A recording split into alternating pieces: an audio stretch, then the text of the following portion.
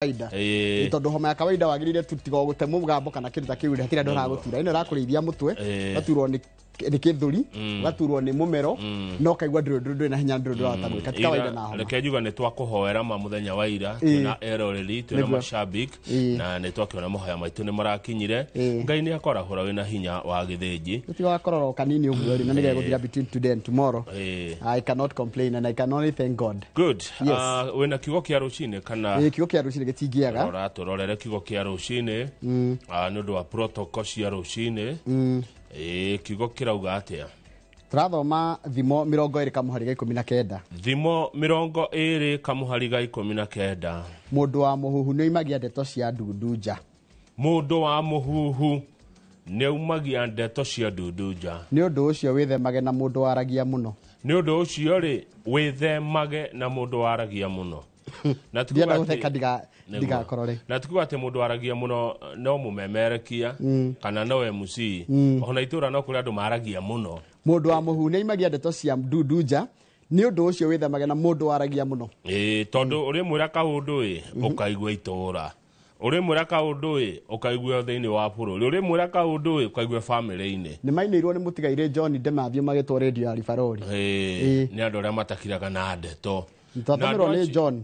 Macharia John kuma muruka Kandara sorry na andu a muthemba ucio ri ni ambari na munjuga na ni tuthogi macaraga na munjuga ati tuthome thimo 20 kamuhari ga 19 Proverbs 2019 ikoiga mundu wa muhuhu ni imagia ndeto cia ndunduja ni undu ucio withemage mundu waragia muno Mwathani arathime ciugo ciake theru na rio ritwa riake ria mure ritura rigocagwo tene na tene nigutuike guo amen amen amen na turari horo wa Ngai uria wari kuo kuma kiambiriria na no we uri kuo njoro kwa githijio muthe ni muthenya mwega God is good all the time and all the time. God is good and that is Ngai ni mwega hindi ciothe na hindi ciothe. Ngai ni mwega ithuĩ nĩtũcenjagia. Mungu ni mwema kila wakati na kila wakati. Mungu ni mwema na ndukaneyugithie Ngai akoragwo mwega hindi ciothe. Ndirerwo atiriri ni mwari wa Njeru mwari wa Njeru aranjirwo muthiri twarikia magatheti ri ndicoka ha tugitiriha na ndikana twitiriha na IBC nio mari twira tume no tugukorwo na CEO wa kambuni retwo Naivera Holdings Limited wetagwo Charles Nyandia Nyandia ni eguka nigetha arie uhoro wa riri wa wonjoria na uthondeki wa nyumba kana waki wa nyumba. Toima haha ri wariki oguo ri gukorwo na CS wa tene wa mai ogima wa mwiri na doketi nyingi muno ni ngomba gukorwo nake etagwo Sisile Kariuki kuma kuria county ya Nyandarua na tukwaria maundu maingi muno megie hore utongoria wa bururi.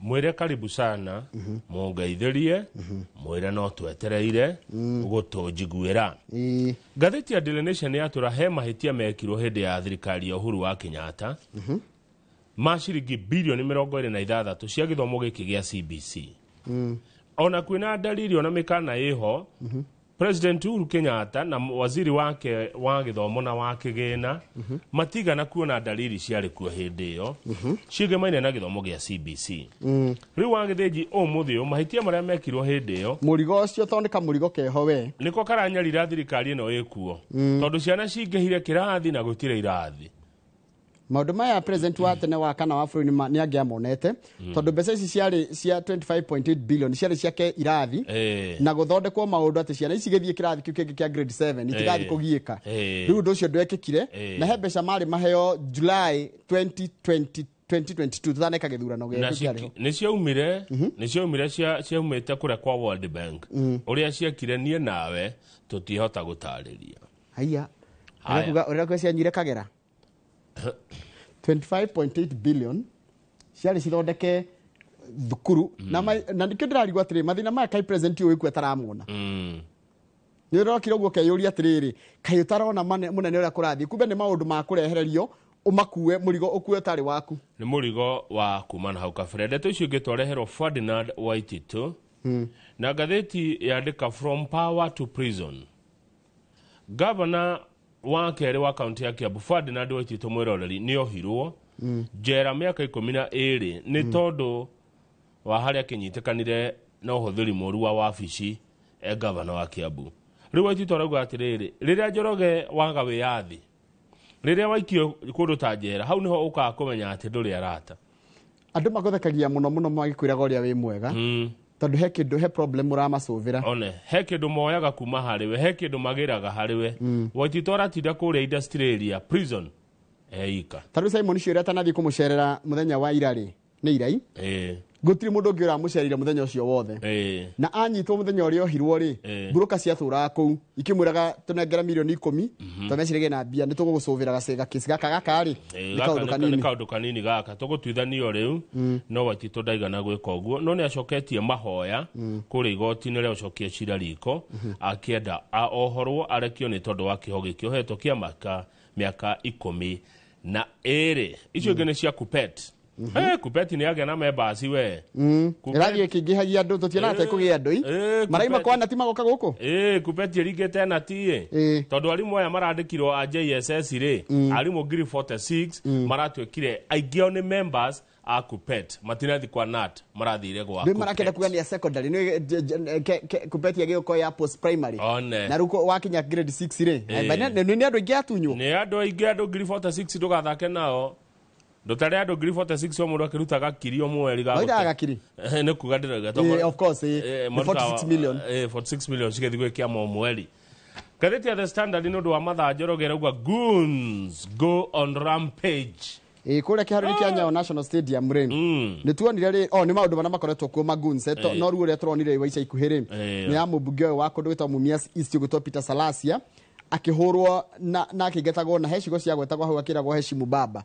tuona twambiririo na hindi goons kana nyanake cia titimurithiria Rigathi wa Gachagua mweshimiwa athite kuria mathiko bilioni Limuru Kiambu twacoka twareherwo riu Salasia maita omeri agititimurwo ni nyanake haya tuonio Maina wa Njenga uria wari mutongoria wa gikundi kia Mungiki athiite mahoya kuria Nyeri Kamukunji grounds George Natembeya governor wa Trans Nzoia onake no acemanitie na nyanake ici riu kurorio atiriri nyanake ici ireka maundu maya hena borithi hau ri kai ciguru wa watho kai anake aya mari iguru ria watho ati nimekuhura andu borithi me hau na matimorie mubunge uretwo Peter Salasia Njoroge ri niwe urona hana thakame maniuru ari kurutururwo kuria kiharo kia Nyayo areragwo Heshimu Baba na ni mubunge no murine magoni kumutetera tondu hindi ndonete video yake gicirculate mitando-ini agika atia ena kindukulu ni gitwo wa githiji akigucia bangi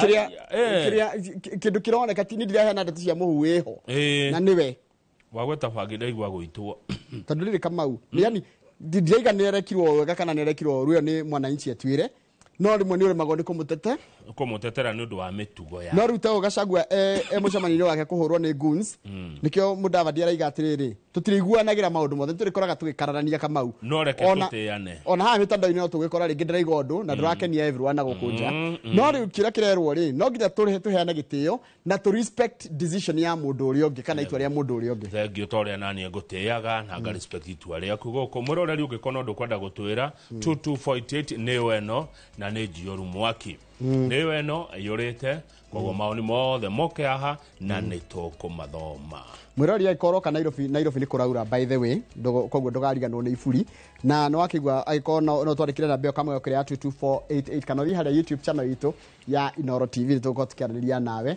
nigetha ugitume ndumiri yaku no ikona cia kawaru ri why not ndo tutumira ni tuko tukiaraniria na njira iyo tondu woni waku wi bata asante sana yes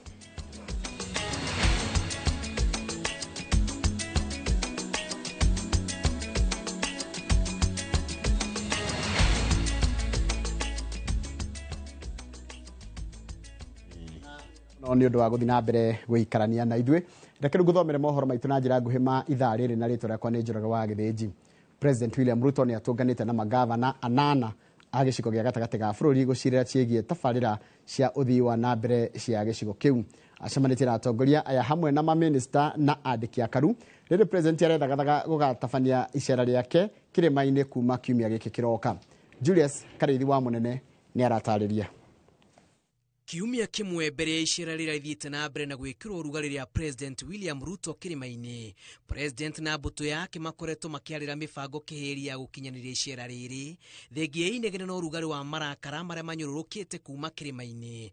Mũingĩ wa kĩrĩma ũkiuga nĩ watirikirwo thingira-inĩ wa iregi. Magavana na gĩcigo gĩa gatagatĩ ka bũrũri maunanĩire njũng'wa na President William Ruto mũcemanio ũrĩa ũtaũrĩtwo ta wa kwarĩrĩria na kũmatia ũthii wa na mbere gĩcigo-inĩ kĩu kĩrĩa kĩgathĩkĩire matũmbamba ciĩranĩro cia thirikari ya Kenya Kwanza. Ona gũtuĩka athiriti a hakuhĩ a President marauga no gĩcunjĩ kĩnini kĩa andũ mathogetwo na atĩ kĩrĩma no gĩtirĩte.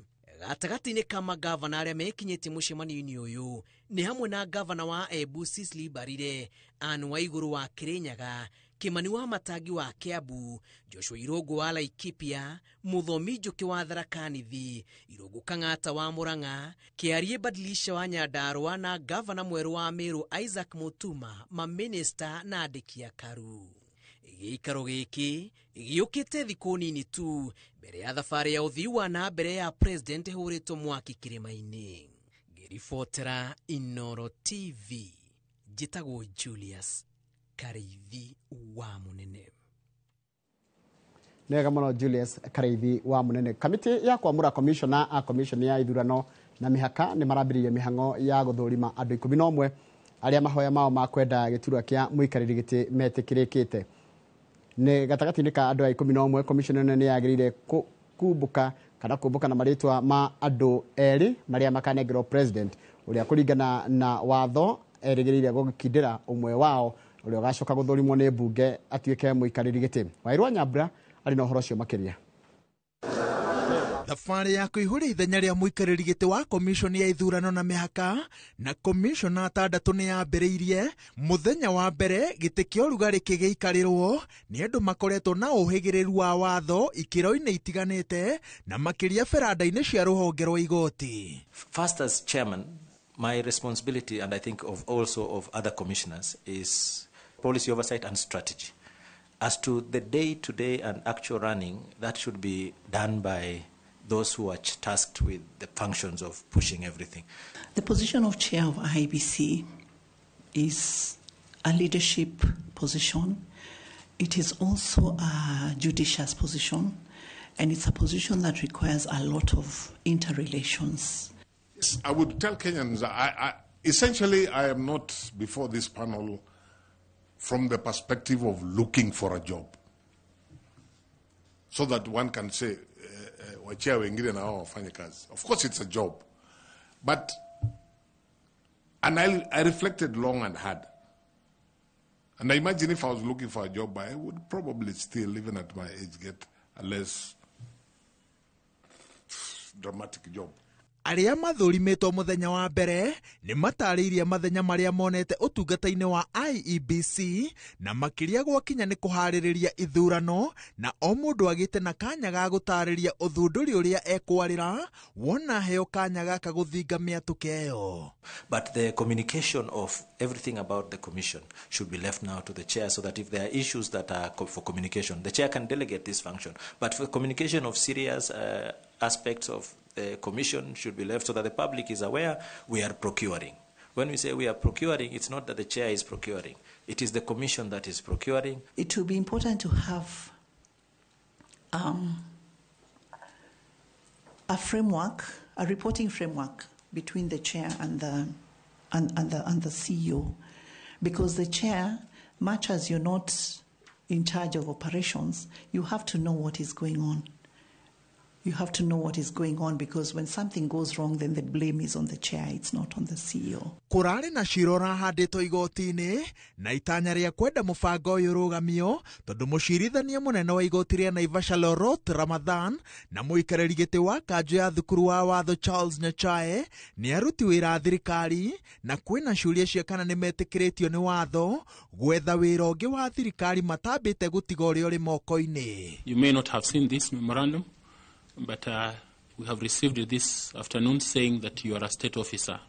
Are you a state officer?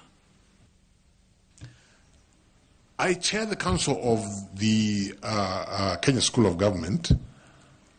I'm not sure that that certainly makes me a public officer. I'm not sure it makes me a state officer. Kubo gwa commission ya IEBC ni undu wa bata riri bururi hakuhi na urumwe witikanire ati miaka 2.5 mbere ya githurano kia mwaka wa 2027 wira wa kuihuria mathenya maya ni mucerere. Ngiribotera Inoro TV kuma South Sea kaunti ya Nairobi, Njĩtagwo Waweru wa Nyambura. Nwega muno Waweru wa Nyambura ni undu wa riboti iyo yaku. Na riu nigwenda tubitikirie rohani tugicokeria nego kumenyithia ati kambuni ya ukui wa muingi ya Super Metro ni itikiritio gucokereria ukui na ni kwitukira marua maria mandikirwo ruhonge rwa NTSA ni bodi ya uheani wa license cia ukui. Icio tugucokereria na cireketa tubatikirie rohanini.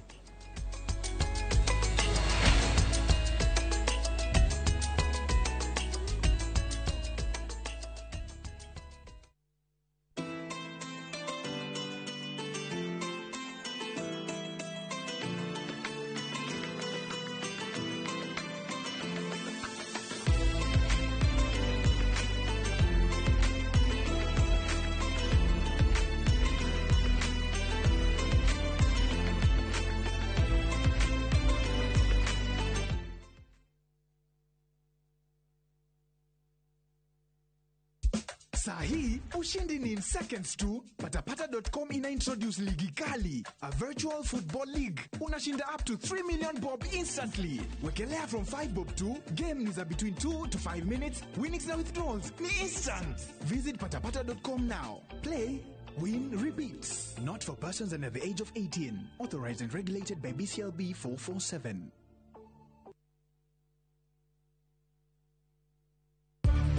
Organics, maguta maria matheretie makiri ma ngothi kumana na thundo, munyegerera, dark spot, ona mathina mange ma njuire ta kwaga gukura. Riu ni makinyete Mwea Kirinyaga County, MTC Building first floor, kungethera Nice Digital City. Nakuo Eldoret ni Quickmart first floor. Shera duka-ini ici kana uhure thimu. Nairobi mari Ospa Mall first floor shop F12 na Naikuru ni Baraka Plaza first floor shop F2. Ni undu wohoro makiria hura thimu 0769 507 696 kana 0740 157 504. Fechi Organics, ukato thondeke ngothi.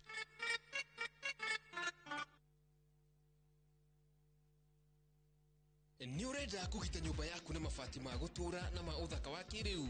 Horera riu tondu kambuni igatu ya Ruiru Mabati Factory Limited iria yoikaine na wendia nguthi wa mabati ma gikiro kia iguru maria metiragia mbura nene na riua rihiu. Twi haha ni undu waku. Endia itu ni mohigeire wira-ini wao, koguo ni magutaraga na magakwenderia kuringana na muigana kana muhiano wa nyumba yaku, ukahuthia wira na ukahonokia mbeca.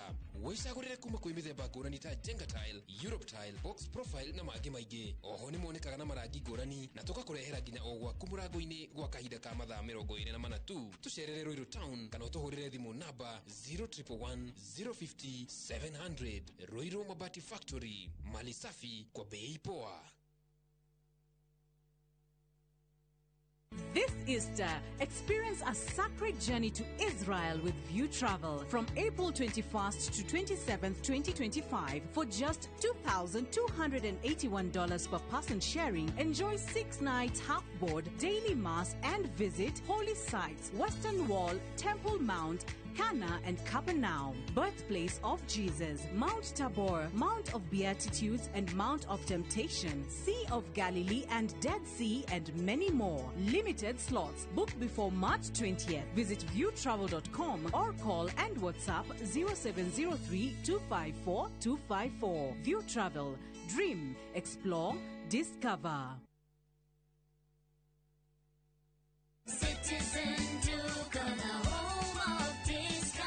Msimu huu wa Ramadhan, save pakubwa na Citizen Duka, the home of discounts. Pata tende 500 grams kwa shilingi 289 kutoka 375, 2 kgs basmati rice kwa 589 badala 746, 2 kg ya unga wa ngano kwa 149 kutoka 171 na 500 ml maziwa kwa shilingi 45 badala ya 49. Kununua bidhaa hizi, dial *487*5 hash, chagua bidhaa unayoitaka, lipa na uchukue bidhaa hizi kwenye Quickmart Supermarket karibu nawe na uenjoy kusave. Citizen Duka, the home of discount.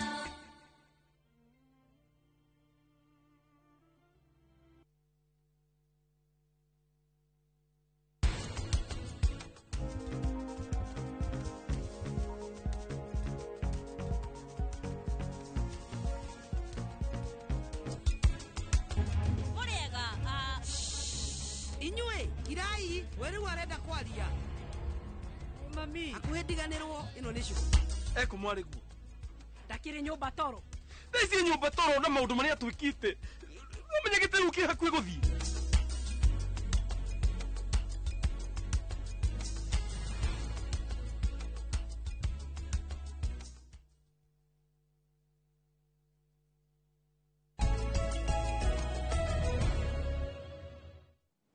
Nĩ wega mũno nĩ ũndũ wa gũthiĩ na mbere gũikarania na ithuĩ.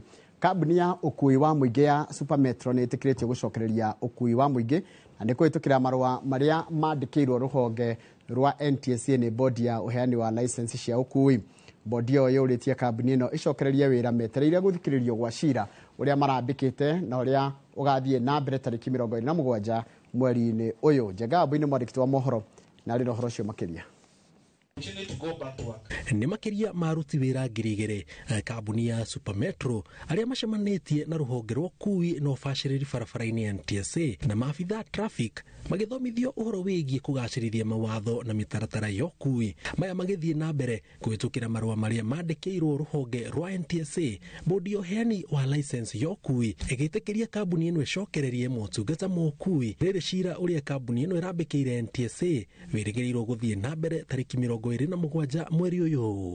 Rũciũ rũrũ rũgũka mweri 25 nĩ tũgakorwo twĩ barabara tũkĩruta wĩra ũrĩa tũrutaga, na nĩ tũgũkorwo na matereba maitũ macenjetie, meciria mao na mĩrutĩre yao ya wĩra nĩ gũkorwo ĩcenjetie. Sometimes drivers and conductors are given a lot of pressure by investors. Mkikosa pesa si atashotwa. What will happen? Target ikikosa kufika siku moja, mtu asikanyagishwe nje sana. Maabitha a NTSA makĩmoria macokererio kui marũmĩrĩre mawatho ma barabara kũgirĩrĩria gĩko ta gĩkĩ gwĩcokera. But tuende na tukubali leo tutatii hizo sheria. That is change of attitude.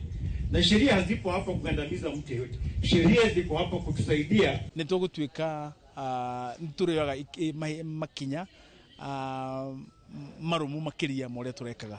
Tondũ ndereba witũ angĩ kama kaũndũ kana conductor nĩ tũramarũgamagia nĩ tũrekaga atĩa, na nginya ithuĩ tũiga atĩrĩrĩ, nginya ithuĩ ene ngari nĩ tũrĩkoragwo barabara nĩguo kũ make sure atĩ maũndũ marĩa mothe twĩguithanĩria ũmũthĩ, mĩtugo mĩega, mĩario mĩega ngari-inĩ citũ, fares iria ciagũrwo nĩ gũcanjwo nĩ cirĩcanjagwo, maũndũ macio mothe nĩ matuĩka ma kũrũmĩrĩrwo kũringana na ũrĩa ũkorwo rĩo. Magĩtarĩria hathara ĩrĩa matũngĩte na makĩria bamĩrĩ 2,000 iria irutaga wĩra gũkũ. No gũthũke ũrũ mũno, reke twarie maĩ, ngari ici nĩ tũteithagia ona to ithuĩ tu, kwĩna andũ aingĩ ũngĩrora andũ a car wash, andũ arĩa mandĩkĩtwo nĩ super mararĩrĩra o haha. Nũra mwacemani na andũ arĩa kuwaga barabara-inĩ nĩ marakũria mũgũcoka rĩ, nũna that challenge andũ aingĩ maratira magĩkũria mũracoka wĩra rĩ. Ona Super Metro ĩgĩcokagĩrĩria wĩra hihi nakĩo kĩhoto kĩa bamĩrĩ ya Gilbert Thuo ũrĩa gũtuĩkaga aikirio nja wa mbathi ĩmwe ya Super Metro ĩgĩthiaga rĩ, gĩkuoneka atĩa? Wambere tukaimba tukaiga we are very very sorry about it, na wakire njugi ati ni tuikarite na family thĩ tukamanyitirira na tukakorwo na mivango nginya ya matuko maguka. Thutha wa kambuni ĩno gũkanjĩrwo marũa mayo mokui nĩ itua rĩhanĩte tarĩ kũrehe wathi mwerũ rũhonge-inĩ rwa ũkui, makĩria hoka nĩ kũrũmĩrĩra mawatho mokui. NTSA magĩthing'ĩrĩria to kambuni ĩno megũkorwo magĩthũrima nĩ kambuni ciothe cia ũkui. Ngĩribotera Inooro TV kuma Ũthĩĩro kaunti ya Kiambu, njĩtagwo Njenga Wambui. Nĩ wega mũno Njenga wa Wambui nĩ ũndũ wa riboti ĩyo yaku, na nĩyo yatiriha mohoro maitũ na njĩra nguhĩ ma ithaa rĩrĩ rĩa thinacara. Mohoro mangĩ kuma mũkĩra ona cihanda thaa 5 cia rũcinĩ nĩ hĩndĩ ya tabarĩra ya uge waku harĩa hothe na njĩra ĩrĩa yothe ũratwamũkĩra nayo. Aikorwo wĩ nja wa bũrũri gũkũ Nairobi no kura kũraura by the way, na thaa ici studio no ndĩraigua mbura, nĩ ndaigua mbura ĩkiura. Koguo ũngĩũka Nairobi ũrĩa wĩ gũkũ aikorwo ũkawĩra Nairobi ndũgatige iburi na ndũgatige gumboot. Haya, mũndũ gwĩtwo Yũriru Akĩmende Gĩthĩka wĩ Kĩmende wa Kairũ wa Mũrera wa Kimbo Gĩthĩka mũno, mũndũ gwĩtwo Kandara anena marandĩka harĩa YouTube channel itũ nĩ wega kuga. Dominic Ng'ang'a wa Igĩkĩro, mũndũ gwĩtwo kahuho wa njoki Nixon Bro ndugire mundu ogwitwo mzee wa mayai wikuria Marirare geithika muno na ungethanire ku Marirare nindiritwarwo nindirira mundu ogwitwo Nigerian uria wa traffic andu are ndamenyire ku ndikuo kwao nigetha mwana mundu no aigirire ti kundu kuru mundu ogwitwo Robert Kamau nindakuona mundu ogwitwo Douglas Bogu ageithika Njoroge na mundu uranjira ha eta Kikiwapu geithika muno homa ni iraguikarire ira muno by the way kengwire homa no ikuo tijega mundu ogwitwo Kikiwapu na wanyonera nionate na thairo ni umageithie muno acio ni macambiki maitu na ni maturungaga icuri kira kimungenagiria nionate mundu ogwitwo Kikiwapu na thairo haria maigua mwathecwo bini kidogo nijue ni mucokagia na nyu mutire itheru mundu gwitwo yona ndakuona David Thairo kinjira salimia my mom Grace Waboi ekuria kurita kahawa skari mamwa Thairo geithika muno mamwa Thairo no manya Thairo ni atothecaga bini kidogo haya mundu gwitwo Kandara TV geithika muno uri kundu gwitagwo Saudi Arabia na mundu uranjira etagwo Dennis Kamau ndakuona yo radikira mundu waku tinie haya Joseph Moshiri geithika muno uranjira wikurito Seychelles no gagitwira tugie na muthenya mwega na ugagitwira no tugeithiete wega kikigeithika na Wanjiru wa Murira ndakondageta reke thie haria jirenge nyone mundu witwo Marimu Eston Donna David na ni Donna mundu witwo Charles wa Sabasaba na mundu witwo Jeanette Gatehina njira Jeanette Gatehina urakena ni kuona andu a Super Metro ni macoka ni ura macaka yagira ni gwira kama utuhutie hanini no ni gwira kwena ndumiriri igire cia macaka ya mbere kuri secretary wa Kiambu Golf Club ugitwo Franklin Mugendi uro tutigite secretary wa Kiambu Golf Club na ndigwo muthe mwina candle dinner haria candle lighting haria handu witwo Kiambu Golf Club muthe hwaini ndatumiro ndumirioni mundu gwitwo Kimari wa Kamau immediate former chairperson wa Kiambu Golf Club atini matigitwo ni secretary wao ugwitwo Franklin Mugendi na nogo agithiguki nogora maundu mama haria mathikono marathi na mbere kiroko wajega nawe na family yaku muthenya wo muthemu githiku magaria mamu anyu Philomena Joki wajega ngamwira poleni sana na ndakigwa mithe ya mathiko ikoro kuria IPCK haria Gemwa Kamau kenguhe kiharo no uhoro ucio wakira ndona wahutio muno na tideka cia kudiraia cia kugeithana ni ngukuhe uhoro ucio wa Super Metro Super Metro aikoro ina andu awira ngiri igiri wambe television andu aria turu marihagwo mushara ucoke tare andu ani mari family ucoke tare bathi iriagwo ni andu makiria 10 gwire nia car wash parking gari no iri pakwo kundu rutiga iria iri haga kanju kuri rithi gukoma hwaini andu aria mamendagiria irio tondu andu agirigire no mariria andu aya ngirigire ni mari kundu marithie ni mari kora mundu redia gasmoki bara ni mari kora mundu redia kamutura bara haria mituro maigaga ni ari kora mundu redia kigwa na no mariona gya kuria andu acio the onge matara chain iriagwo ni bathi taici ciena andu bathi 500 twari andu hakwe 10,000 kana 20,000 neguo koguo hindi ria kambuni te rugamite ni andu ingi muno marahutio ona utuika ni watho ukoragwo ho wate ngari ingeka mutino sako yothe kambe karugamio no ni wega ni maracokire na mekunya gutu haria marahetetie ri makirunge coco wakomu na guka wakomu ni matu na coco wakomu geithika metereire magatheti mario eri metereire magatheti na hari guka Joe soso he soso wakomu na guka wakomu makoma riri guka wakomu na soso wakomu makigeithike ndihetukagwo ni kiria tumathekania to ni tunganagia muno na tari kuraura ri ni ngumethera kamurengeti ni nondu wa karugari message iyo ngedoima hau ri yathi kwe mundu uranjuria atiriri magavana ma Mount Kenya ri niki marari gwika State House magavana ma Mount Kenya ri ni gwitwa maretetwo State House na State House ni kuo president wa bururi ikaraga githetigo na Mount Kenya ri iri thiini wa bururi wa Kenya twi hamwe na marathiete gutugirira maendeleo gutugirira indo njeroge tondu niki ngiugo guo na ndenda gucokera ciugo nderio ni mheshimiwa Mary wa Maua ni ngumutia muno my sister wa kuria maragwa ikamagwe ria ijuku nerea ejoku tha ici niyo efati ukorwe gikamuo na gutire ndi mungeyeherani na bururi uyu ungi kogo ni mambe maturehere maendere uhoro wa 2027 ni ya Ngai ni ugoka na president ni arehariria guka Mount Kenya kuma kiumia giukite na ndangigioka tabite gucamania na tongoria aria aroka makamunyita ogeni nigetha ame erwa atiriri gwitu guikaire kuhana nigetha agiuka ri agagithi haria egwika undu kuguna muingi na mugani ni ruwe mwamukirei mugani ni mwihitukiri ya na kaundu kangi ndiraiguire ni turariona na tukimuramura ha kindiki professor kindikira ni deputy president araigire atiriri gutire hindi ngi agetikira president yoke era ni riondu ucoke undu ucio tuike wa giconoko ni unduge agiuka ni undu mureku mathabu mothe metiari undu cio president aroka kuika Njoroge mundu uroka gucera Mount Kenya ri ti chairman wa munanda kundu ni president of the Republic of Kenya na president hinya muinge kira ndetekania nawe 100% mugeni ni ruwe reki oke arekie gwika uria areka ature maundu maria gutwira twi hamwe uhoro wa 2027 wi kuraihu macio ni magoka hindi iyo na ni kwira Mukenya atiriri by the way siasa ndukanatue na marakara itua ria teti o riothe itua ria wendo ria dini na ria siasa ndukanatue na marakara amu ona tuti uria gugathie hindi iyo hena miaka iri migima uyu uthire no uyu ungi uthire kinuthu kio ri ungi tutiwe na kou tuwi umo na ateti macenjagia na ndagika reke twambe turi umuthi tuhone umuthi twambe turehere indo umuthi cia kwirirwo ri tutiui turacokereria na magatheti nyumba itu na ndero ngugeithie Kamau wandiga njira atiriri tumugeithirie he mundu mahete wira maramwita Inoro TV Inoro Rushine Viewers Association atetawa mashawa amazing atiriwe Inoro ni tukumenya wandiga murekire githurano gikirite kwirwo no mashaga itheka amazing ti mundu muri that's a Mofas group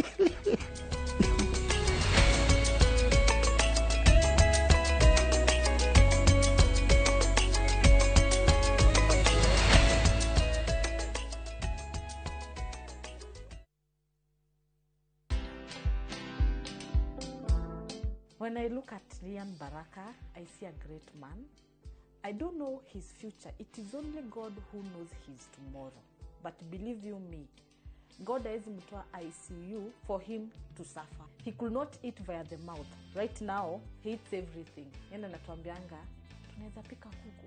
Watch this story and more. Download the Citizen Digital app or visit www.citizendigital.com and find the Citizen Originals portal. Kenya's #1 app, Citizen Digital.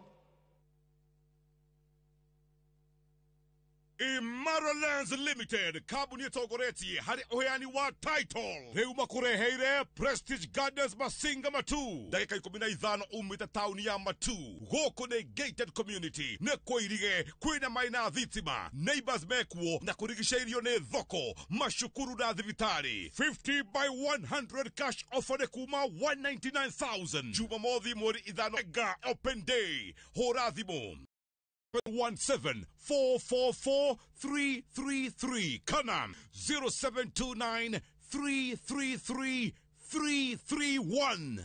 Imaralands. Shamba kwa wote. Title kwa wote.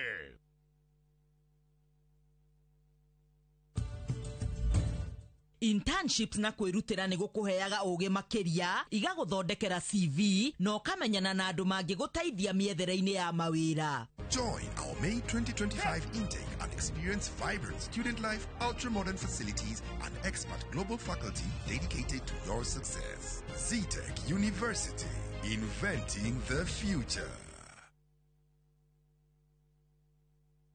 Discover faith, history, and culture with View Travel's Uganda Martyrs Journey from 1st to 4th June 2025. A journey of learning, reflection, and spiritual enrichment. Walk the Martyrs Trail, visit sacred cathedrals, experience Pilgrim Day at Namugongo Shrine, and explore vibrant Kampala. Starting from $925 per person sharing, tailored just for you. With View Travel, pilgrimage yako iko sorted. Book now and lipa pole pole. Visit viewtravel.com or call and WhatsApp 0703-254-254. View Travel. Dream. Explore. Discover. Samirone mwago Eguo kuga wadado kuna miago ya kweheja ngoro utari waigua urajigiria kigenyo gitari gya kwaniki no we kuma mithako ya ngerekano ya gugucanjamura ndothi ukiria gaka ati ararerera rungu okuo nginyagia mathekania magwikira ngoro rugari yojo we mazi ukoe mweju ni eliere takionekaga ndukahitũkwo nĩ magegania ma Central Cinema o mũthenya wa Jumatatũ nginya wakana thĩinĩ wa Inooro TV.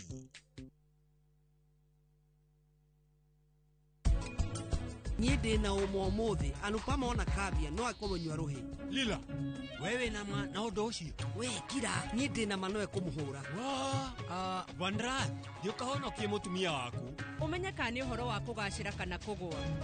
Ũkoragwo ũrĩ ũnyitanĩri wa andũ erĩ. We na Kabia mwĩna mahĩtia. Kuma na gĩtũmi gĩakwa kwaga gũka. Rĩu we nũ wakũũria?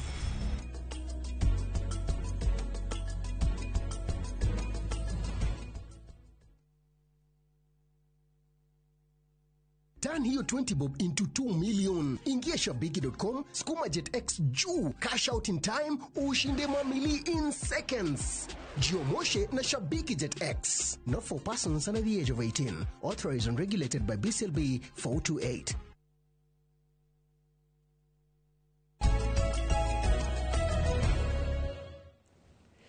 Kamau nitukoragwo na andũ aingĩ mũno makoragwo kũrĩa Amerika.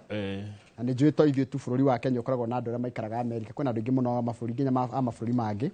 Na kũingĩra kwa President Trump nĩ kũgũthagathagia andũ arĩa aitũ maikaraga na kũu tondũ tarĩu kũratuĩka atĩrĩrĩ na nĩ ũhoro mĩkĩre mũkonde atĩ President wa America Donald Trump nĩ arakanjire maratathi mega ma andũ arĩa maikaraga kũu. Immigrants arĩa mena maratathi magĩrĩire 530,000 nĩka nĩ gũkĩhutio a Kenya 530,000 koguo andũ arĩa maikaraga rũraya nĩ tũracayana inyuĩ tondũ no tũkĩrigwo president ũyũ akĩendaga atĩa. Na niĩ Kamau no ndamũrora na akiuga America first niĩ nĩ ndarĩ na ish ndarĩ na ish Njoroge na tina ũru rĩ kũu nĩ kwene twambe tuithĩrie ciitũ aka tuithĩrie cia Kenya Kenya no itũ na ya Ngai tondũ tarĩu nĩ waigua Uhuru wa Kenyatta president wa Kanarĩ rĩrĩa arauka kũrekereria wathani wake rĩ nĩ twanengerwo mbeca nĩ World Bank ciringi bilioni 26 na gwĩtuĩka mbeca icio rĩ ihũthĩke gwaka macukuru tamu yake rĩa president Uhuru wa Kenyatta gwĩ thukuru ciakirwo minister wa gĩthomo na minister wa kĩgĩna rĩ nĩ warĩ minister wa gĩthomo hĩndĩ ĩyo minister wa gĩthomo hĩndĩ ĩyo arĩ Matia arĩ wĩrĩga kũhurũka Professor George Magoha na kwarĩ na ũrĩa ũngĩ tũgwĩta wa mbeca arĩ Ukuru Yatani. The World Bank had approved a 25.8 billion loan. The government was to implement the project, page 4. The government was to implement the project through the Ministry of Education, Teachers Service Commission, and the Kenya Institute of Curriculum Development. Irathi icio ciarĩ cia kũkwĩra ministry icio waiguayo ya gĩthomo ya kĩgĩna na rũhonge rwa wandĩki wa arutani rwa TSC nĩguo mĩaka ĩrĩ na mbeca nĩ ciaumire wa gĩthĩnjĩrĩ gũtirĩ mĩako ĩrĩkĩrĩire na rĩu thaici kwĩna ndũgamano gatagatĩ ka bũrũri wa Kenya kana thirikari ya Kenya na makambuni marĩa mahetwo kandarathi cia gwaka irathi thĩinĩ wa counties 30 na rĩu rĩ mũndũ ũrĩa ũkũrĩha mbeca ici nĩ ũndũ wa mahĩtia mekirwo nĩ thirikari rĩ nĩwe mũrĩhi wa igoti mwĩroreri nĩwe na niĩ tũkũrĩha mbeca ici na World Bank yambire kĩnena gĩcunjĩ kĩa mbere kĩa mbeca ici January 18 2018 haya hena kambuni 8 Njoroge tũtigũcua ta marĩtwa nĩ nyingĩ kambuni ici 8 rĩ ta imagine rĩu marĩtwa atĩrĩrĩ rĩu marerwo atĩrĩrĩ nĩ thirikari ĩno muthie mugake irathi na mukuoti uria mwakuotete 2020 menya indo nĩ ciongererekire cuma uria yendagio 2020 tigwe redio thimiti ndĩreciria tigwe redio ona mundu wa wĩra ndarĩhagwo uria ararĩhwo rĩu tigwa arĩhagwo hĩndĩ ĩyo ngwĩre thimiti 2020 ma 50 ũmũthĩ 800 ũmũthĩ renda rĩu ta imagine wakuotete na thimiti ya 2020 ucoke wĩro ucoke na ũrerwo kĩa hinya weka mwene kandarathi taru tuge ni broad based merchants limited jerwa broad based merchants limited toga wake irathi na bei ya 2020 haya broad based supplies hede yaguraga cuma atia twaguraga cuma ino ya Y10 ciringi 300 matwendi ruru thaici etagwo D10 D10 kiria ka D8 hede roko kaima 200 ngĩcire no toruka rima 350 no kuhotekeke gutingĩhotekeka Kogo tondu gutihotekeka ri no we thirikari ni thaici ne President William Ruto ni mekirwo hindi ya President Uhuru Kenyatta ne gatheti eroiga guku ni kuria ndathomagira mbica no by the way tondu nongira handikitwo atiriri Uhuru's 26 billion CBC blunder that now haunts Ruto. Ino ni cukuru ya Warubaga murona hau mbica-ini Elbagon Secondary School kirathi kiraha korangi mwaka wa 2022 tuthie page 2. Adwa Kupet, good morning. Kupet ni kiama kiria kirugamagira arutani after primary school. Na kaine megukena kiama giki arimu ngiri 46 aria marandikirwo aya thirikari ni irandikana kurandikirwo andu ngiri 46 yes mekuingira thini wa union yetagwo Kupet niguo wira wa union wa githinji ni uriku wira wa union ni kunyithania na kurwira ihoto cia aruti a wira niguo yes haya Teachers Service Commission tiari ni ambiririe kurenga arimu acio aria mandikitwo permanent and pensionable besha negatwaro gwa Kupet marengagwo riri 1.8% of their basic salary. Aya kari besa nyingi atia 1.8%. Mwalimu arihagwo atia akiingira aya marihagwo riri madika marihagwo ndika maingira permanent marihagwo kianga ni ngiri 40 ndiri sure ona ndiri sure yendo ndiri sure mwalimu wa JSS aingira andiko permanent arihagwo atia mutitwire no turero haha mbeca iria ciri itumagwo gwa kiama ni makiria maciringi milioni 40 o mweri ine tata ngiri imwe hihi kiama gia Kupet ni kiria mukiraga makiria maciringi ngiri imwe o mweri iria mwarimu wa JSS arirengagwo nundu wa kurememba wa kiama koguo ikoya the 46 aria ni marandikirwo permanent ire then icio milioni 46 marenengeraga Kupet every month and kio union cie hinya uguo tondu ciena mbia no ndo menya thina ukagira ha TSC ndo ni erengaga igatumira uyu koguo uyu angihitia ningi agie TSC muno no haria cirengagirwo gitinge-ini cikamba gutiga kutumwo riu ndinamenya kiwota meha haha no ni ngukiuria Madam Jacinta Ndegwa andu akiwota mari mwena uriku uhoro-ini uyu kiwota ni kiama kia arimu atumia bururi-ini kimatetagira muno Njoroge ni tungetie Ferdinand Waititu kuria prison.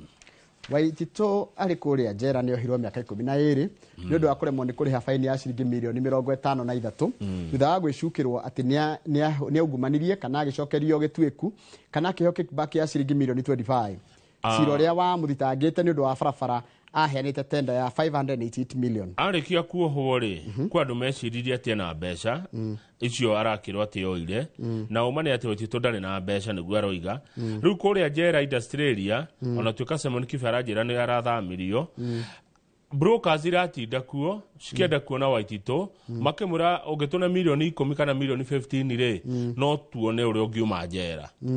Number 2 kwina andu angi nao matarathie kumuona ha hena andu marathi kumuona mamukoni na hena andu angi matagithi kumuona ndakamahoe no Waititu ni arauga ati maica njera Njoroge ti mega no toro moru muno. Prison is not a good place. Tari ciuria ramukorire akiria riri okiwe ni igitwo wegega hanini titacio ngi no tari ciuria ramukorire akiria tomatunda na gafra na kanyamu ga plastic haya arerire ciuria atiriri prison is not a good place it is where great ideas die and you are mentally tormented. Nona meciria maria mega ukoragwo namo magwa kaburi na kwiyaka makuagira njera. There is no freedom, gutire wiyathi, no facilities, gutire maundu ma mundu maria mateithagia mundu gwika. And now I know better. Rune njui wega. When you have resources, you attract everyone. Hidira wina indo kamau, mandu othe moka hari ori and you think you're in control. No geciria ni wewe iguru, ni wewe jahe kiumbirire. But we lie to ourselves. Ni kwehenia tuko tukihenia. People come to you because they know you can solve their problems. Andu moka kuri we tondu he kindu marabatara na ni ugukima ni ugota kumahe. Since morning, for instance, rukuma rucini taru kwa muhiano, no one has visited me. Ti mundu rajerera umuthi. Jereno Waititu ari ina ohwa ngirinya na magana manana.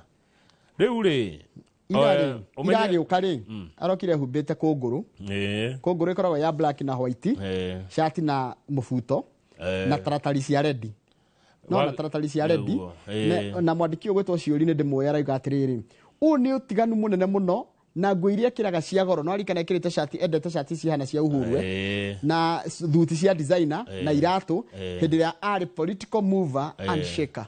Njoroge wa githinji mundu gwitwo Waititu ri Waitito agiko hari ndu ramunogia kuria njera niguo arauga haha ni gutinda magitarwo gwitwo kaba irago kaba kaba ni ikare thi na ti ikare thi biu ni uinamirire uguo uguchuchuma uchuchuma mutarwo na no nginya mutarwo maita maingi mothe nginya hindi yakho hindi kuracenjanio thigari niguo kurerwo hindi ya kurekwo shift ri ndia thigari ya cenjania shift no nginya mutarwo inyuothe riu agiko hari kindu kiranogia murata uyu witu tondu tutikike mukana tondu atie njera ni yo kaba gutinda magitarwo every now and then undu ucio gitaru irari ciuria ramukorire uma kanitha kuria njera ni kuri kanitha itago Christian International Church no rauga atire maundu maingi gukongeka no uthire kanitha muhoe yani atiko ndu ungi matindaga uguo kuria prison no we neigitwo handu hena karugari hanini ndaigitwo na handu hena ruo ruingi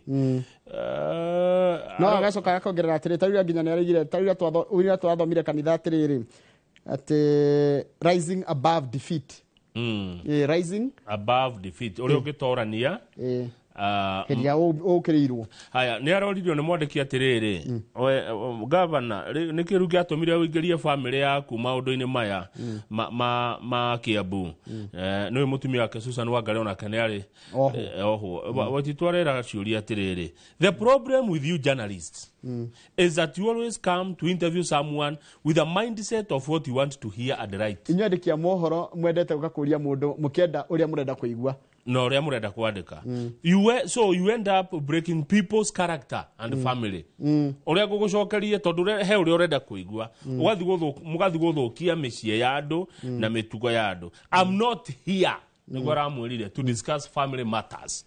Aramwirire njuria ciakwa no cia family ndukanjurie wagithiji Waitito ohirwo miaka 12 kana neane fine ya ciringi milioni 54 riu andu maritigira uthi kumuona tondu marona ta kumahoya mbeca ici cia kiria no ni acoketie cira riko na mwihoko ati Ngai no ari muhora Ngai no akariga kiama Waitito oime njera ohirwo njera agikwirwo he mbeca arire kuma county ya Kiambu niguo tuthie page 6 Adero mwalimu wa JSS ri arajirio na ngiri 40 tutikurite muno haya kuria kwa Raila ari Raila ni agite hinya muingi muno rute page 6 Raila na hinya muingi reke ngwire no magithania na Uhuru ri andu matindaga gwake riu ona thaici ugo maragithania na President Ruto ri wenda thaici kwikirwo maundu na ihenya thie kwi Raila ira aracemanitie na riri na barothi wa Kenya China barothi wa China guku Kenya etagwo Guo Hayani ri neraguthukire kuria Capitol Hill na niwe urona ha bica ni mena Raila ona tuka Raila ni araugire ni ndire thirikari-ini no ni ndiraigua ngithinika ngoro ni undu wa ndugu ya Kenya na bururi wa China mucemani ucio rathietwo hamwe ni atongoria ri angi mari thirikari-ini ta John Ibadi Njoroge wa githiji kwa Raila ri kwa Raila wabici ino yake ri wenda kaundu wi muteti ri tatonya kuo tengera hau guthuka kuo na ni ndera we tengera kwa Raila kwina maundu maroima kuo ona tumawira guku ri kwina tumawega nyumba iyo yani page 7 2 days before Mr. Odinga ni aracemanitie na United Kingdom High Commissioner to Kenya eto Neil Wigan ni ari gaucemania ningi no wa America haiya riu nona ni acemania no wa China andu ngigithaka na China ndungithaka na America ndungigithaka na United Kingdom mabũrũri matatu manene kwa Raila kwina undu kuroiga mundu uyu ugwitwo Raila ri ndikianga andu mamwitaga enigma no ndauririe kiurira atiriri Raila aikaga maundu maya ni undu wake we mwenyewe kana ni undu wa bũrũri tondu akorwo ni undu wa bũrũri tukugia ndogo muno ndahitetie no akorwo ni undu wake we mwenyewe no rajire kuri utiganu wa thirikari na bũrũri thirikari ni cenjagio na ni gacenjio na bũrũri ndũngĩcenjio na ndukamene ndugatukanie umene thirikari umene bũrũri bũrũri waku ni waku na tutie bũrũri ungi thirikari ukaga ango mukuheruta miaka 5 ni sawa ango mukuhe 10 ni sawa no ni agathie na guke ungi tariu Ruto ni president wa kaigana wa gatano ni agathie Njoroge guke wa gatandatu ni agathie guke wa mugwanja no gutiri bururi wa keri one wa mugwanja ni agathie nyingire ndi wa kanana no gakorwo president wa kanana yeah 8th president of the Republic of Kenya, mark my words. You be the 8th president of the Republic na of Kenya. undu mwegeka ne ku reduce counties mwako na county 10 atakirwo kaigana ni andu makori ne ni ngoiga haria tukinyita ta bururi ango president Atiriri. uyu atuika president wage uthikiriria andu aria mekuo megukuruturura nginya kiu gitaini atiriri itanauma ri gakonde ciri diusete igoka 10 ndigene orohio haria ya na njike campaign bururi mugima njoke ngode no ria ndirenda gwika muka kungiririria mwagithuraga niki motiko ate democracy reke ngure thikũ ici haria tukinyite mo atiriri ni uri andu marenda atia atiriri that is what he calls servant leadership. leadership. Kwi mabũrũri mathiĩte na mbere ta North Korea kwi mabũrũri mathiĩte na mbere ta Rwanda ni North Korea aciari othe na athuri akũrũ ndio ni mathiaga ate Pyongyang haria ate kuinamirira the general kwi mabũrũri mathiĩte na mbere ta Rwanda kwi mabũrũri mathiĩte na mbere ta Bangladesh ni tukage ha state house ate kurora Kamau tugĩgũturagiria maru ta nĩ tũthi page 7 haya tugithi page 7 ri to ugithi page 7 mwangi wa mwirore mwandiki uretwo mwangi wa mwirore ratwira atiriri ati hende Uhuru macemanitie na Ruto na Ruto athi gwake muciĩ Gatũndũ ica weri na andũ a mehemehe makenjia kuga atiriri atiri Ruto ri na Uhuru ri me hamwe ni matire hamwe Jeremiah Kioni niwe secretary general wa kĩama kĩa Jubilee arauga nĩ maheni President Uhuru na President Ruto matire na political union no riri ndĩrĩ ho hĩndĩ ĩrĩa Ruto macemanirie na Uhuru ri yes o nĩ mamenyire ati o nĩ mamenyire aya maratwĩra ũũ ri mũcemanio kwĩ mũndũ wamenyire ithuĩ tũtiactukire macemanitie Njoroge ndũngĩkararia Kioni ndiramũkararia Kioni nĩoĩ maingĩ ma President Uhuru na Kioni nĩoĩ maingĩ ma kĩama kĩa Jubilee na Kioni nĩoĩ maingĩ ma rũrĩrĩ ta rĩu Kioni arauga atĩrĩrĩ Kioni wanyoneire atĩ mũrauga President William Ruto macemania na President Uhuru Kenyatta atĩ hau nĩho amũtahi wa Kagwe mahereirwo wĩra we Njoroge mutahi wa Kagwe Lee Kenyanjui William Kabogo ucio ngiari mari andu ana nginya mari acio mari atatu na aria macukire makio maira mangi ni Kembi Gitura na Peter Kenneth na Nderitu Mũrĩithi eke tobe turore ameno oritu na Nderitu Mũrĩithi aya meno oritu aya ma CS ni Kabogo Lee na one acio matiahirwo wira ati tondu Uhuru ni macemaniria na President Ruto acha wathire atia mahirwo wira they took up their positions in their personal capacity mweherie Uhuru wa Kenyatta thirikari ni ya Ruto niguo Kioni aroiga haya araiga atira Kenya giahirwo wira agika atia thome hau if appointments had the blessing of my boss I would have been appointed CS tegura Kioni arauga aya taigue nditigaru ngwira ni ateti ni hau urathoma Njoroge taigue those appointed are not Mr. Kenyatta's Jubilee Party members and we are not endorsed by my boss andu acio maheirwo wira ri acio akio a mutahi wa Kagwe William Kabogo na Lee Kenyanjui ri tia kiama kia Jubilee they took up the positions in their personal capacity if the appointments had the blessings of my boss I too would have been appointed CS na andu acio magithi kuheo wira ri matiahirwo wira hena kirathimo kia munene wakwa amukoro he kirathimo kia munene wakwa ri na ni Uhuru wa Kenyatta ri ona nie ta Kioni ri ni ingiatwikire cabinet secretary niguo arerire ngathĩti uyu wa Daily Nation turi hamwe ni waigua riu thirikari ino ya President Uhuru President William Ruto ikire na tumathina tou tondu gwatuika ati etiwa ya mari ari kuria icaweri matiagire na political union hatire undu tocio koguo tutigwetera tukiigue no ni siasa ri turerigwa atiriri mundu athomaga uria urona Kamau siasa ndukanathome uria urerwo thoma uria utarerwo thoma uria utarona tondu riri ndi Ruto maturire macemania na Raila kwa Museveni kibahati mbaya no aririkana tukirwa atiriri ati Raila eguthiaga uguo gucerai aiga hitukire kwa Museveni gutiro ndwikikaga siasa ni utari mubange na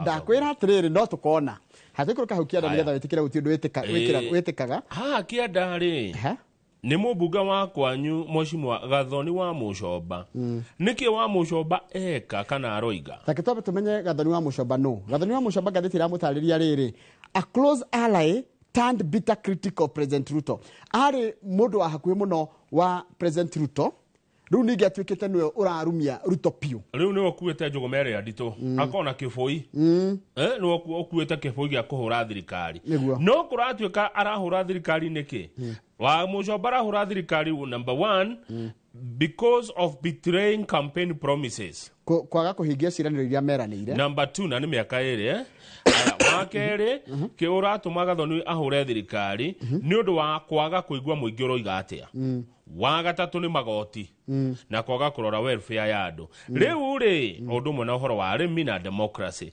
Gathoni wa Mucoba ni arariria Rigathi wa Gachagua akamwira wa Gachagua riu kirima kinawe ni ukirwireire muno rwirira ndurire icingi Rigathi wa Gachagua riu umagara tia uikaro kirima ugethe kura nja wa kirima niguo Gathoni araugire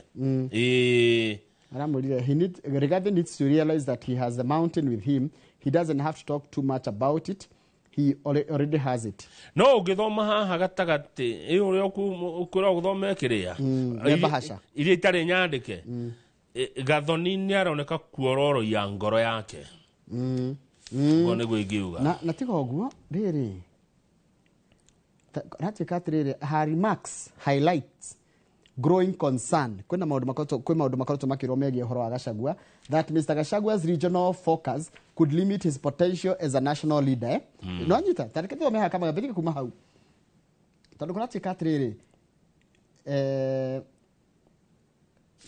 kire Gachagua gakurora ri egutarwo tari o mundu wa kundu kumwe tarwo nakone ni kuroro ramurikwo gibururi ri no no ria taru ndende amurika gwakoneka ndende ni wa bururi Gachagua aroneka tari wake wa Kenya tuthie page 12 wa githenji ni undu wa mathaa ndigukararia Kamau maundu ni maingi ndigukararia githurano ni gya 2027 ihinda riri ni ria kwamba kuruma kiria kironeka kuma kuri aria me wabici githurano ni gya 2027 thaici ni kwamba kugira indo guthi gutahira andu anyu indo kumethera indo kumarehera barabara kumarehera thoko kurehe thitima kurehe maendeleo thaici githurano ni gya 2027 na tutiure wa kuhana hindi iyo niguo gugathuranwo page 12 ni Honde Njoroge na igoti ni rirambire kurugamia kugayanwo guotonga wa uria wari mumbunge kundu gutatu gutiganite muteti Dickson Kihika wa Kimani utonga wa ciringi milioni 600 nginya family yake iguane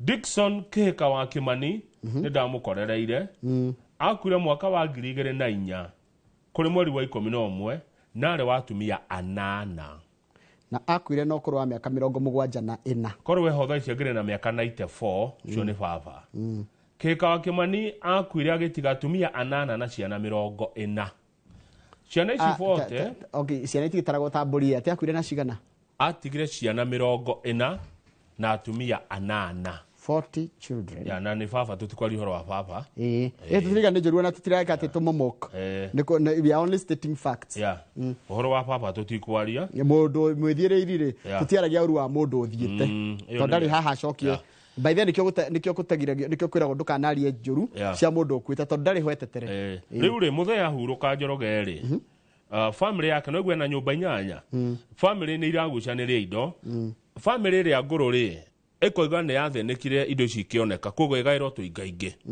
etiguo family nguru na ria nini cikagairwo indo ndumwe indo iria iragucanirio ri Njoroge ri ihana ou hena indo cie Moro Bahati Thubukia Naivasha Girigiri Nyahururu na Nyandarua eka igana ria kenda cietagwo Muthengera farm eka igana ria kenda eka igana ria 35 ciretwo Rosalini farm thoma eka icio ingi kuria Shangilia farm kwina eka 53 Marmanet farm neno ningumimenya ri ina eka 314 kuria Laikipia a family Laikipia tirero yetagwo ri ya onayo ni eka 314 na ni kuri plot ye kuria Bahati riu mathie cira ri Jaji Mohoshi aramera atiriri okay ni mwarehe cira tanjira ikiu ni kianyu atia hena document muonayo good muga mugunda ni wanyu sawa sawa rehe maratathi maraga riu marero muthi mwethe maratathi maindo icio ciothe mwatigeirwo muke namo nigetha tuhote kugaya nigetha tuhote kurugamia riu ni mambite gukirugamia arataku a NTSA ni marerirwo tigae kuhura kambuni ino ya Supermetro riu na Supermetro ni racokererio ira no ni ngwenda mbecoke page riri he rugano ndona page 10 hanini tutigũikara hago ndigũikaria makiria ndagĩka ĩmwe ũratuĩka atĩrĩrĩ he mũtambo wĩtagwo Telegram nĩ ũraũigua Telegram kũratuĩka nĩ ĩrahũthĩrwo gũteithĩrĩria nginya wĩkinaĩ na ũtoi rĩu mabũrũri maingĩ marenda nĩ Telegram ndĩroragwo ta ũrĩa ici ingĩ iroragwo Telegram no wĩke ũrĩa wothe ũkwenda kuo in fact na maũndũ maingĩ ma waganu njiguaga nĩkuo makoragwo rĩu nginya rĩu kũratuĩka atĩ ũngĩenda kuona video njega ũngĩenda kuona maũndũ mothe ndĩhotaga gũpolicwo na nĩ ririkanaga gĩtonga kĩene mũtambo gĩkĩnyitwo hĩndĩ kĩranyitĩtwo nĩ ũcio mwene Telegram nũ ndiarikana rĩtwa rĩake no hĩndĩ aranyitĩtwo na ngĩona anyitirwo ndikanyitirwo Faranja nĩ anyitĩtwo ndonete ũhoro wake wa kũnyitwo ndaũririkana na kũratuĩka nĩ ĩrahũthĩka rĩu mabũrũri maingĩ nĩ marenda rĩrĩ irorwo muno kama ukira kireko kugikarorwo thirikari cigaikia mutambo ucio gaikio ritho tuthie page 21 ni undu wa mathaa nigetha turige hote kugaya mathaa maya wega amu no ndagika yothe wigue interview cia ABC ni ciambia page 21 ni kuhagurwa kwa governor wa county ya Meru Kawira Mwangaza aruga atiriri Kawira Mwangaza aiko hari undu president agathie kulaunch Meru ni kulaunch governor mweru amu angikoe project president William Ruto areketie Meru ni akuhagura Kawira Mwangaza my ouster is Ruto's only finished project in Meru niguo Kawira aroigire ati angikohe wira president arutete ukarika Meru ni wagutigira Kawira Mwangaza ni ahagurwo arutite kihinyio okay wira uri urutitwo kihinyio Meru ni wakuingatwo kwa governor Kawira Mwangaza niguo aroigire governor na ndirathikiririe riri governor wa tene wa Meru akiuga atiriri no uranira gikuetwo governor gwetwo riri governor tiga munya Kiraito Murungi akiuga nio meheririe mundu ucio no aigua ati mathire kuhoya uteithio gwi president riu hau ri ona ni mahitagia makiaria maundu mau haya no aigua ati Kawira Mwangaza igatwo ni andu a UDA etiguo andu marehire ciro cio othe ni MCA thini ndio ni tari MCA marehire na kirehe wira igoti-ini ni andu a UDA na Kawira ageretie kuhagurwo maita makiria maigana ona andu acio ni mangiaririo ni utongoria wa UDA mero tigai kuhagura governor uriku aririo gikoena mahitia reka no Kawira ndari wa UDA ari independent umenye ni mutumia na ni independent ujire mathina maria agereirio ku Meru onetio ruo na raiga atiriro na ndeherio ri korokia makia UDA ni kirenda governor ndakahagurwo ni mangira aregire nake mamuri atiriri Mwangaza haha na haha thondeka indo kwamba kuhagurwo to tikuia no angaiete Meru no tathikiriria ndari ona tondorane kate muraka ruda thoma haninge ndamaka raiga atiriri Miss Mwangaza said while Dr. Ruto remains her friend ona akorwo ndagitari Ruto no murata wako wari he has been misadvising into endorsing my ouster ni atarirwo uru akirwo ahetoki hagurwo despite my removal from office ona daruto no wabici I still have the support of the majority of men nie de na andu a Meru ne ni muthamaki wao we must send home all political brokers in 2027 brokers ciothe siasa ciothe koko Meru tugacingata 2027 I will support Dr. Ruto based on the works he will have done in Meru nega support President Ruto kuringana na wira uria gakorwo arutite guko Meru na naraugire ni ararehe ni arokana kiama giake Kawira na nigumureha by the way tumuri ciuria Kawira Mwangaza Kawira Mwangaza kanao okay ni ndiramurehe guko no nginya athikiririo nake taigwa raiga I want to assure the president and his deputy that Meru supports the government and I'm the only leader in Meru who can hold a meeting without fearing crowds ni kwenda kwira president murorete na maitho ate muthamaki wa bururi na munini waku Meru thirikari-ini andu a Meru maragucapotio na mwahagura na kaiga I am the only leader na nie no ni mutongoria kuma Meru who can hold a meeting without fearing crowds uthiaga handu gwika mucemanio atagukua kirindi atagukua magiri the president should not be intimidated by threats from my opponents those fighting me have no followers andu acio marahuraga ku Meru matire na arumiriri matire onake igua the group of about 20 leaders can go and Soka rugogo hanini heka ndo waruga hau those fighting me have no followers in Meru Doma sentence ye wege we will support the government because that is how we can secure development. Kawira Mwangaza arauga tugu support no thirikari tondu yo no yo njira ria tungiona maendeleo. Igua the group of about 20 leaders acio matai na rumiriri. Gakundi kau ka andu 20 matari na rumiriri guku Meru. No mathie can go ahead and join Gachagua. No mathie na mbere na gusupport Rigathi wa Gachagua. Andu acio 20 matari na andu guku Meru. Acio marahagurire Kawira Mwangaza. Haiya. No Kawira ni murakaru no gade kwera president. Na kama nigwe research ya Meru. Nigwe research ya Meru. Nijwe Meru nigukiri nikuri Imente, nikuri Igembe na nikuri Tiania. Tiga kumagayukani uguo. Nimete yo Meru tu. Tukiga Ameru. Ameru mugeni. Tiga kumeta atigania na akiria. Nigwe research yanyu nigetha amenyage siasa ri mugikia kura muroraga ki na ki. By the way gucoka kuria mundu atiriri. We wikia kura ri uka uroraga ki. Andu othe milioni 10 na ki. Ti othe. Now I'll do a cross section. Riu ri, teke tukarage hanini. Tondu Kawira Mwangaza neroka na kiama giake mieri 6 months to come ena kiama.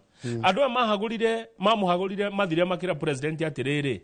Akondu go support tu muingate ri tuguthi kwa Rigathi wa Gachagua. Wanyita atenegwa mathire makira president makimwenderi guoya. Kawira agikwa atia? Karita haria Poncio Pilato erirwo atiriri. Ureke tumwambe. Riu othe meko giginyanira nyumba-ini riku iyo ya UD na Kawira ndekuma ndarathi ndai kundu arathi ndekuthie na kama uri mungenda kuhura undu ri kaba kuhura wi thiini nima ngira gucindana no ndu na kiama kia UD ko ni menda kuhonokia governor ni mangia muhonokirie no niguo ti wao no ni ageni auga ndani na marakara amu muthenya ni uroka ungi 2027 ni igoka ndakora siasa cia Kenya ni nditui 2027 inakuja gutia na githurano tha ici ni gya 20 na uga kaigata broker cio ciothe cie Meru tareka tuone farafara tathi page 22 tuone farafara how bisha ukianda fio bisha tu he farafara to gitengera guthie Rongai ino ni farafara kana ni kware attract ferrying materials maneuvers on the deplorable Kitengela Ongata-Rongai road wagithiji no fara ino ti bisha ya hurirwo atitene muthuri mweri cigana muthe twe mweri 25 ya hurirwo mweri 20 wa March ona mbura ndiraringite guko ni ino ni fara huthiragwo ni muiki ati agitengera guthie Ongata-Rongai tatwira ikai andu agitengera na Ongata-Rongai kwa nyitanire atia guko rogetaigua fara no o muthenya igeraga rori 400 teka ithabu riri o rori kugera haha irihaga Shingi 500. Girie mwana 600. Aha. Ikigira mahiga. Per truck to ferry Pozolana, dio Pozolana niki. Pozolana ni manya mahuthagirwo mago heme to hithagirwo ira thimiti kana te kindu githondekagwo Pozolana kana ri thimiti kana terazo kindu kiguo. Iyo ni rori ekuita Pozolana. Ingekuwa indo ici cia miako iri ha ciringi 500. Rori 400 o muthenya. Na ndurani wa makeni atiriri according to Kera records Kera ithu amenya Kera ni horo wa farafara cicagine 232 million shillings was spent to rehabilitate the road mwirore ritwaria ni murona bica no wega gakari kanini ta turia twituri na iga hakwa yaku ni mirau gaka ka iga hatikorire haha ni horira haha njuruge haha mugithina messenger mwahumbiro ni mai maya haha ni gutherera mwathererio kwa kwandikana ka messenger kanina nini kau no gatonyereire tarori no maguru mo taru gito ona gitonya haha gugithira haha itangihituka gathundo haha gatingihituka toto ni ndeto itaga gathundo haha gatingikira iro yaite gathundo ni ngari ni gathundo gwa thirikari itaragwo ni ngari gathundo ga andu me ngari ungitua na thutha waku gathundo haha gatingikira haha gekumbirwo ni kiguo giki haha ri ndakwira nona farafara ino ni ya Ongata-Rongai Gitengera na ni irigate milioni 230 ni ciaitireirwo haha cironeka ona haria kama tondu ero wa thirikari na ngimena mathondeke ni ngwenda kumera mathondeke faranga igiri turite ciuthitwo na siasa nginya gwitu kama aikaria karia guthii kino karia guthii kino maturite mereirwo farafara ni gekirwo rami na ndo karia geithikai na ndo ikino riu nginya nio maraimire nio marethondekera fara iyo ya kuma karia ikino ro nditurite huthiritwo na siasa o musi mwana siasa wothe oka ati ni ngamuthondekera fara ino andu ra makoragwo the powers that be economy ko jigua rorerai andu a karia guthii kino barabara tondu nginya no ihandwo marigo thengio rorerai andu akwa githenji barabara iyo karia guthii kino karia guthii tamakanio marekire andu ni magita mucongo ni magita mucongo ndikona kwaria uri tondu ingiakora that's a village road no ni bara nene tondu nyithanetie riri yagirie kunyitania barabara ya riri no barabara ino yakwa Michael guthie Githunguri ni raruka wodi aca irio ikino igikuru kenyite barabara ino ya Kirigiti guthie kwa Michael ri yakinya haria hagithire ri hau go yagirie kuma hau ithie nginya ikino no menya arutitio githiga koguo menya na njo githiga ni uri interest igikinya ikino ikiraga gukiria ru kuma hau ikino town wikuruka nginya haria karia ni ndamiona ni huthirite barabara iyo by the way na ni njuru muno ni ngereire ya githiga ngoka ngomira ikino haha rurona gweri yoka ikirite ya ikino Githunguri igathi ikurukite ogwe igakinya nginya karia ni bara nene ndamiona yakirwo hindi yao yakirwo ndika yakirwo hindi ya njoro kwa fire kadirika ni yakirwo no gathoni ni kiatara kimitindika we riu niho ciaca ire na ndikwera kuri oro ciaca cia Githunguri wa mucomba ri ndararega gutindika bara iyo niki yure bia ithitirirwo kiria maendeleo mathia kuhoyo kuria rugongo gathi ukaiga twikirire kau sukumai taru githia twaritie mana twarie mahari riri aria majoroge kwi kundu kuraigwa bara ni irakwo no kwa mundu ucio acigira kuria nie ndirare Kikuyu ni ta Switzerland bara irakira no bara njoroge gwa charity ungithie ri wa jiarami haha Royal Media nginya kwa mucie ti andu rahutia teri mwiroreri ndugathi haraihu kianda haka wa jikuri heto farada yatigire tutarira mina nitwikire goko kiamba ugithie mucatha gwa tata ri ni atutigire ri nduma ri urakimunya nduma ukinyete rami kiamba uragira nduma ukinyete rami niki kina bata tha ici ni maendeleo ukwirwo ni na ndero nguria ni andu a YouTube ni kanyama kari kuhetwo ni thirikari hatire kindu hetwo ni bururi unyendete muno Njoroge na ihinda riri turi riu marauga atiriri twire Kamau ni kiahetwo acha hatire ona kiakohe mundu tari ni ndire ona ki ona ingiho ndingioya ni kira ndiaria ni atiriri tha ici ni hindi ya githuru ya maendeleo githurano ni gigoka gutina githurano kiho na bururi u tha ici wina president niguo aheo gitio amuno inyu moinire ha mugokira tene guthi kumuthura mutia muthurire mutigeterere arute wira 2027 ya kinyari mutige koria mukwenda nayo no kwa hinda riri ucio wigitini aheo gitio giake arute wira no kama niguo ndiroiga ni ngwenda uhuthire ga position ka wina kauge barabara ya karia ona ni nguhuthira mugambo wakwa tutigire barabara igithondekwo kuma ni by the have no political ambitions tigire barabara ya haria Kamirithu haria kwambira itonye hau wigirani na igikirwo rami hau ni turahoya utongoria uria wikuo ona kana hiyo oro ni ukinyira nginya munene wa bururi ungihota gucera kuria gitu Kiambu urie barabara ya karia nginya ikino mwetie maendeleo ni aroka ni ndiraiguire uguo ni aroka ni ngithondekwo ndina kindu ndirenda ni aroka munene ni aroka mwanjirie mwahindu ngimogure ati kana ni bara mukuria ni mukumenya ati bara ni ire iyo ni tukuria na joka githuku ndirizira njira aramigerire murao wake urakwama bara ni ire agwo Njoroge ni tumaga twote kumagara na githurano ni gia 2027 tha ici mwetie maendeleo ni bara ni nguria barabara ri mimi nitaikula mwete githurano na nie ndiramura uria mugathura 27 ni itua rianyu no kwa hinda riri ucio wi hori ucio mwokirie rucine tene guthura ri arute wira kwire Kamau karia ti gwitu koguo mundu akaige ndiratetera gwi kwanyu ndaiga barabara ya kari kuma ikino guthii nginya karia thii nginya kwambari ya githire inyithanio na ramito ria nyithanio na ikino guthii githiga 2027 Njoroge mungenda guthura kiarie wanega ri mutiri agirie no thaicire he uria wina mandate twina ndeke komisia guthondeka ngathi kurora ngathiti ya Standard ndeke twikitombe tugiye iyo kora yanyu ni guthondekwo yes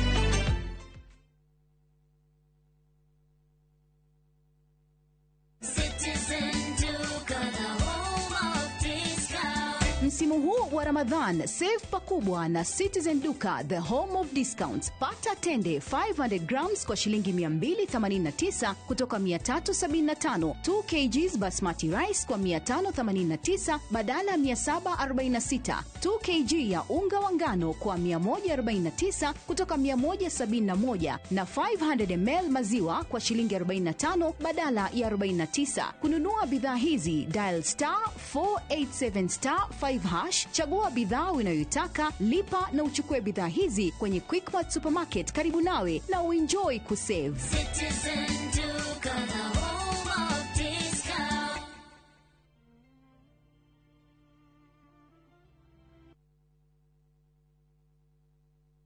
Thirikari ya kaunti ya Kiambu rungu rwa utongoria wa His Excellency Dr. Kimani Wamatangi nĩ araririkania ahũri biacara othe a kaunti ya Kiambu atĩ marehe marĩhi mao ma single business permit ma mwaka ũyũ no ũrehe kũgerera bengi ya kaunti ona kana kũgerera M-Pesa paybill number 416-2022 ũkĩhũthĩra invoice number yaku ta account number. Mbeca icio nĩ ikũhũthĩka gũtwarithia na mbere waki wa tabarĩra ngũrani ta cukuru 247 cia ECD, makĩria ma thibitarĩ 30 cia level 3 na level 4, mabarabara, mbegũ cia kũhanda na tabarĩra ingĩ nyingĩ. Governor Kimani Wamatangi, making Kiambu great again. Planning the perfect Easter and April school holiday getaway? Make unforgettable family memories in Dubai na View Travel. Starting from $1,451 per person sharing, enjoy 5-night stay with breakfast, Dubai Parks and Yas Island theme parks, Dubai Aquarium and Underwater Zoo, Kidzania, Global Village, Desert Safari and Abu Dhabi City Tour. And yes, your entry visa is sorted. Book now and lipa pole pole. Visit viewtravel.com or call and WhatsApp 0703-254-254. View Travel. Dream, explore, discover.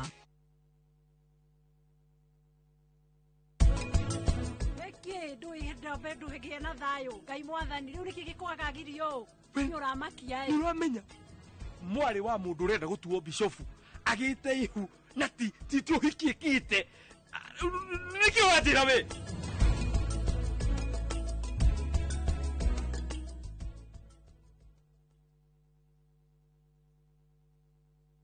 tondu kwa mwendwa gutire irema ithuĩ tũtuĩte itua tũkwambata irema tũikũrũke mĩikũrũko tũtuĩkanie njũĩ-inĩ twĩtirie heho mbura ona kana riũa nĩgetha tũgũkinyĩre we. Our future no nginya gũkorwo na influence ya social media thĩinĩ wa tabarĩra ya Reke Twaranĩrie twaragĩrĩria mĩrimũ ya meciria. Twatuire mental health nĩ andũ arĩa marĩ matharĩ nĩ mũrimũ wa gũcenjia ũrĩa meciria ma mundu mavana tugetha kihonia gia kiria kirathukia ndugu citu niona no tikarire metha iguru guo nyine hiuri irindo guo aiko ni guo rakenera na tukaheo motaro ni atarani marigatu gutire mundu thoma githomo giki kia ngumbaru kana kia andu agima akaga gwikirwe rwimbo rweru ciana ciaku ni kuri ugukuhe na ni kuri utegukuhe nyitanira na ithuĩ o wa keri thaa 2:30 cia hwaĩ-inĩ tabarĩra-inĩ ya Reke Twaranĩrie.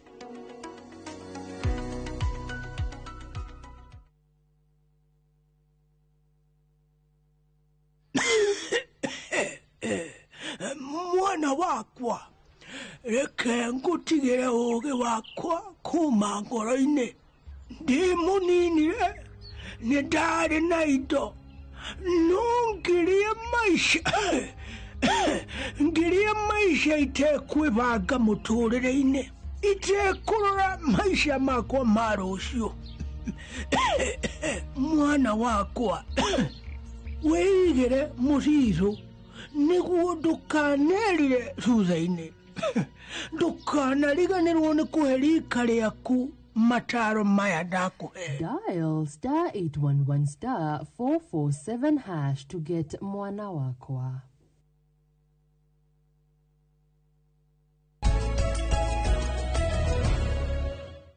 Njoroge tũgĩthi ngathĩti-inĩ rĩ njĩtĩkĩria thome message ĩmwe tu yatumwo nĩ mwĩroreri wa ũma ũgwĩtwo Ken Kĩbunja Gĩthũrai. Ken Kĩbunja Gĩthũrai, thank you brother. Ajira, thank you for speaking my mind. As a community, we have agreed that there is a better route that we wish to take come 2027 unfortunately it's too early to indicate. Let's remain calm and milk this government because it's our resources. Ken Kifuja Githurai. Ati ni wega twenyihie turugame kahora tukituhorerete twetie kiria thirikari tukame thirikari no njoku tondu niyo ikuo 2027 ni ya Ngai Njoroge ya kinyari hindo ni mibango maundu ni makiaiga hindi iyo no kwa ihinda riri ndira twiho umuthi uyu twikuo niki turainukiria andu njira atiriri mundu agithi kuhoya maendeleo gwa thirikari athiaga atia totaru ni no igwa dina political ambition na I swear na dikwe swear fio ule mundu akihitaga ndithoma magatheti muthenya ungi wa Sunday ngioka gutatia ngogoyo ri ndakorire waziri John Badi akiuga atiriri gatheti-ini budget ya kwatiri mutongoria wira wake ne gukinyira iyo gathi kugira tureke kwa nyino kurekirwo bara fulani thukuru fulani project fulani ni wira wa mutongoria guthi gukinyira ki becha cia project ona ciekiro thini wa budget mutongoria ngia gukinyira ri thirikari ni tharo ni thia kungi undu ucio ungi president wa bururi ri ena hinya niguo kana tiguo no mwenyihirie no mwetie ki akuiguire nigetha ngikohera mie gukite gutwaragwo kabengoria ri igatu itwarwo ikino agikohe kanyamu ge guka rami githiti guka yukaga rami no agatumire magata waru gwitu indo cio itiguka imwe ciukaga ni igatagwo kanyamu no ugatirwo Njoroge konererio na hau hanyu wambe wikage kaundu na hau niona ndikaraga karia na karia ti gwitu gwitagwo Ngemwa ya Ngemwa yakinya ni ngari ciayo no yo ni ya karia ndironire arume na atumia marutite mbeca kuhothana mbia makagura mucongo ndona mucongo nio mari thondekera bara na witikie mutongoria wa bururi hinya muingire no bara no igue ne gwako no igue kwanerwo bara yo yaji gwako uno igituma gwe thirikari nene arakigua ni arerwo kikore ira kariki ureka tha ici witindo kiuria no gutuma utumanire ndeto ikinyire bara ya karia guthie kinya kwa baria na kilomita 3 ti haraihu kawona akikaira gathiko 3 garike na muko ginya na bams na matawa uiguikanire uri oroiga Njoroge thank you Kamau mutietia maendeleo ndikamwore hinjuku he kindu gikuo gikiuga ndithikagwo naguo na mugongo he undu uri yumiria guku bururi-ini weto kindu kiretwo political intolerance na niyo ningeragia kugiria andu aikondo ndete mundu tia kumuhura thie kuri aria wendete kuratuika atiriri na turamuramura uria yandikitwo ati waruta thirikari mahitia ri ugakora nyanake nyanake iroka igagukora ati tariu cirahurire mubunge wetagwo Sarasia etiguo Sarasia ekuhurwo tondu nyanake iroigaga ati aheshimu Raila tondu ni araruta Raila mahitia nondu wa kuingira thirikari-ini Sarasia kahurwo Rigathi wa Gachagua athire mathiko kuria Bibilioni rimuru nyanake ikiharagania mathiko macio Maina wa Njenga ni woyo muramuna haria kiingira kuria Kamukunji na akiathire ati akiharagania mahoya ma Pastor Dorcas Rigathi mutugo uyu no mwega kweli na kurekwo maundu maya thigari cie hau itiroria tondu na tigo guru ndure kire naguo ni riri na ti mwega niyo reto political intolerance aya nao mararuma na online nona ukaruma na online na magakora ground nona gutire mundu ngirwa ati areka wega we ararumia mundu ndio na online warfare by the way ndugeciria ati kutiganu wa haro ya online na ya ground ciothe ni haro ru political intolerance ni ndire tukiraniririe tondu tutire hindi ya githurano twakorwo tumwe no mwe kama gutire tugakorwo tugisupport kindu kimwe gutire tugakorwo tukiona maundu na muonere umwe ni njugaga atiriri ni kondi wa mundu ng'ania ri guikara mwena-ini ucio ndi itekuhurwo uyu wa mwena na nie ndire mundu ndirera muthure ati mugathura nie ndire mundu ngurite ugathura 2027 oni ugathura uri ukenda no kwa hinda riri maendeleo mambe marehwo Look at the mararumia thirikari ri those with the dissenting voices are facing greater threats yani mundu othe urekora mwena uria ari tigwo thirikari nene riri ni arekora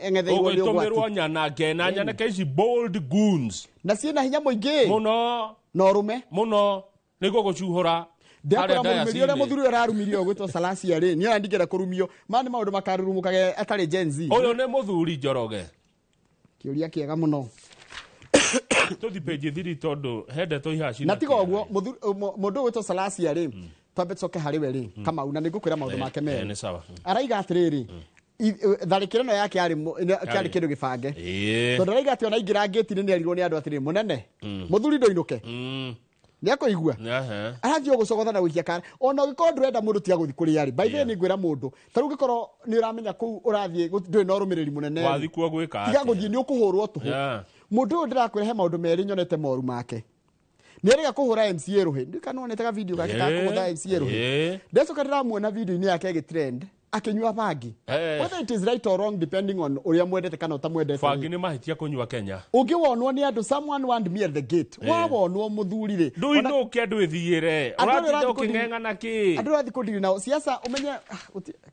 kwe mundu tatarikaga hihi tigana nake ona ndaraigwa no natembea ni arauga kaundu George Natembea ndimwendete arauga ati governor na ndimwendete muno na okeri arehe waziri wake kuma Trans Nzoia ugwitwo Gaceru Thursday twakorwo na waziri kuma Trans Nzoia muge kuyo twira ni governor Natembea ni nyendete governor muno ni njugaga waruta wira wega I have no problem uyu ni biyo those hiring goons to attack government critics are doing so because they are serving their stomach and not Kenyans andu acio marahura andu aria mararuta thirikari mahitia mareka uguo tondu ni nda ciao marethera matirethera Kenya araiga wende gukira tondu akira ri andu angi ninge meka mwe kanya kau ona Kenya ariga gutitimurwo ifio na atiari hega tuthie page thiri wa githenji ni hode muthigari umwe uretwo Muhammad Yusuf Kainan ari kuratha muratawe Amos Lagat magiutha puru guko Nairobi Kawangware niki maroranirie morania riri muthako wa puru ati anga uyu ri anga ne ugumania ku puru-ini iyo ta imagine muthigari ucio arangiraga mwari wa thingira ire gwetagwo Hussein Mohammed arahurire Lagat rithathi mugwanja cia ndana mugithuri imagine kae ruo ruri kuri arari na ruo aramuhurire arakuete funduki magithie puru marakararania kaundu hau puru-ini araruta funduki aramuhura rithathi mugwanja kare ruo ruri kuri arari na muthako tu wa puru kae thigari kuaga funduki niki citari turakirwa turerwo one waima official duty wagirire wekira nguo cia raia ri ugacokia mucinga mari no kaima no Douglas Kanja munene wa thigari araugire hatire higarite kugaruranio ngitaura imwe kwa imwe araugire guguthuthurio baranginyo kumenyekane gitumi niki na gutire mundu iguru ria watho imagine puru marothaga marakararania iguru ria game yo marathakaga uyu araruta funduki arahwiro uhoro uyu mwanake uyu rithathi mugwanja kare na ruo ruri kuru borithi matendanite uyu utimo uyu mwene muraia uyu uroragirwo ni muraia taraiga atiriri ati the police officer however has claimed self defense while residents recall past threats from the accused officer andu ani ari maratura na haro matura mothaga puru ici kama mathia gwethana kuma puru ni cithakagwo niki andu moraganagire kuu kwaja puru ici cia kura tucagi-ini ri ciokire kurera uguta kuu ciagirire kuregire ta gwegati ya guthakwo kuma rucini puru yagire kuhingurwo thaa 10 ta kirabu tondu ciarehirio guta matura-ini cio ni ciandikaga andu na ni njega no ni kureragwo nginya uremi kuu wa githinji tuthie page 13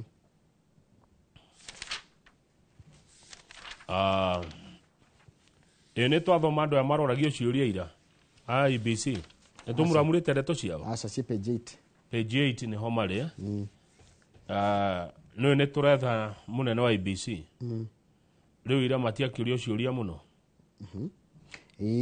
na mundu maria neka by the way ni ukorio ciuria nditu biu maria waneka makarehwo kinanga-ini na Kenya ni mararumirira uhoro muno tondu haria 11 aya ni ana marari ku mbere hatikara ngi mugwanja haria 11 no gatuika chairman wa IBC na chairman wa IBC ni turoni ni mundu ukoragwo na hinya muingi muno tondu ni utangathaga githurano ni returning officer wa Bomas haya ni ugaga Kamau Kangethe 200 votes Massenjero literally cia national 10,000 votes Karanja Meki 50,000 votes Maina Gibrono 70,000 votes ati to stop the count and huyo ndiye mshindi niwe ruko ni Kenya sorry Akenya nimekurũmĩrĩra ndekurekia kahoma gathire fiko nduka wena thina Akenya nimekurũmĩrĩra uhoro ucio na njĩra nene muno nigetha mamenye atiriri ati no wathurwo nigetha makarũmĩrĩra kana nĩathurirwo na njĩra ĩrĩa yagĩrĩire nĩakinyanĩirie ikĩro na kandi kwari na kaundu kahana ta kwena guoko gioko gĩa thirikari kĩndũ kĩa Kenya marenda nikio mararũmĩrĩra rugama page 13 na mathaa mathiĩte page 13 turerwo horo wa rĩrĩ kothi cia moko nĩcio irathomwo nĩ anake na no ndoigire thengio tondu maundu njugaga moka kuhinga skills not degrees help slum youth get ahead Joroga no na mundu agithiĩ guthoma ndagĩtarĩ ũngĩkarĩkia na wakiri ũngĩkarĩkia ũcoke wone wĩra ũrĩa wathire kothi ya moko uramukora ena broti matu no uretwo madam uretwo Anastasia Mwende arathondeka ngari haria handu hetagwo guku garage imwe guku Nairobi no mundu urathondeka ngari nĩ thiĩ agathondeka mbeca nginya nake mundu wathomaga degree ya ndagĩtarĩ rĩ arĩ ofara kĩenda akigoma nginya agatuĩka ndagĩtarĩ mũirĩtu ũyũ uretwo Mwende onirio nĩ baba wao guthondeka ngari baba wari makanika na nĩkĩendete ngari mũno rĩu baba wathiaga nake garage akamuonia rĩu Mwende nĩeyandĩkĩte Njoroge andũ aingĩ anake aingĩ gũkũ Nairobi kũrĩa Siramu-inĩ rĩ matiratindanĩra na kothi ici cia university rĩu ona mahĩtũkĩte mũndũ arathiĩ university arathi wĩra wa moko amu nĩũroneka na ihenya anyway Njoroge ndamaka 80% of Kenyans are under 35. 35 ti Gen Z ni 30 gucoka na thi. Nona masi uyu likarere ria meki. 35 years guka na thi ni 80%. Umenya mwathi handu muri andu 10. Andu eri tu hari andu 10 no makiritie miaka 35. Nio marika maiti thi tuli hari 10. Kogo wanu witu ni munini muno. No ni thi tu na kanyamu. Kore Gen Z ciana bia nginya gutukira ingi muno indo cina kiria nona mafote mbeca ni cio influence mbeca ni indo cio rutaigwa he mundu retwo riri oyo gukube na ingi uguo nona a youth you can look for a plumber around here until you faint ate no wethe fundi wa mai na duone plumber but how many office managers do we really need the office manager uko ithetia nini taruna hatu ikaraga ni andu igana mangiandikwo akire omwe no rungithie garage kwi mundu wa rangi kwi mundu wa waya kwi mundu wa kurora gwika service kwi mundu wa maguru yani ugakora atiriri wira ucio urandika ngari muno yandike andu na ku 10 na nikio thirikari ciagirwo gwika atiriri ciere magachirie guku tuthoma kothi cia moko tucietaga ta thukuru ici TVET cikirwo indo muno tondu maira maya mamoko ni maingi gukira maira maya mathuti na tai ma wabici hiria twakenaga ciana cituige ka degree ne hituke ni mahinda na youth iria ikwe na Gen Z iria ikwe ndenda kuigwa horo wa ma degree nona hindi ria kwa tuika kuna graduation ngari cikoima gicagi rucine thaa kenda cio tuko cikiritwo mahuti cioka graduation ni Nairobi uhoro ucio wathirire mwago ucio wathirire rira maira magire anake na iretu aru marenda maira maya ma moko wa githĩnji eno mundu mwe na degree abataraga andu igana moko mugwanja mundu mwe na degree arabatara andu mugwanja matari nigetha marutithani wira koguo ni tuthome maira maya ma moko mekuona ni maroneka andu ingi kuria Siramu ni metikirire mundu urakora ena degree yani grade ya guthoma kothi njega muno no ageka mathabu akona ino kothi ya miaka 6 na miaka ire ya gweterera na miaka ige njoke ngeterera na ndio gona wira ku ndureke guthuke thome uyu muhuthu na akajia guthukuma mbeca ciake plumber ndaga ngiri 3 inya muthenya no yugo na plumber ndirakwira no nginya umurihe uruo ni kunyua baikai kauyo wako plumber ni anyui na niki by the plumber mukundaga ni diu niki ni andu me kunyua nyu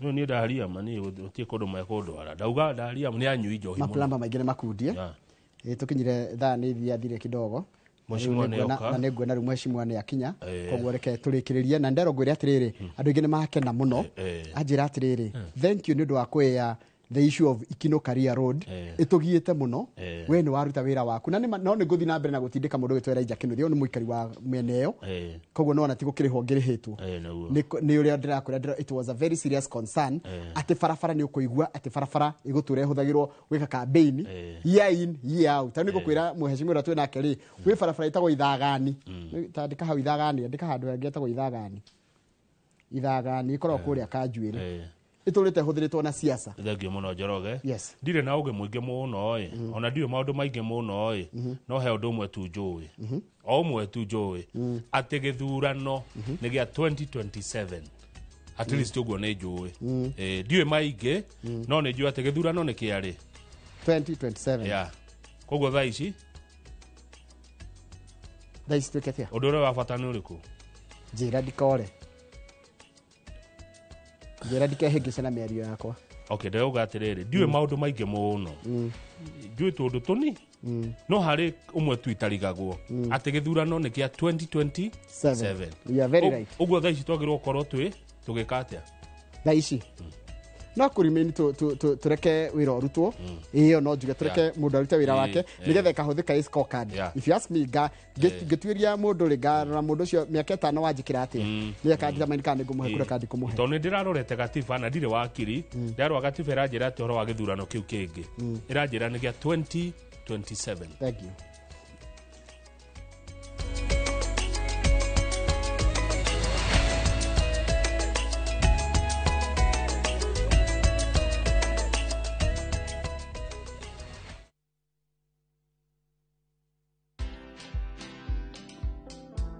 For a business to be able to thrive, you have to ask yourself, why am I in it? Am I passionate about it? Because if you enter a business and you don't have a plan, you're really planning to fail. Again, we hire a lot of relatives, and there's nothing wrong with relatives, but is it the right person for the job that you have to be done? And people get scared of reflection. We don't call ourselves to tough meetings. We don't check our plans every so often to know that we are on course. Watch this story and more. Download the Citizen Digital app or visit www.citizendigital.com and find the Citizen Originals portal. Kenya's #1 app, Citizen Digital. Matu Town, Mwaragianere, Twavika. Nare. Tuna mugunda mweru uretwo Green Gardens thondeka ithano tu kuma Matu Town na wareha cash ni ngiri magana meri ma 80 wareha na installment ni ngiri magana matatu ma 30 uraigira deposit ya ngiri 50 balance ukareha na mwaka wira witu munene ni gukuruta kombori-ini na warikia kuriha mugunda na ithui tugakunengera title mugunda we hakuhe muno na tauni na turaheana mwaka umwe kuriha hatari interest koguo we woragia broti ya thogora wa muhuko waku kanya niko gaka tucerere Kasarani nyumba-ini ya Max Plaza 0798 555 444 Mawega Company Limited, turning tenants into landlords.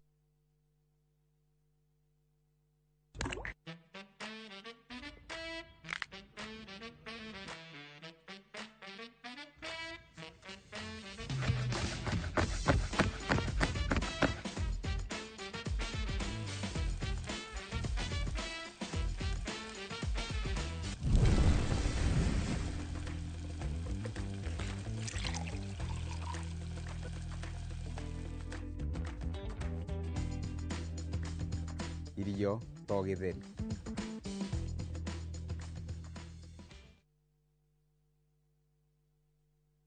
Guess what? Tumekana fi nitawakinya anguka na hoduraina musie akufarju akila mtu hapa ndani moto ai sitaki kitu kingine finish kumalo kufinish the baddest the illest the craziest dance show tukako na woko huo mwena wa 254 nedashi mwaki goda tell each and every Saturday jiko hada binashara na nudhugoko kwa session your number 1 TV station.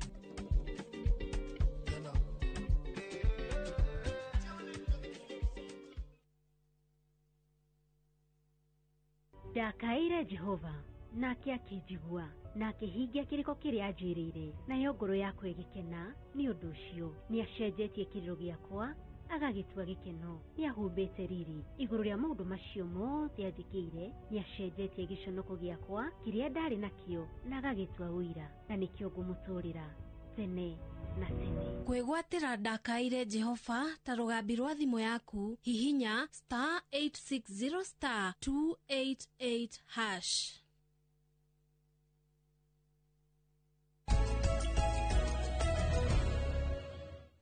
Nĩ wega mũno nĩ ũndũ wa gũthiĩ na mbere gũikarania na ithuĩ. Karibu sana mũthenya nĩ gũikarĩra gĩtĩ gĩkĩ kĩa mwena wa ũteti, na thĩinĩ wa studio ndĩna mũteti wĩ gatũ, mũtongoria wĩ gatũ mwena-inĩ wa atumia gũkũ bũrũri-inĩ wa Kenya, ũyũ wĩtwo Cecily Kariuki, anakorwo minister kahinda karaya mũno na maũndũ maingĩ mũno arutĩire thirikari gũkũ bũrũri-inĩ witũ wa Kenya, makĩria hĩndĩ ya thirikari ya Uhuru Muigai wa Kenyatta. Cecily Kariuki nĩ wa kuma kaunti ya Nyandarua, na tũkwaria maũndũ maingĩ mũno wĩgiĩ ũhoro wa ũtongoria wa atumia.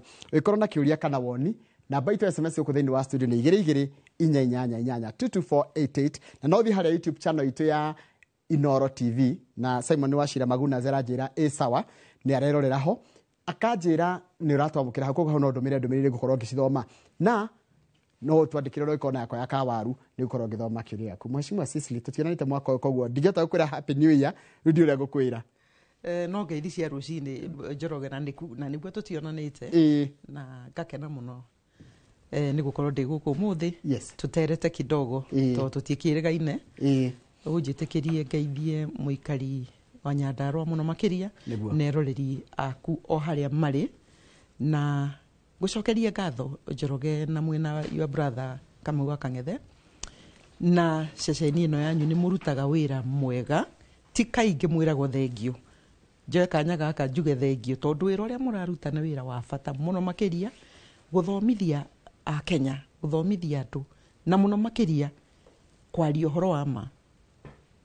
Na ndio hau njuge atĩ inyuĩ nĩ mũheaga andũ mwĩhoko atĩ rũciũ rwitũ nĩ rũkagerera kũrĩ harĩa tũrĩ ũmũthĩ. Marĩa tũragerera ũmũthĩ tũtigũtũra haha. Rĩu mwĩhoko ũcio mũkĩheana kijumla ta ceceni nĩ mũrutaga wĩra wa bata. Nĩ njũĩ ona hĩndĩ ĩrĩa ũkĩhurũkĩte tondũ njĩrĩ no ambire ũkĩheritaya hanini wambia ũrorera bũrũri ũrathiĩ, nĩ njũĩ nĩ ũkoretwo ũgĩikia maitho ũkorera bũrũri ũhana, ona bũrũri ũhana atĩa? Bũrũri ũyũ nĩ ũkũnindi o ũrĩa ngoragwo ngiuga niĩ ndiri ya kanitha, ngakwĩra atungatĩri mathiĩ na mbere na kũhoera bũrũri ũyũ. Na mũno makĩria atongoria arĩa twĩ nao mahoerwo nĩguo ũmũthĩ ndauga tũragera bara ĩno ndigae gũcenjia tũtakinyĩte destination ĩrĩa mũtongoria arenda gũtũkinyia kana atongoria, tũtigakinye handũ ningĩ magarũrũke na matige andũ matawa-inĩ. Ũguo bũrũri ũyũ no ũranindi mahoya, bũrũri ũyũ nĩ ũranindi ũrũmwe, bũrũri ũyũ nĩ ũranindi inegene rĩikaikũrũke kidogo rĩa siasa, bũrũri ũyũ nĩ ũranindi Mũkenya arutĩrwo wĩra ũrĩa ereirwo. Ũguo maũndũ nĩ maingĩ ingiuga matarĩ maringithie. Na nĩ njũĩ Wanjĩra nĩ ũthiaga kanitha, na tondũ wĩ mũteti no wĩkore kana wĩ mũtongoria no wĩkore nĩ ũrathiĩ kanitha ciothe. Wĩ ũthiaga kanitha kũ? Hĩndĩ ĩrĩa ũthiĩte wĩ thia ĩrĩkũ? Niĩ ndĩ kanitha wa ACK, ndĩ wa mũtaratara wa ACK. Na nĩ mũragira mũtikwenda mũndũ mũteti arie na ndarĩheagwo kanya. Diocese ya Nyahururu. Nĩ itakĩrakarĩte tondũ mũndũ wĩtwo Ole Sapit nĩ akinye hau kuga atĩ mũtikarehe ũteti haha nĩ ũrĩa tũrumĩte kĩgongona, tondũ ateti marũgamaga kĩgongona-inĩ biũ Njoroge nĩ ũramenya nĩ kũhenania ũũkĩte kũhenania. Wĩhumbire nguo theru wathiĩ kanitha na nĩ ũramenya biũ ũũkĩte kũhenia Mũkenya. Rĩu ũteti na kanitha nĩ ciamũkane in terms of gũtĩa kĩgongona. Ũguo Ole Sapit ni kamunyita mũno, na arĩa angĩ marathiĩ na mũtaratara wa kuga atĩ macokere kanitha makainũka marĩa ngoro ihohete acio atongoria nĩ matige kũhoha tondũ no metwara handũ hau. Korwo tũtirahũthĩra kĩgongona ũru, ndigwĩciria kana Archdiocese Bishop nĩ angĩrakinyire stage ya kuga ũguo. No menye tuwe wa mbere Gathoreki nĩyo twambĩrĩrie naga kanitha wa Gathoreki makiuga sasa tigai kũrehe ũteti nyũmba-inĩ ya Ngai, na tondũ kĩgongona-inĩ noho mũroka kũrumanĩra, noho mũroka kũrehe mbara, nĩho mũroka kũhenia Mũkenya. Ĩkai wega mauma njarĩ Ndi mutware oteti kundu kuriku hau nja tondu andu no meguthikiriria acirika ithe matikirio hau ni meguthikiriria uguo ni ndirakarite ta mutongoria na ni nyendaga muno Njoroge jiukio ta mutongoria handu ha muteti na hengurani hengurani ndero he murata akwa itagwo Dr. Geshuko ni kuria wa Njohi anjira atiriri tugithirie murata witu witwo maitu wa thayo kawendete thayo muno makiria njitagwo Nyandarua njitagwo maitu wa thayo na wira maundu meri nyendete gutari thayo bururi Njoroge maendeleo tutingiona uthiwa na mbere ukaga ukahoto tutingihota kuruta wira uguo ungirona ondeo ri ni tukunidi thayo niguo uthiwa na mbere woneke na njira ya naihenya tondu bara ningi bara ndikiri ndoire juga bara ti ucuru ningwenda twari horo wa utongoria wa atumia guku bururi na ningwenda kwamba kugwa reaction yaku ya mbere ya kweherio kwa governor mutumia ugwitwo Kawira Mwangaza arari atikoro governor kuria mwena wa aratungatire tu miaka 2 na nuthu areherio ru governor matigara 6 aguthurwo bururi wa Kenya hari magavana 47 ngende kuigwa hiyo first reaction ria mwisho ria twari haha Njoroge ni ndakenire muno ni kuga ati no twitie kuga 2013 17 twari na atumia o watatu tu magavana no 2022 atumia ni mokire magikinya 7 no horo ucio turi atumia tongoria atumia ni twakenire ni ndakenire ona thuri ara masapotaga atumia ni makenire uguo gucoka kuigua riu umwe ni ahagurwo hari andu 47 tibisha njega na kuga ati ona angikorwo arakire na itumi to governor Kawira Mwangaza ukoretwe na itumi cia gutuma hagurwo no to ni mutumia ni muhuthu no ngirona aria marari thutha to ni maracokire mareyumiria na marauga nio maranyitire uhoro ucio na marahakikisha ni ingatwo ni athuri ti atumia muno uguo ni kuonania uteti na atumia turi o hanene ni tukite tondu gavana mugwanja ti nini no turi o hanene tugigakinya handu ha kuga ati hena ni tuge handu he mutumia umwe he muthuri umwe kiria twitaga gender equality kana kusawazisha Waswahili wanasema kusawazisha mambo ya kijinsia turi o hanene no tukite pole pole utafiti urauga atiriri ni tukunidi miaka 132 in the world tugigoka kuga ati twina kuzawashisha wa kijinsia miaka 132 uguo ni ona neka thabari no ngakena muno tondu mikakati iria ikuo na miaria iria ikoretwo kuo na movement iyo ndiri hindi ikuhuaga na nikio mweri wa 3 March ni ukoragwo uigitwo kando utuike ni mweri wa kurora uthiwa na mbere wa gender equality atumia utongoria-ini makirorwo kana magikompeo na athuri utongoria-ini wa maundu mothe to utongoria wa siasa makambuni-ini matura-ini macukuru-ini mathibitari-ini na mikakati iria ingikorwo no yuke niguo miaka 132 Njoroge nari yahota kunyihanyihio na tunginyitana athuri kwa atumia na atongoria aria makiri na karamu ga gusaini ma policies no tukinye destination ya gukorwo ati twina gender equality he cigo kugwetete tukianjia wanjira uhoro wa uteti no utongoria what is the difference tondu Kenya meciragia uteti mendete uteti makariga no utongoria niguo wina bata yes uhoro wa ma ngorani ni kugo a politician to niwe muteti ona kiugo kiu ni urakinyita kiiyukia no rito o uguo ndirauga guteta ni kuga atia ona hatari gitumi no uri negena ona utari na fact no to fiu ukugaga atia no ukwaria tondu ndwe no kiririria wagukira urie miarie no ndirathie kwaria ri ni ya gwaka kana ni ya gutharura miaka ino ni miario ndirathie kwaria ri ni ya gutwarithia na mbere kana no kwaria niguo heo giturwa njikarire mutongoria on the other hand augaga atiriri ni ndirenda kurehe ugaruruku na umana fact iria ndi nacio ni nguhota kurehe ugaruruku na nikio ungirora utongoria wa kambuni ni tuge kana biashara kana ona ta guko ceceni yanyu mwaragia hanini mukaruta wira muingi no muteti ni opposite ekwaria muno na kuhingia ndehingia na nikio ona bururi riu haha ni uturi ukaria fiu ciiraniro iria ureranira ni uramenya ndukahingia tondu itingihinga tarora kindu gietagwo the plan thirikari ino ya KK tarora the plan yari njega muno njega pio no ungiakirire fiu nawe mukenya ri urie na hihi ri thirikari ya Uhuru ri na niguo yakigeririe tugitungumania ri twaregire kurehe maundu maya murarehe mahana tai murenda gututwara Disneyland tugakinya kuu atia na miaka 5 na miaka 10 nawe mukenya we uratongorio follower onawe ni ugwikunya handu wareherwo rugano rwega ruthaka na ifuku ithaka ukioheo ngano ni cia marimu uricokaga handu we mwene ugathie boardroom ugaita kamucemanio ukeuria na kweli iri tungikinya hau atia ta njira atiriri tondu githurano gia 2070 kuraihu tukathate gutithukania mutongoria na muteti tondu kuringana uria ndona ri we aratwira bururi ndurenda uteti urenda utongoria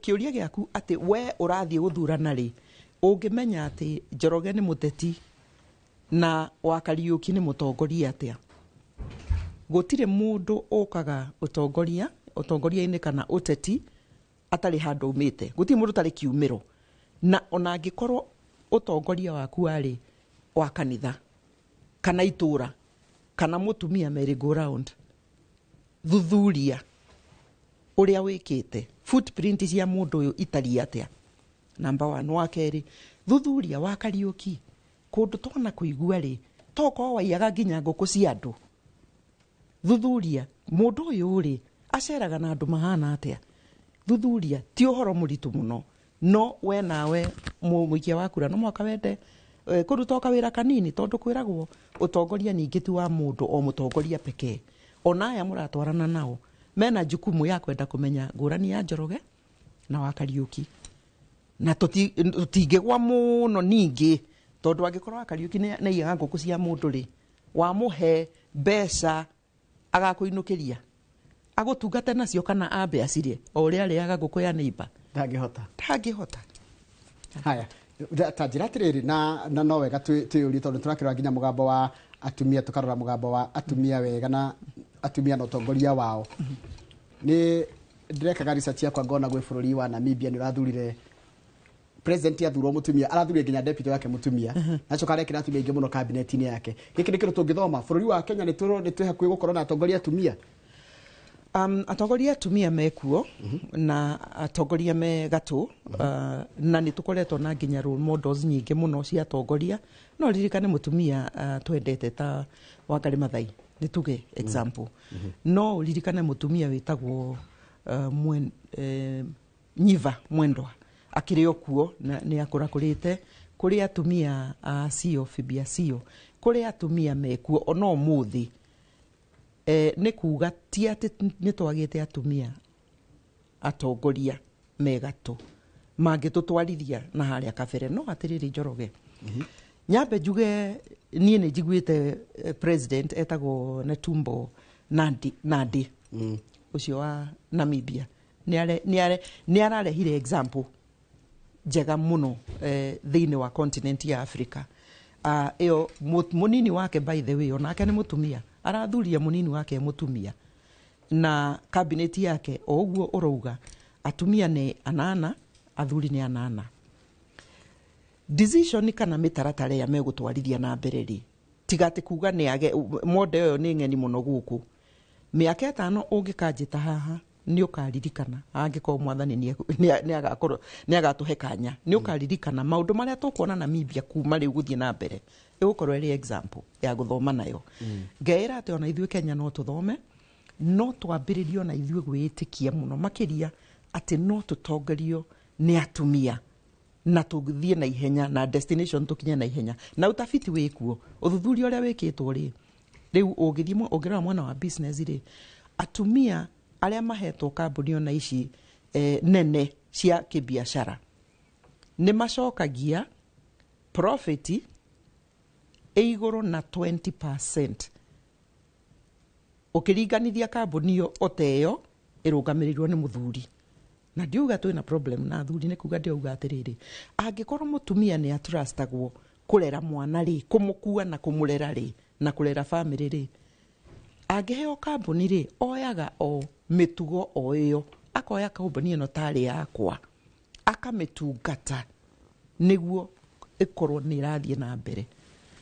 Wake kana wa mwisho uhoro-ini ucio ungirona gavana aria twinayo umuthi, gavana aria twinayo atumia ni ukumagweta ni Homa Bay ni Kirinyaga ni kuria kungi ni Wavinya Ndeti wa Machakos Naikuru na Machakos ni Achani ungimatana taroguo ri uikoroke kuu to ni njaragia nao na no thiaga ri ni ugukora kwina ugaruruku munene wiho.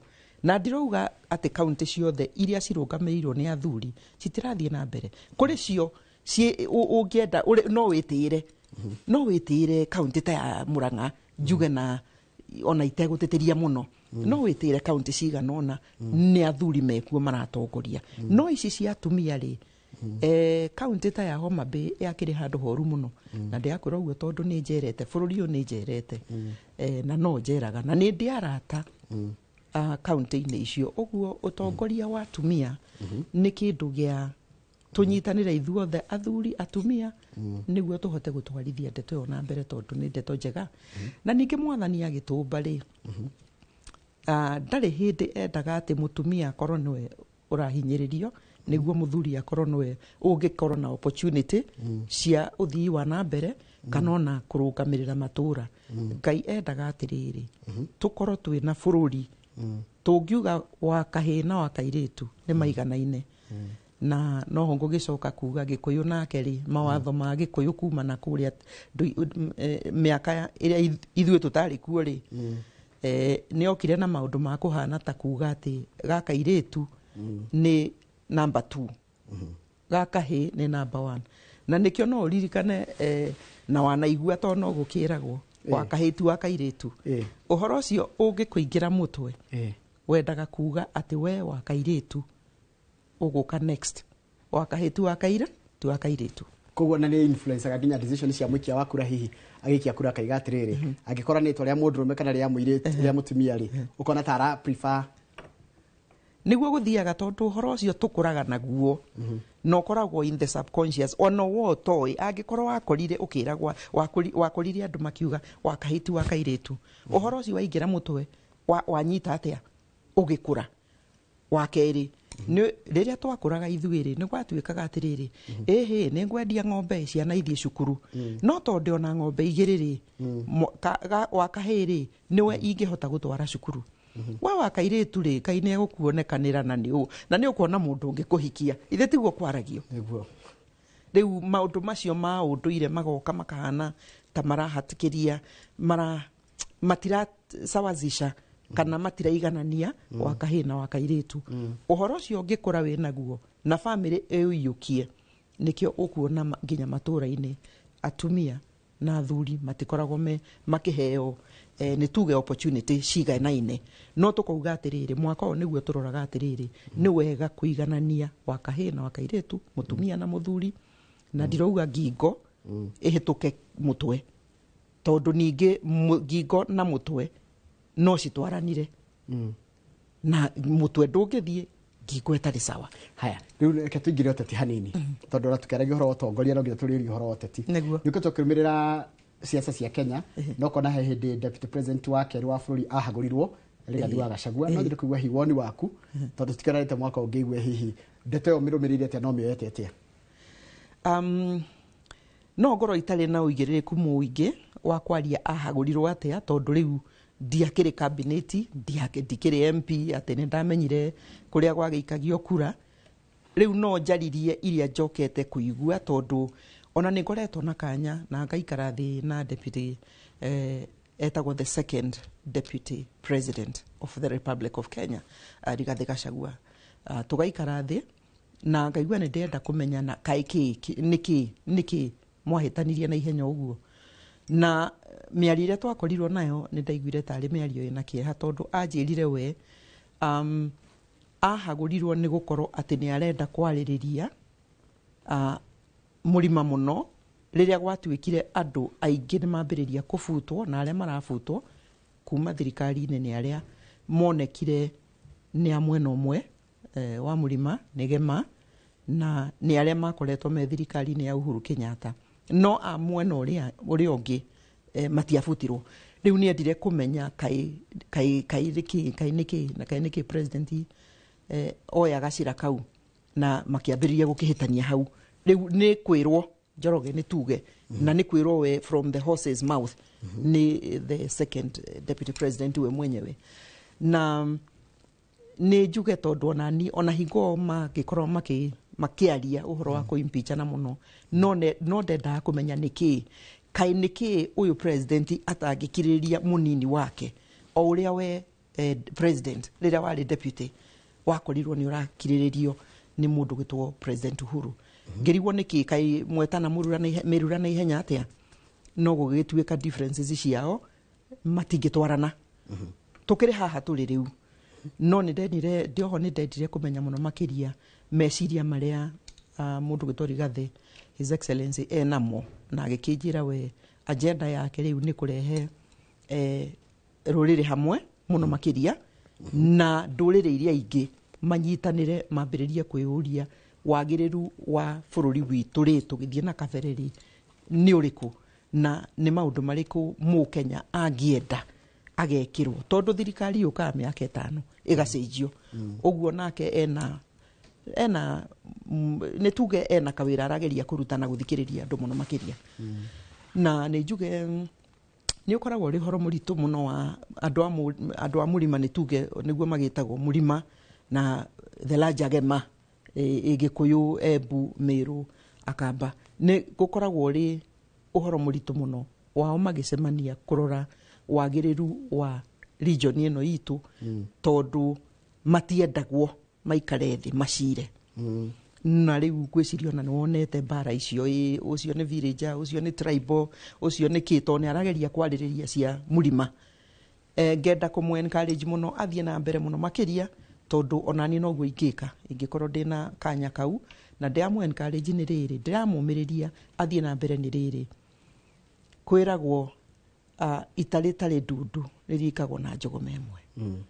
Na twaga gũkorwo atĩ nĩ tũramenya ũrũmwe witũ nĩguo ũngĩtũhe rũciũ rwega. Tũkũgũthwo na njogoma ĩyo na tũtigacoka kwĩona. Ũhoro wa tarũ tondũ nĩ njono mũkĩroraga tarũ ũragĩtũrĩte wĩdudu-inĩ ya minister, ũhoro wa ma MPs a Mount Kenya kweherio itũrĩ nĩ very powerful na influential kũrĩa bunge hii no nyende kũigua woni wako. Gũthiaga atĩrĩrĩ, ũngĩkorwo Njoroge nĩ niĩ ndakũhe wĩra rĩ, nĩ tuge ũmũthĩ nĩ ndakũhe wĩra no ndĩweherie ingona tũtiratwarana. Ũguo ũngĩrona arĩa marahagũrirwo tondũ ona ta seneta witũ Seneta Methu nĩ arahagũrirwo kamĩtĩ-inĩ ya senate ya mĩgũnda na arĩa angĩ arĩa maroneka rĩu me mwena wa Rigathi na matiri mwena wa President Ruto mũno tondũ President Ruto nowe wamahete kamĩtĩ icio rĩ, it follows to mũhaka maikare hau nĩ ekũmeheria tondũ rĩu nĩ mahana ta mathiĩ mwena ũrĩa atarakĩenda. Ũguo ndirona hena ũru ona hanini. Kĩrĩa ndĩrona ta kĩrahinyĩrĩria mũndũ wa mũrima mũno rĩ, meherio rĩ, kũngĩacokirio o mũndũ wa mũrima to makĩrĩ okuo na makĩrĩ okuo na me mwena wao. Nĩ hinya mũingĩ mũno. Nĩ ikorwo na influence. Mangĩagĩcokirio o acio a mũrima marĩ okuo no gũtigana kũhana ũguo. No ũririkane haha maroka kũhagũrwo rĩ, noho broad based thirikari ĩroka. Ũrĩa nake woka rĩ, tũkũmũhe kĩ? Ithe ti aheo tũturwa tũu tondũ rĩu thirikari nĩ yakĩgarũrwo nĩ yagĩcenjio, kwĩna andũ aingĩ maingĩra. Ũguo mathabu macio ngĩtara rĩ, nĩ ũkuona nĩ political interest na political games ciĩho. Ũguo we weheririo nĩ gũtetera impeachment kana gũkorwo we against impeachment ya Rigathi Gachagua. Ũteti na ũtongoria nĩ ũrĩ thogora na nĩ thogora warĩha na thogora ũcio nĩ warĩha na aikari arĩa magũtũmĩte mbunge kana seneti matikĩrĩ okuo matigaĩ kũrora 2027 toguo ingĩkiuga tondũ rĩu rĩ ona ithuĩ twanarĩha thogora wakuga tũtigũthiĩ njĩra ĩno tũgũikara haha especially ũhoro ũkoniĩ ungumania ũkauga wĩra tũtigũikara haha thĩ tũcore mbeca cia mũingĩ ũrĩa ikuma na njĩra ĩtagĩrĩire na tũkarĩha thogora ũcio twanarĩha thogora wakuga atĩ niĩ njĩtĩkĩtie ũhoro wa ma nĩguo ndĩrabuata ũguo ũtongoria na ũteti nĩ ũrĩ thogora ũguo nĩ mararĩhire thogora na ngakiuga matikamake tondu no mekũheo chance ingĩ tareke Julia ndĩngĩ marora ũhoro wa ũrutĩre wa thirikari tondu ngĩrutĩte thirikari mĩaka mĩingĩ mũno we wĩta nginya gĩkĩro kĩa minister nĩ mũndũ mũnene mũno wĩra wa minister kaingĩ ũkoragwo wiki andũ kwĩrĩ maraiga atĩ minister no makorwo me page boys kana flower girls a mũteti a mũtongoria wa bũrũri kũringana na ũrĩa ũngĩiyũkia wĩra ũcio rĩ no ũtuĩke flower kana page boy ũkoragwo we no kũrũnga ũkahũra thariuti ũkerwo ikara thĩ ũkerwo rũga ũkoria ndũge kĩwango kĩigana atĩa no ũrĩa we understanding yaku no ũrĩa ũngĩenda no njuge atĩ ũngĩkorwo na ũrĩa ningĩ ũkũ appointĩte tondu nona wĩra wa minister ti ta harĩa gatene wĩra wa minister nĩ ku appointwo nĩ president aga consult na mechanism iria akĩrĩ nacio agakũhe wĩra no ũrĩa ngũkwĩrĩte ingĩkũhe wĩra ũmũthĩ Njoroge niĩ mwene ngoro nĩ niĩ ndakwandĩka nyone tũtiratwarana ndĩna jukumu ya gũkweheria na gũtirĩ ũndũ ũngĩka ũguo wĩra wa minister na katiba ĩno ya 2010 nĩ wĩra delicate mũno tondũ no ikare hau na ngwĩre we ndirenda ndigakũigue ndigakuone ceceni ndũgathiĩ matũra-inĩ ũguo na noguo ngĩgĩka tondu ithe kamũcara ndũgĩetereire noguo ũngĩgĩka ũguo nĩ tuge katiba ĩno ya 2010 nĩ yarehire maũndũ mega no yarehire maũndũ maritũ mũno makĩria no ũngĩkorwo wĩna mũtongoria nĩ tuge mũtongoria ũrĩa ũkũhete wĩra wĩna understanding atĩ nĩ aramenya tondu wĩra wa minister nĩ nginya gũtara president atĩ nĩ ndĩgũtaraga ngwĩre haha mũnene ndiona ta tũrathiĩ wega inegene nĩ rĩingĩ kũrĩa ground nĩ thiaga gĩcagi kwĩna inegene andũ ti akenu ũgatuĩka nawe nĩ ũrathikĩrĩria ndũgecirie nĩ gũticindana tũracindana ũhoro ũcio nĩ ũkaga wega tondũ niĩ nĩ ngũririkana twanaikara thĩ ti rita rĩmwe kana merĩ na ngatara mũnene ngamwĩra haha niĩ ndĩrona mawoni makwa no finally no igua no make decision ona ndamũtara no irũa rĩa kwandĩka minister wĩra wa mũico ũkoragwo ũrĩ kwa advise president tarĩ kĩũria kĩrĩa ngĩngĩũria tondũ ũyũ nĩ director aranjĩra ndĩragwo gĩthina andũ a Nyandarua makĩria kũndũ gwĩtagwo Karaũ kũndũ ingĩ nĩ maranjĩra tũgeithirie mũtumia ũcio nĩ tũmwendete mũno mũno madam ũcio tũmwendete mũno mũno mũno mũno no he ciũria ndĩrona na by the way ndathĩ harĩa YouTube ndakora no ici nĩ cia gũkũ ici nĩ intano ici itirakũhutia ici tuna kama icio mũndũ ũrĩa angĩenda kwaria ndangĩũrio no nĩ ndĩrona andũ makĩnjĩra atĩ ta mũria atĩrĩrĩ rĩu gũthoma kĩrĩa kĩngĩhota gũkĩcokeka ta rĩu ũcio araruma na rĩu ũngĩkĩmũcokerete to ũkĩmwĩrire akĩrathimwo mũno na mwamuona agĩkorwo nĩ mũkũmũkinyĩra mwĩrĩithio ũtimakagio nĩ irumi araiga ndorio ngũria atĩrĩrĩ wĩra nĩgetha wĩra ũrutwo kwagĩrĩirwo gũkorwo kũhana atĩa for work to be done tarĩu nyuĩ mũhotaga kũruta wĩra atĩa wega gũtarĩ na thĩna tarĩu marakara mayekuo tondũ nyuĩ mũkĩruta wĩra gũtirĩ na marakara ta mamekuo wa mũikari wa Nyandarua na Karaũ na niĩ ngeithi nĩ ciakinya nĩ ndakena nĩ ndĩmwendete o ũguo mũnyendete nĩ tũcoke kĩũria wĩra ũrutĩkaga atĩrĩrĩ Njoroge ceceni ĩno yanyu rĩ na kũrani thirikari rĩ hatakĩrĩ ngũrani ona hanini tiga atĩ mwekĩrĩ igũrũ rĩa maũndũ marĩa mothe rĩu thirikari nĩ tuge ceceni ĩno rĩ mũtingĩruta wĩra mũtarĩ na kũiguana nĩguo teamwork mũtingĩruta wĩra mũtarĩ na respect kũheana itĩo kuma mũnene MD wanyu nginya karĩa kanini tondu mũndũ ũrĩa ũratũrugĩra cai harĩa tũkĩingĩra na watchman ũrĩa ndakora gate-inĩ ena bata na wĩra ũcio araruta na ceceni ĩno nĩ bati wĩra ũcio araruta tondu angĩaga kũhingũra MD Wachira ndangĩgera harĩa ũmũthĩ na ndegũkahingũre ũguo kanini na kanene gũtirĩ mũndũ ũtarĩ na bata no mwaka akaprojecterwo ũhoro ũcio wa gatatũ we wĩ mũnene ĩtĩkĩra biũ ndũngĩmenya maũndũ mothe ndũĩ maũndũ mothe ũguo andũ aya mũraruta wĩra nao maiyũkie tarĩ resource andũ a gũgũtara nawe ukamatara. Thirikari ibati gukorwo ikiruta wira o ta kambuni ino ungiciria uguo. No muno makiria kiria twahotaga kuruta wira na tukaruta na njira njegega kuri uria ndirona riu. Ithue ni twendaga guthikiriria public participation na ni ukuririkana no ona tugithiuruka muno makiria. Ni ukuririkana ni twaumaga nja maita maingi muno kwaria na Wanjiku kumwira haria tukinyitie mikakati na miradi ira twari nayo. Ni tuge ni twari na relationship kana kuiguithania ithue twi cabinet na ministry ya mundu aheo ri ukerwo iyo riu ni family yaku. Angikorwo we niwe cabinet minister uruge maundu uria ona matirathi wega utare aria muraruta wira nao mukona uiguithanio no twarithie mbere umenye hau niho waheo urimire mugunda ucio. Na gwiciria ni twaheaga Mukenya ni twamutiite muno tondu maheni maria ndirona mekuo riu miari iria ndirona a Kenya magiikirio ni ateti ikuma nginya cabinet na aria angi advisors na uguo. Na we ni ukuririkana ni ta wiki cigana haha muthuri uyu twari nake last time ndokire guku wari PS wa ICT ni uronire agiuka na akarehe mawatho matwarwo igoti kuratuika macio ti mawatho mangibuatwo to ni arageria kugangiki akoya power ona atari nayo. Gwiciria ithue ni twethimaga na ni twendete kurehe ugaruruku transformation bururi-ini nikio wira warutikire. Ni urona kwina hope to the Kenyan people no warie mwihoko kuri a Kenya.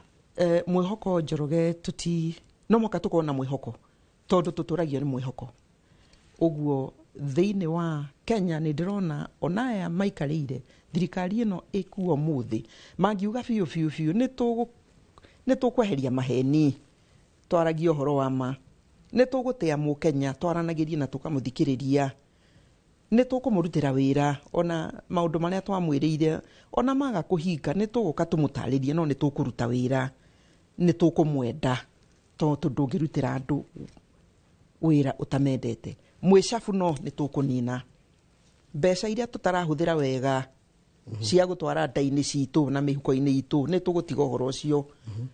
Njoke hau ngwire budget iria twinayo ya mwaka uyu 25-26 ni budget ingikorwo na kieha tondu budget iyo ungimirora fia ko ni uthuthuritie mbeca iria nyingi ci budget-ini iyo ni mbeca iria twitaga recurrent mishara thafari magatheti cai wabici-ini entertainment kuhakado hatire na mbeca ci njiganu cia development. Ngakwira atiriri angikorwo ni wendete Mukenya na ndukumuhenia turehere maendeleo tondu gwiciria Mukenya haria ari ndarenda kuheo 2,000 ici ciraheanwo andu maumira micemanio public rally. Mbeca ici tingituteithia kiria kingituteithia ni mabara marikio maria mambiriirio tanie fara riu mucii riu fara Tumaini fara hau yari kilomita 16 ya kunyitanithia Tumaini town mwana wa Karau na Naikuru mwana wa Kabazi. Fara yo yari na budget ni acoretwo ni ambiriirio riu ina kilomita 6 igoka igakinya hau ikahituka kwa mucii igakoma handu hariku miaka 3 riu. Mae maria tukoretwo ninge maria twakorirwo twenja hindi yakwa ndi thirikari-ini ya Uhuru haria project ya kinya hena nyingi ciganona ciakinyire ni ngugwete imwe itagwo demu ya gwa Kiongo kana demu ya Rutara yakinyire kindu 95% ikinjo mai mega matheru ikirigwo yatigitie o distribution mai macio makinyire andu o haria yakinyire 95 ikirite to ndirari ho Friday no iguire kieha project icio nicio tufatie tikuheo 500 na tikuheo mucere ungi urathiururukio gukuta Nyandarua uthiururukitio biu na ati mucere tariu Saturday urathiururukio Njoroge no imagine gukua ndurimu ugathiururukio inywe mwaheo mukerwa atiriri register isha to ni mwaheo ke kanyamu gakuria mucere ucio turiri athaa cigana muikari wa Nyandarua arenda mai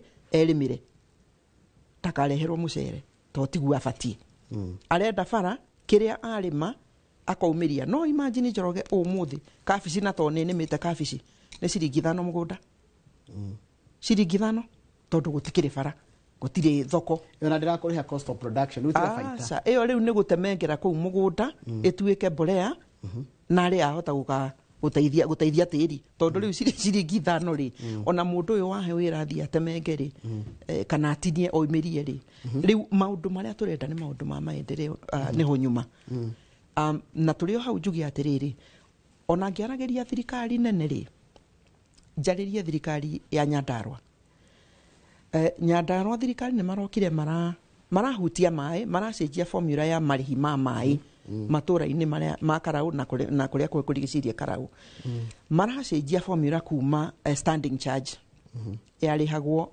550 standing charge marathie maroka na kindu gigwitwo tariff per cubic meter muthe mundu arihaga 550 Njoroge arariha 700 800 na muturire orende ni urituhire tondu uchumi we ni ui kuri uri ni uchumi hari uri ni undu wa maria turakiona guku thirikari nene Nyandarua county nawe ni woka wamenya anjiko ni ngukunina wambiriria kindu basic ta mai Nyandarua county government na ntogire mai nie ndigakira tone ndetungumanirie muno uhoro konie mai bururi-ini na Nyandarua oguo murimi muikari wa Karau na matura maria marigiciriirie ena ruo ikawega soko kuo tondu public participation we na report thirikari ya Nyandarua uthikiririe uria Wanjiku arauga atiriri tucokie haria twari tiga gutuhe tarifu ici tondu mai matiranyuika ndio hau mai-ini boholes iria twa supportire county ya Nyandarua ri makou matura-ini ri matura maria marigiciriirie Karau ri boholes cirokire ciroyo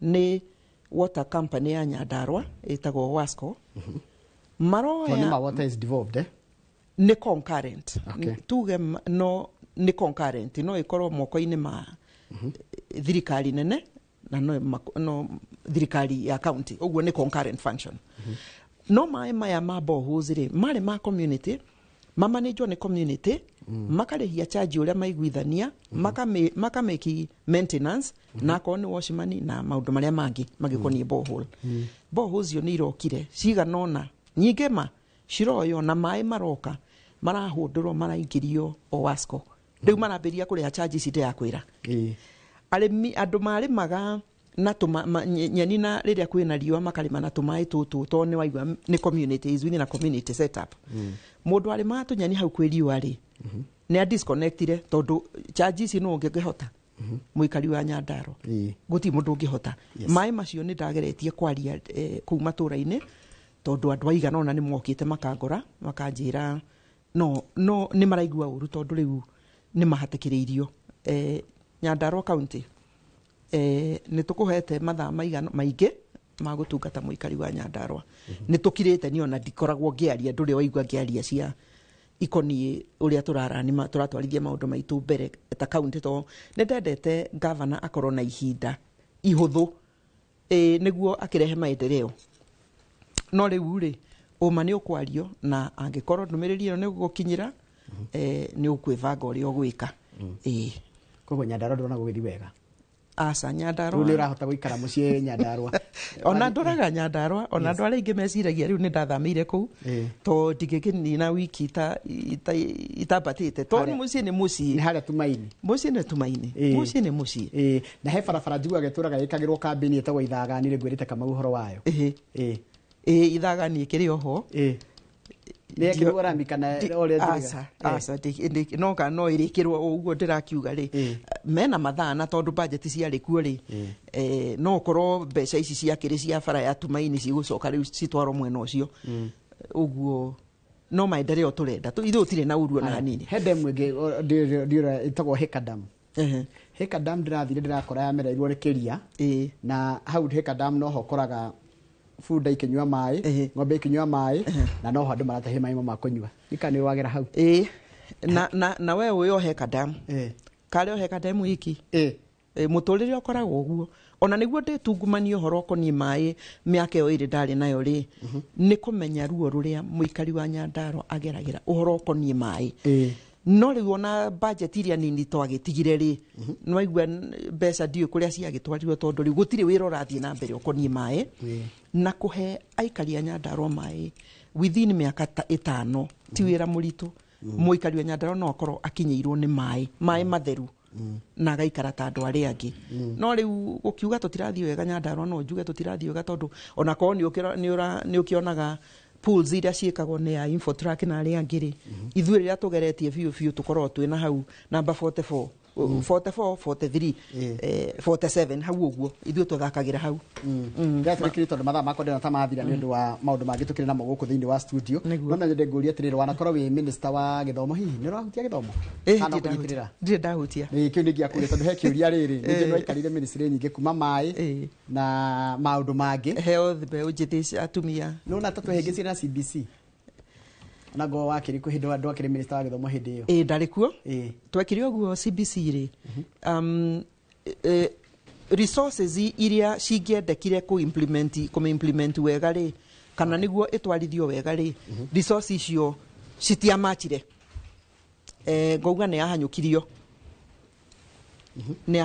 implementation ni ahanyukirio koguo ni atengeririo na nikio hi andu maraigua ina mathina maingi ni atengeririo ni tu zerash ugucia nikigituma tuke maundu na ihenya no angĩgũcia no kũhũthia maũndũ ũkona tarĩ ũndũ mũhũthũ tarĩ ucari ndũnjũrie na kũu nĩkuo takĩrĩ kono ajũria cari gũcenjia ka formula hanini ũguo rĩ tondũ transformation ya social health kũingĩria Kenya social health mechanism warĩ ũndũ mwega na nĩ ndacainĩte nginya ripoti no rĩ gũka gũcenjia formula atĩ mũrĩrutaga mbeca ihana arĩa angĩ maka rĩu wahutia kaũndũ kanini the spiral ĩkarehe thĩna nikio twina thina utu what should we have done especially tarikura tondu gucia thirikari gati NHIF na thina na SHA nayo ina thina makiria what should have been done tondu wari minister wa health mwana waku angikorwo atari mugiri aciaritwo atari mugiri oyaga ogate acha tuteaga oyaga ogatwara rehabilitation angikorwo ndo iguthii wega akageria guturinwo kidogo uguo riu kuoya mai dog thabuni na mwana ja no racio ndirakwira maundu meri rash ikuhanyukia maundu utoe repercussion ni kuga atia na kwaga guthikiriria tondu anko ni twathikiririe haria SHA yonekire biu ndiraruta wira ri tungiagicokire na ihenya no riu tuikurukite uguo no andu marahitia acha ona kwiragwo mutongoria uria mwega ri ni uri otarikaga na agacenjia ukauga sorry I didn't know sorry it didn't work right ukeherera uhoro ucio no riu kuga koigio terwo ri ati no tugutwara no guo andu ithe to guthira maragithira riu twike atia taru haria turi tuirima especially ndo cio wacina SHA wita mutongoria na no igwa no ikari gitu kia health kihinya ni kiritu muno ni kiritu muno ni kiritu muno makiria na kiritu haga ni riri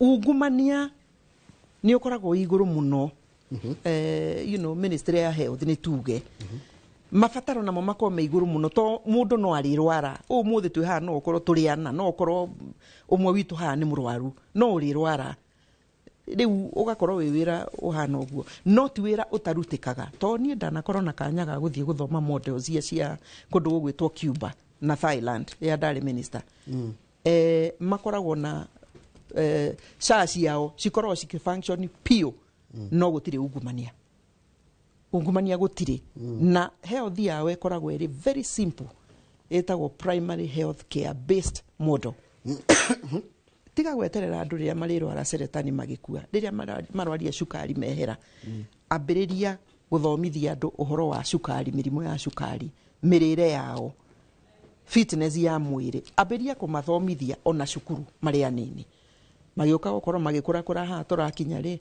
mwire no gukorwo ri sawa na ni urathie na mbere na andu ngi ni marakena ni uracira tondu kura tikora cira na ugima na ugi muingi muno no kiandikirwo uguo ni andu nĩ tũraga political maturity gũkũ bũrũri-inĩ wa Kenya. Nĩ tũraga na nĩ njũĩ gĩtũkiuma haha nĩ ngũikĩrio message cigana ona cia gũkĩrumwo. Na nĩ mũrumagwo mũno makĩria tũrĩaragia ũhoro wa ma. Tũmenyerie kũrumwo na tina atari ũndũ. Taniĩ in fact ona mangĩikara matekũnuma njũragia kaĩ mataramenya ndĩo Kenya ndĩokuo. Tũrĩaragia ũhoro wa ma. Tũtirĩ na political maturity. Tondu twirite ithuĩ tũrahũthĩra formula ĩrĩa ĩtagwo rĩrĩ Machiavelli. Ati twaikarĩra gĩtĩ nĩ mwatũhe gĩtĩ nĩ power. Ngũkuĩra haha. Mupende musipende ngũkorwo ndĩo haha. Formula ĩyo nĩyo tũrahũthĩra. Ĩyo nĩ immaturity in politics. Na twarie mani atĩrĩrĩ, Akenya meciragia hirenge irumi nĩ cio cigũtongoria kana nĩ cigũtũma mũtongoria rute wĩra. Mũtongoria ta wĩra nĩ ũndũ wake. Nĩ ona ingĩenda atĩrĩrĩ we wĩna kura yaku. Ingĩenda rĩu wambĩrĩrie gũthima ateti arĩa mararumana mũmeherie. Nĩ ndĩronire MP wĩho gwĩtwo Sarasia, mwana wĩho mũnini. Nĩ ũndũ wa kwaria mũno rĩ. Ithe ndĩronire arahũrirwo hakuhĩ kichapo kama eumbwa muthenya ũngĩ na ahũrwo tondu matiraiguithania naya marĩ kuo thirikari-inĩ. Nĩ araria akaria ũrĩa wa Njiko na Wafula arenda kwario rĩu akahũrwo. Nĩ tũtige kwambĩrĩria ũhoro ũcio tondu ũcio naguo ti ũgima. Na tondu ti politician ũrahũrana rĩ, ndĩronire no ũroire kĩrebe aramũringa. Hatirĩ politician. Hatirĩ politician. No politicians nĩo maratumana.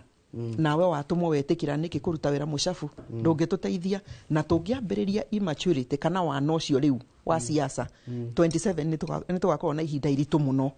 Na tondu already ciana nĩ irarĩhire thogora wa kwaria ũhoro wa ma. Juni rĩrĩa ciana irakuire nĩ ũndũ wa kwaria ũhoro wa ma. Atĩ ndũgũtũtwara mũtaro president na thirikari yaku. Ithe matirakuire. Thakame yo ndĩkĩigane. Twambĩrĩria kũrũa nĩkĩ?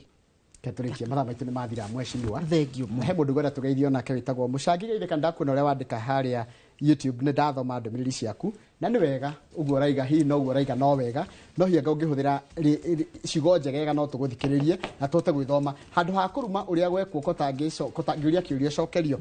Ndĩrenda ngũgeithie nginya nĩ andũ me kũndũ kũngĩ na aingĩ nĩ makena mũno makĩria andũ a Nyandarua na tabako gwa gwĩta kwĩna andũ mũno mena mathĩna maingĩ mũno mabiru ma thibitarĩ kwaga mawĩra warora mathĩna marĩa maingĩ ma message ingĩ iroka nĩ cia rĩrĩ nĩ cia ndeithiai njĩkĩrona reke tũtige gũkĩria hau nĩ ũndũ wa mathaa wege na mahinda mega na wacoka Nyandarua ũkĩngĩthanĩrie Nyandarua. Thengiũ mũno Njoroge nĩ ngenaga mũno nĩ gũtereta na inyuĩ mũkorwo na mũthenya mwega.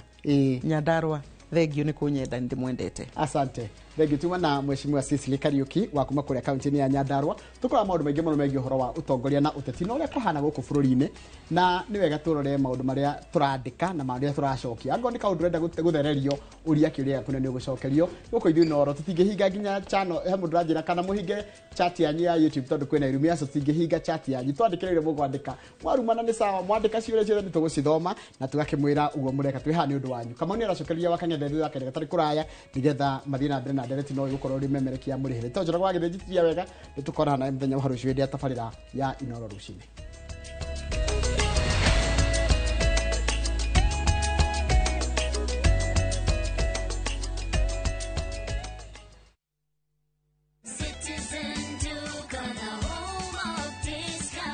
Msimu huu wa Ramadhan, save pakubwa na Citizen Duka, the home of discounts. Pata tende 500 grams kwa shilingi 289 kutoka 375, 2 kgs basmati rice kwa 589 badala 746, 2 kg ya unga wa ngano kwa 149 kutoka 171 na 500 ml maziwa kwa shilingi 45 badala ya 49. Kununua bidhaa hizi, dial *487*5 hash, chagua bidhaa unayoitaka, lipa na uchukue bidhaa hizi kwenye Quickmart Supermarket karibu nawe na uenjoy kusave. Citizen Duka, the home of discount.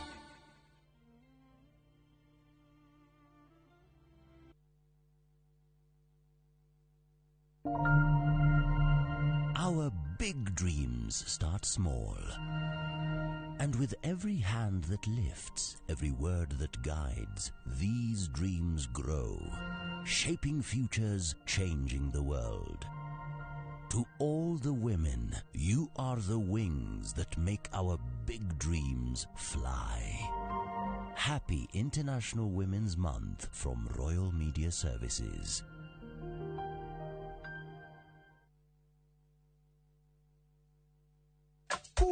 burudani. Fly the skies ukinonesha wallet. Play the aviator on patapata.com and win big in seconds. Not for persons under the age of 18. Authorized and regulated by BCLB license number 447.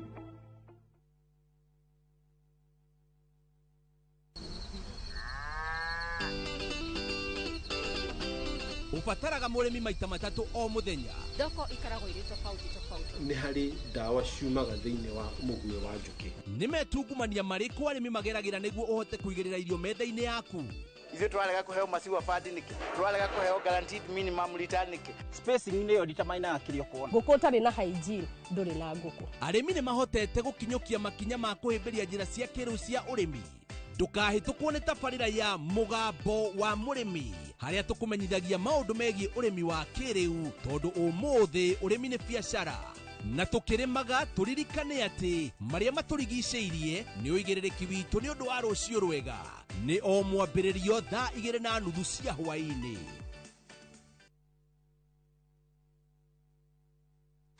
Today is a good day.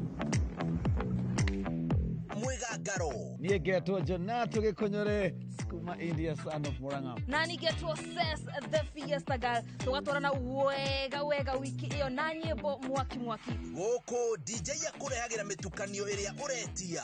Yes, ĩno nĩ macini hau ũkamenya na ũndĩgwĩkĩra maũndũ oguo nao atabania magakũmenyithia marĩa marahanĩka nenda-inĩ. Nĩ Mwegagaro inorotira tũkũrehagĩra show ya mwanya kũrehere ũthaka na mĩhumbĩre kũrehagĩra designers na models kuma matũra ngũrani mwokoko mwaki unacheza wewe. Mwegagaro kũrĩa tũgũthomithagia na tũgagũcanjamũra na nyĩmbo na mathekania. Tũcemanie o mũthenya thaa 10 Monday to Friday njĩtagwo DJ Smile. Ĩno nĩ flow ya Mwegagaro thĩinĩ wa Inoro TV.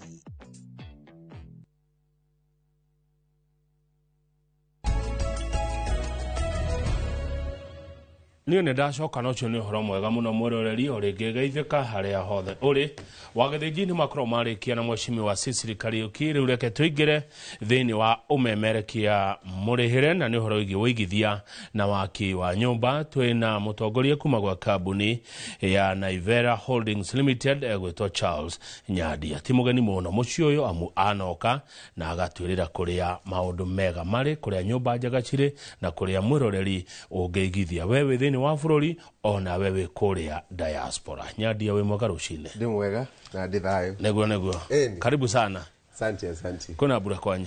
Kurĩte bũrũri nĩ mũru ũyũ no nĩ njega nĩ kĩrathimo tũgacokeria Ngai ngatho. Neguo ta gĩthia mwĩroreri no mwĩre wĩũĩ agĩkorwo nĩ hĩndĩ arakuona rita rĩa mbere? Thengiũ mwĩroreri nĩ wega gũkorwo nawe kĩrogo gĩkĩ ũmũthĩ. Njĩtagwo Charles Nyadia kuma kũrĩa kwa Naivera na ndĩ mũkenu nĩ gũkorwo ndĩ haha. Neguo Naivera nĩ kĩmwĩkaga? Naivera tũteithagĩrĩria andũ kũigithia thĩinĩ wa nyũmba cia gũkombora. Tũrongoragĩria we wendaga gũtuĩka landlord mũciĩ wa Nairobi na ũndũ ũcio wagĩkorwo kĩrĩ mũnene nĩ tondũ wa maũndũ maingĩ na matiganĩte. We ũrenda gũthondeka extra income kũgerera ũigithia wa nyũmba cia gũkomborithia. We werekeire kũritaya na nĩ ũroria nĩ kũgaciringi kariumaga watiga kũruta wĩra we nĩwe ndĩrarĩria. Na mũndũ wothe ũngĩenda at least gwĩka ũndũ ũngĩmũhe mbeca ĩyo mweri ũcio nĩwe tũrongoragĩria ta Naivera na tũkamũteithĩrĩria na njĩra ya secure na nginya gũthiĩ level yake. Nĩ mũndũ ũcio ũtarĩ na mbeca nyingĩ to nginya nyũmba ũigithie na mamirioni ma mbeca. Aca na Naivera Holdings Limited ĩkoragwo kũ? Tukoragwo haha Westlands Business Park Chiromolene 6th floor kũu nĩkuo tũkoragwo no nĩ tũgĩkoragwo still na ofici kũrĩa project citũ irĩ especially gũkũ Nairobi na icigĩrĩra cia Nairobi. Hihi Bwana Charles Nyadia Naivera Holdings Limited ĩkoretwo kuo kwa ihinda rĩigana atĩa na nĩ project itacigana ũngiuga mũrĩkĩtie? Thengiũ tũkoretwo kuo rĩu tũrathi mĩaka rĩu 6 na thaa ici nĩ hĩndĩ rĩu tũranjĩrĩria project ya 5. Rĩrĩa tũkuga project taria makiria tatariria makiria project ne kuga atia project ne ke project iko ke involve maundu tamariko watura mukoretwo ku miaka 5 na rumwe project ya 5 project ne ke thengio muno Kamau uria twikaga ni ati turongoreirie demand ya nyumba ĩrĩa ĩkoragwo ĩrĩ nene mũno gũkũ Nairobi akombori nĩ aingĩ mũno marenda nyumba njega na rĩu ĩyo ĩkoragwo ĩrĩ mweke mwega mũno kana opportunity nene mũno kũrĩ mũigithia o wothe kana mũndũ wothe ũngĩenda kũigithia nĩ tondũ ũngĩaka nyumba njega ndũkwaga akombori na rĩu hau nĩho gwĩthondekera mbeca so rĩu ũrĩa twĩkaga nĩ tũgwetha handũ tũgaka nyumba cia ngoroba ngoroba ta 4 5 6 7 nginya 10 then tugaka nyumba cia 1 bedrooms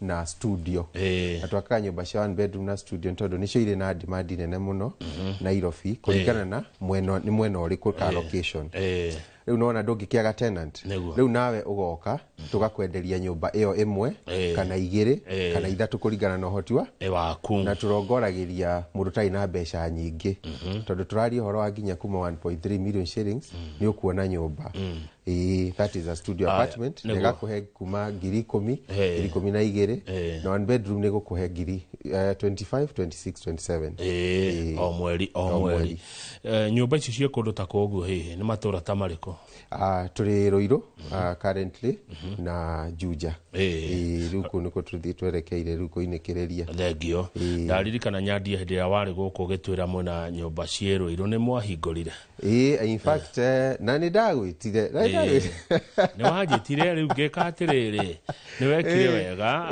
ni wajitire ni ngwetikira oguo kinjira ni kuria Ruiru na Ruiru he bypass hau hatire bypass Kamakis nie na ngegiuka na ngekinya o Kamakis ukiona handu athuri mari ngiro wa Kang'ethe ingira urume kahotero kuruma kahotero ri kai kurora mathanda honire ni mathirire nake Benjamin ri bisia ndendete hotero agikinya mwahingurire twahingurire twari na event yari njega muno na investors aria ma invested thiini wa Mebre ni mokire na njira nene na kuma this good and twalaunchire that is last month na nigokite andu aingi muno na magikena muno na no ngumakie ngwire twa launch last month thaici turaria nawe nyumba 60 tayari riu andu maina tenants ni macioete maina tenants tikugura aria magurite ri tayari riu thaici andu 60 maina tenants riu niguo twikaga no riu nyumba icio kuri na 1 bedroom kuri na studios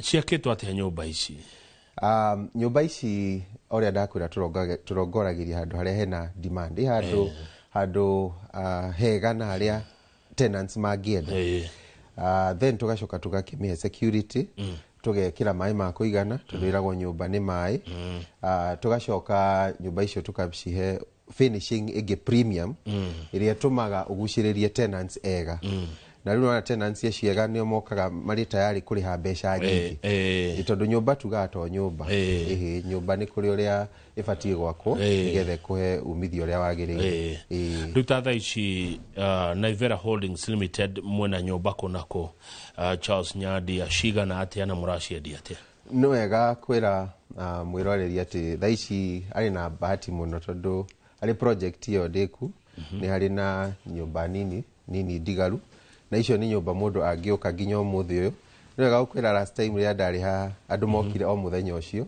no uthie na wicagurire nyumba yaku na utuike muigithia na kuma next month wajiririe kuya rent nyumba icio cia Mebre ni milioni 2 turuma 5 kana milioni 250 nacio igire Juja ni kuri ndigaru nini muno cirauma 1.3 million na niri kuheaga rent ya shiringi kuma 10,000 uthie na iguru ici cia Mebre thaa ici icio cio makomborithitie studio apartment nä rakoya 15,000 na 1 bedroom kuma 25-26. Haya na okay, studio kohe ciringi 15,000 per month na 1 bedroom kwa ciringi 25,000 per month. Ndagwa ingenda gukuria kiuria Bona Nyandia ikwendia bei sorry no wega kuga 1 bedroom icio na nĩ ciathirire. Studio na rĩu nĩcio ndigaru very few icio ngwĩciria ngiuma kama wakenyanĩtie gũkorwo to last time andũ nĩ mokire na njĩra nene mũno na makiuga nĩ mathoma gĩthomo kĩgeni. Ũratwenderia teta tũririkanie milioni 2 okay na ngiri 50 milioni 2 na ngiri 50 alafu cia Juja nĩ milioni 1 turuma 3 irio harĩa JKUAT nona Jomo Kenyatta University gate C rĩ o hau opposite tondũ nona hau tũkĩrongoreirie rĩu demand ĩrĩa ĩrĩ ho nene mũno ya nyũmba tondũ andũ arĩa marĩ thĩinĩ wa university. Ndagũra rĩ kana mwĩroreri witũ agũra rĩ mumuneaga kĩ nigetha mũndũ agagĩting'ũria kauga Ndirandi Road Kiambu Ndirandi Road Nairobi ona niĩ ndĩna handũ ndĩna nyũmba cia ũkomborithia. Okay, no wega gũkũgwetera Kamau wa Kang'ethe atĩ nĩ tũteithagĩrĩria kũmanage nyũmba, tũgagũteithĩrĩria gwetha tenant ũrĩa ũgũka thĩinĩ wa nyũmba ĩyo na tũgagũteithĩrĩria nginya gũcorrectera rent. Uguo we ũrĩrutagĩra wĩra waku thimũ-inĩ ũrĩ mawĩra-inĩ maku ũrĩ thĩinĩ wa bũrũri kana ũrĩ nja ya bũrũri we investment yaku nĩ ĩragũthondekera mbeca. Namba 2 kĩũria kĩũria gĩa nĩkĩ tũgũkũnengera nyũmba ici thikũ ici nyũmba nĩ iheagwo title nĩ kũrĩ mũtaratara wa sectional titles ĩrĩ under Sectional Properties Act. Wagũra nyũmba twanjagia process ya gũthondeka title na title ĩyo no ta title ya mũgũnda na gũtirĩ ũtangĩhota gwĩka nayo. Na nĩ wega gũkũmenyithia Kamau wa Kang'ethe rĩu ngĩũka next time haha ngoka gũkwĩra kwĩ title tũrenda rĩu kũheana kũrĩ title cia Juja rĩu cirĩ hakuhĩ kuma na nĩ tũkũnengera customers aitũ. Nĩguo good ndona rĩ ũndũ mwega mũno wa kũigithia nĩ ũndũ mwega ũyũ kũgũra nyũmba ici tondũ nĩ kĩndũ ũramba gũthiĩ ũkona harĩa kĩrĩ ũkona ũrĩa gĩakĩtwo nĩ andũ marĩ na wabici nĩ andũ maramenyekana wabici yao tiria cihingũragwo Monday Tuesday nĩ ihingirwo mũkoragwo kuo throughout na ũndũ mwega nĩ atĩ woka kwendia nyũmba hĩndĩ ya mbura andũ aingĩ arĩa mendagia properties rĩu thaa ici nĩ meherete matirĩ kwa property rĩu marendia itũngũrũ no nĩ harĩ ga commission of course mwakĩndorera nyũmba ũrĩa twĩkaga nyũmba ona tarĩu ona ũngĩaka nyũmba yaku ũkomborithagie definitely no kũrĩ cost ũinkaga cost kanini nĩ tondũ wa gũkĩrĩha watchman nĩ tondũ wa gũkĩrĩha maĩ na thitima cia na garbage na andũ so nĩ gũkorwo na commission kanini mũno na those are details tũũka na tũkwĩre na nĩ wega kuga rĩrĩ ti ihinda rĩrĩa rĩarĩ rĩa tene rĩrĩa andũ mendagia nyũmba no nyũmba ĩyo no nĩ terĩo ya mwene ona rokaga kwĩra service charge iria ũrĩrĩhaga ũkahana tarĩ rent ĩngĩ ũrarĩha ingĩkwĩra service charge cia gwitũ ikoragwo ĩrĩ very very minimal. Haya ndero gũgĩthia nĩ ndagĩtarĩ Paul Kĩbico QBE brand ambassador osa ngeithĩria professor mũndũ agenda kũmũhũrĩra kũmũkinyĩra gũka nĩgetha mwarangie makĩria tatũririkanie namba cia thimũ gwĩka atĩa egũka kũ. Namba citũ nĩ 0798 999 000 0798 999 000.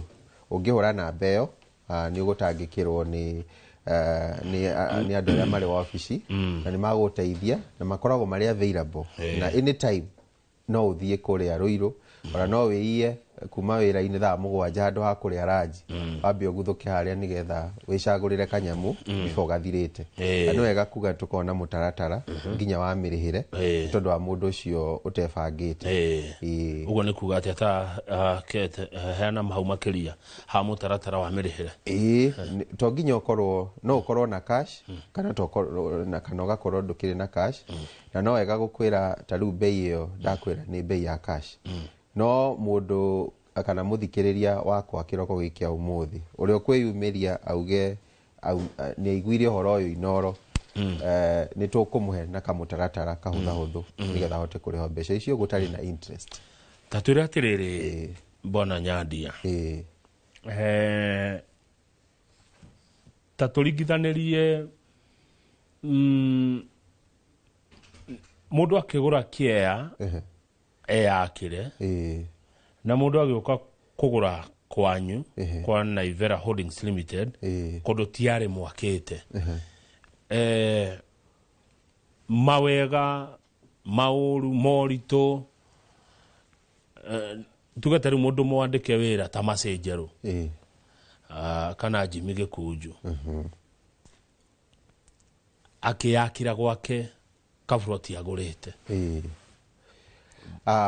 na akĩgũra kwanyu nĩ wega gũkwĩra Kamau wa Kĩng'ethe andũ nĩ makoragwo na merirĩria maingĩ mũno makoragwo marĩ namo especially mwena wĩgiĩ investment no nĩ gũkoragwo na ihĩngĩca nyingĩ iria igiragia andũ gwĩka maũndũ macio nĩguo tondũ wa mbere gũtirĩ mũndũ ũtangĩenda gwaka nyũmba njega thaka na nene handũ prime thĩinĩ wa Nairobi no warora mbeca iria ũbatiĩ gũkorwo wĩ nacio nĩgetha wake investment ĩyo igetha ũgũre broti yo peke yake ũgakora nĩ mbeca nyingĩ mũno na ndũrĩ nacio na gaburoti karĩa wĩnako harĩa ũgũrĩte rĩ gakĩrĩ na raithi no ũngĩaka nyũmba na ndĩngĩkũhe mbeca through gũkomborithia ndĩngĩkũhe mbeca iria ũngĩmĩki handũ hega Nairobi rĩu hau nĩho rĩu Naivera yũkagĩra tondũ ona ũngĩkorwo ningĩ nĩ ũrenda gwaka na ũrĩ wĩra mathaa macio magũthiĩ kũrora wĩra gũtirĩ na andũ aingĩ mararamĩkaga mũno ũrĩa maiyagwo nĩ mabundi na magate mbeca nyingĩ mũno na finally mũndũ akĩrwo nyũmba atakwenda no gwitũ tũkũroreire maũndũ macio mothe tũgeka design tũgagwĩkĩra study feasibility study tũgagũrongoreria maũndũ maingĩ mũno we oroka tu o kũigithia no kanjĩria kuoya na tũkarongoreria mũhuko waku tondũ tũtirarongoreria andũ arĩa tumena mbeca nyingĩ aca ũngĩrora mbeca icio ndĩrakwĩra nĩ mbeca mũndũ wĩna sako 500 peke yake nĩ akũheo karoni ka 1.k kwa point kĩndũ na egĩre nyũmba na next month nĩ aroyare ũcio rĩu nĩguo ũtiganu tondũ andũ aingĩ matikona mathaa na ningĩ nĩ very expensive gwaka nyũmba ya maana Nairobi good na mũndũ hajere na milioni 2 na nacio cash koguo icio kũrara nacio nĩ okay message yetu mauga ndĩ na ichi nĩ okay nĩ tũkũmũteithia na okay Westlands na okay Westlands na mũno andũ maugaga niĩ ndĩrenda harĩ erĩ nyambe nyone in fact marĩ gũka kuona nyũmba na mauga ofici-inĩ yake na niĩ ndona indo iria ngũbatara so they are very much welcome haya good my sister uyu uratwirorera my brother uyu uratwirorera Rũraya ndĩna andũ aingĩ mũno kũrĩa US ndĩna andũ aingĩ mũno kũrĩa United Kingdom Australia Canada Saudi Arabia Abu Dhabi South Africa andũ aitũ arĩa mathire gũthũkũma nja wa bũrũri no nĩ mendaga kũigithia gũkũ na mũndũ ekaguoya aiguaga tondũ ta rĩu he ũmwe watũraga atũmaga mbeca kwao akĩrwo atwĩre atũmagĩrwo mbica cia kwene akerwo twakĩte mũno rĩrĩa okire akĩanjia kũhithĩrĩrwo amera ndakinya airport makĩanjia kũmũhithĩra rĩtwa nĩ agũka kũria nyũmba yakwa ĩha mũico mũndũ ũcio nĩ akorire hatirĩ nyũmba yakĩtwo mbeca ciarĩagwo nĩ brother ciake na mamu wao na nĩ atũmaga mbeca nyingĩ we nĩ wĩ flat ĩgĩakwo nĩ mbeca nyingĩ Jambe o mũrata wakwa nĩ arĩndwo ndikũmonera rĩtwa no nĩ ateire mbeca imwe nyingĩ mũno tondũ wa kwaga tondũ andũ ao ehokete andũ ao kumbe nĩo maramũrĩa nĩ nguga pole kuri ucio na to ucio wiki ngano icio ni nyingi na in fact Friday kuri customer mwe witu wetire staff ana ivera othe akimetera party gwake customer wa US etagwo Susan na nijwe ni aratuthikiria ni arutire uira kuria hinde ya launch Benjamin Wangari no akweo na akiuga na ivera ni amuteithirie muno tondu akoretwo agereire karugendo kau igikinya handu nginya riu akiuga no nginya etire na ivera party ni tondu uria imuteithirie uria ngwenda gukwira ni atiriri kirikano kiugaga andu akwa moraga ntondu wakwa gomenyo na riria umenyo wa gukinyira tugaga investment is a risk no ni risk ungihota ku determine na ukoya iki na ivera ni kundu roka no kona niki uranengerwo na ungikothuthuria waku wa naivera ni ukuona ni andu amuhiriga uriku na makiria ni urona niki uragura uguo it's just a matter of deciding na ndwira mundu no wega gukana lawyer kana ugathie kwi lawyer ukamwira riu ri niu niguo ndirenda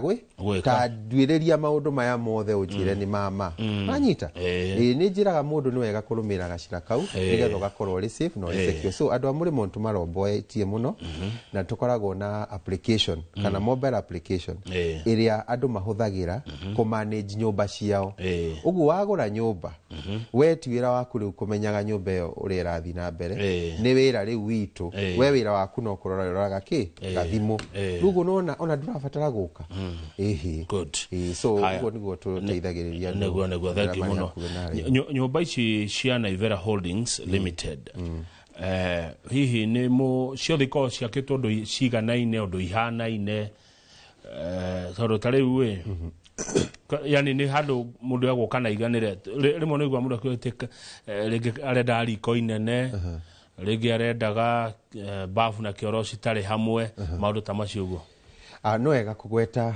ati over 96% kana around 97% ya customer itu maguraga nyumba cia gukomborithia wanyita no ho kuri maguraga nyumba maramenya atiriri nyumba eno ona ni ngigathi handu njage gwa guikara ri ni nyumba ingi ukanjika icio nigo nyumba iria twakaga ugo tuko turongoreirie mukombori na tukarongoreria muguri na nikio tukoragwo tucihete standard njega ni tondu wake ni tondu wa muguri ucio tondu hena muguri ni kamaugo kagure ingikomboro ni ndirango exactly okay so riu aria mokaga riria turakari kuri mundu ugaga ni ndirenda riko riakwa riikario ungiakauga haria ni ndirenda mwike ati as long as ndiracejia the structure ya nyumba ni to customizaga tondu turagiakira na tivi tureyakira turakira mwene haya tariu ino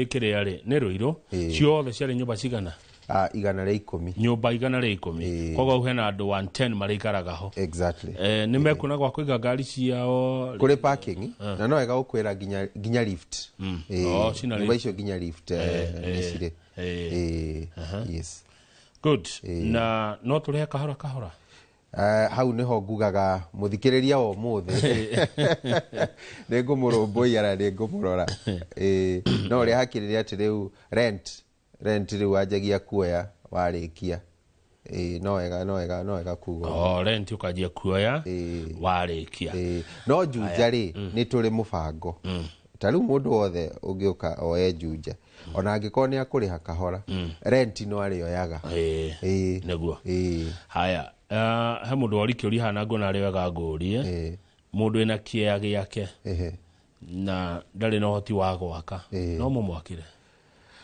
no wega kiuria cirio nitu ciamukagira muno andu magiuka mena ciea kundu tofauti na ni marenda tumakire tutingihota gwaka kundu guothe na nikio twiraga mundu no wega ugiko nginya wina kioneki kiu gia gwaka to nginya ati gwakinya handu ati wake kiu urongoreiri tondu imwe itikoragwo iri kundu kwega uka nigetha ugure haria tureka ati haria twakite ni haria turakita mugiaka handu ni muchagurete location na mukamenya muraka hau ni tondu wake finishing ino ndikire iguru muno nyumba ino ni nyumba yako mwaka finishing hana o riu ici ni juja na juja ici ikoragwo iri standard mebre mebre ni premium mebre is a premium development na rigi agigia na time no atuoni icio cia mebre nigetha tucione ginya finishes cia cio riu kiria ri premium ni kuga ati ya nyandia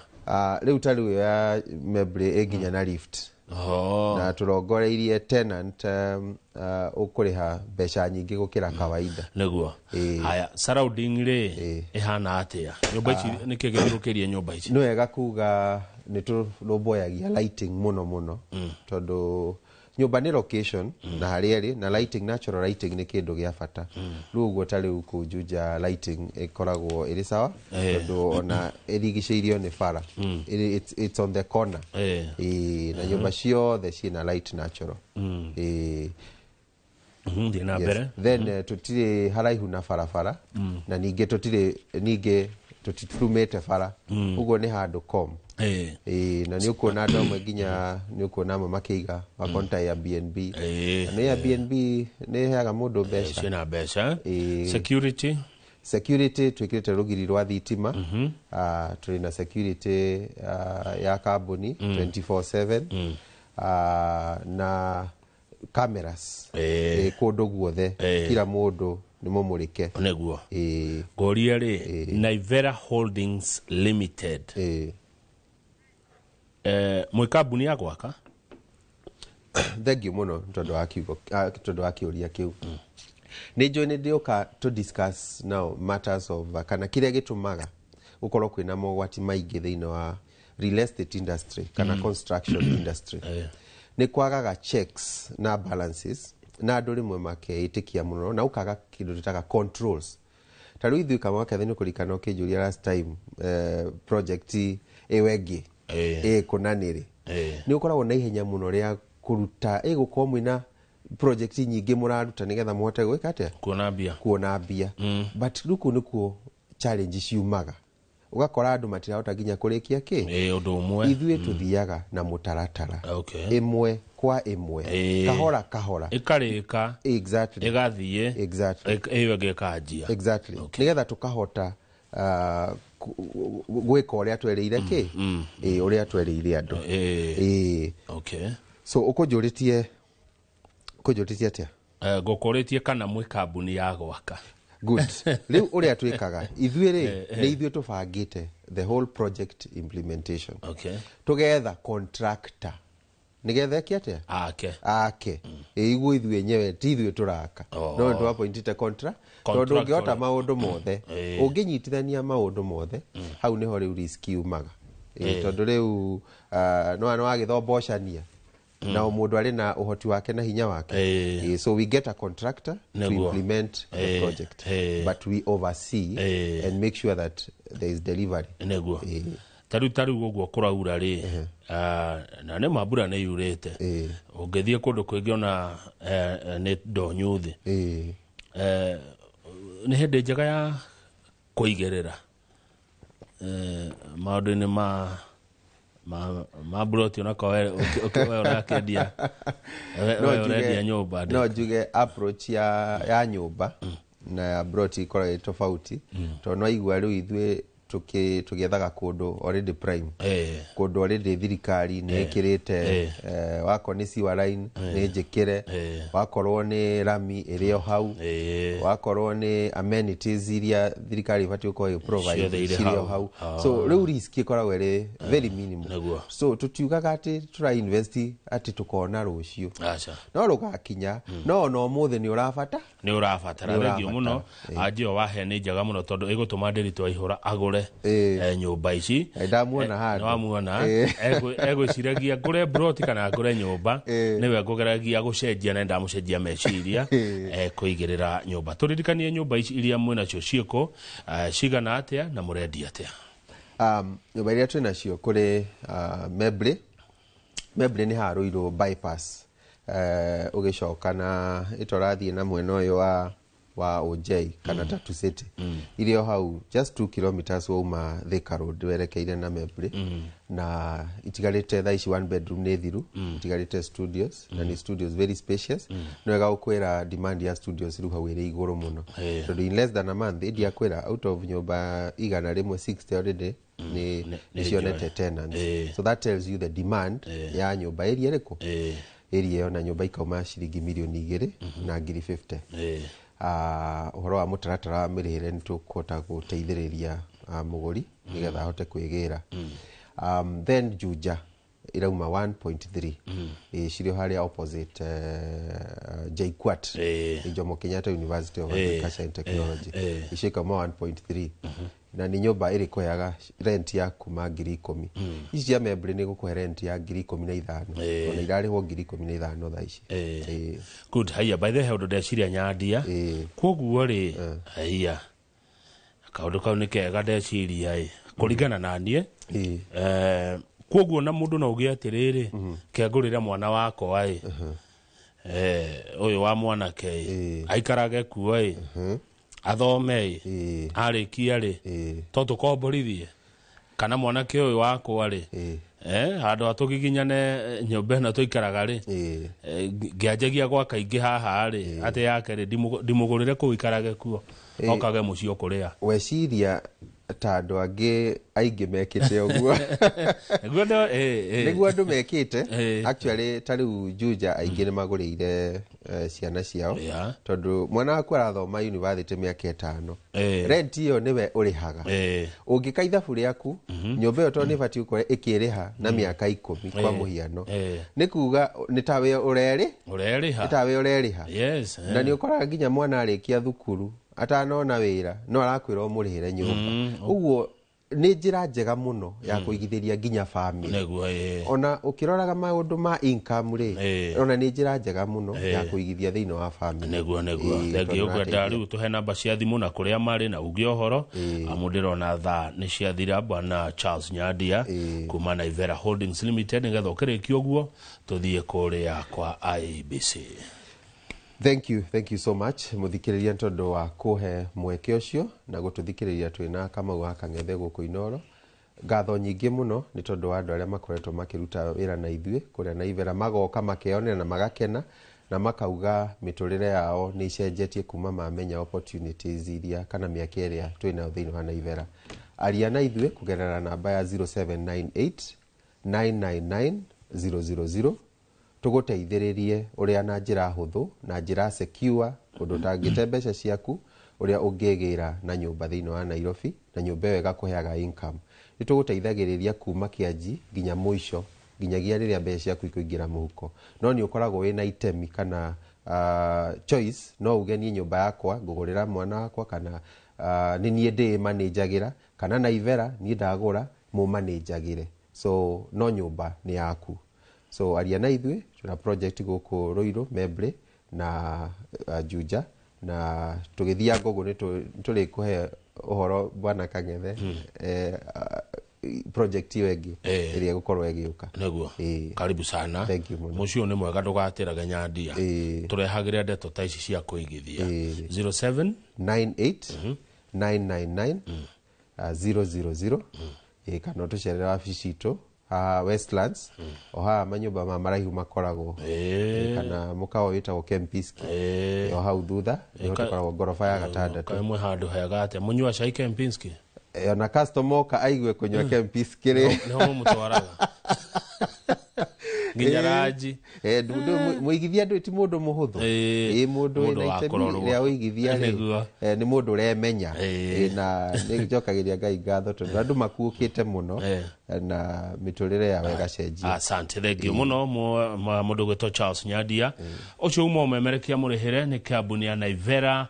Holdings Limited na no akigomena nyumba marendia cia kuria Ruiru aundu mwena wa Juja 0798999000 ni namba yao ya thimu handu ni hajura kwa githinji uria umiragira kabere ni njitagwo Kamau wa Kang'ethe na ndire kundu ndirathie thaa imwe cia hoini twina mohoro-ini aundu mwena thaa 3 cia utuku ndira turi korona muheshimiwa Eric wa Mubi mubunge wa Mathira riu imwe kwa imwe guo ndiramenyithio ni mwari wa Njeru tuthie nginya kuria ndereti ĩrathiĩ na mbere ya kwamũrwo kwa kamishona a kamĩtĩ ya ithurano bũrũri-inĩ IEBC. Mũroreri Tita gũkũ kumagwo.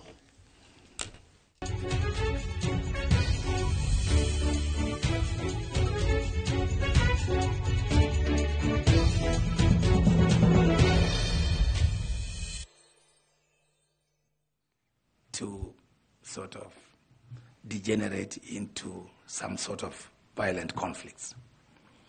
But I, of course, as a young professional and passionate Kenyan who believes that Kenya is an island of peace in the sea of turmoil around, I didn't believe them.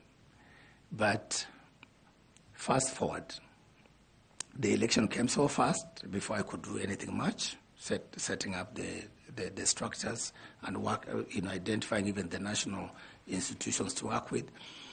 Then, boom, after elections, we saw what happened, post-election violence, there was crisis. So at that point, I did not have so much experience in that field because I came from the Human Rights Commission, human rights lawyer, all that. So at that moment of crisis, that is when I stepped up my game as a young leader. I had to lead a team of those professionals who are deployed from across the world to come and support Kenya during that moment of crisis, to undertake mediation, to look at how to respond to some of the conflict hotspots. How do we lower the temperatures? What is it that we need to do to handle some of those hotspots? How do we help the country recover in terms of from that election violence? So I was thrust in the middle of all this and with very little experience. But I managed, out of creativity, innovativeness, and resilience, to actually lead those teams of some of the most experienced people in resolving global conflicts. And I was there to support them, to guide them, to show them what needs to be done. And I thought that was one of the moments that I stepped up and my leadership was recognized. Thank you very much. Thank you, Chair. Thank you very much, Madam Linda, and thank you, Ethakon, for those responses. Very glad that you respond with a smile. Thank you, Chair. Good thing. Caro Kiome, would you like to ask some questions, please? Thank you, Chair. Sorry, sir. Thank you. Thank you. Mr. Ethekon, welcome again. Let's have a conversation about the right to vote. Article 38 of the Constitution provides the right of every citizen to exercise their free will to suffrage, right, to vote. In order to operationalize that provision of the Constitution, Parliament enacted the Elections Act and the Elections Voter Education Regulations of 2017. To what extent does this law, therefore, support the right of citizens to vote, particularly those citizens that are marginalized, have persons living with disabilities, and those in diaspora?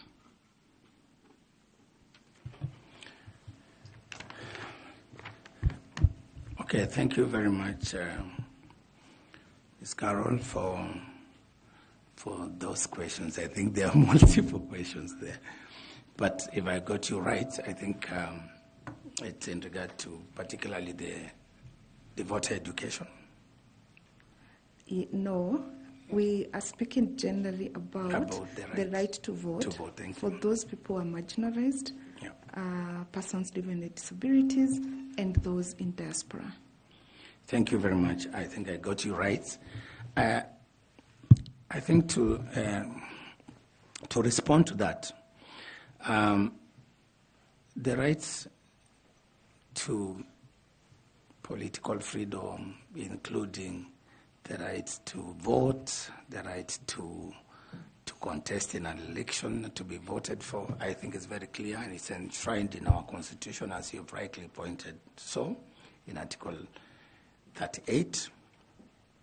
And these rights, the same Constitution in Article 88 sets up the institutional framework, the policy institutional framework through which we can now exercise that right.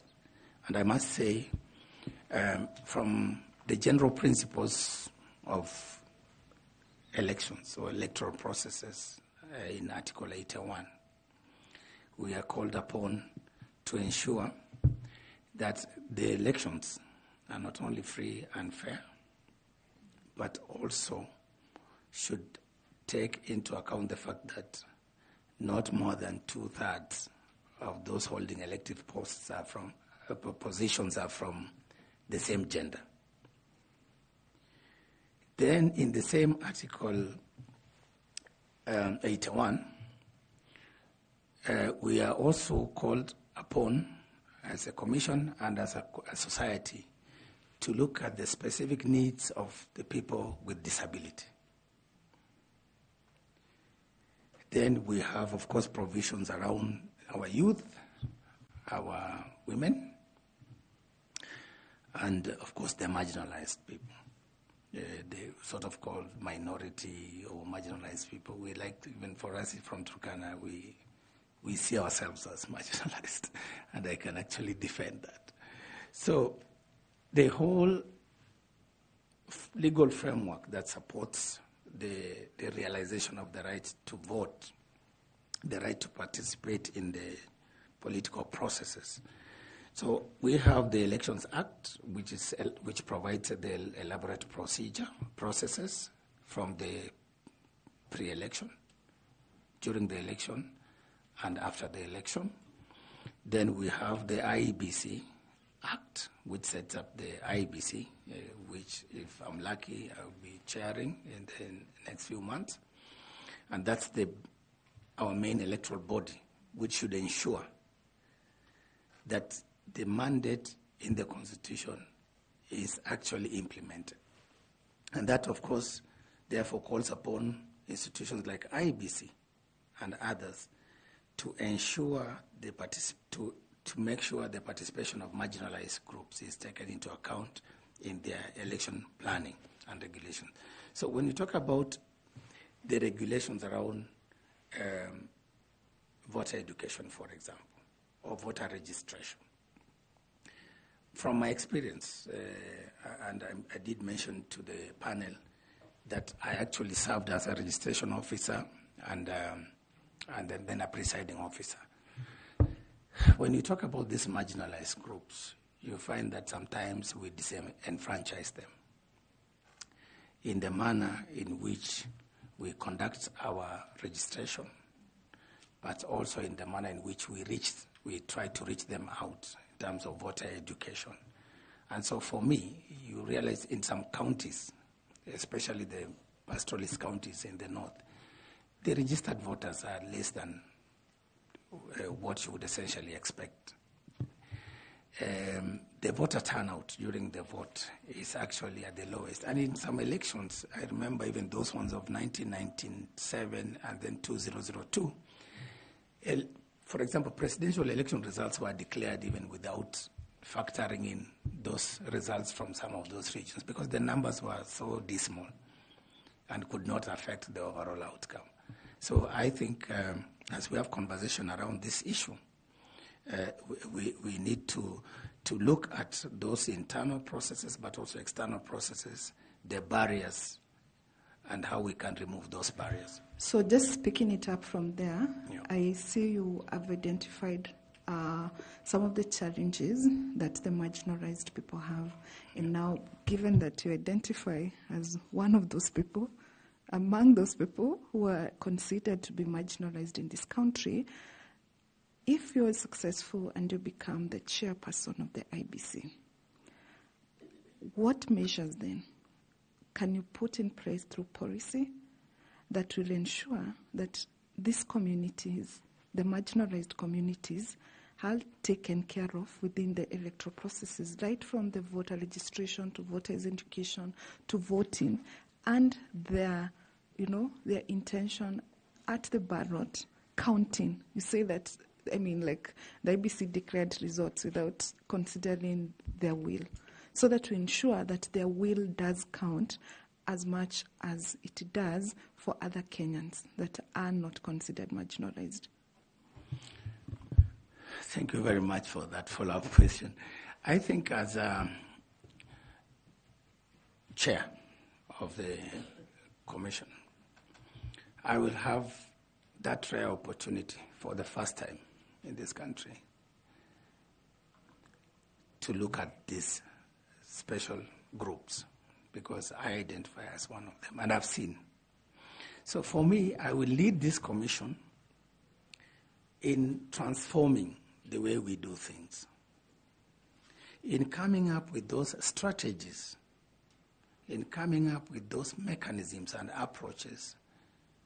And remember, as I told the panel before, I am from the Human Rights Commission, and therefore my orientation is in human rights. So I will ensure that a rights-based approach to voter registration, voter education, to the polling is employed. And therefore a rights-based approach will guide us in terms of addressing some of these special needs of these special groups. For example, I will look at how do we enhance the participation of people with disabilities in the electoral processes. Mr. Ethekon, let's talk first about the marginalized. The marginalized. And then we come to the disabilities fine. In that order. For example, measures, for example, such as how do we reach out to these marginalized groups? There are certain common characteristics. The geographical terrain, the location where these people are they accessible? And if not, can we as a commission then use mechanisms such as mobile voter registration units to reach out to those people in those far-flung and marginalized areas with poor network and communication and transport facilities? Mobile voter registration. There is also the challenge of voter education. How do we reach to these people? Again, we can look at, for example, using local media. There are now, luckily, with the advent of devolution, we have counties and many people have invested in vernacular radio stations. Even in Turkana, we have a number of them, Joka FM and all this. So this, as a commission, we work with these vernacular radio stations to reach out to those people who have not gone to school and who can understand the local language, so that then we can disseminate the information and voter education around that. Then during polling, some of the factors that drive the low voter turnout in these areas, you find in some of these areas in northern Kenya, there's a drought, for example, during an election. People would rather concentrate on looking for the basic survival than go and vote, because that's a luxury to them. Areas where there's insecurity. Because of insecurity, people fear to go and vote. And in some cases, I'm told, Chair, with your permission, in some cases we are told, in some regions, during elections that is the season for cattle rustling. Because, you know why? The security are occupied supporting the election process, providing security around elections. Therefore, once they are reassigned, then you leave a vacuum. And therefore, these cattle rustlers come in. So those are some of the challenges these people. So as a commission chair, I will therefore work around the clock to ensure that we address those security challenges in those areas that suppress their vote. Issues of drought, for example, working with special programs and county governments to ensure that those populations actually can get, some supplies some food, some relief, emergency relief food, to enable them get something in their tummies so that they can actually be there to exercise their vote and their universal suffrage. Now let's go to the persons with disabilities.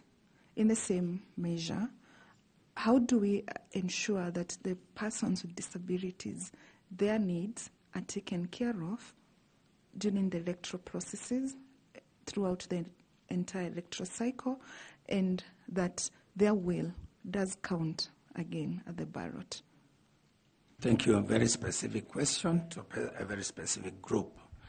I think, in my view,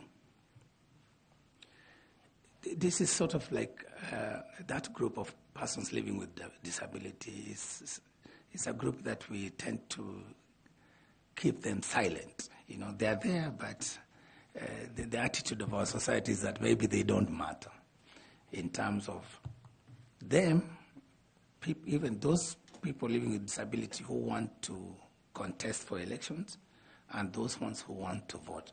Because you look, most of the time, even during election campaigns, how many political parties or politicians go out to meet specifically with these groups to listen to them and to beg for their votes. So I think as a commission, we will work to focus on the special needs. But first we have to understand their special needs. For example, there are people who are differently able, there are people who have different types of disabilities. So we need to understand so that we make our responses, our interventions to those specific needs. For example, voting by using Braille. Can we integrate that in technology so that then we have that as part of the solution? There are those barriers that prevent these people from, for example, even coming out to contest in party primaries and in general elections. For example, the issue of costs. These are groups that might not be endowed with the resources. These are groups that have to deal with cultural prejudices or the barriers. How do we then sensitize the public to be able to give them a chance, just like any other Kenyan, to be able to overcome those barriers, to exercise their right under Article 38?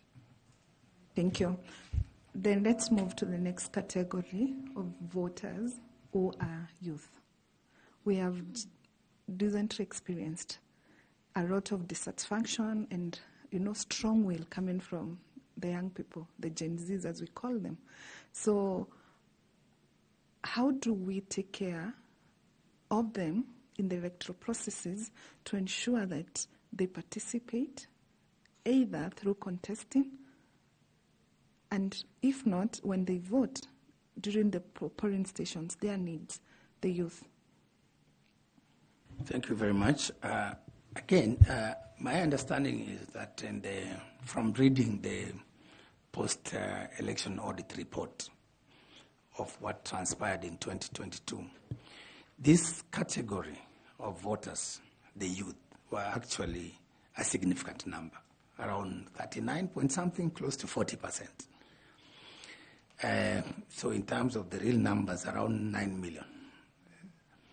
And this group, of course, you can see their level of participation in an election where the voter turnout was about 64 point something %.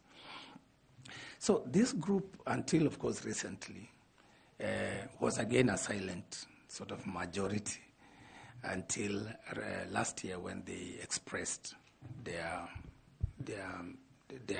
views on what they felt.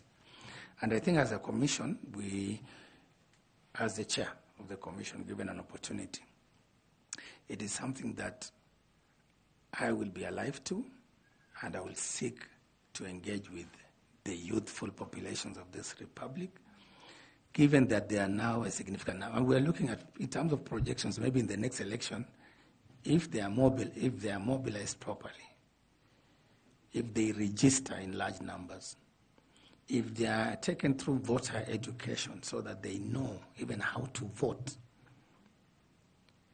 this will be a game changer in terms of a population category in our election. So in terms of then, therefore, measures to to bring them on board and to cater for them in our electoral processes.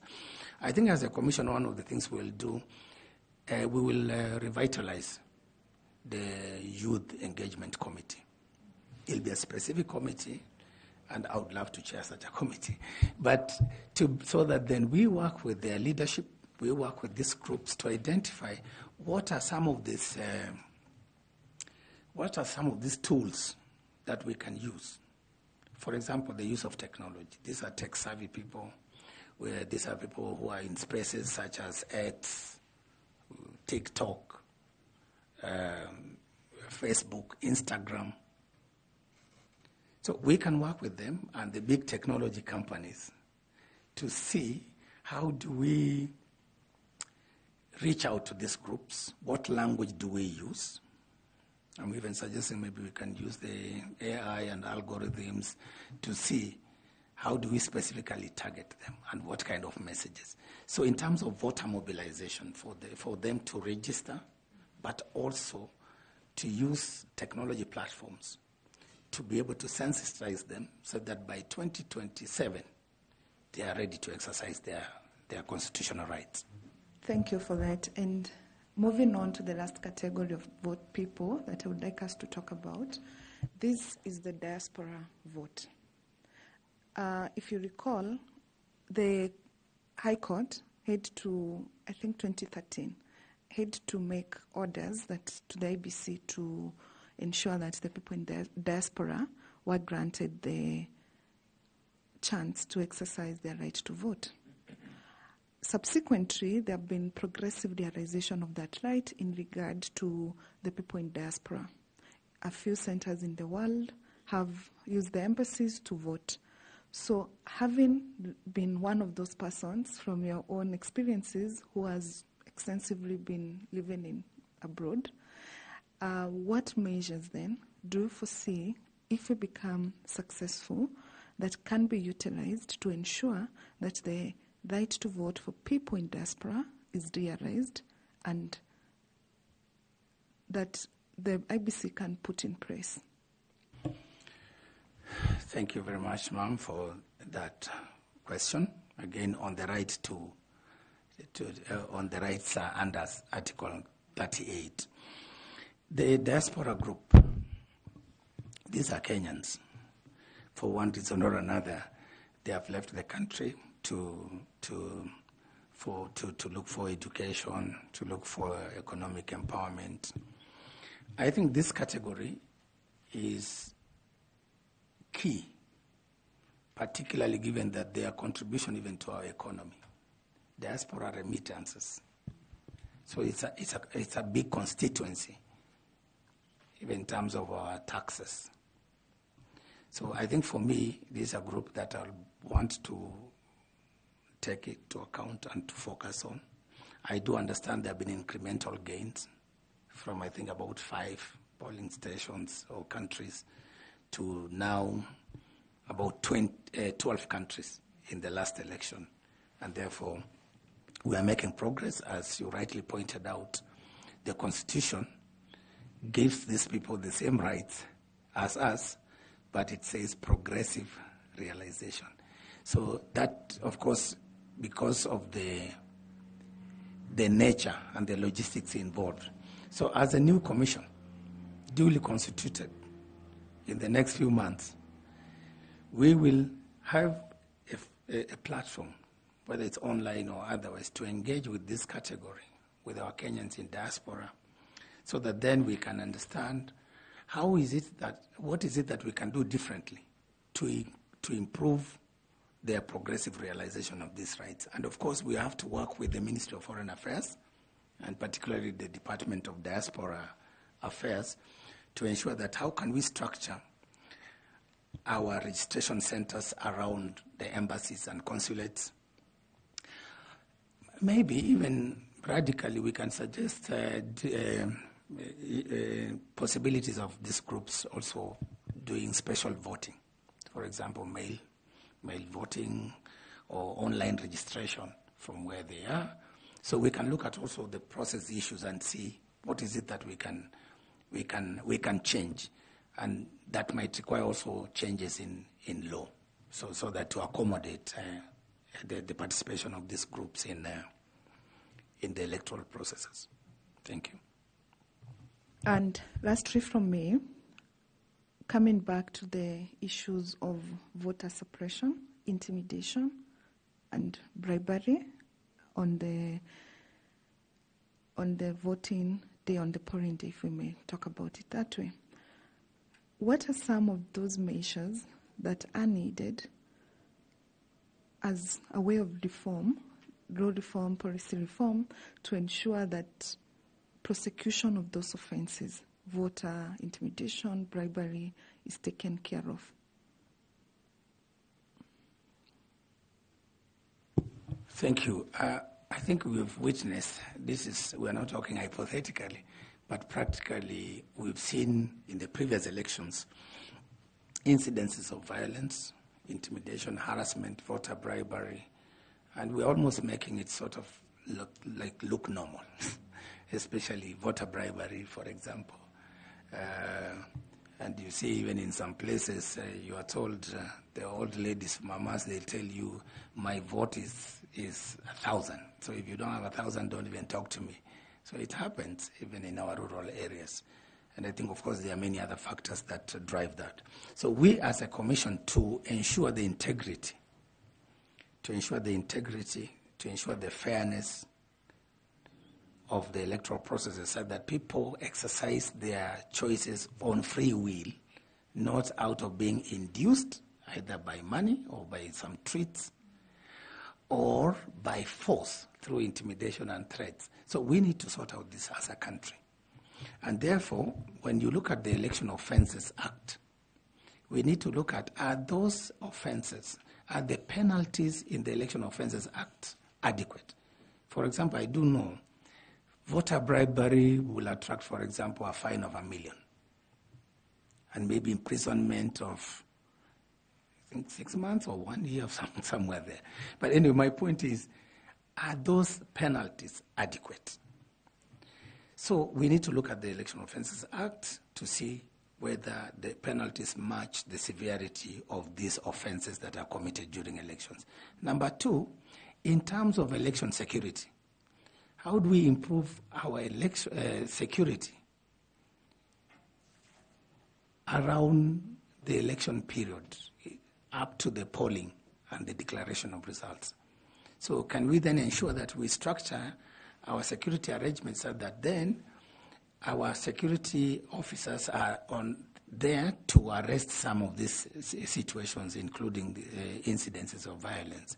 So that then, of course, again, working with the investigative agencies. That's why we bring in the office of the DPP to prosecute, to investigate and prosecute some of these offences.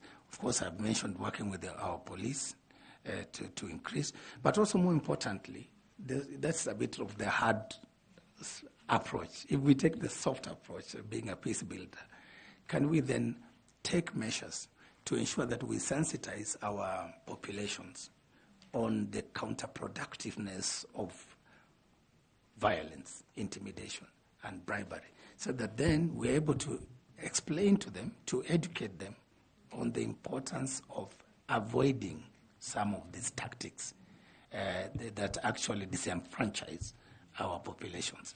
All right. As a follow-up question, I hear you proposing harsher penalties and sentencing, measures. But I'm wondering, there is an existing legal framework today that seeks to deal with these issues. In my view, the problem is not actually maybe the law. The problem could be that that law is not being implemented, is not being enforced, and as you said, we have started taking it normal and casual. The bribery issues, the violence, the harassment, the intimidation of voters that at the end up suppressing voters on the polling day. My concern, and where I would like us to maybe clarify, how do you see IBC come in that area? The law exists. I hear you on your proposals, but in the context of the existing legal framework, what would be the IBC's role to ensure that these offences are taken care of? I hear the conversation on the DPP, the IG, but does the IBC have any role outside these other agencies, these other government agencies?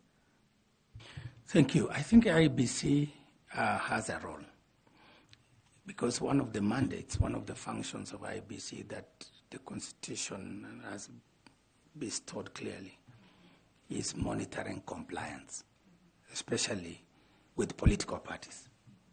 Political parties have to comply with certain legal requirements. For example, IBC can take action, including disqualifying some parties from participating in elections or some individuals who are culpable for some of these election offenses. But I agree with you. The legal framework is there. The enforcement bit is weak or lacking in some cases or in most cases. But I think IBC also, in terms of, for example, we're just talking about prevention of that electoral violence and intimidation. In 2010 and 2013, we had a peaceful referendum in 2010. 2013, we had a peaceful election, generally. We didn't have major incidents. But not because there were no, these things were not there. They were there. But again, as I mentioned to you earlier, the conflict early warning and early response system, which was robust and was able to penetrate across the country, was able to pick up some of these incidences of violence, intimidation, and then action was taken to forestall them. So I think we can work with partners to run that election security arrangement program anchored on a robust conflict early warning and early response system, to be able to capture these incidences. And for me, prevention is better than cure. And it has happened in this country before. And it's something that I'm really willing to share that experience with the Commission and all the stakeholders, how we did it. Yeah, thank you. Thank you so much, Mr. Ethicon. I wish you well. Thank you, Mr. Chairman. Thank you. In the interest of time, allow me to ask Madam Koki to also ask her questions. Thank you. Thank you very much, Chairman. Mr. Ethicon, karibu tena, and thank you for a very elaborate response to some of the questions relating to elections, electoral process, and cycle. I would like to just ask two brief questions around the electoral cycle.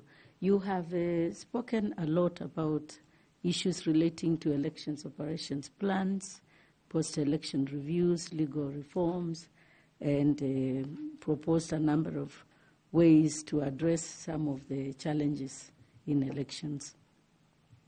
I wanted to just, in view of the fact that the IEBC may be reconstituted in a short while, it means that we have very short period of time before the next election.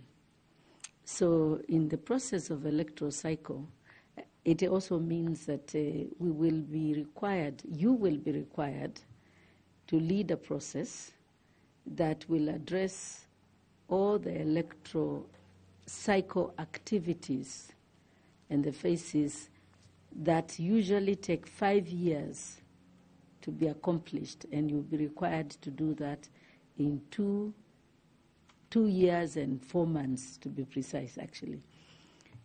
I want you to tell the panel, if you are given the opportunity to become the chair of the electoral, the IEBC, what would be your priorities? I don't want to ask you about the electoral cycle. Clearly, you understand what it is.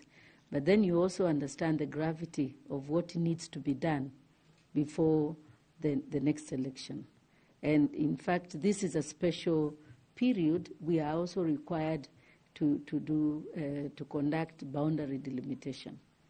which is also a whole big process. So I just want you to tell the panel and to reassure Kenyans who are watching, when you are given the opportunity to be the chair of the IEBC, how are you going to prioritize and manage these processes that are legally required before the next election?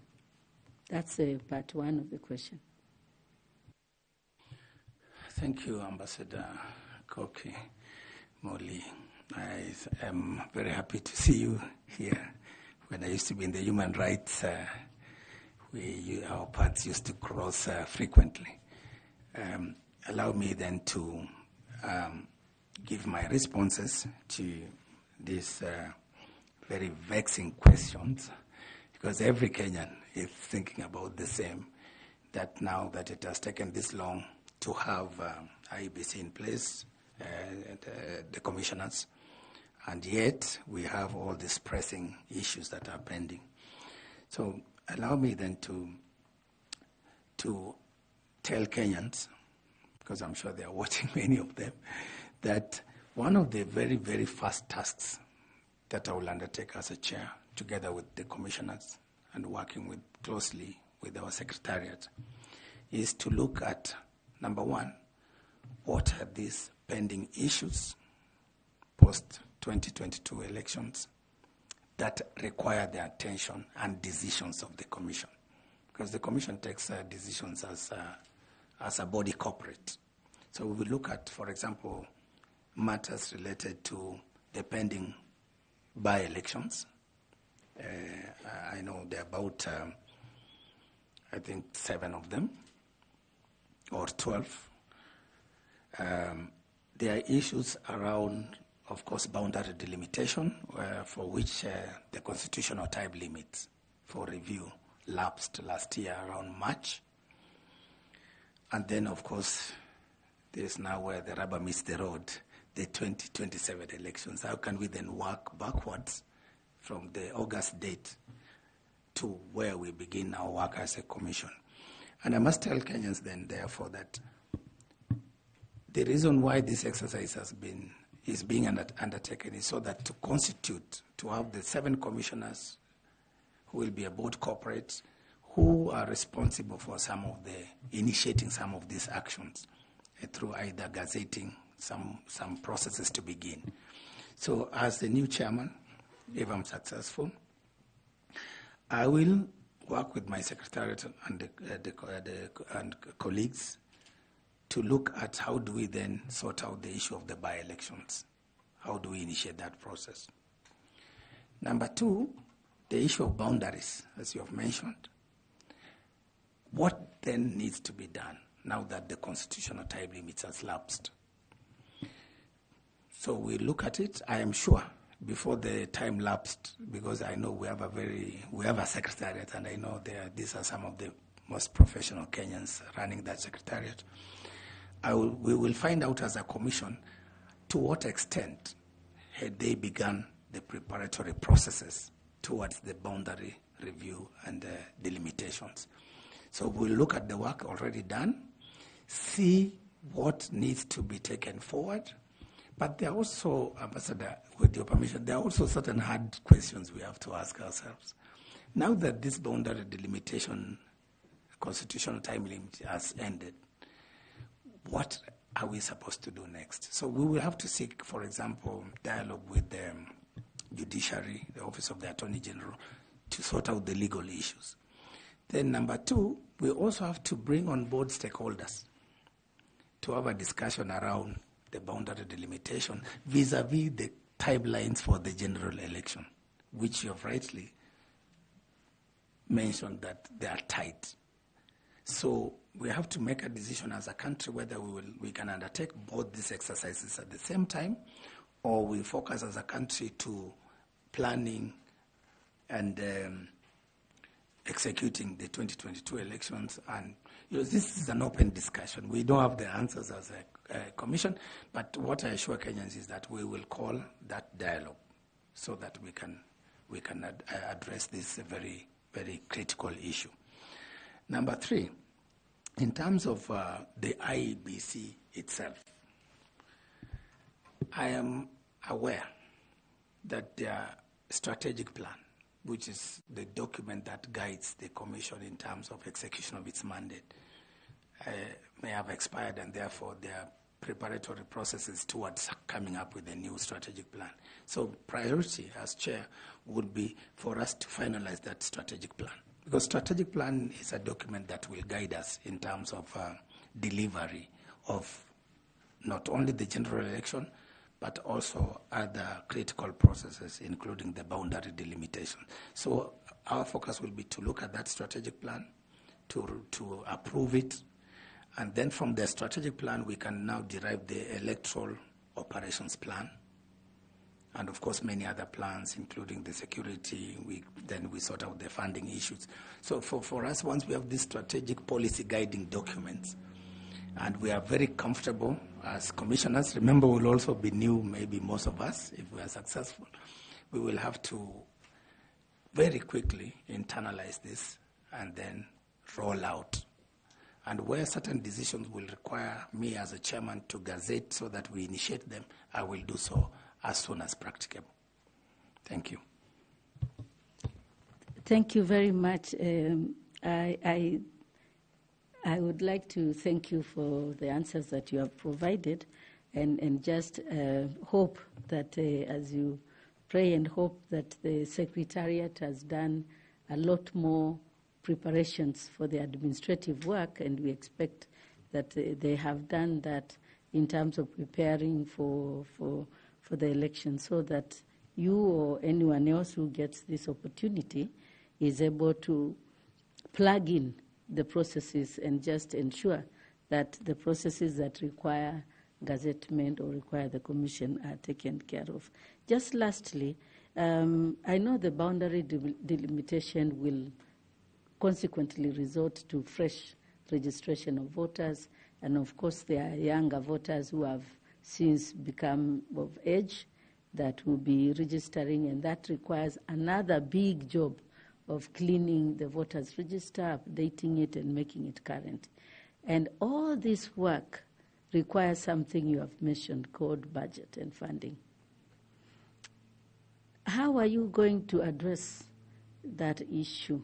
We have read that the Secretariat had proposed or asked for some money, and I just want us to discuss briefly on the issue of budgeting and the issue of your 6 colleagues, because being a member of the IEBC does not necessarily require you to have specific skills and competencies that you may require. So it may require some induction or some training. How are you going to deal with this to bring together this team and to get the necessary funding and budget to carry out the work?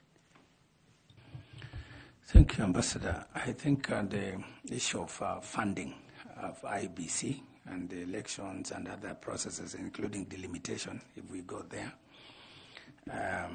will require us to engage with the Parliament, because that's the one that holds the purse strings. We will need to also engage with the Treasury to see how we can unlock some of these things.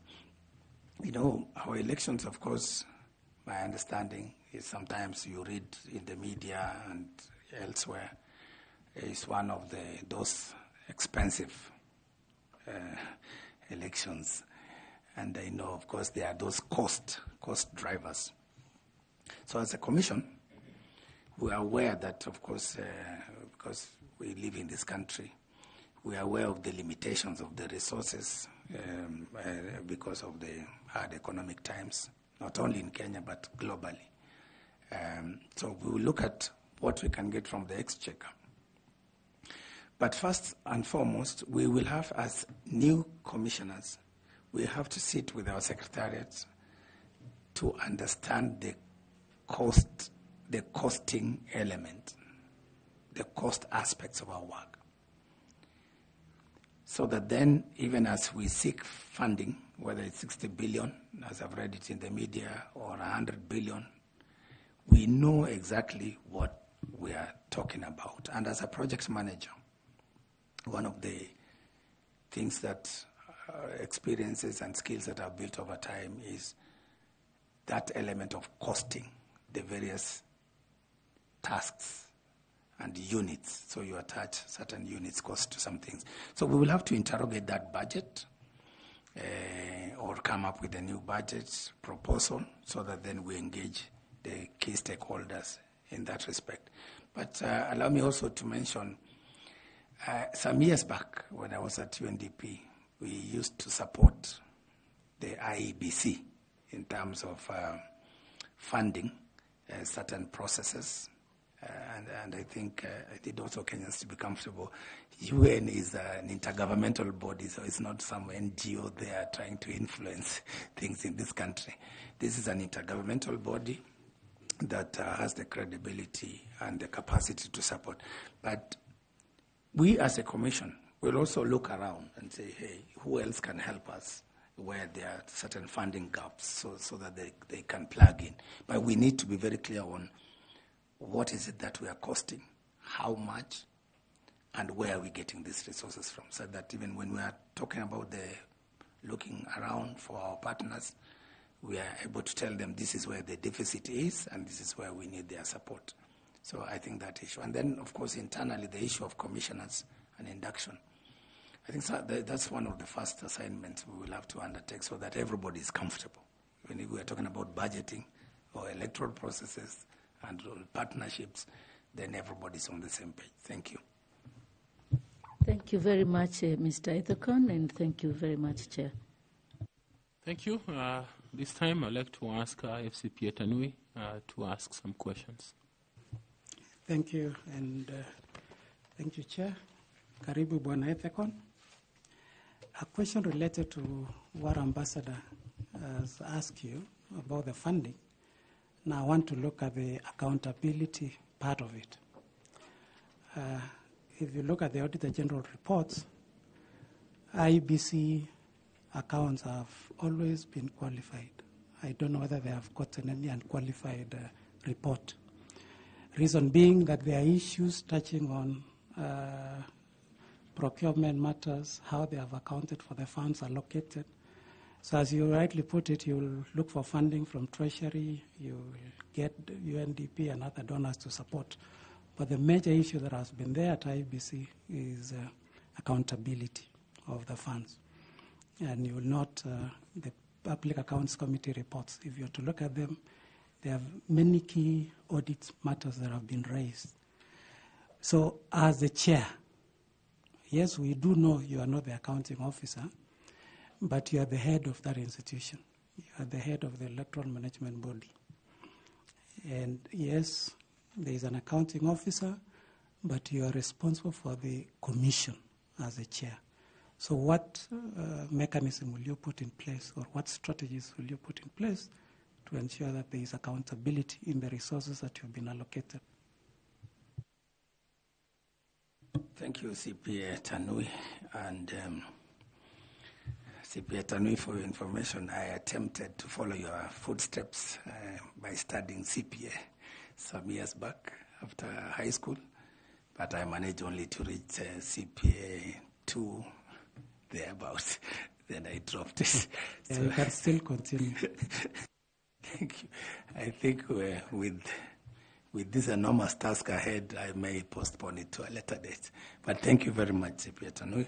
I think the question of accountability, because we have scarce resources in this country, and those institutions entrusted with these resources must understand that even to be an accounting officer of IEBC or the chair, these are positions that you hold in trust for the benefit of the people of Kenya.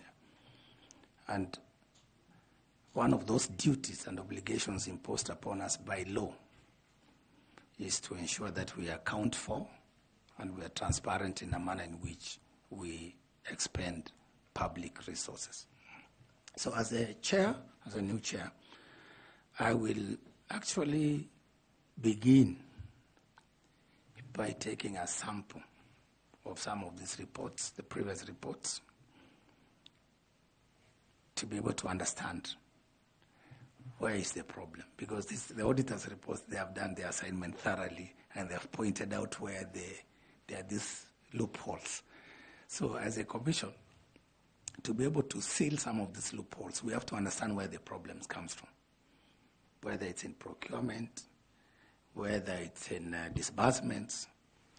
So we will interrogate these reports, see the clear recommendations of the Auditor General, but also the recommendations of the Public Accounts Committee, so that then we have to set up an implementation framework and timelines on how we are going to address those. It could be that maybe the money has not been lost or eaten.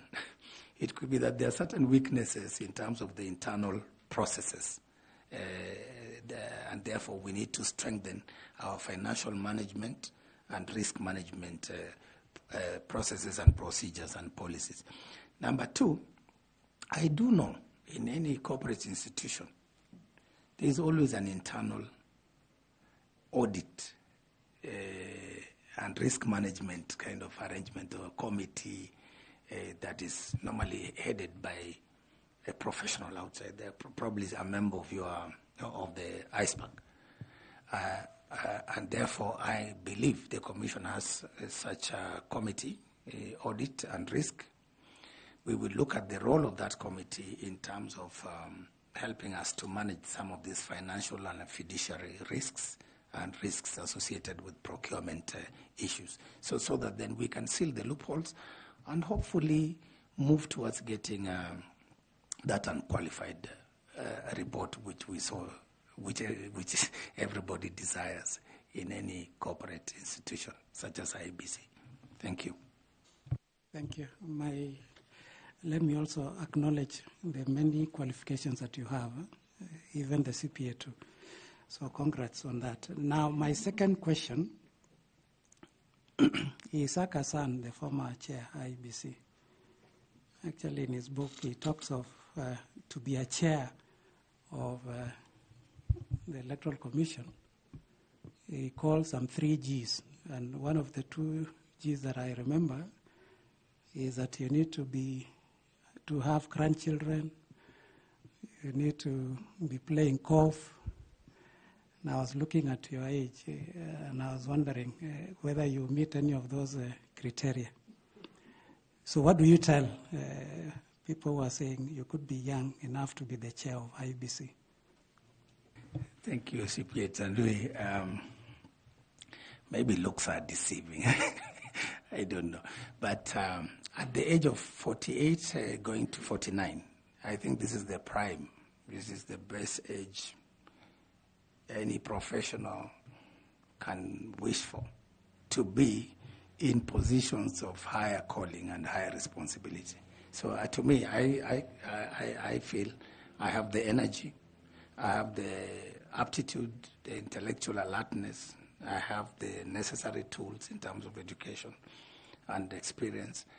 And looking even forward, I believe if I do a splendid job in this running this commission for the next 6 years, it's basically I'll have something to tell my grandchildren because I'll still be alive to tell them the stories and the younger generations of this country. So for me, this is the right age. Thank you.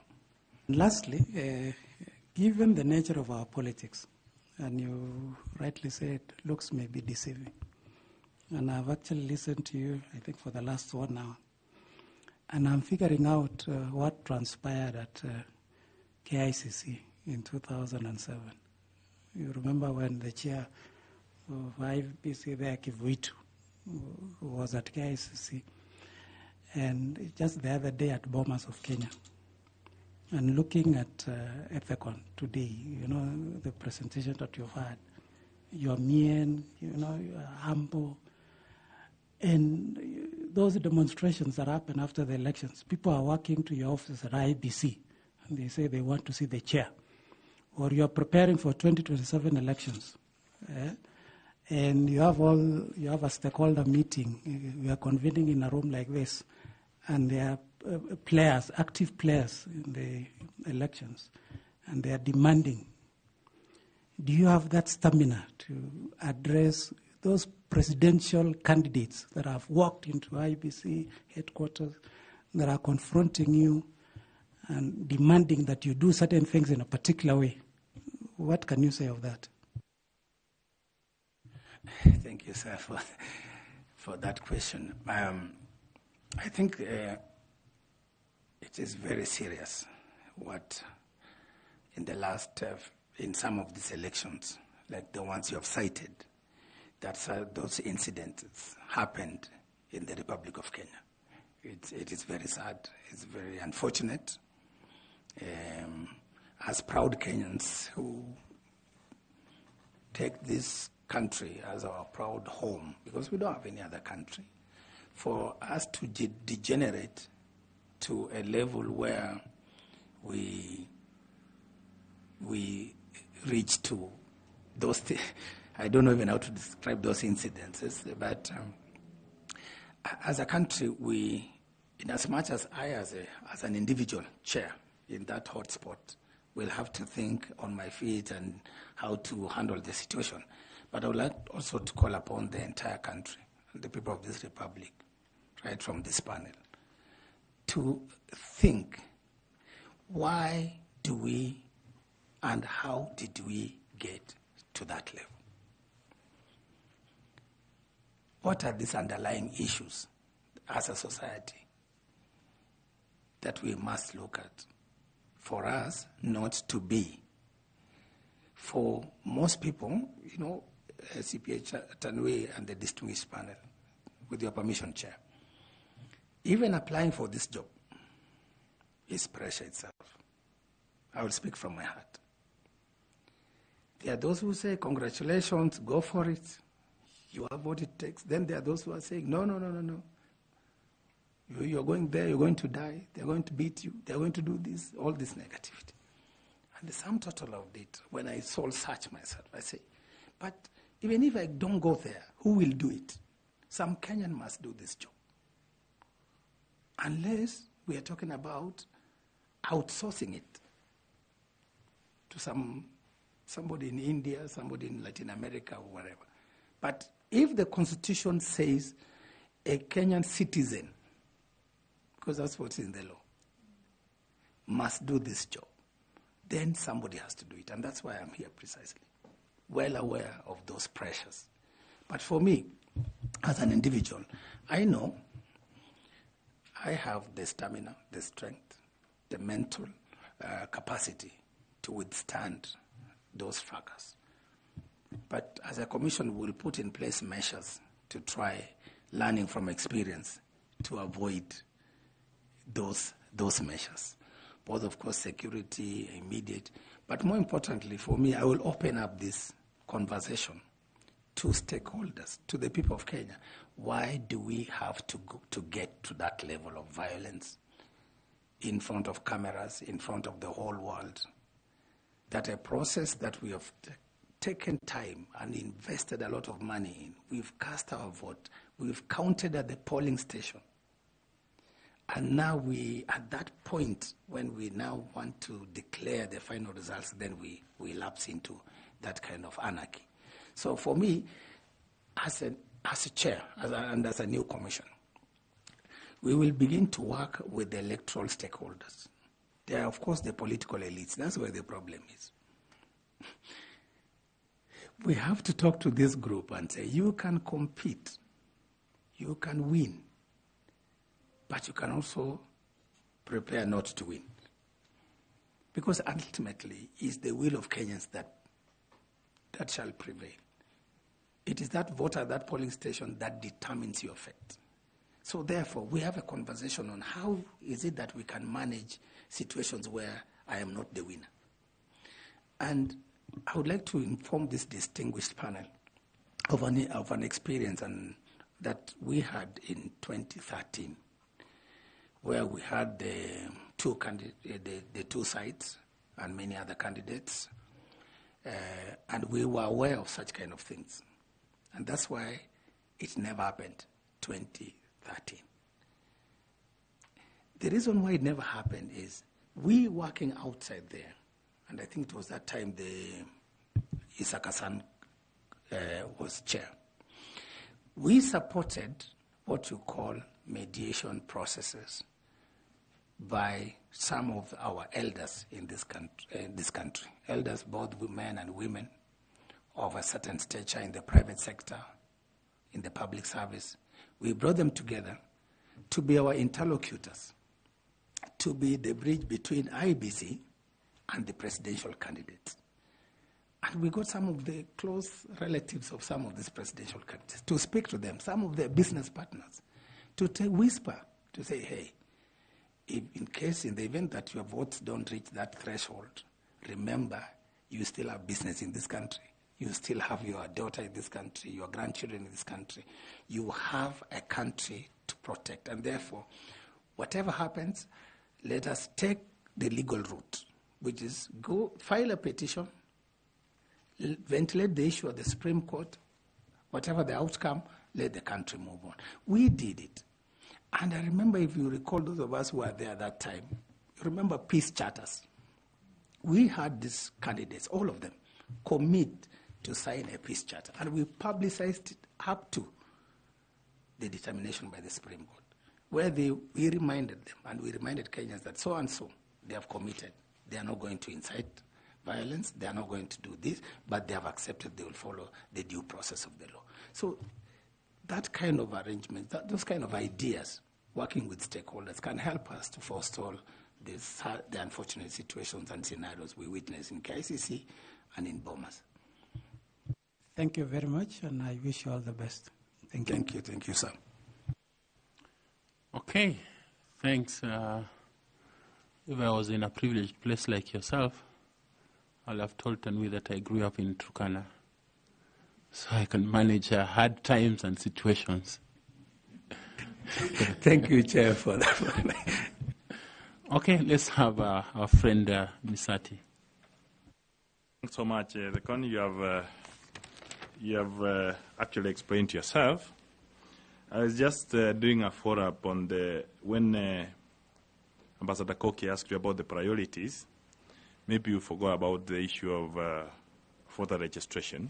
I want to follow that with my question, where I'm looking at the IPC commissioners and the secretariat. In the Krieger report, there were some recommendations which were done on how IPC commissioners and the secretariat should operate. May you set right to this panel some of the recommendations that you know of, the information you have, because given that you are going to be the chair of IPC, given an opportunity, you should be able to be fast about those recommendations of the Krieger report. Thank you, Mr. Muhati. Misati. Mr. Musati. Thank you. I'm just sorry about that. Yeah. The Krieger report arose as a result of the events of 2007, 2008, in which we experienced that post-election violence. And then, of course, there was that process of internal review of our electoral management bodies. And I think some of the recommendations touched on the roles, the functions of the secretariats vis-a-vis the commissioners.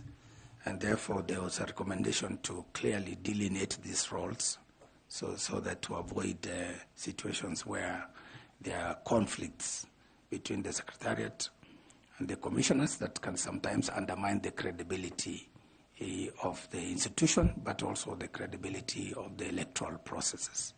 So that's one of the key recommendations that I can recall. Thanks so much. Now, I want to make a follow-up question on the same. Kenyans are watching, and Kenyans are wondering why, for instance, the roles of the IPC commissioners, when they are not there, the gazettement, the issue of gazettement, so that voter registration can go on. What is your take? Because it's actually the Secretariat which should be able to do that. Because why? Is it a problem in the regulations or in the law? Because the law says voter registration should be a continuous process. So Kenyans are wondering, why should IEBC staff all over the country be earning even salaries in the first place? What do you think you'll be able to do as a chairman to ensure that this process of voter registration is continuous? Because like now, if the commissioners are not there, they're not doing anything much, why should they not be doing voter registration in the first place? Thank you, Mr. Mohachi. I think this issue has also been disturbing my mind whenever I try to interrogate our electoral processes and wonder why do we have to wait until sometimes towards elections, then we start running like headless chickens, trying to do mass voter registration.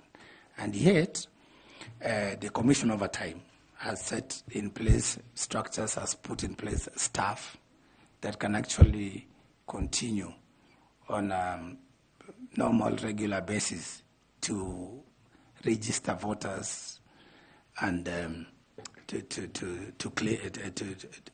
So for me, I think my understanding at the moment is that the law, as it is, arising from the constitutional provision that makes IEBC a corporate entity, that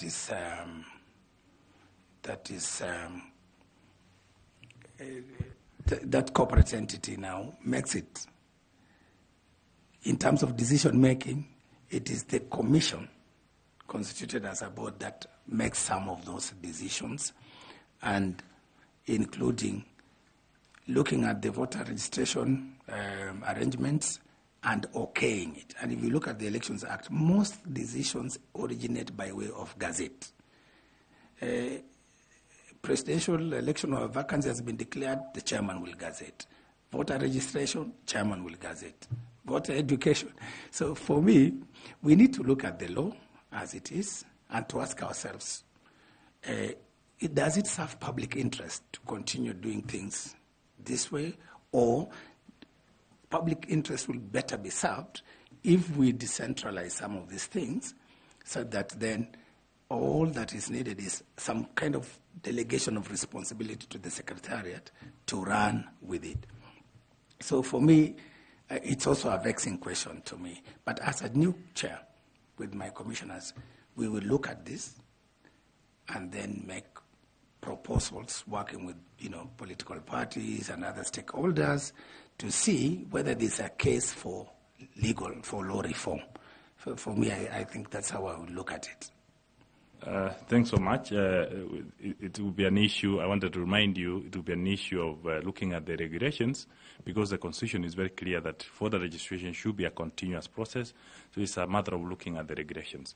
The other last question from me, or rather reminder to you, is that among the recommendations of the Kriegler report was the formation of the tripartite dialogue platform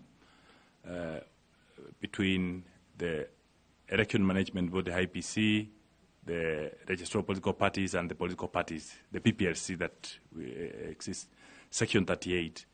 I wanted to remind you that it's, if you have any details about Section 38 of the Political Parties Act, that was actually a recommendation of the Kriegler report.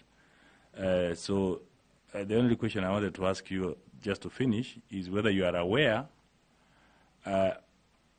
why that recommendation came. Do you have, if your history serves well, particularly the one of the dialogue? Yes. I think this recommendation, I think, arose because of the election is not, it's a process, and it has many sub-processes, then it has many actors. So when you look at IBC, is the constitutionally mandated body to deal with electoral matters.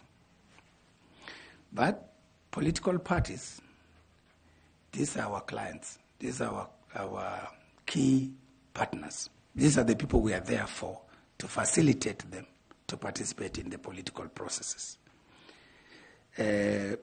So when you have the three institutions, the one that regulates political parties, their formation, internal democracy, dispute resolution, and then you have IEBC that deals with managing the processes involved. So that dialogue is critical in addressing some of the issues along the process, taking into account some of the opportunities that dialogue brings, some of the opportunities for addressing challenges pre-election, for example, including challenges around nomination of party candidates, compliance with the party lists, and all this. So there are a number of issues that this structured dialogue, this structured platform can actually address in the electoral cycle. So I think it's a very important recommendation.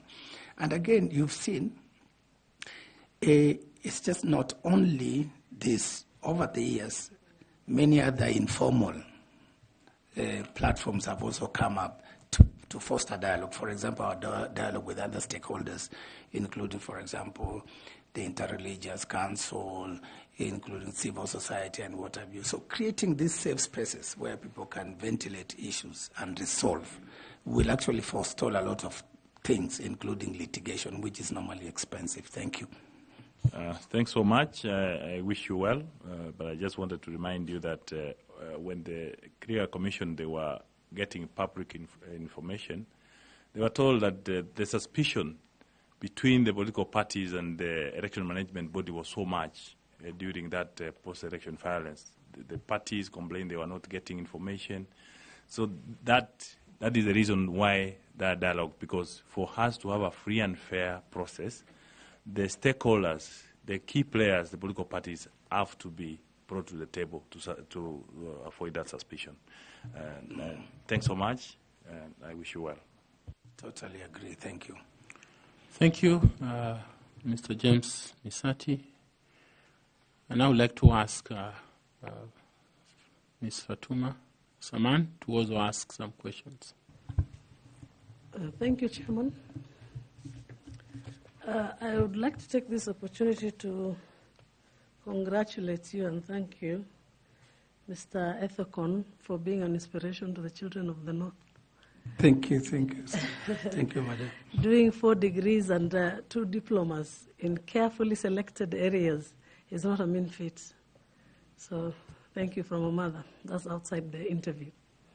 I've listened to you express clearly the IEBC mandate, the role, the understanding of how the governance structures and how they work.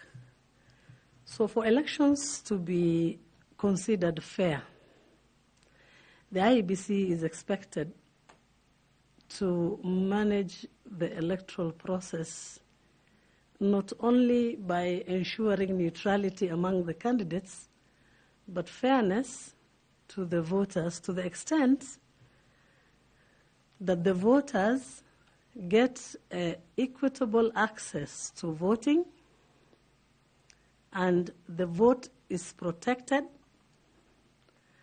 and has a meaningful result till the end. The vote is protected and is meaningfully, it has a meaningful impact till the end. Because if you look at carefully our history, voter apathy and disillusionment comes from the lack of that. So if you are lucky to become the chair of the IEBC, how would you ensure that the voter gets that equal opportunity and the votes are protected till the end and they have a meaningful impact? What are the initiatives that you will champion as the chair of the IEBC? Thank you, Madam. I think there are a number of issues that arise there. Number one is the issue of IEBC taking its mandate seriously, because IEBC is mandated to ensure that not only is the election fair, free, credible, transparent, verifiable, and more importantly, peaceful,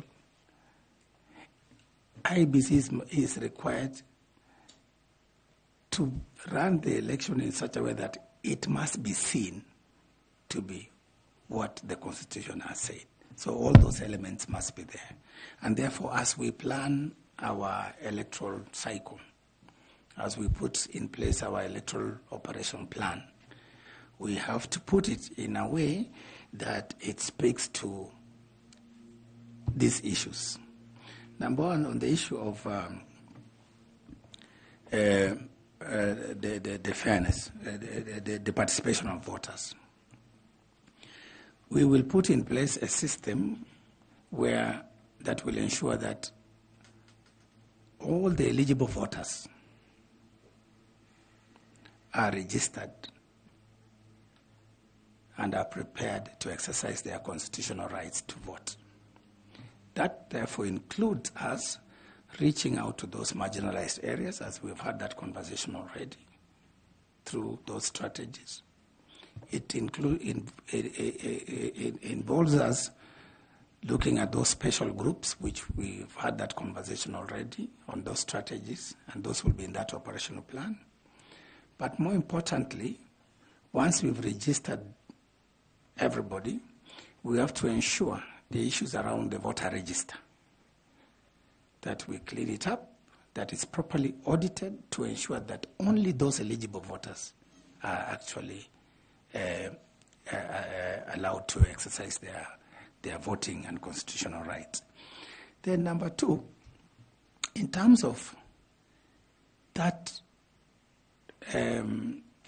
part, the middle part, the polling, we have to ensure that we put in place measures that will forestall. For example, when you're talking about the neutrality and fairness, issues of, for example, those bribery, undue influence, intimidation come into mind, because you cannot have a free, fair, neutral election when the voters are actually constantly being bombarded with either bribes, intimidation, harassment, and all these sorts of threats to a free and fair and neutral election. So we will put measures in place, working again with actors, political parties, candidates, to ensure that we manage these incidences that will put undue pressure to the voters, so that they're able to express their free will, exercise their universal suffrage rights, based on the quality of their vote and the quality of their vote. Because a vote that you cast in your free will is a quality vote. Then there are issues of access during the polling. As an ex-presiding officer, there are certain barriers that can affect citizens' access, and especially those with special needs, to the polling station and to the polling booth, and to be able to cast their vote as of their free. That's why, for example, we have measures such as mechanisms to assist some of the voters who cannot be able to write, to read and write. And those measures are there just to ensure that they are assisted to exercise their constitutional right. So that in that way we ensure that fairness and equity. Then, of course, during the voting, the security around the polling station should be such that it gives people the confidence to come and cast their vote. That's where now we look at, of course, issues. For example, we have some special categories. We've not even spoken about them. For example, women. In elections, you find that this group can be intimidated, and because it's a rough game, we've made it rough, which it shouldn't. It should be peaceful and smooth.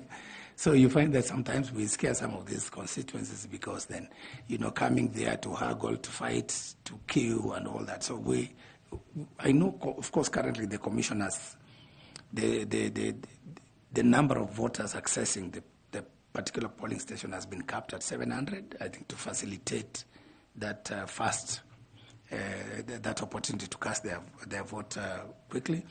But we will look at those special issues around the security of, for example, women, mothers with their children, pregnant women, and the other, of course, special groups, including people with disabilities. And then, of course, the integrity of the process itself, just to make sure the Kenyans have confidence that if I cast my vote, it is my vote, it is my choice, and it's going to be counted. It is going to be tabulated, and it's going to be announced or declared.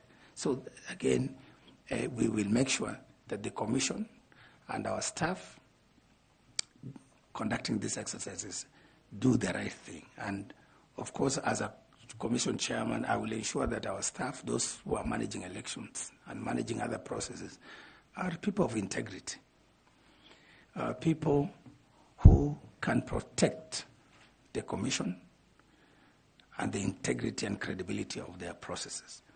So from that, the voter registration, the voting, the counting, and of course the transmission of results, we will ensure that the process is seamless, it is free, it is fair, it is credible, it is transparent, and we should be held accountable for it in the end. And if there are any failures or mistakes, once we do the audit, then we should be able to use those recommendations to make an improvement for the next one. So I would summarize that in that respect. Thank you. As a follow-up question, what would be the role of voter education in all this, bearing in mind that there are stakeholders whose rights have been curtailed using negotiated democracy, which actually undermines democracy.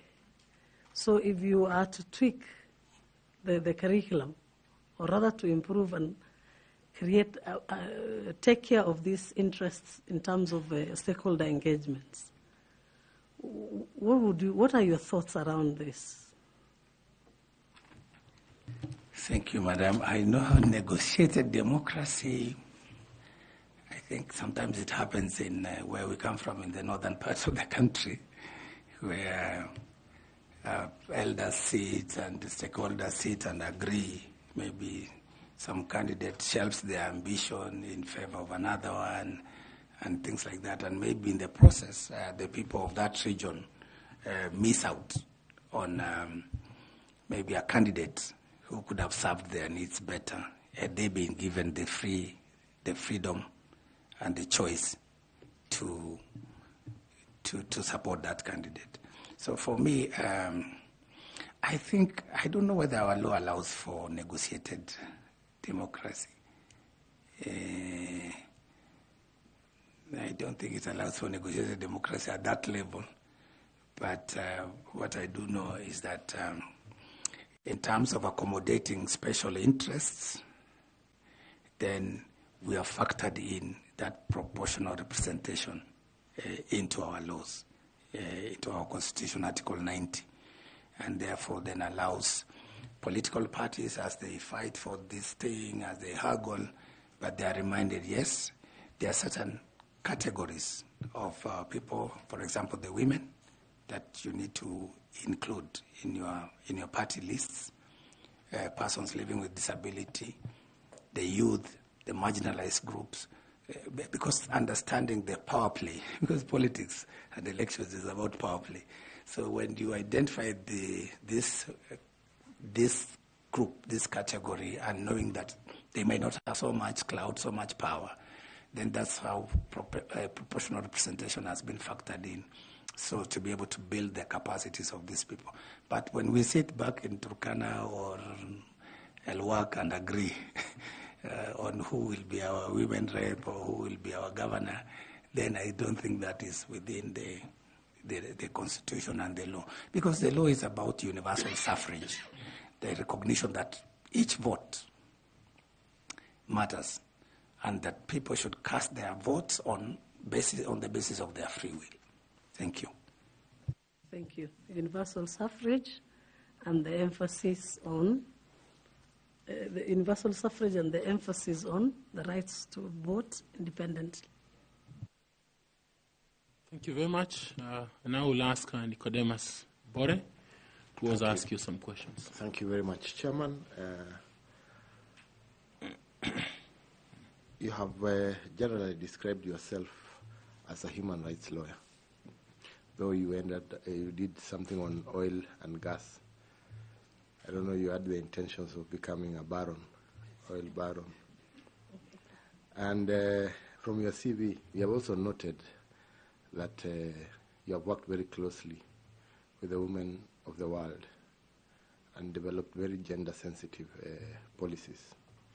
Coming back home, we note that there has been this very elusive two-thirds gender rule principle. And now, given a chance to become the chair of IEBC, what strategies or recommendations would you propose to help us achieve this principle? Thank you, Mr. Bore. I think the question of gender is very important, and I think our Constitution speaks to that question. And I think I just finished by trying to discuss that issue of proportional representation. So in terms of gender, this has been a national debate. And when I look at the books, when I look at the reports and the discourse generally out there, and looking at what the Commission did in the last election, the Commission, working with political parties, tried to enforce the compliance, tried to ensure the compliance with the party list requirements in the political, in the law, as for purposes of actually bridging the gender gap. But, of course, there were some challenges, which I will explain. But generally speaking, when you look at our county assemblies, the elections under Article 177 and the requirements of the law, the party list under Article 90, where now these political parties have to share certain positions so that then they can meet the gender to that requirement. The reports, if you read the post-election evaluation report, it shows that actually the county assemblies have met the two-thirds gender rule. And you can begin to see the process by which some of the safeguards in the law, where now the computation of how do you allocate those seats. And despite the fact that there are still about 4, according to the Elections Act, but the County Government Act talks about 6. That's the youth, people with disability, and the marginalized groups. But the gender top-up, taken in totality, then the county assemblies have met it. Where the culprits are and where the problem is the National Assembly. The Senate, I think, has a gap of about 2 to meet it, just to slightly to stagger to it. But the problem, what I read in the report, is that the enormous gap exists in our county, in our National Assembly. So then, what is it that we require to do? Some of the measures we can put in place to bridge this gender gap. I know it's still an ongoing, it's open, but some of the thoughts that I have based on what the law says at the moment, until we go maybe for a major, maybe constitutional reform process or legislative serious reforms. At the moment, how about we look at, because then you have in assembly, you have 290 elected. Then you have I think 12. And therefore, to play around, so that's the 12 is the gender top-up. And I think it's fixed at that, at that level.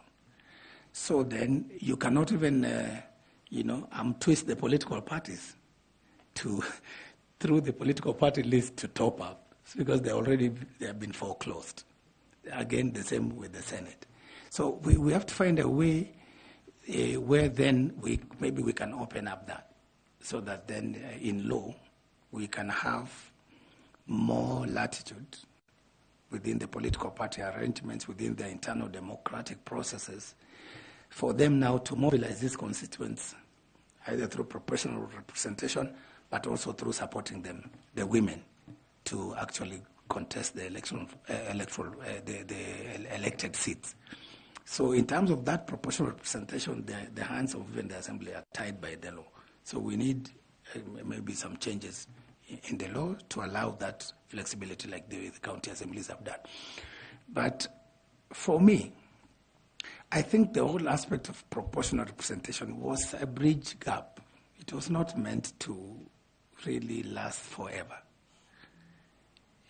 It was meant for us to uplift these marginalized people, the ethnic minorities, the women, the youth, the people with disability. But in a country that is progressive, that our democracy is keeping on, it's improving. Why don't we dream of a day where Kenyans can wake up and look at Karu and Professor and give them an equal chance through electing them by the ballot? So I think we need to put measures as a country to support our women, our marginalized people, to begin to participate, to begin to enjoy the Article 38 rights. So we need to to look at those barriers. For example, in most elections, maybe women shy away because of the level of violence and intimidation, the amount of money you need for you to contest an elected seat. So we need to address issues of election financing. How does it impact these marginalized groups or special groups? We need to look at security. We need to look at the attitudes of our parties within their party structures and arrangements. What is it that they are doing to encourage more women to contest, actually, to run even against men? So that then Kenyans can be given that opportunity to choose from a variety of candidates, not this men-dominant kind of electoral processes. Thank you. Thank you, Chair. Thank you very much. I now want to ask Professor Adam Solo also to ask you some questions. Thank you, Chair. Edum Ethical. You are one of the people whom you look at the CV and you're trying to make the connection. But listening to you, the connection comes out. And therefore that makes me change the question that I wanted to ask. Because the Vice Chair and other members have brought out that connection. Thank you, sir. I want to go the Tanui route, FCPA Tanui, to give you the practical aspects of our election and therefore ask you to tell Kenyans why at 48 you are that man that they have been looking for. FCPA Tanui gave you the example of Samuel Kivitu the late. He was quoted as the results were coming in, saying, I can't reach my returning officers. I hope they are not cooking results out there. Then on the day that he was announcing the results at KICC that you have referred to, he was alone with only one media station, the state media station, with GSU around him, and the swearing in took place at dusk. No normal fanfare, no presidents invited, no ambassadors invited. We had to change the law so that now there's a very clear legal process of swearing in the president. In Bomas that you have talked about, a near similar scenario took place.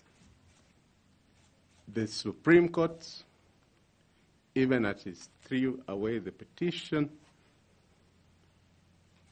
said that the chairman had created an illegal office.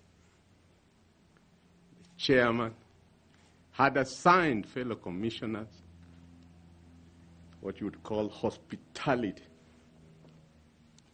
duties. And in the illegal office, the secretariat was carrying out duties that normally the commissioners are supposed to oversight. You gave us the example of how you and other men and women of wisdom of this country saved the country in 2013 through backroom channels. In other words, the pressure cooker, you released it to release the gas to the Supreme Court that was created by the 2010 Constitution because of the 2007. What I'm asking this gentleman from a marginalized community, who, as Fatuma says, has gone against the odds, if you are made chairman, what would you do so that we don't make the Supreme Court the releaser of the pressure, and instead IBC, led by Edung Ethekon, is the one that resolves and brings confidence to Kenya that finally we have a referee that leads an election that is fair, that is transparent, that both winner and loser and Kenyans and observers can say this was the result.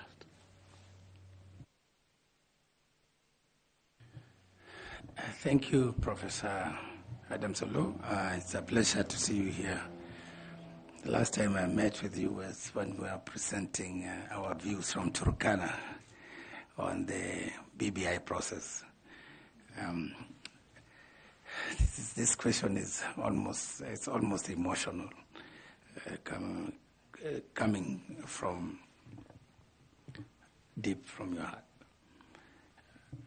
And as I said, we shouldn't have to witness those kind of scenarios. So, as I said earlier, we need to look at, as a country and as a people, where did the rain start beating us? Could it be the issues of trust in our electoral management processes? Could it be issues of pertaining to those people who from time to time are given those responsibilities to manage our electoral processes? Could it be an issue of processes? So I think, as you've rightly pointed out, from the Kivuitu debacle to Bomas, in between, there have been certain constitutional changes, some legislative changes that have tried to move us from that situation where Chairman Kivuitu declared openly that he doesn't know where his returning officers are. And in the recent elections, as recent as 2013, 2017, and to date, we've witnessed a situation where the returns from the polling stations and the constituency tallying centers actually reach the final tallying center. So there have been certain improvements. For example, because I know most of the time voting might not be the real problem, but where the elephant in the room is in the manner in which we handle our results, the manner in which we tally, tabulate, count, tabulate, tally, and then transmit. So we've seen certain improvements through the use of technology, the RTS, the ERTS, the Electronic Result Transmission System, as we witnessed last time. We've seen improvement in openness, transparency, in the manner in which the results are handled both at the polling station but also at other levels. So for me, the way I look at it as Kenyans, I think there's a big gap, deficit in terms of us as Kenyans trusting our institutions to deliver free, fair, transparent, verifiable elections. So that lack of confidence is in our institutions and our processes is what we need to address. And if you look at, Prof, even the cost of our elections alone, it's one of the most expensive. And for me, the way I look, from where I sit, I see that lack of trust is what is costing us, even in accounting terms, in financial terms. Because then we tend therefore now to sometimes even over-prescribe, over-legislate, over-regulate. For example, technology, we know we have to procure, then we have to do audit, we have to get an independent firm to audit it, all the way up to after elections. So for me, I would pray for the day when we as Kenyans can trust and say, Mr. Erastus doing Ethicon has really nothing to gain by bungling elections, by undermining the will of the people of Kenya. What do I stand to gain?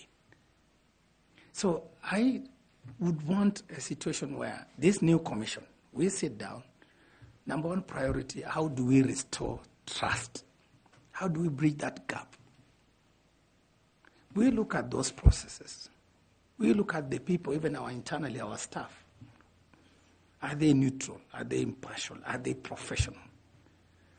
We as commissioners, we come individually. I'm here today, I'm speaking for myself, but there'll be others, they speak for themselves. You will pick 6, maybe perhaps to join me, luckily. But we bring different personalities, different orientations, different persuasions. So we need to reconcile all that and look at the law and say, look, the Constitution, Article 73, tells us the position you occupy as a commissioner, as chair, and as secretariat is a commission of trust by the people of Kenya. And therefore you should do it, carry out your duties and functions as commissioners in a manner that must comply with the objectives and the purpose of the Constitution. And it gives us all that directions. Number 2, we must behave and carry out our duties in a manner that respects the people of this country. Because when you look at what happened in Bomas, it doesn't show any respect to the people of Kenya who have given us this trust and responsibility. So for me, I will work hard to ensure that collegially and together as a team, we interpret the law and we stick to the law. And if it's, for example, that issue that's normally contentious, the result transmission and the declaration of the final results. In the case of what you've mentioned, Prof, the court said, as commissioners, we are supposed to work as a team. We have to have structured kind of engagement. Our decision making must be such that we make decisions based on the law. And where we have disagreements, we should be able actually to record, to air those disagreements, say, I disagree with this, but it has to be recorded. For example, in the case of that presidential results, the law and in the rulings of the Supreme Court, the results at the polling stations are final. The results recorded in Form 34A. So the role of the chair is to return and declare as they are. No alteration, no anything. But then our role as a commission, collectively, the 7 of us, should be to verify and to ensure that they correct what is in the portal, what is what we have been, the returns that have come from the polling stations out of the, I think, 46,229 polling stations, that these forms actually are authentic, the security features, the recording of all these things, so that then we do it as a collegiate, as a collective. And where any member of my team disagrees, we should be able to record it in our minutes and in our reports, so that I made a decision. For example, if as a chairman I disagree with certain things, I can be able to say this number of forms, I don't think they are authentic. And then it has to be recorded. So that then we don't witness a situation where I take off and or I leave somebody else to do this. Yet we were recruited together and we were banded together to undertake a national duty, which is very sensitive. So, I mean, I would not, So for me, it's about that internal dialogue. It's about structuring our decision making. And it's about, of course, assigning ourselves duties. And the case of Secretariat, for example, you've mentioned, I've worked with the commission before, the National Commission on Human Rights, with Maina Kiai as chairman. And in that commission, we never witnessed any fighting between us and our commissioners or, such things, because the way things were structured. So based on those lessons, I should be able to have the Secretariat do the jobs that they are mandated to do. And we as a commissioners, we take responsibility for what the law mandates us to do. Thank you. Thank you very much. I'm happy at the way you have maintained your calm. There's something I was testing. My second one, again, let me give you a practical example. In Kenya and many African countries, incumbents never lose elections. You've already had the country, and we have to address these things because we need to always save our country. We've already heard of one-term president. What has been the response from his side? We are the county that knows how to produce presidents for 24 years. So you can already see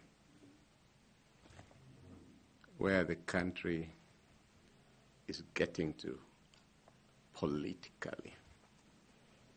My question to you is that effective leadership at IEBC is not merely about technical competence. Effective leadership at IEBC needs selfless service based solely on public interest. The question, triple E, because you are Erastus Edekon. In your previous positions in your professional life, is there an instance that you are faced with a situation in which you had to choose between a decision that it's either based on popularity, that is hard to make due to undue pressure, or that you had, despite all the circumstances surrounding you, stand by the Constitution and the law. If it exists, which one was it?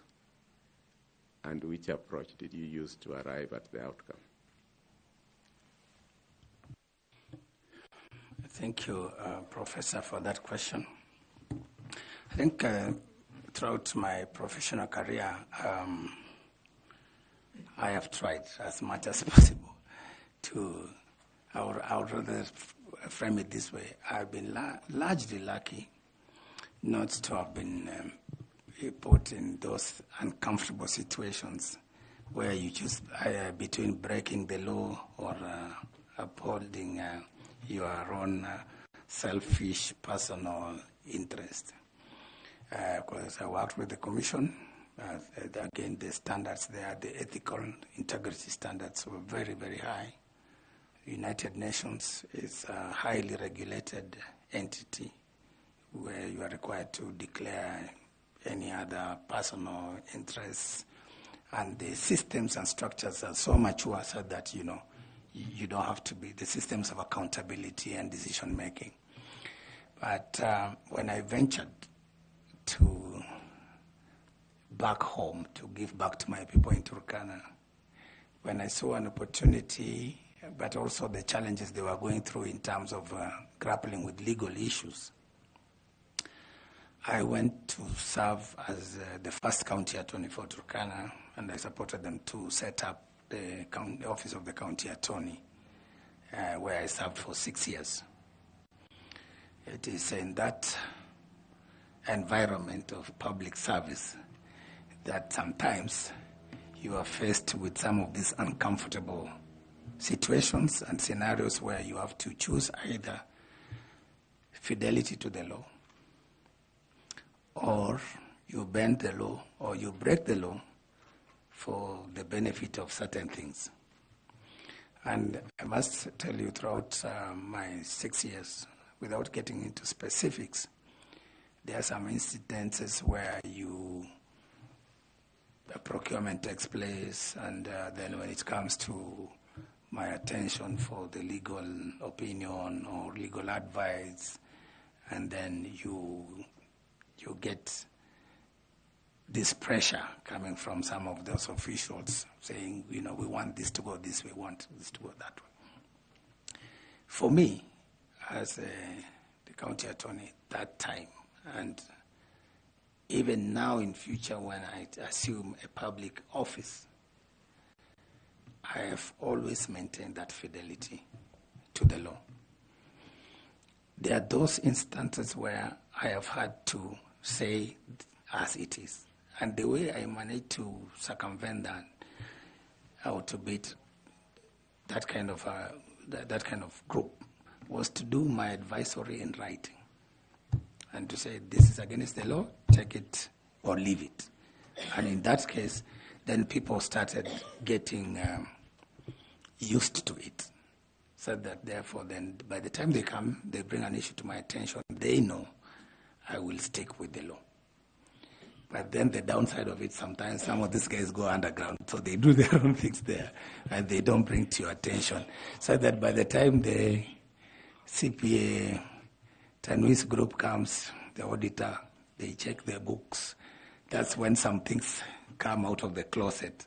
Then you realize, but what happened? This should have been brought to my attention. And this situation could not have arisen had you brought it to my attention and followed my legal advice. So for me, the respect for the rule of law, the respect for the Constitution, the processes, the Public Finance Management Act, the procurement law, the public officer ethics, those are not things you can compromise with.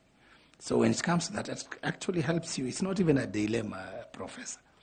Because when the law is very clear, what dilemma do you have? You just follow the law and you'll be on the right side. Thank you. Thank you, Chair. Do you have some 2 short questions, kindly? Yes, Bwana Ethekon, you were quite elaborate when my colleague Caroline Kituku asked you about the diaspora vote. Could you name 3 countries in Africa and any 2 outside of Africa where diaspora voting took place in their last general elections? Thank you, Prof. For this progressive realization of the Article 38 rights, I think, as I mentioned earlier, the Commission has done some work, and we have 12 countries. And within Africa, South Africa, where I've just returned from, I think I got that information from where the Consular General there was voting, diaspora voting in South Africa. Tanzania, our neighbor here. I think Rwanda. Surprisingly, if I may add, I hope you are not limiting me to the 3. Even our Southern Sudan, with all the challenges they are going through in terms of the conflict situation. Outside our continent, we have Canada, United States, and we have not left the European continent behind either. Germany is one of those countries where our diaspora brothers and sisters participated in the vote. Thank you. Thank you very much. You did say that you come from the north, you come from a marginalized community. Can you tell us one of the solutions that the 2010 Constitution came up with, and whether, at least economically, and how it has been implemented so far? Thank you, Prof. Just to give you a bit of a background, when we were growing up and I was little, my uncle resided in Eldoret. My mother used to come, being a single mother, she used to come to see my uncle, her brother. And when we traveled from Turkana, in those days we were using the lorries. Sometimes you are hitchhiking on this transit goods going to Southern Sudan, and it will bring you to Kitale. Then from there, that's when you see matatus, and you see buses, you see nice shops and stuff like that. So it used to be a popular stereotype, or maybe I can just say it's jokes. Whenever Turkanas arrive in Kitale, the matatu people at the stage, they'll be joking with them, calling them, Lokone, Turkana, you're coming, where are you going? Hello, Alosi. They will say, the Turkanas will be like, Alosi, Kenya. Like, we are going to Kenya. So we have come from Turkana, we are going to Kenya. So later on, when I became a bit mature and understood the geography of Kenya, I realized actually Turkana is in Kenya geographically. But even then, having confirmed that we are there geographically, but when you look at the conditions in Turkana, the poverty, schools, from class 1 to 4, I was learning under acacia tree. This is not a joke. And the beauty part of it is when the wind blows and the weather changes, then you have an opportunity to run home, because, when you're young, you don't like school that much. But see, we grew up under those difficult circumstances. And so the Catholic Church was actually our kind of de facto government, because it's the one that was providing us with basic services, education, health, relief food. So, but something significant happened in 2010, and the new constitution ushered in devolution, decentralization of government. And with decentralization of government, power, resources, I think for us, sometimes we tend to joke among ourselves and say, this is Turkana's independence hour. This is our independence time. This is the time now we are beginning to see what freedom is. Freedom from, the basic needs. Freedom from hunger.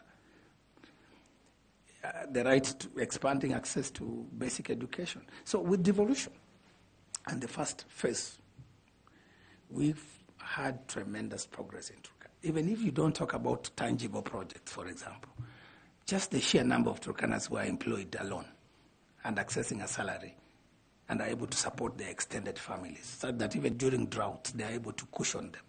That alone is very significant. But with the county government, where I served for 6 years, both under the first governor and the second governor, we've put in place structures, the county integrated development plan. Thanks for all that. Because of time. Yes.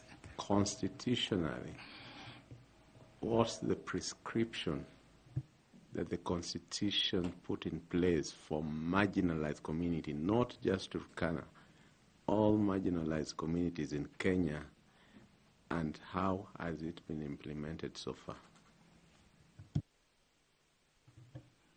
Of course, in terms of, I was just giving a specific example for how devolution, of course, that decentralization of the government and resources has made improvements in those marginalized areas. And for me, I think that's the most actually significant. But there are also certain rights in the Bill of Rights that recognize the rights of these minorities and marginalized groups. And that's why, for example, then, the rights to political participation.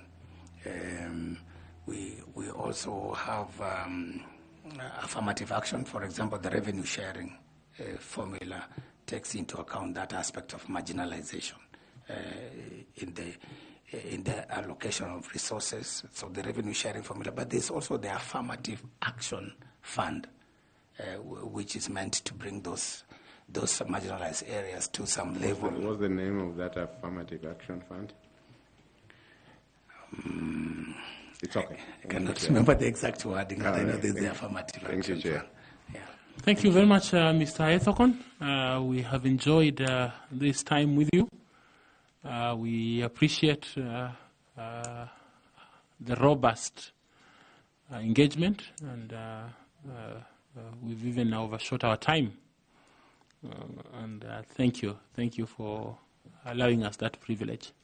We asked for memoranda to be given to us about you.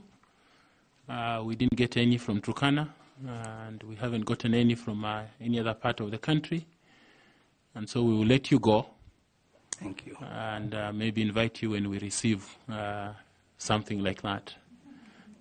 Do you have any question for us?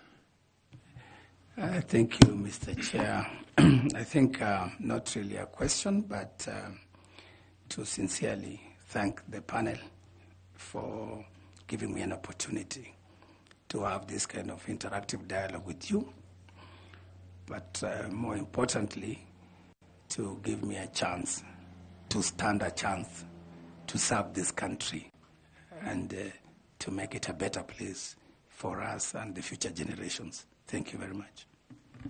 Thank you. Every dream is valid, and we wish you very well.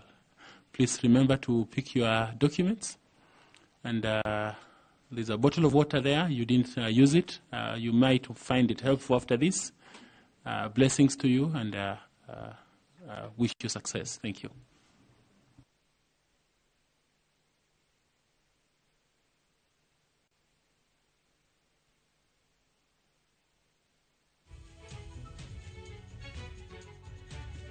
Okay, asanteni, our friends in the media, so maybe some few minutes so that we can finish up this. Just unhook your gadgets so that unhook them, remove the mics.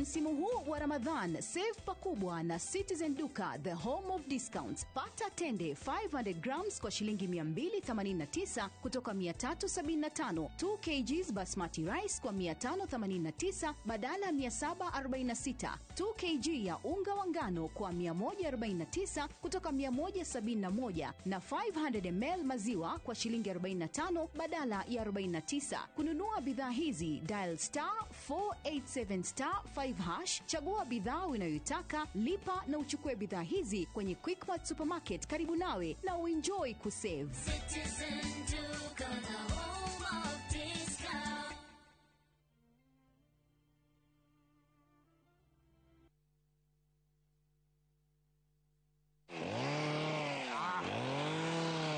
Twalekanire wona gaka ukamenya ni Top Care yoka gutinangia haha nugamite ni mugunda mweru nywa twahingura guku Juja wa 595,000 only na kuwa guku Joska Kagudo Road kuria tugutoboreire mai ma borehole turakwenderia 445,000 only. Naguo ohoro mwega ni ati wona wariha deposit tugagwitikiria gwaka hau icio ingi urihage wi gwaku. Migunda ino tukuirigeire wega na ikingi cia koroga na cio barabara cia thiini tugagutemera wega. Tucerera Ruiru Town, Greek Towers first floor, kana tuhurira thimu o riu 0708 000 999. Top Care ni mucie waku mwehokeku wa uigithia.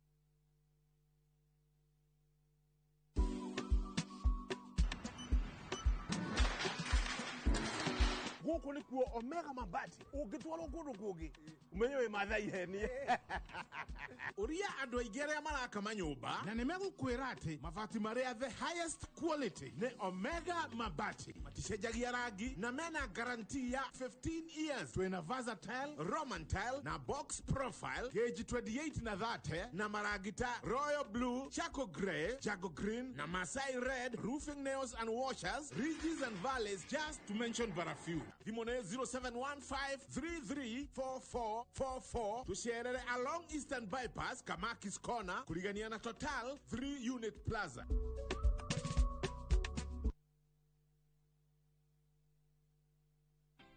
Haiya ikoretwo thabari nene na riu Mawega Labs Limited ni kinyetie miaka 20 ya gucenjia akombori ikamatua malango. Ni turanga gucokeria ngatho we customer witu tondu we ni wotumite tukinye hau tugakiuga Ngai akurathime muno. Reke tugithie na mbere no nyitaniri mwega na wagura mugunda guku gwitu tugakuhe title. Uhoro makiria tucerere Kasarani nyumba-ini ya Max Plaza, third floor, opposite Kasarani Police Station. Kanohure thimu 0798 555 444. It's Mawega at 20. Mawega Company Limited, celebrating 20 years of turning tenants into landlords.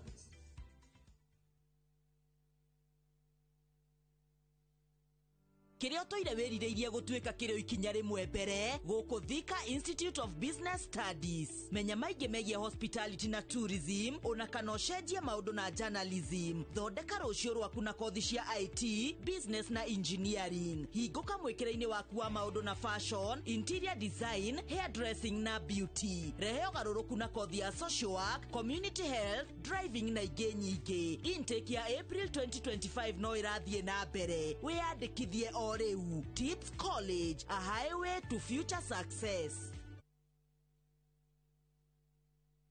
Kajirai niki kiuru ciana ciakwa. Mami Wanjiru ni aregete tuongerere mwana ungi. Ni aregete tugutue. Mami ni ndingiongerera mwana ungi twi cube.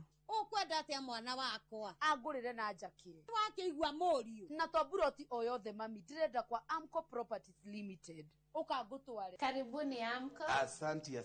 Aya metagwo Amco Properties Limited nio endia nguthi a migunda guku Gikuyu Ndeia. Buroti ciao ni kundu kwina rami, masukuru, internet na aikari. Nimehokekete tondu ni maproducaga freehold titles, payment plan ya mieri 6 kana bank financing. Macerere offices ciao haria Gikambura kuria makoragwo na site visits ya o muthenya. Namba ciao cia thimu ni 0701 293 199.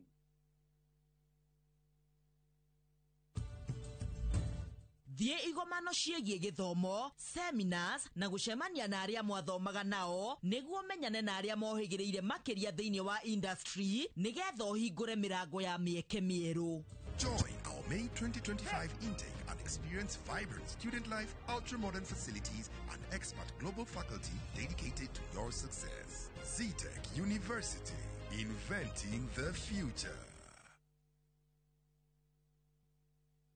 Muthenya wa gatatu tariki 26 wetatu mwaka uyu kwambiriria thaa 2:30 nginya thaa 3 cia rucini nyitanira na Njoroge wa Githĩnji na Kamau wa Kang'ethe thiini wa Inoro rucini makinyita ũgeni Vivian Ng'endo Njoroge kuma Milescoop Ventures Limited nderetini ya wendia wa migunda ndukahĩtũkwo nĩ ndereti ĩno ya mwanya.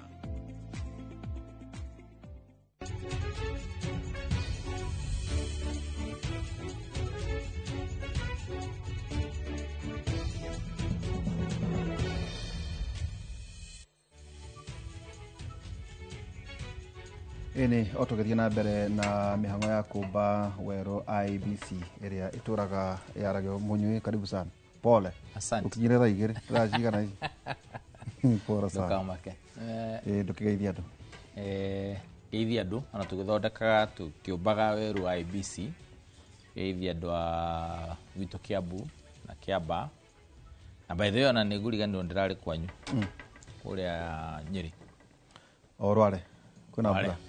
Rware handu hetagwo Mathari alikuwa muthuri wetagwo Kamande celebrate birthday ya 8 years last week Friday na akiguragia mutharaba late wife wake tagwo Lucy 8 years na ni madocio ni makwendete haya na imahudira thi ndirakora mutumia wina miaka 97 mwene kungu maitu aratumire sa kungu maitu na hare uguo ugithie general na hare handu hare uguo kavara riu ndurare wa magania muthuri turai na sani yake aramirire uthio ugurire athuri anya o make sure ni mari akanyama na turari akanyama kega muno na sani uratumwe na miaka 77 kuo ni murarathimwo na miaka muno atirere ona maitu na 97 mwana na 77 na tuma birthday ya muthuri uyu toka mada wa 8 years.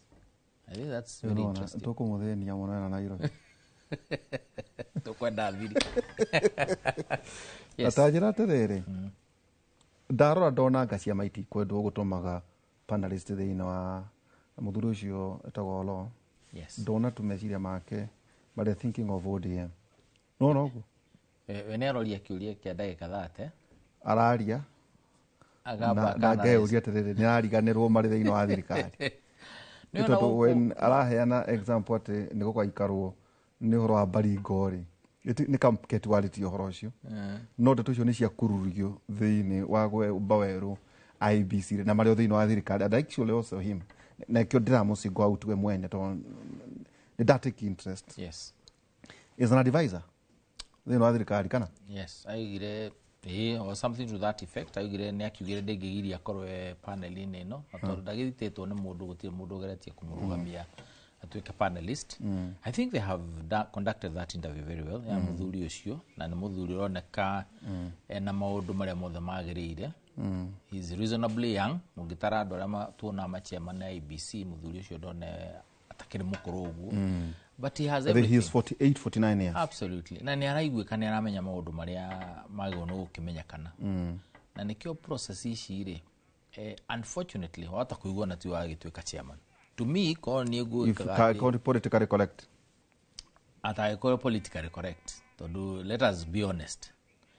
Onaona panel iyo ri ungirora andu aria mathondekete urakora ciama ciina andu aingi biu atatu.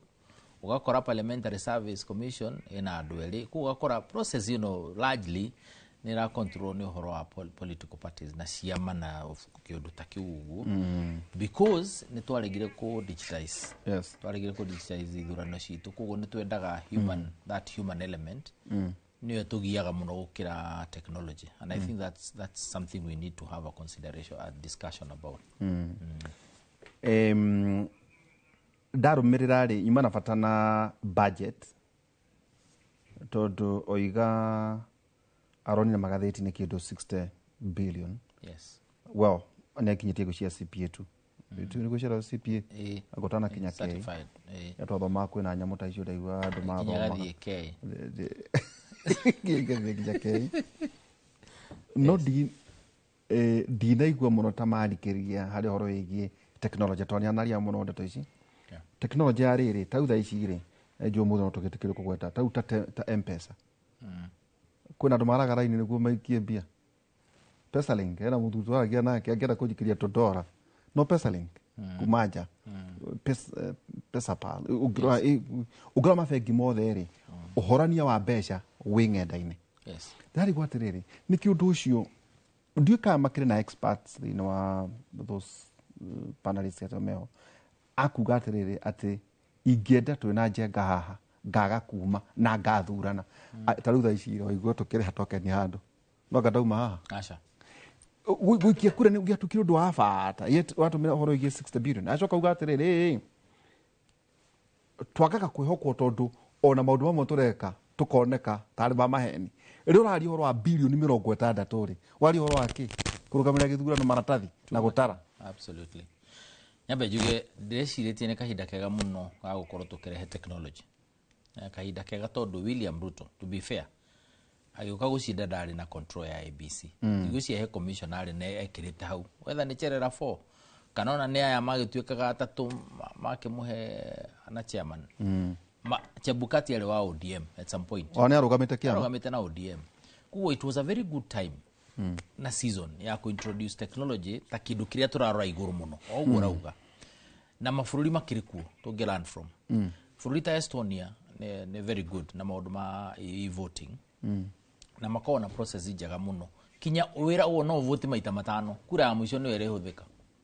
Nĩguo hoka watuĩka nĩ mũndũ ũrageria gũkũ influence rĩ ona no vote merĩ matatũ ya mũico ĩrĩa ũrĩ vote ya mũico we nĩ ĩratarwo. Number 2 nĩ ũkũhota kũrora kana kura yaku nĩ yahũthĩka wega through blockchain nyamũ metaga blockchain. Na mũno mũno rĩ kura yaku nĩ rekwo kĩndũ gĩtagwo encryption atĩ ndũngĩ ona korwo nĩ gũtirĩ mũndũ ũkũmenya we votire atĩa makĩrora mwe at the back end. Koguo ngauga atĩrĩrĩ nĩ tũkwenda twĩyũrie atĩrĩrĩ ithurano gĩkĩ gĩkoragwo gĩkĩa goro rĩu ũtarĩ wona. Ithurano gĩkĩ tũgĩragĩrwo maratathi kũndũ gũtarĩ kũiguĩkana na no mwaka mathiĩ makarorwo magĩthiũrũrũka ũguo na matingĩthondekerwo na hana nĩ njugaga maita maingĩ tũthondekeire mbeca na haha Mathare na ndũrĩ wacemania na mbeca igwĩte atĩ tondũ wagera hau ũkona andũ magĩũka ũguo atĩ nĩ megũkora megũcemania na mbeca igwĩte. It does not work like that. Oguo uga ũngĩikia mbeca na M-Pesa ona ingĩthiĩ kũrĩa gũtagĩrĩire nĩ ũkũmenya ona nĩ gũcokio. Exactly. Kuo nĩ gũcoka ona waga gũcokio nĩ ũkũmenya mbeca ici tinathiĩ kũrĩa ciagĩrĩire. Ona process ĩno tarĩ Estonia bũrũri ũcio rĩ nĩ ũhotaga kũmenya kana kura yaku nĩ account tondũ hena digital ledger ironania ya blockchain ironania kura yaku ĩthire atĩa. Tũro ũguo ngakuga atĩrĩ tũkwenda tũkinye handũ to embrace or technology na nĩ ũkuona kura ikambatĩra kuma andũ arĩa mavotagi ciũke maita merĩ ma andũ. Na nĩ njũĩ it's risky, it's a very big story ũhoro wa cyber security na maũndũ macio mothe. But no mũhaka twanjie kwĩyũria atĩrĩrĩ angĩkorwo tũrathondekera mbeca gũkũ angĩkorwo nĩ tũratransfer ta rĩu andũ arĩa mena mbia rĩ nĩ ũgũtransfer mirioni 1 tũrĩ haha tũikarĩte haha rĩ nĩ ũgũtransfer mirioni 2 na 3 rĩ bata no ũkorwo hena mũtaratara ũrĩa wahũthĩra rĩ nĩkĩ gĩkĩratũma kure we mwena nĩ njũĩ nĩ ya bata no tũtingĩhoka atĩ tũrarehe human beings arĩa matũraga mekĩte manage every time kwĩna ithurano every time IBC nĩ saitagwo every time nĩ saitagwo na magoti. So I think we must run away from this. Ithurano kĩambe kĩhũthe andũ aingĩ matuĩke a participate ithurano-inĩ na mũno gĩkorwo gĩkĩara gĩtikagĩe goro na thirdly gĩkorwo nĩ gĩa gũtũma andũ nĩ mona mũtaratara wao kana ũndũ ũrĩa mekwendaga gwĩka nĩ wekwo ona macira nĩ mahũthahũtha na ũngĩrora kinya judgment ya Supreme Court ĩrĩa ĩrĩgĩte nĩ magaidire there are certain things that need to happen. Tanjĩra atĩrĩrĩ ndinaigua makiuga costing ya ballot paper. Ningĩ rĩrĩ andũ aya no atamarĩa hinyo a panelist ya maroria ciũria rĩ nĩ andũ qualified gũkĩra mũthuri ũcio wa mĩaka 48 tondũ na ta number 1 nduka no anyitwo ndauga ũgĩũka gũkũ ta rĩu ũgĩũka gũkũ kũria wĩra wa ũmemerekia rĩ he mundu kuja programs mwana uria nyumite wa radio ri hali ali akona mundu wetagwo Fred Afuni programs director yes andikite andu maredio 14 yes kuguo gukorwo interacted na andu acio ni akuhota guthima riu nguragia atiri andu aya tutiga kurehwo ni ciama ri ni mekuhota guthima mundu wa gikiro tau mwana kiona wa kindu 48 49 years eti gutwero kwana mundu wetagwo Nyachae aratuika is as ota Kenya na vekata Kenya tuenge makauga atiri ni kurehwo mutumia kurehwo ngaro thiko ici arumia ati nio marehete waganu wa siasa yes cia kurugamirira kunyabara ithurano aberia na kifuito ni twerwo kifuito hingirire radio ya bururi agicoka akiuga agarita ne office yake angandoe kuria mari Kibaki akihitithio na nduma uka 2030 nona no arume etiko 2017 ati riu ni hindi njega awa boy tuge kana ni qualified card tumuige hau onake tuone agimakauga he ni amandi agimakauga he nonge tuone ati aretwa tecio bakwate ni rita rya mbere hihi muikari gitwa ABC akoe mutumia na nigitio kinene muno andu aria me panel-ini no ni nguru emetha iguru ndinere ni batana kihinyia wega tutige kwihenia tondu wa riri na ndungigua mokeri horo wa cost ya githurano tondu ithurano citu bado no biashara by the way for the record na we hau ri na andu aria meguka ri urikorwo marikorwo aria mokite mari opati ya biashara eno tondu kuria maratathi mari thondekero mundu maria maingi marikika kurio na biashara I think in my honest opinion andu aria me haha taru ngithikiria muthuri tocio eko interview ni mundu roneka very competent no the ni maraiga ni competent ona ni mauga othe to the man to the last one of them ni marauga riu no kirigwa atiriri at what point megukorwo makiona mundu utiwe although they are going for the best and I'm assuming andu aria ma shortlisted ni andu ega but nguru emetha-ini mundu wa nyumba ndukanorie ka nguru iromboka umenye maundu maria ugukorwo ukiona na kiria gitumaga kugina kinya turacenjia mawatho maita meri matatu ku expand panel tona ti guthi kuhutia ABC tataru wa ipare imatiarwaga niguo kokia korwa hau absolutely etugo marwaga na niageire ho na I can tell you andu aria megukorwo me hau matuika maundu maingi muno mathiite na mbere na tutarona to the extent ona ntwacenjirie watho wa ABC by the way gutire na vice chairman ungianira githurano riu thaiciri riu giki ni kia muikariri gite ni kia chairman na ni amendment irekirwo just the other day tondu ndona ma commissioner guku ni hakuhi ni andu aingi muno mena guku thi yes nitugo koguo umenyeru andu aya ari the brief ona korwo to the official ri ikirio roho na andu aria mekurehe niguo marute wira ucio wa ithurano ri andu acio mena mwikiro wa maundu aria mara expect meke na nikio tugaga haha it is very unfair ati detono ya commission ire kurugamirira ithurano ati decision yayo ultimately yumaga ciama ni wega ciama ni njega na ni cia bata but tuna katibere tikiria independent candidates na gutire kindu kigiritie mundu arugame president independent na cinde no wathikiriria no githikiririo na decision yo na riria kwari na critical report yigaga tripartite ati uikaro the ni ruhonge rwa IBC uikaro the ni horo wa ni andu aciama uikaro the ni register of political parties magena discussion tutiri twakona kiundu giki agwiciria independent yukagira ku and it's becoming big to no ona andu mendete ku control mwekire witu wa maundu muno na ni Ronaldo mararugama independent na magacida no bado tutuaga matire handu marokira to a large extent tuonaga tarika mundu kana hau tondu regiona hari at the national level gitikia president matirakorwo makuhiririe muno it is imperative na nitwagirire ritwajie kuyuria tiriri no muhaka human element itwike ni play a role ire nene muno thini wa processes icio cia ithurano to the extent that we uta participate ta mutaratara-ini wa ukorwo kigia na commissioners ugukireho commissioners na chairman wao ri ni uraigua tawe muhinyiririe taru ati we ungukira rucio utwike nukarugama president ni ukeyuria woi na tondira rugama na diari ho diari hare decision ya panelist ri na diari decision no gutwika commissioner kana no gutwika chairman ri is it fair for me so at what point do we get ati mundu wa kawaida ni arokira akauga ona ndirenda kumenya commissioner etagwo atia kana chairman etagwo atia kana returning officer wa constituency kana wa county akoragwo wa blue kana wa yellow no ni urathi no karugama githurano ugacinda this human element mbanga to deal na nikiona ona yuthie no twina ciana nini muno guku by the igiguthondekera process ino ithurano na ikoro solid prove tagihutika na tagikwo maundu na mekuo matirani nduguthio no bururi wa Nyanja. I know them. They are there. Walokena platforms yo na elaborate na ukira tajira terere hari maruga terere wo ithue gucia tukonania nginya gucia muthenya wa rucio hari no icio ingi umenye kwina commissioners nao ruheri by the commission ikoragwo na andu igana mugwanja commission yago no gukona 6 commissioners na chairman na ugate ucio no yongianirira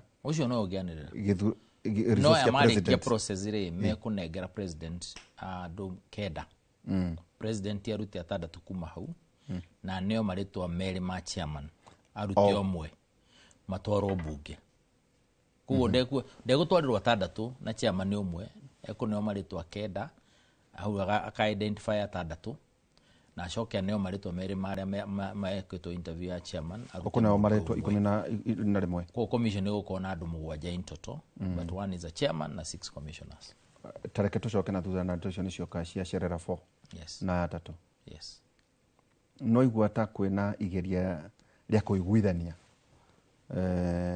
commission ya githurano tutigacokere hau tondu kwina andu marauga atiriri magika interview ha niaga muno orona makiariria no marikia guikarira wabici dio makerwa atiriri ni wakinyire hau ni undu wao ni undu ona ni oyo na thai ona playbook pero ru githikiririe o niguo horo hari yes in fact there is no guarantee ati ona modorori uciuria daimana na kiria daimana mwa Kenya you know that by the way takitori horo wa candidate let us be honest candidate uciuri ona ti ira no mwe aikaria tu daika 38 agarare magistrate wana uku Baringo yes amuiguire dinamuigua unfortunately tamurora muthuri utotukire nawe guku tha igiri arutio tha igiri yes aganaki tha ici ni hindi oima yes no ngora ciuri ici ni ta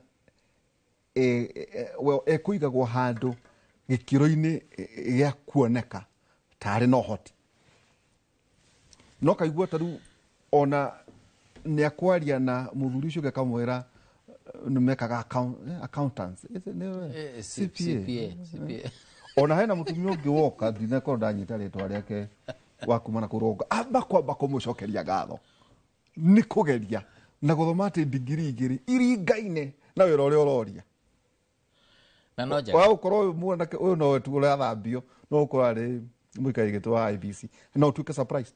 I wouldn't be surprised juge number 1 ni wega panelist ko appreciate ona ogithi interview hado utige wa horo ukiuma horo kinyaruheni andu aria megwika interview ni kumenya no wa weka kugia treasury kia board exactly koguo ni wega riri ni wega ugakirisivo na njira iria yagirire no gatugwo no konanio no make sense ona ko nduna make sense reke andu acio maukue tondu gakinya magago it is also them who shortlisted you nio mararorete maago shortlist kwena process ina ndamuno process nio make kumarira matwikire swoni ni wira wa mbere wari ku advertise mawira maya niguo makinye ha koguo ni aku ni mundu wanyu riu koguo approvated it's also a good thing for you to no murania muramenya uria mureka from the onset noga kiuga atiriri tutige kwihenia ino ni Kenya agikorwo we muraruagira niguo korwo we panelist niguo tuhe commissioner wina agenda tutige muthuri ucio twarigiriria wina mundu uri ungienda tuige commissioner na mundu rore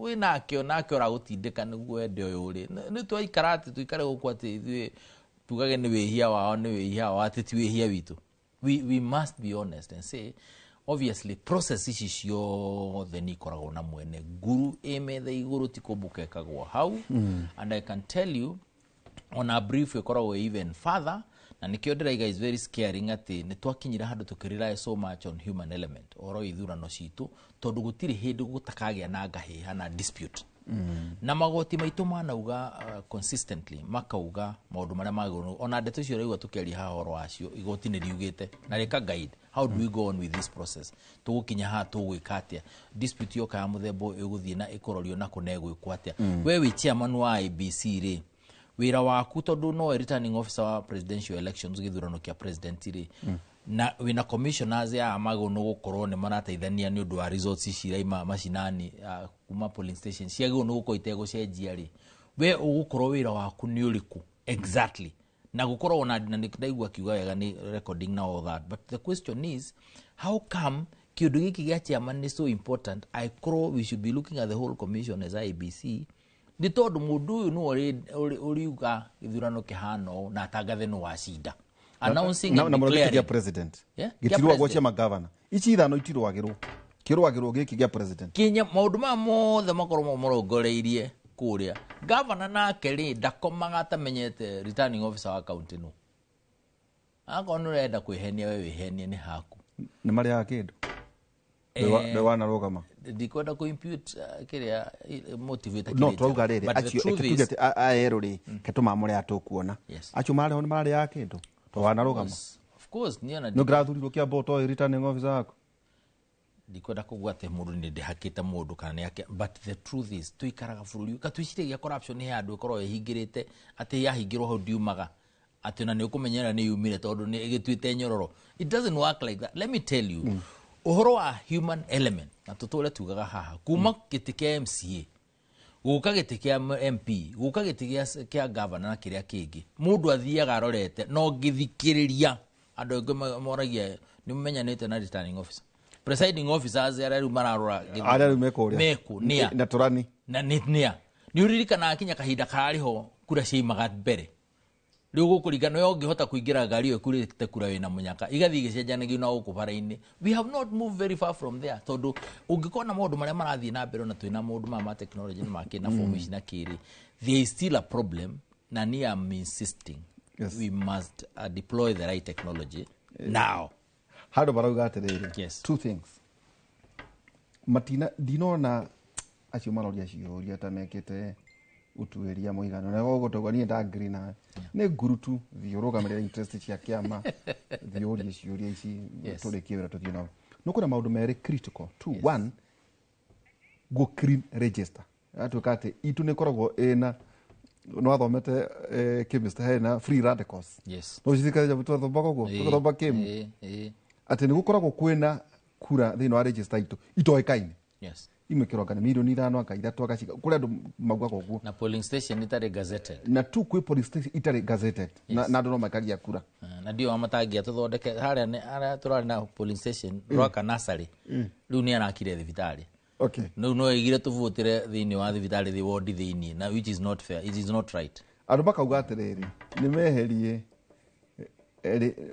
kwina time ya kugea na a digital card ya wikia kura. It is a ne nyamu ya gono corona ulito munene muno na kwaria na technology re sorry ndigotinya it replace human era todo ugirona kuma 2007 ukio gwore andu marauga ati twendie kiuria kiu twena maiko kuria sagana tukioria president he bata wa andu magaika tugathie githura tugatumira tau twerekere utumira billion icio tau no ngwire ona cia ukorwo ci 60 igoka 40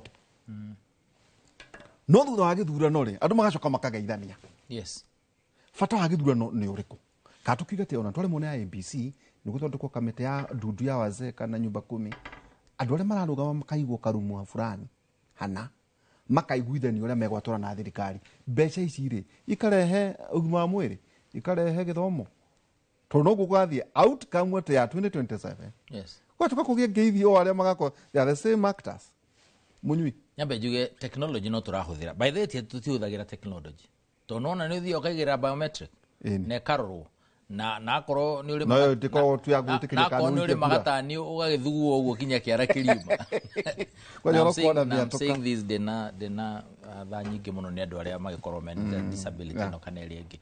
What we are saying is that tutihuthagira technology transmission ya kura ici iri kana gucitumari no amenya no irethie through technology na kuria gutari ugakihica kinya mutu uria muraihu iguru uguo niguo ugitransmit ikinye kuria irakinya ni uririkanaga tene ciarehagwo manually iraku igatwaro kuria kungi wacamania nacio cia kurwo nacio kana wahurwo mwiri ugatuika githurano riu kini getharara. What we are saying is why are we doing it 50-50?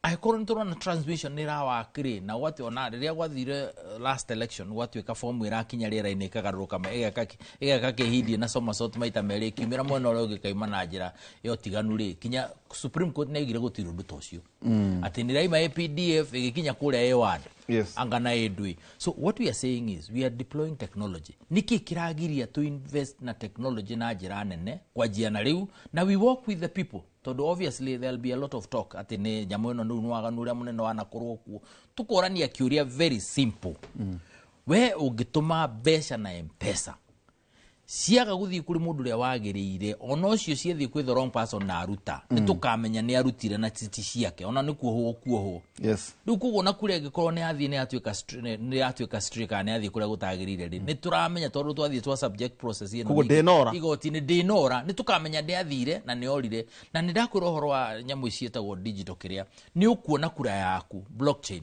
ni ukuona kura yaku kana ni rahuthiki na njira ria yagirire. So the technology is available out there. Na twina mafururi marake huthira technology besoro ici turari horo wacio ri ni sufficient kuigira technology no metha-ini because twina thimu as an identifier twina ipade citu na maundu ma mothe ndirona tuturatu yakinya driving license ru ni ciake na ciageki no githurano no ho twenda gucoka human element no ho the makira macokanira manyua cai ri maugaga ehe ni twethe chairman ni twethe commissioners mutaratara muraihu ni tuthie tucenjie watho uyu reka tukona na panel ya andu kenda ya andu mugwanja ya andu atano na nuthu.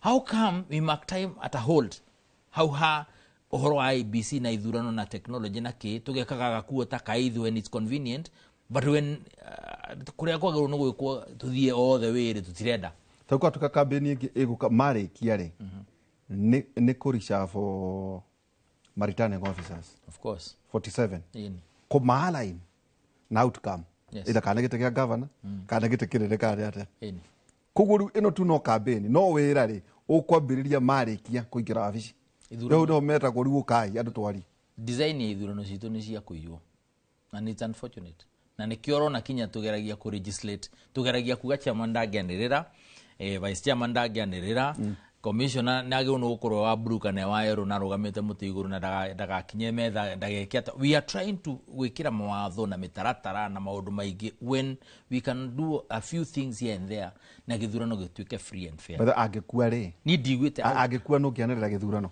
ati ni hindi twathurana ni gwetereirwo mundu ni aringa thi no tuthire igoti-ini commissioner angimatingianirira there is no the law is very clear. Chairman ni umwe it's an amendment tena ndukorari na vice chairman no ane in the absence of the vice ni tondu wa riri ni tondu wa bomas either way to kwega tondu nayo gikorwo vice chairman no ane riri chairman ni atuika ndathi wega ni ukuhithwo no ukihithwo governor agitugurwo deputy agatuika governor na vulu ukathi na mbe turari horo wa ithurano cia presidency incident ha ni gono ni hoena thina tina kuria kianda why ha rugongo ni interest returning officer wa githurano kia president ri turirikane chairman to chairman ena mawira administrative makora na IBC no bado no returning officer wa githurano kia president kugu wira wake ri ucio wakwanirira nduri mundu ungi maundu magi administrative mino magicenjania na vice chairman na wake na commissioners na ki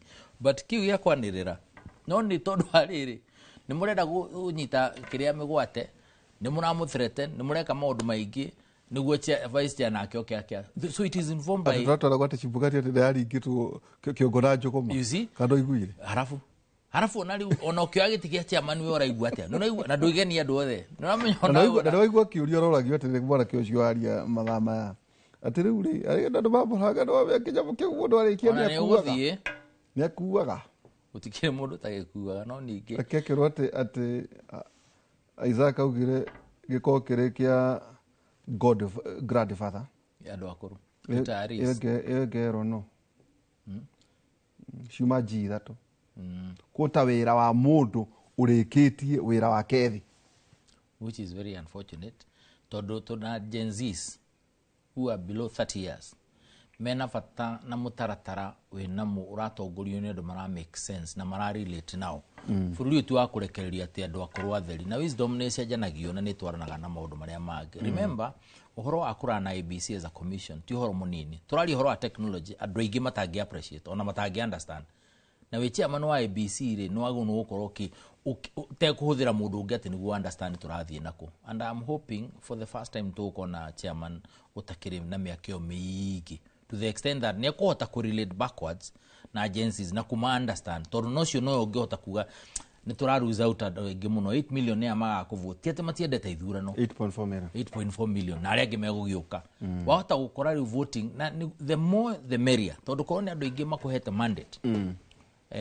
gũtuĩkage ti gũtuĩkage ate a third ya andũ arĩa magĩrĩirwo gũkorwo ma register to voters rĩ matinahe ũyũ kana ũyũ ũngĩ me hau out there somewhere but we spend a lot of resources to come register to voters. Do we criminalize no kuno ati icon ire kura na nduraumira ne vatie koherithio asha it is a right to vote which means it's also a right not to vote tondu na kuvote no it's a right under article 38 you know ya katiba koguo ndũngĩũkĩrora ũguo aje kuga ati ni mandatory andu kuvote no kwaririo magikiaririo but to me let us make ithurano undu utari complicated undu utari wa goro tondu it's also about us ne bia cito by the way no ndu ati validation ya undu ria wekeka ri ndurani ndigutindo ukirugama kirima iguru kire kinene ukianagirira ukiriraga maithori mathakame kuonia andu ati uriwe mundu mwega ta njira atiriri na njui mathaa maitu ni guthira marathi mathirite undu uria uroikire horo igie health insurance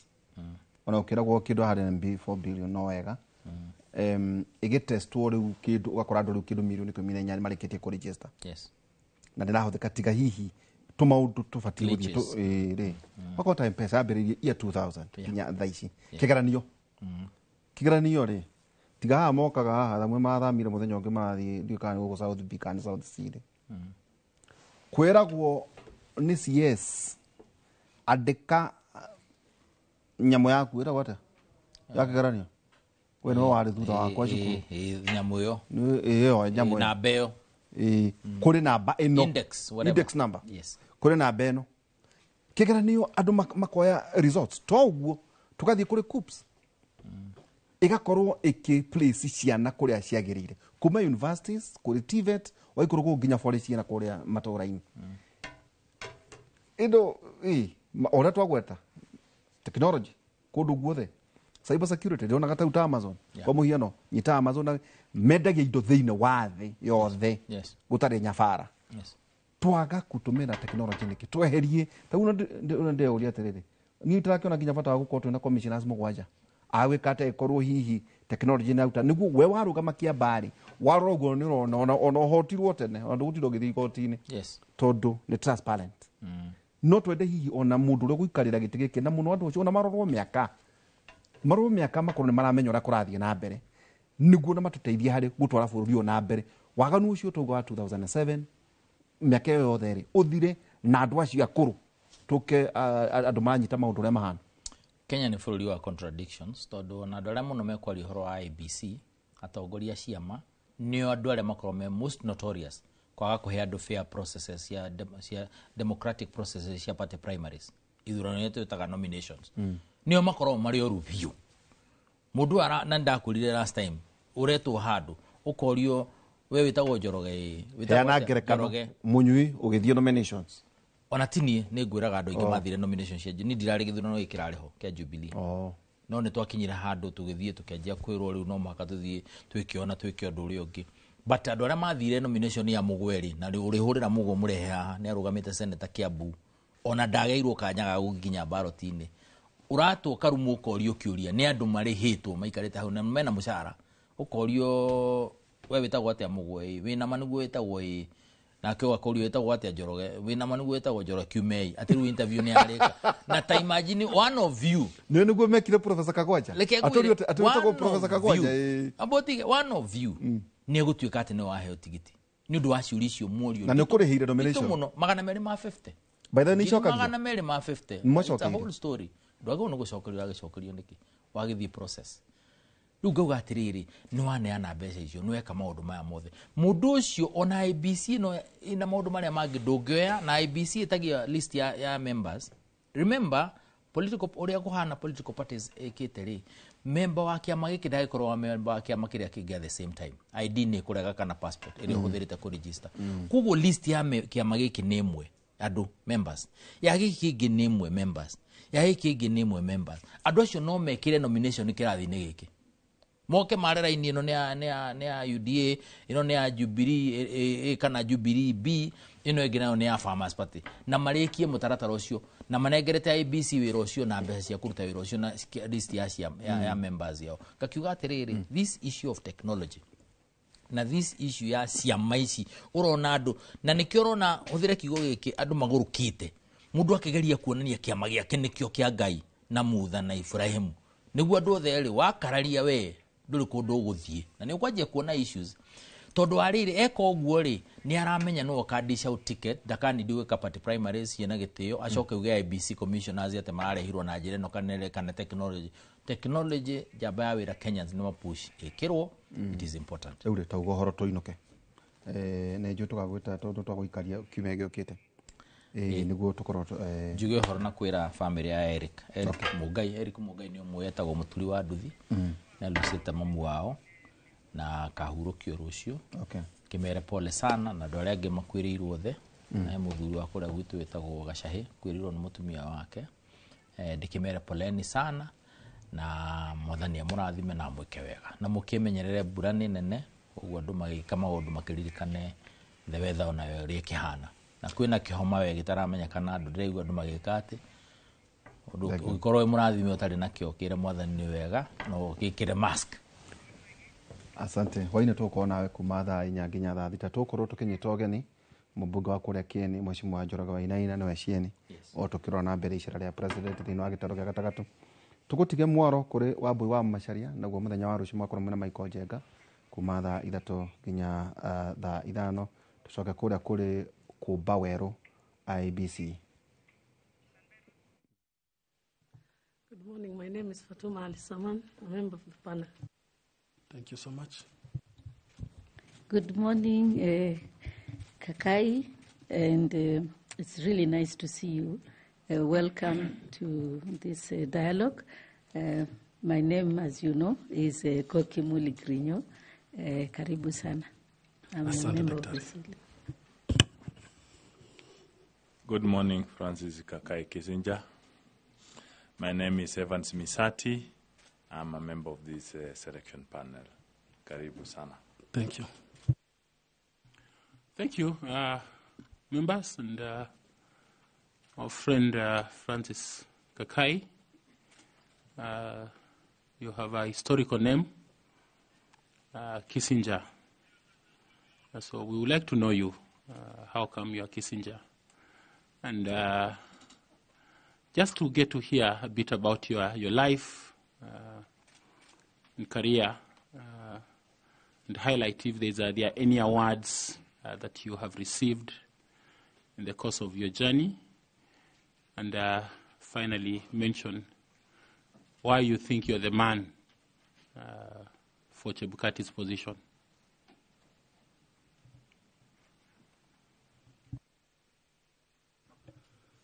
Thank you, Speaker. Thank you, members of the panel. My name is Francis Kisinja Kakai, and I must take this opportunity to thank all of you for having me here and for giving me a chance to appear before you, and I don't take this for granted. As I said, my name is Francis Kakai Kisinja. I'm a lawyer by profession. I hold a bachelor's degree in law from the University of Nairobi. I hold a postgraduate diploma in international trade law from the University of Turin in Italy. And finally, I hold a master's degree specializing in human rights, governance, and aspects of elections In terms of award, I was awarded a scholarship by the International Labour Organization to go and study the postgraduate diploma in trade law from the University of Turin. Later on, sometimes in 2006, I was awarded another scholarship again to go and study human rights, governance, and aspects of elections at a master's level in the United States of America.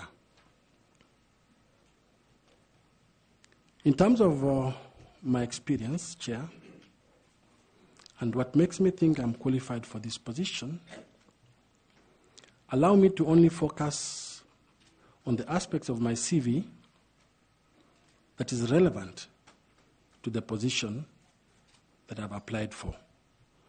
But I must also mention that I've had an advantage or a privilege of being a lecturer, and I taught at the Catholic University of Eastern Africa, and I also taught at the Kenya School of Law.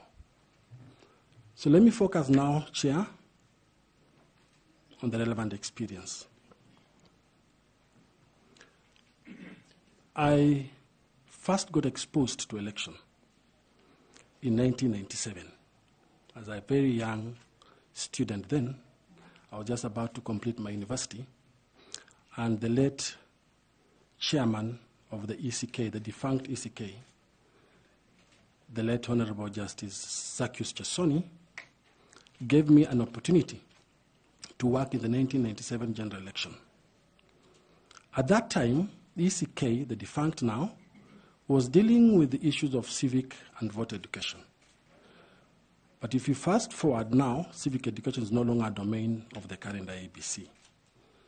So Zacchaeus Chesoni then, may his soul rest in peace, thought I will be in charge of training of trainers, in the sense that I'll train so many clerical officers who will then be deployed outside to go and man the general election.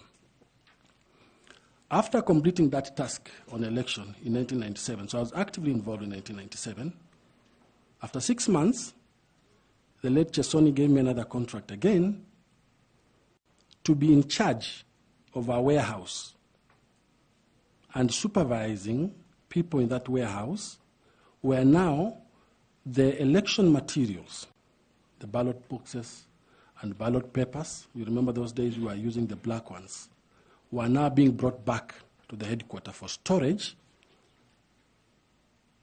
and for purposes of preparation of election petition. Those are what we call sensitive electoral materials. That was the end of my assignment with the Electoral Commission of Kenya. And sometimes in 2007, in 2006, I left Kenya to go and undergo my master's degree in the US. Came back in 2007. That was an election year as well. On 1st of December in 2007, I was recruited fresh from the US. I was recruited by ELOG. ELOG gave me an opportunity to be the chief executive officer.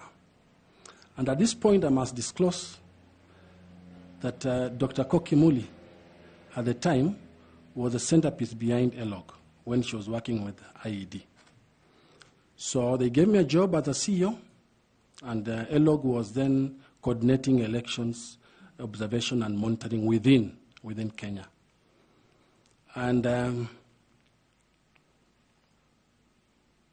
it didn't materialize because hot on the heels, UNDP was also seeking for election observation and experts in election to assist in civic and voter training.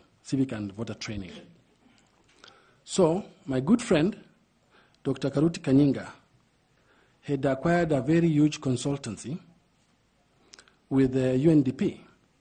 And Karuti Kanyinga reached out to me and said I should join the team to go around the country carrying out civic and voter education. So I joined the team, and I was allocated two provinces. At the time, we used to call them provinces. I was allocated 2 provinces, the Rift Valley and Western. My responsibility was to go through and engage with all stakeholders, known and unknown, in election matters. So the churches, the civil society, the CBOs, politicians, candidates, and so forth, to train them on civic and voter education. That engagement was very successful, and we went into election. After my engagement with the UNDP, I then joined and was recruited by the German Technical Corporation. German Technical Corporation is a German government-based organization that supports governments and civil society in this country. So I was hired as a senior governance advisor, and I worked there supporting, that time, 2 main institutions as a governance advisor. I was supporting the Ethics and Anti-Corruption Commission on matters surrounding combating corruption, and I was supporting the Ministry of Justice. We had a program at the time called GJLOS. So I was at the center of it. After my tenure as a senior governance advisor from GIZ, I joined government, and at that time, the institutions, the new constitution was in place, and many institutions were looking for means and ways of enhancing the operation of those institutions. So I joined the judiciary. I joined the judiciary as a deputy chief registrar of that institution. That was around 2011. And at the same time, while at the judiciary, the management of the judiciary then thought it's wise to appoint me as a director of a new program that I was tasked to begin. And that program was called the Judiciary Performance Project. So, my responsibility then in the judiciary was to focus more on the day-to-day operation and management of the institution, because as a deputy chief registrar, you're also basically in the administration. And I was tasked with fundraising for funds from the World Bank, and I designed at that time, with the help of other colleagues there, the JP project, and we were able to raise $120 million. Those were the monies that eventually found themselves in the judiciary under that project with the World Bank, and it was meant for expansion of courts. It was meant for having IT infrastructure in the courts. It was meant for buying equipments in the courts to ensure that we have at least 47 high courts, at least a high court in each county. After my tenure at the judiciary, I went back to a setting mode. And I remembered that I loved election. And my mind took me back to election. And the then chairman of the African Union, Her Excellency Dr. Dlamini Zuma, was having a program of election observation and recruited me as a coordinator of elections with a specific allocation of countries within Africa. Because in a year you will have 1 election or 2 elections running in a country, and my work was basically to go around those countries to monitor and observe elections in those countries. I took the job seriously, and that job changed my perspective on election,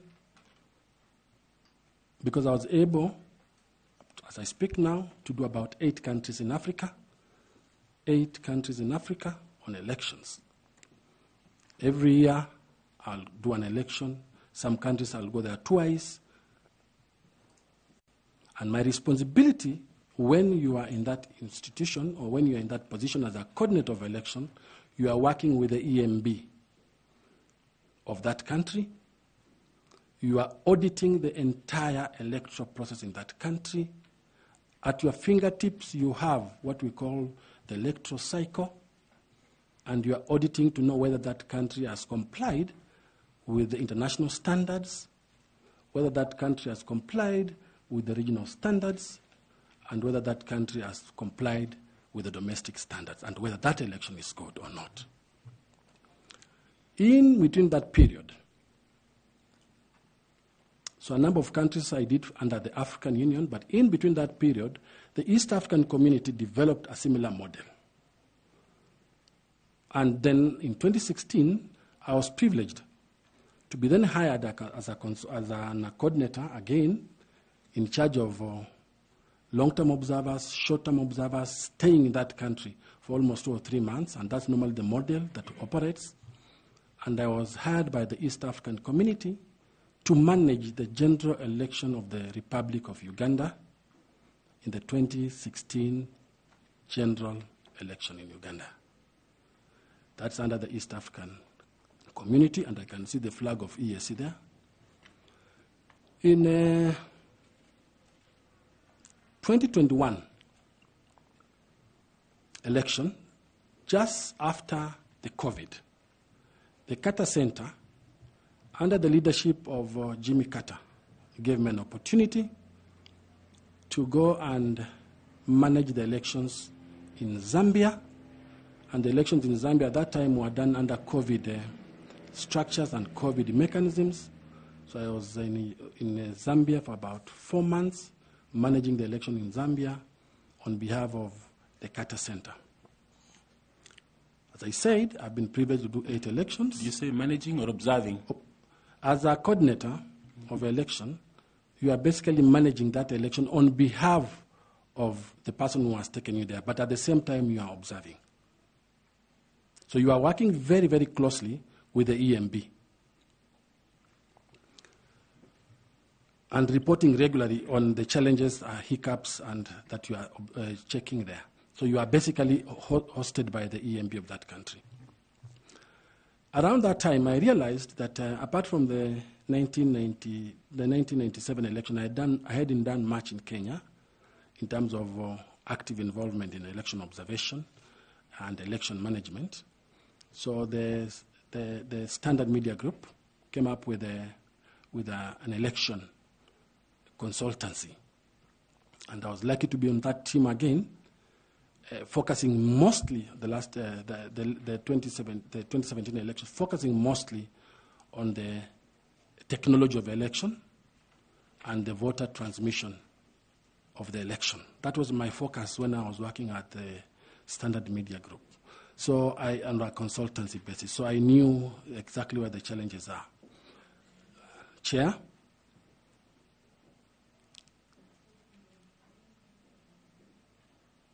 I have experience at my fingertips when it comes to auditing an entire electoral process. I know what happens on voter registration. Like right now, I know where we're going to have a challenge on voter registration. I know the basics of solving that problem. I remember that a former head of state, who was my head of mission in the Zambia election, now is the president of Ghana. That time he was in the opposition. He told me, make it simple. Election is not complex. Make it simple. If you remember the decision of the Supreme Court on the nullification, if you remember, Justice Mwilu was asking... I think it's fair enough for your introduction. you speak to those other things around elections as we go by.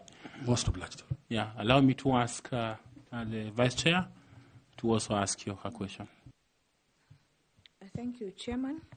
Now, Mr. Kakai, I've heard you mention that you have done a lot of electoral observation within Africa. That's right? That's right. Out of your experience, and of course your experience emanating from your entire career, what are the competencies that you have picked, skills and disciplines that are outside the legal profession to steer IEBC to the next level as a chairman?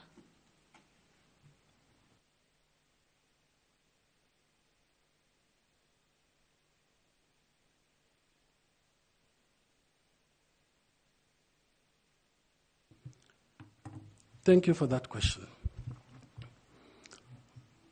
As you observe elections, and I said 8 countries have consolidated certain skills and in essence acquiring them as now my call of nature in terms of election. One, you need to understand administration. In the countries and in the places I've visited, I've been able to understand that an EMB can easily mess the election if the administration, the governance structures of that institution, and the management of that institution is lacking. That is a skill that I want to import and try it here if I'm lucky. The other skill that I've been able to know is the governance skills. In most of those institutions, you realize that during election, things become so hot, and you need to have somebody who brings in these soft governance skills to minimize or reduce the chances of conflict. That is something that I want to leverage on. Another skill that I want to bring is that I have a background of human rights. And in elections, I want to see what is the human right component that we can bring in this institution. Why do we see some members of the IEBC losing their lives, dying, and there's no scheme to compensate them? These skills are what I want to bring, innovate them from other countries. I've seen them working. I want to see how this can work. And these are the skills that I want to bring over and above my legal training. Finally, I want to bring a skill of reform. I've been privileged to do reform in terms of following up on every year's election report whenever a country does an election and ensuring that those recommendations that have come from those reports find their way in the legal reform, in the policy reform, or in the administrative reforms. That is the skill that I think I have and I want to bring. Finally, Chair, those are hard skills, but they're also soft skills. You cannot manage an EMB if you don't have soft skills of how to manage it, if you don't know how to have synergy in an organization, if you don't know how to be a team player, if you don't know how to manage conflict, even the slightest of the conflict, you must have those soft skills, and I possess them. Thank you. Mr. Kakai, do you think that having mediation and arbitration skills is important for the job that you are now here for? Yes. As a lawyer, I also participate in mediation. And if I reflect, for example, if I may answer that question with the help of experience, if I remember the last election, if there was any attempt for mediation, it will have solved what we witnessed. So mediation is a critical tool that a chair of IEBC can utilize. And you can call in any mediator to help if you can't mediate, but it's a softer tool of assisting to calm down things. Thank you, Mr. Kaikai. Now, to just conclude, please tell this panel whether in your journey, in your career journey, you have had an instance where you have been tested and your leadership skills have come through at a point where there have been maybe an instance of pressure and conflict and maybe external influence. On election, I said that I've done 8 countries, and one country, without naming that country, we were doing a report, and the report wasn't looking very good on them in terms of participation of women in elections. It was really bad, and they didn't want that information, that we try and see how we can make the report subtle, because they did one negative report. That's a test on your integrity as a person. It's a test on your integrity as an observer. And since all of them are the one charged with doing the reports, I said we can't do that. We all witnessed that participation of women is limited. There are very few women, yet you have a legal framework that allows you to have women participating, but you are not utilizing the legal framework because of the cultural imbalance in that country. That is one thing that I was tested. Thank you very much, Chair. Thank you, Madam Vice Chair. Allow me to ask Karo Kituku to also engage you in some questions. Thank you, Karo. Thank you, Mr. Chairman, and good afternoon again, Mr. Kissinger. Good afternoon. I would like us to have a conversation around the area for political parties and parties primaries. This is because, as you may know, political parties, if you're successful, you become the chairperson of the IBC, will be your biggest stakeholder.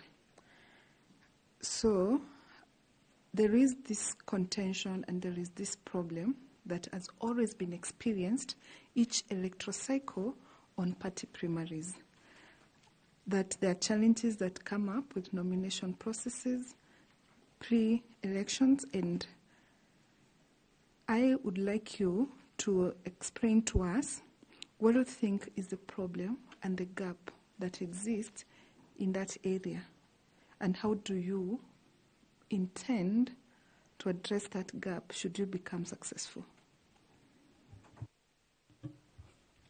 Thank you for that question. Every political party in this country has a constitution. Every political party. These political parties are registered by the Office of the Registrar of Political Parties. The law has allowed the PPLC, the Political Parties Liaison Committees, to take a very critical role in managing of political parties. Now, the conflict of and primaries are basically an election in the electoral cycle. And then IBC has a very big role in dealing with the political parties. Now, the interplay between IBC, the Office of the Registrar of Political Parties, and the Political Liaison Committee take a very central role in terms of managing and coalescing around political parties. Now, the biggest problem with the political parties comes with, one, their respective constitutions. And what do they say in the constitutions when it comes to coming up with the party lists for their candidates who are going to participate in that election? That is normally the biggest problem.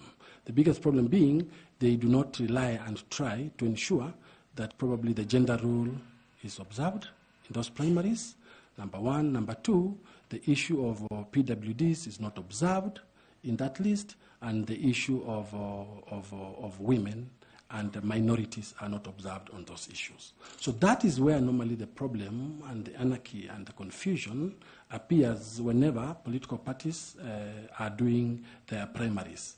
So to navigate around that issue, and of course the issue of funds in terms of allowing women to participate, to contest an election, and it's a very confusing thing.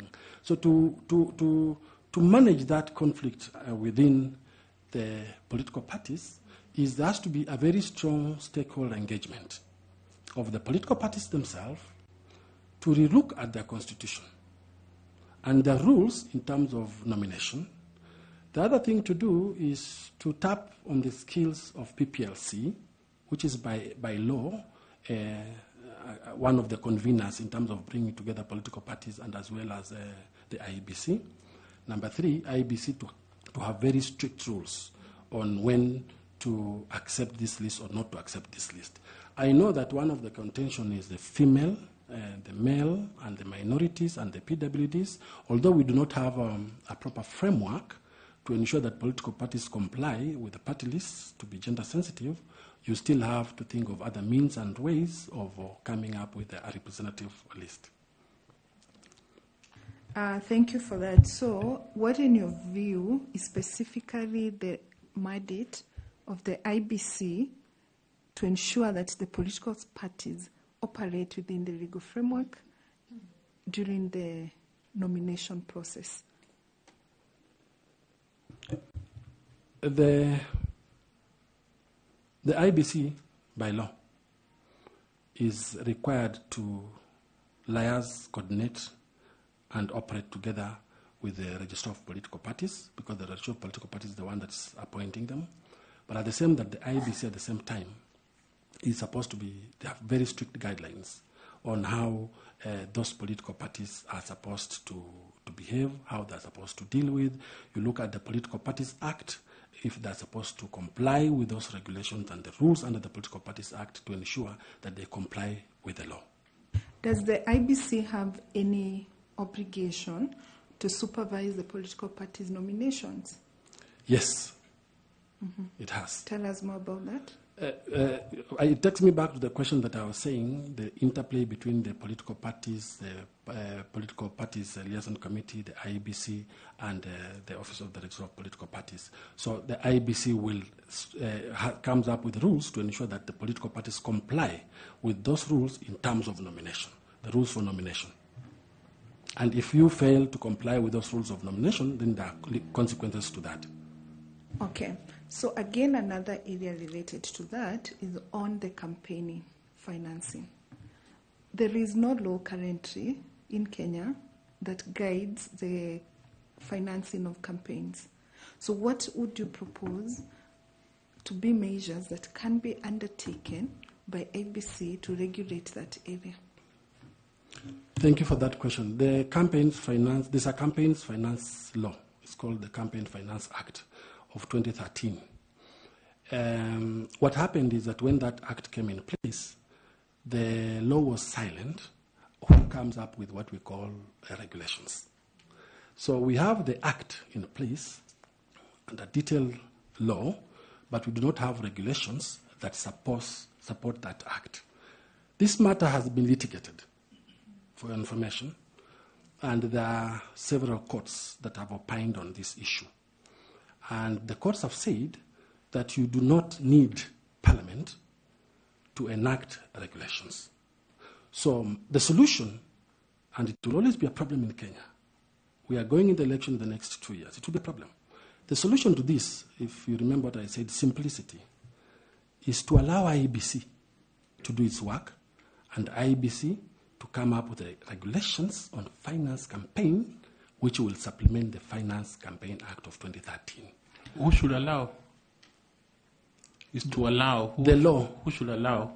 Chair, the law allows IEBC to come up with finance regulations. So IEBC has to do its work. It's only through that you will have an election that is contested fairly, because finances is an important thing in elections. Thank you. So if you have looked at the 2022 post-election review report, it has identified some of the significant challenges that exist in the conduct of party primaries in regard to transparency and fairness. Now, should you be successful and you become the chairperson of the IBC, what specific measures would you propose that would be put in place by the IBC to enhance the integrity and credibility of the nomination process for parties? I think, thank you for that question.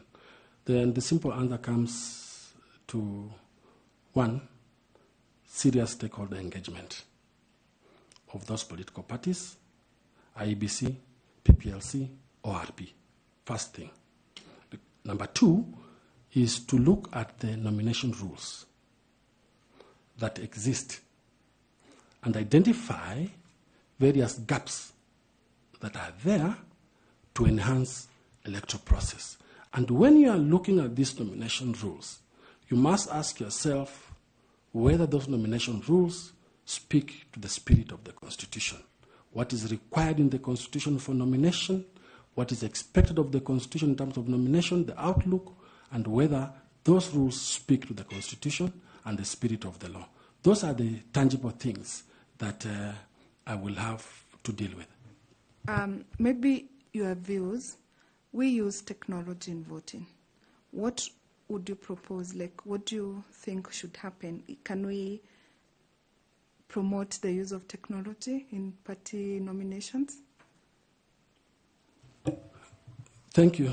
We have KIMS kit.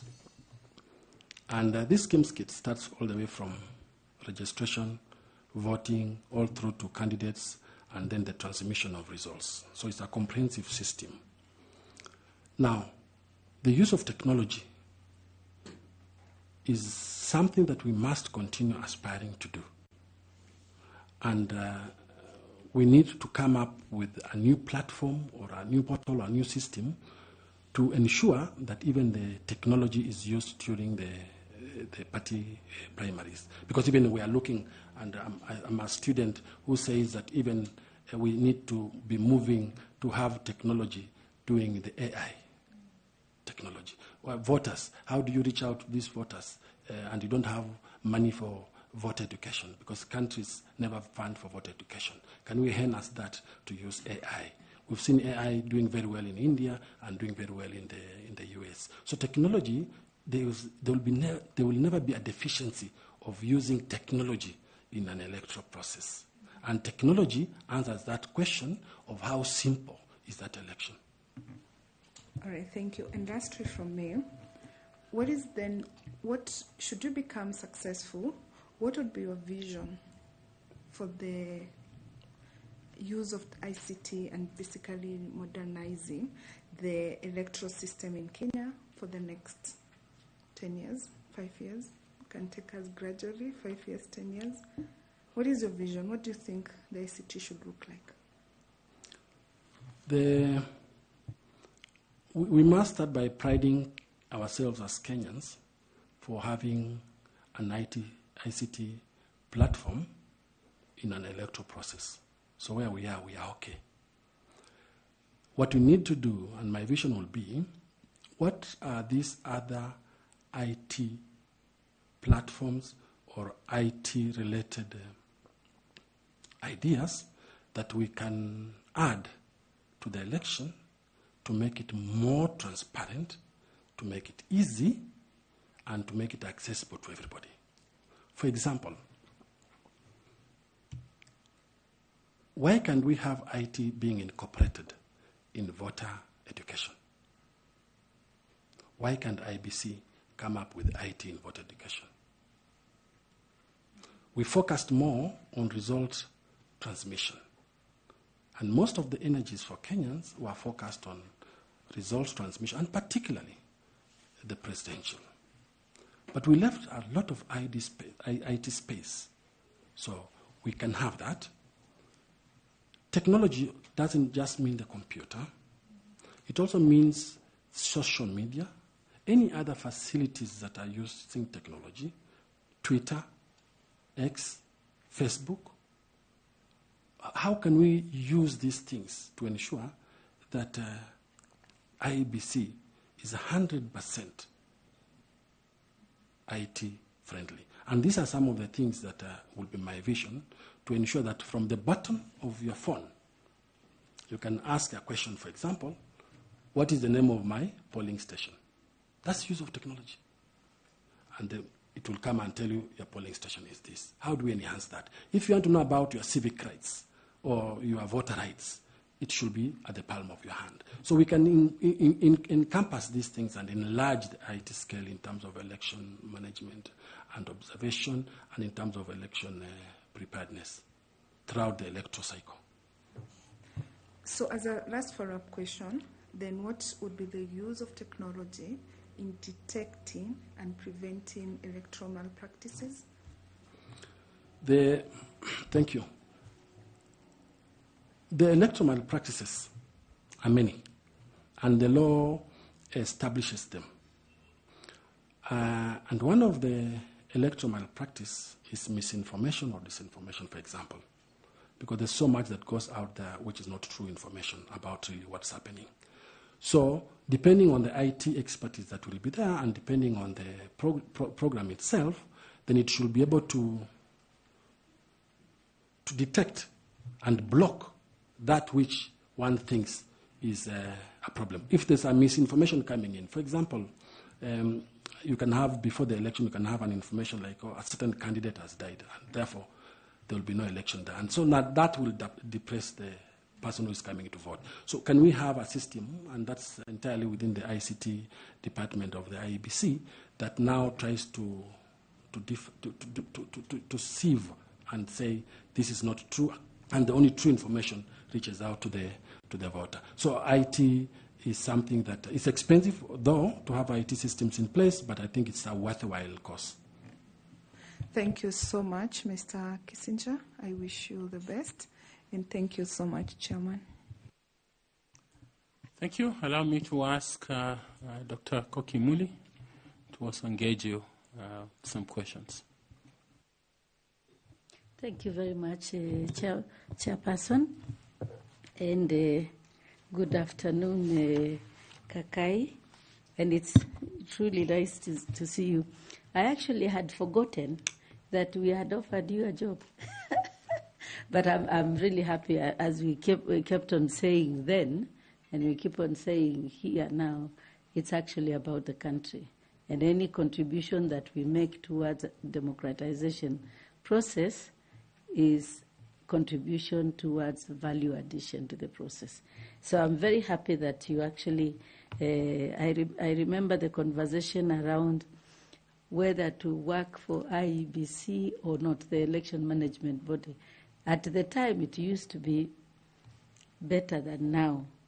And therefore, we are actually quite happy that you could be as one of the applicants to be here to be interviewed for the position of chair. So, karibu sana. I wanted to put you at rest and also to tell you that you have mentioned that you managed 8 elections, e.g. in Uganda, in Zambia. I wanted to know exactly what you did with the EMBs to manage the processes, and also for how long was this assignment? Thank you. Thank you, Dr. Koki, for that question.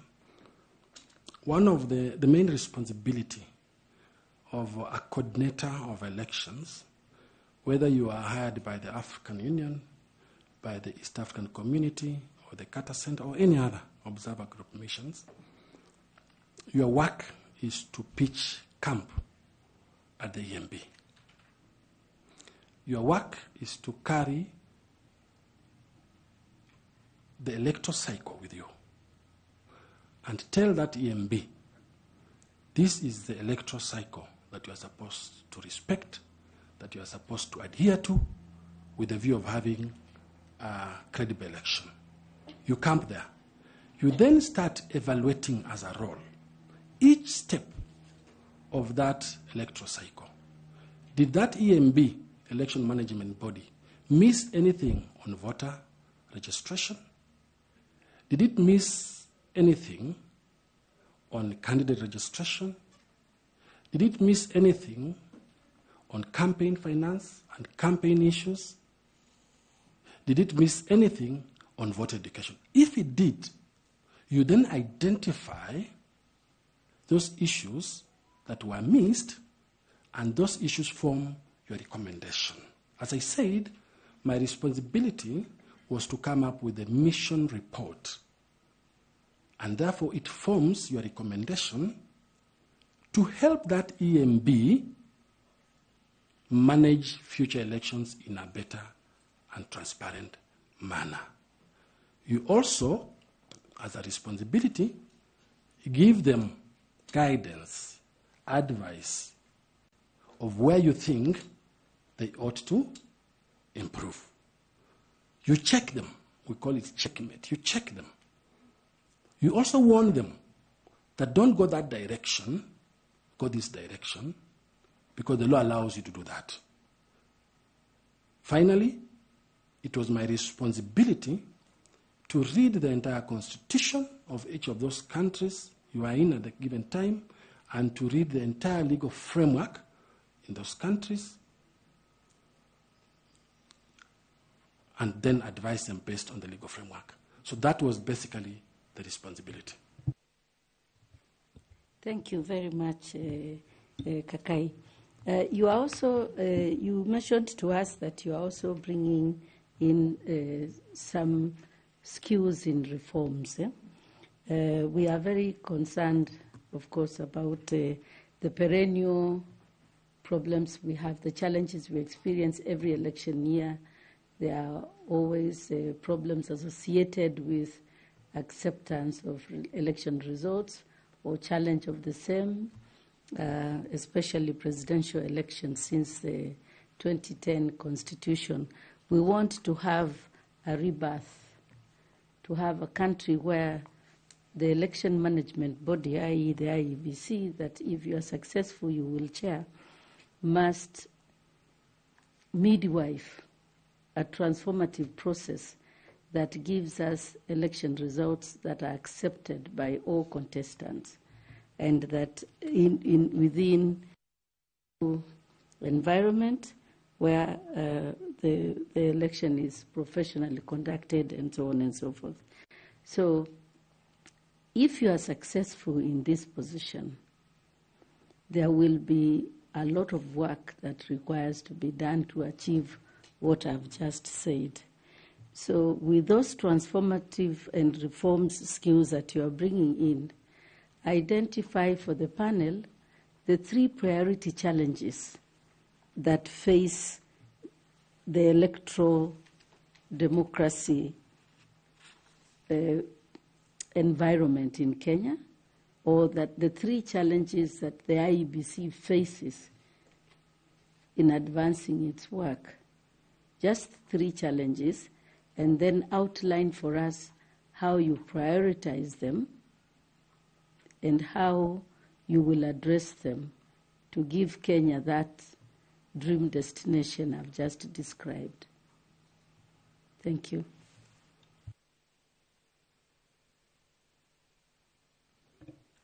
Thank you, Dr. Koki. One of the biggest challenges from where I sit will be you have so many gaps in the law. And those gaps have been taken care of by judicial decisions, but those gaps have not found themselves in legislation. That's a very big challenge for the IEBC in terms of reforms. How do we deal with these gaps? Are they doable within the shortest period of time? Is it something that will go into the next election with these legal gaps? I'll give an example on the greatest reform challenges we have.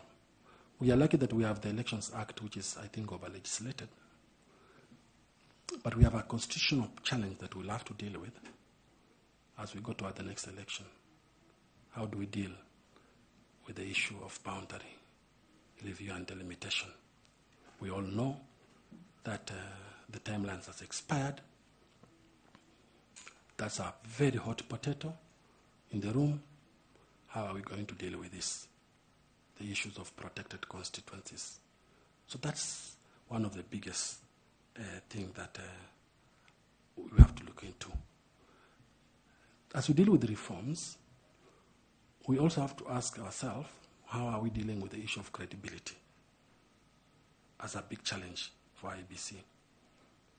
We, year in, year out, we are told that the institution is not credible for good or for bad reasons, for known or unknown reasons. You are going into another election. You have 2 years to election.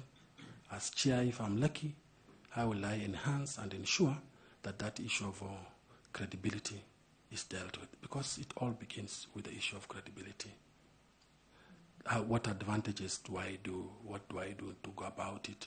And how do I bring stakeholders in place to deal with it? Finally, the other challenge I foresee in terms of this is the lack of IBC Act. The lack of IBC Act Section 18 allows the formation of the IBC Fund.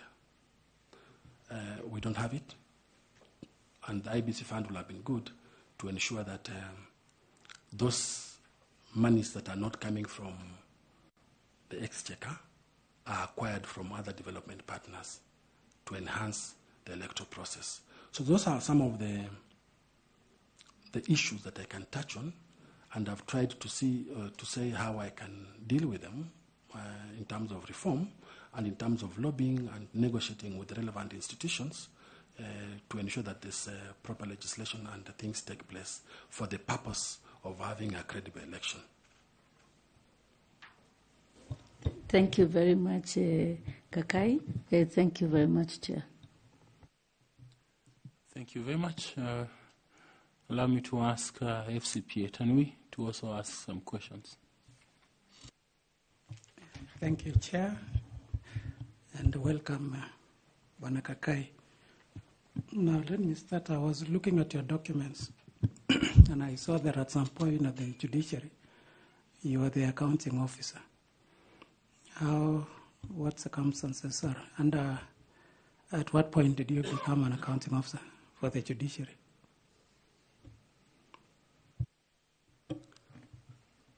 My substantive position at the judiciary was a deputy chief registrar. But at some point, or at some time, the then chief registrar exited. And as they were seeking for a replacement, an institution, any institution in this country, will always have a temporary person as an acting accounting officer. And therefore, you are limited. The terms of reference are, you are not a full accounting officer. Your terms are just limited for holding the position. So you don't incur anything. You don't approve any payment. You only spend what was approved by the former accounting officer. So it's an interim measure which is normally put in government to ensure that there's no vacuum. So it was for a very short period of time without the authority to incur. Now, with that experience of being an accounting officer, you will note that other than Teacher Service Commission, the other constitutional commission that has the highest allocation of funding is actually IEBC.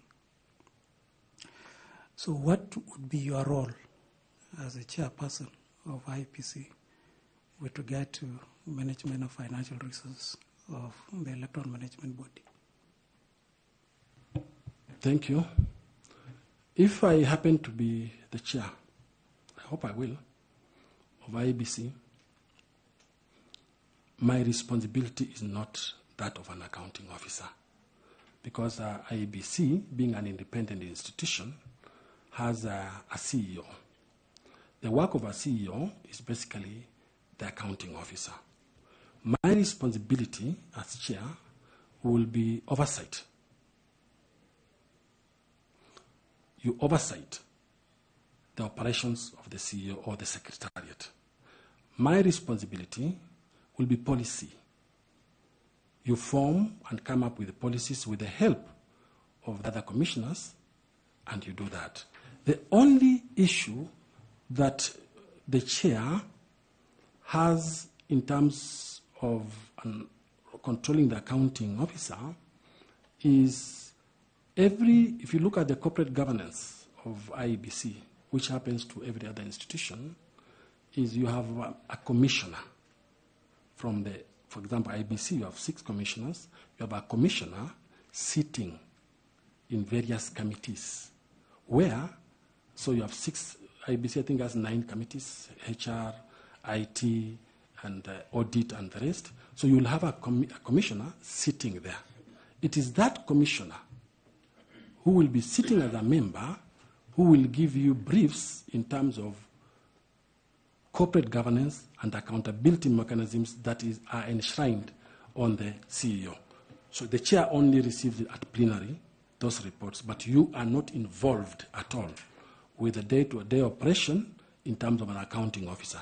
The only part you get involved is when probably the accounting officer briefs you and tells you we need to go to Bunge and push for more funds, we need to go to this and lobby for more money, we need to have these development partners who are coming in to give us funds, but you'll have policy briefs in terms of your role. So your role as chair, you restrict yourself to your lane to avoid unnecessary squabbles within the institution. Now, following it up or down, because you've said as a chair there will be a commissioner responsible for finances and reporting. Sitting as a committee, in that committee? Sitting in the committee. And I would assume they should be like the finance committee. And I think there are 7 committees at IBC. Correct. So there will be a commissioner.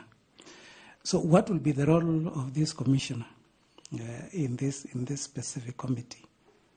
And I want to follow that with the the last petition of 2022 elections. And there was one of the senior counsels who made a statement that it is not the work of commissioners of IBC, whether in majority or minority, to procure services. So what would be the role of that commissioner in any of the committees that will be set up? One of the good practices of governance and corporate management, even if you look at Mwongozo, for example, is you cannot leave the CEO, who is the accounting officer, to run the show alone without oversight. Remember, one of the responsibilities of the commission is to oversight. The only way you oversight, in my view, will be sitting in those committees. You need to know, for example, if they are procuring ballot papers. Was the law followed? Was the best bid awarded? Are all the procurement regulations followed? Are all the financial regulations followed? Are we in line with everyone? Have we sought for opinion from the Attorney General or whatever it is? You need to be there. Now, your role there is therefore only oversight and knowing what's going on. Remember, the spokesperson of the IBC is the chair. So if the chair is not represented at committee level by his commissioners, how will he then be a spokesperson to speak about what?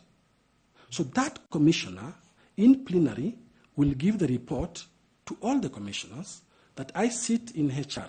These are the challenges in HR committee.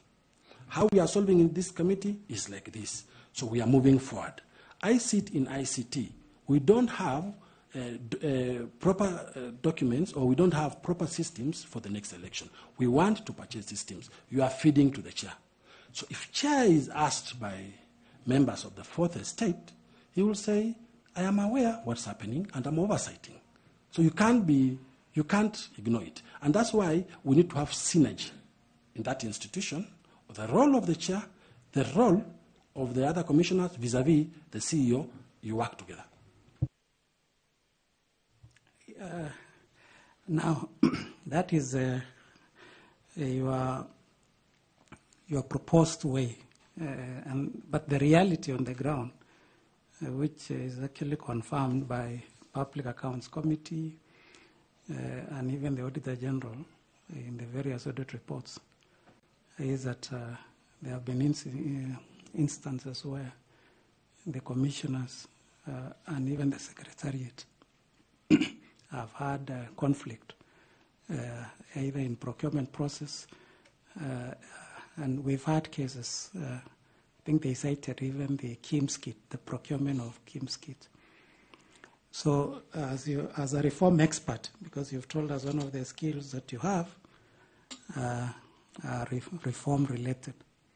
So how would you address that? Because the reality on the ground is that there have been issues of conflict between commissioners on procurement related matters with the Secretariat. Thank you. I will take them through Mwongozo as a starting principle. Number two, I don't think it's in the interest of any commissioner to go there and start getting involved in the nitty-gritty details of mismanaging or managing the affairs of the committee. I think, and sometimes it's very difficult to legislate some things. Some things is just common sense, and some things is just, what is this in humanity? You cannot legislate everything. You cannot have policies to everything. One needs to know that my role and responsibility as a commissioner is to know how we are dealing with, for example, ICT system. And the only way you know is to be in that committee and informed.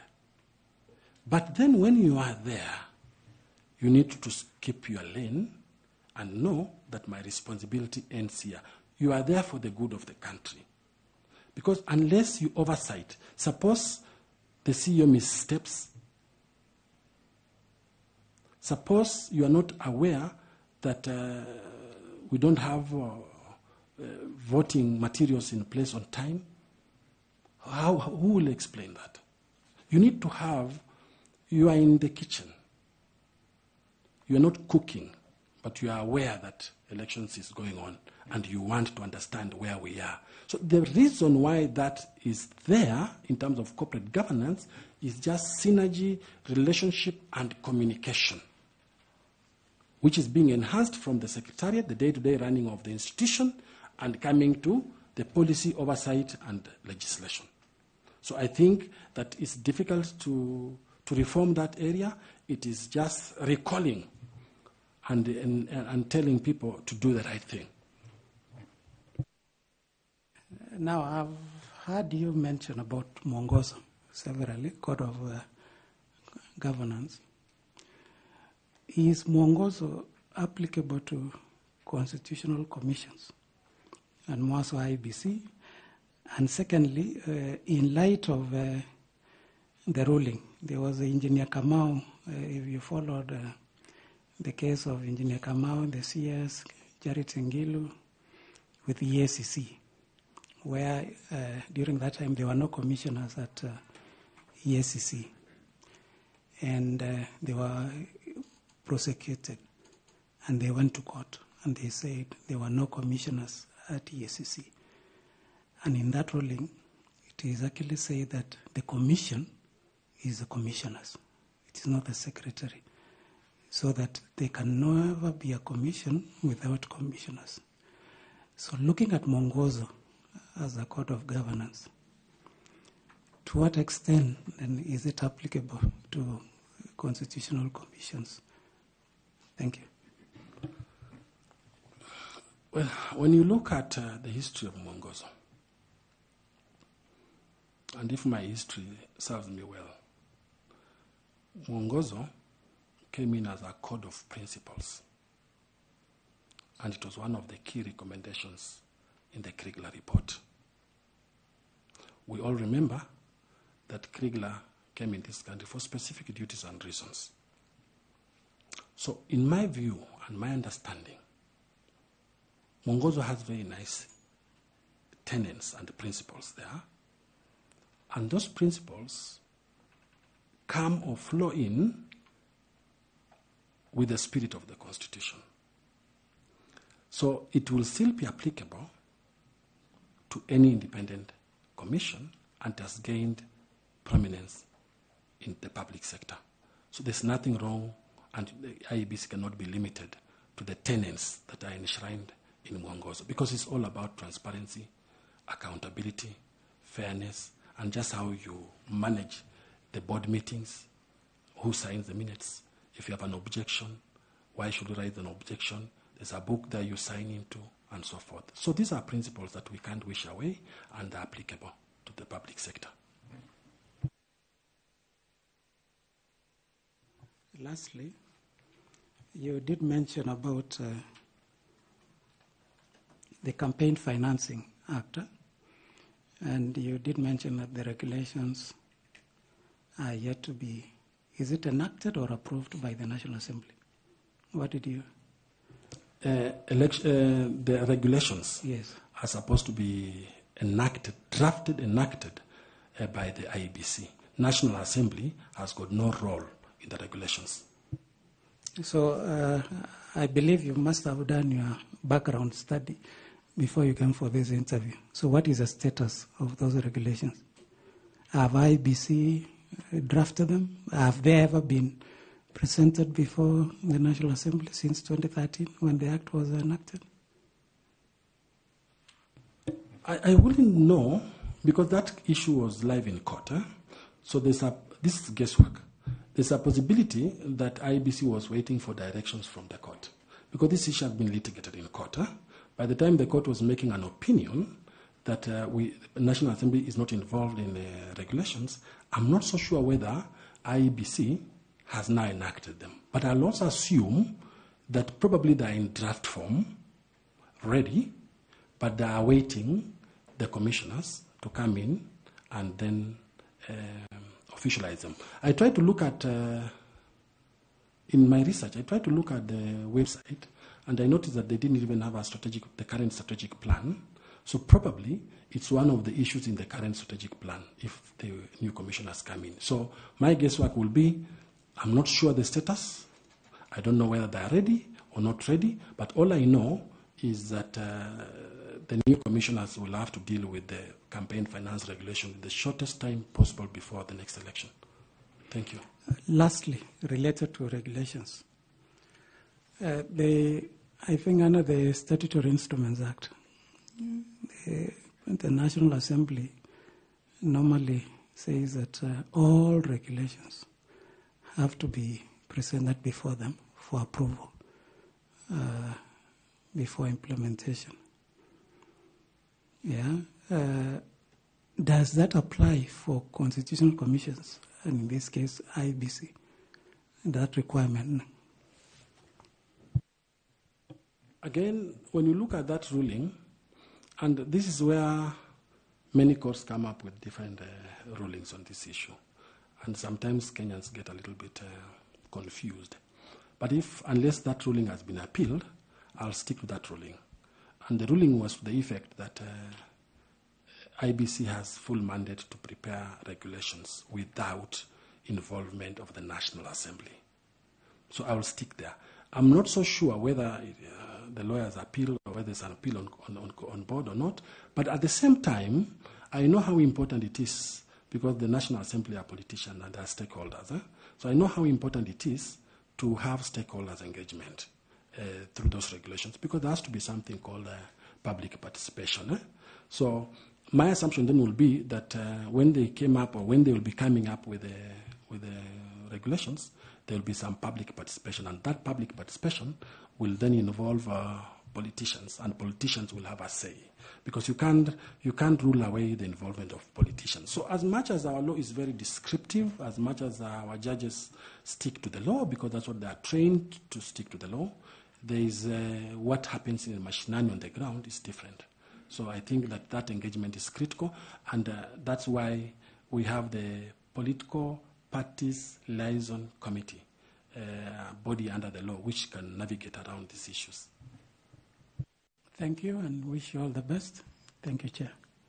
Allow me to ask James Misati to take up and ask some questions. Thanks so much, Chair. I also take the cue to also ask you a few questions related to the governance of IPC, if you are given the opportunity to be the chair. During the elections, the scale and magnitude of the general election, hiring of temporary staff is usually inevitable. From where you sit, or from your experience, what do you think will be the risks of hiring temporary staff during that short period? And how do you propose to mitigate any of the risks, if any? I didn't understand the question. I'm asking you that during the general elections, like 2027, it's always almost inevitable that you have to hire temporary staff, the clerks and other people. So what do you think are the risks that are associated with such hiring, and what do you propose as mitigation of such risks? I understand you now. In election and approaching election time, the work becomes too busy at any EMB. But because EMBs are limited, they rely on poll officials hired from outside, clerks and so forth and so on. Now you have 290 constituencies, and therefore you have to hire people to fill in the 290, to man those 290 constituencies. Now, the risk with that is cost, the cost implication. The cost implication of hiring, every polling station I think has 6, if my memory serves me well, 6 polling clerks, and you have a presiding officer. So if you take that, you multiply by the number of constituencies, and you multiply by the number of days that the election is being done. Normally it's done 3 days. It's a very expensive process. So the main risk of that is that it makes the election become very expensive. To mitigate, it will need serious stakeholder engagement to know whether we should continue hiring polling staff for the shortest period of time and spend so much money, or do we approach like other countries where I've seen public servants being recruited. Of course, they don't earn a salary to do the election work. That happens in so many countries, but then there's also a risk to that. But the main risk is cost involvement. Sorry, I may guide you a bit. The risks, the major risks we can talk about, because when you talk about cost, if you are practically going to be the chairman of IPC, you should be aware that the number of polling stations are already known. So there is no way you can say that the cost will be a risk. The risk, we may be talking about issues of security risks, the issues of logistics, and there may be getting people to the system to handle documents who are not well trained. Because I should not think that the issue of cost should arise, because I should expect that if you are chair of IPC, you should be able to plan early enough, because that's where the cost is factored in from Treasury. So issues of logistics, issues of lack of adequate training, those are some of the risks we can think of. That's for your guide. Thank you. Because getting in new people, you may not know them. They have been proposed by politicians and other things. Now, the other thing I want to ask you in relation to the governance, if you get an opportunity and you are the chair of IPC, several reports have been talking about the conflicts between the Secretariat and the commissioners. What do you think you'll be able to propose to finish those perceived conflict once and for all? Thank you, Mr. Misati, for that question. The chair of IBC has specific mandate and responsibility and is the head of that institution. The conflict that has existed, I think, in the last 10 years between the Secretariat and the Commission is something that, when you look at the governance structure of IBC, is something that is well documented in terms of what the two heads are supposed to be doing. But I think what I will do personally will be the issue of creating very strong synergy with my commissioners, the issue of having soft skills in mediation that we spoke about, the issue of encouraging people to focus on what brought us here as opposed to unnecessary conflict. So you mitigate these conflicts in the boardroom, you synergize, you talk to them, you are their head, you are their boss, you talk to them, you encourage them.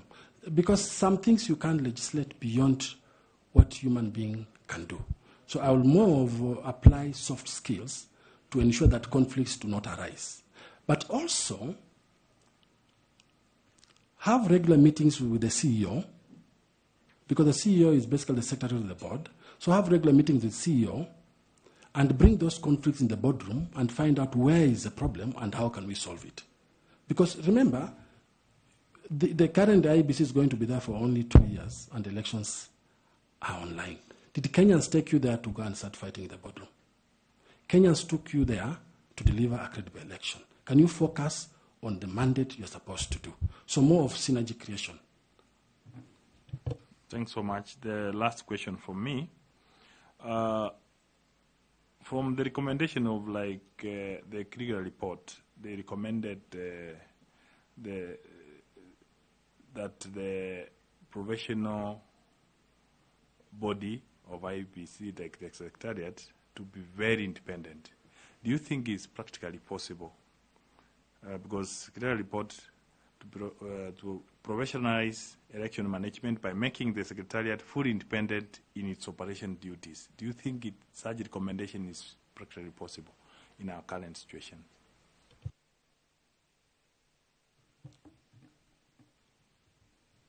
I remember, and Dr. Koki, you can remember this, we used to have a discussion sometimes back when we were disbanding ECK. And the reason why we disbanded ECK is practically what you are saying. Eh? And we said that even the name must change from Electoral Commission of Kenya to independent. And we came to double IEBC, and we were fighting with that issue of independent. Now we have IEBC, we're still fighting with the aspect of the I, the independence. So for me, from the old school thinking, as long as you have the law, and the law prescribes you to be independent, then you are independent. It's the responsibility, therefore, of the chairman. Sorry, you didn't get my question. I'm saying the Krieger report recommended to the Secretariat of IPC to be independent on its own. Is it practically possible from where you sit? I was actually coming there, but I was taking a longer route. So you can't, I think it's very difficult. In my view, it's very, very difficult to have the Secretariat independent from who? Are we saying there are some recommendations are normally given in reports, but these recommendations sometimes are superfluous. You can't say that a secretariat to be independent from who? Why do you want to be independent in the first place as a secretariat? I think it's the organization, the whole organization, the secretariat and the commission that should be independent. Thanks so much. I agree with you because it's actually the commissioners who are responsible, who take charge, and who are answerable to the Kenyans. Thanks so much, and I wish you well. Thank you, Evans. We now move to Fatuma. Saman to ask questions, please. Thank you, Chairman. Mr. Kissinger, is it okay to call you that? I was named after Henry Kissinger, the former U.S. Secretary of State. Okay. So I pride myself to be called Kissinger. Okay, good to know. If you look at the recent years, public trust in IEBC has been dwindling. And so if you get an opportunity to become the chair, what are these things you'll do, or rather initiatives that you'll put in place to ensure that the institution wins back public confidence?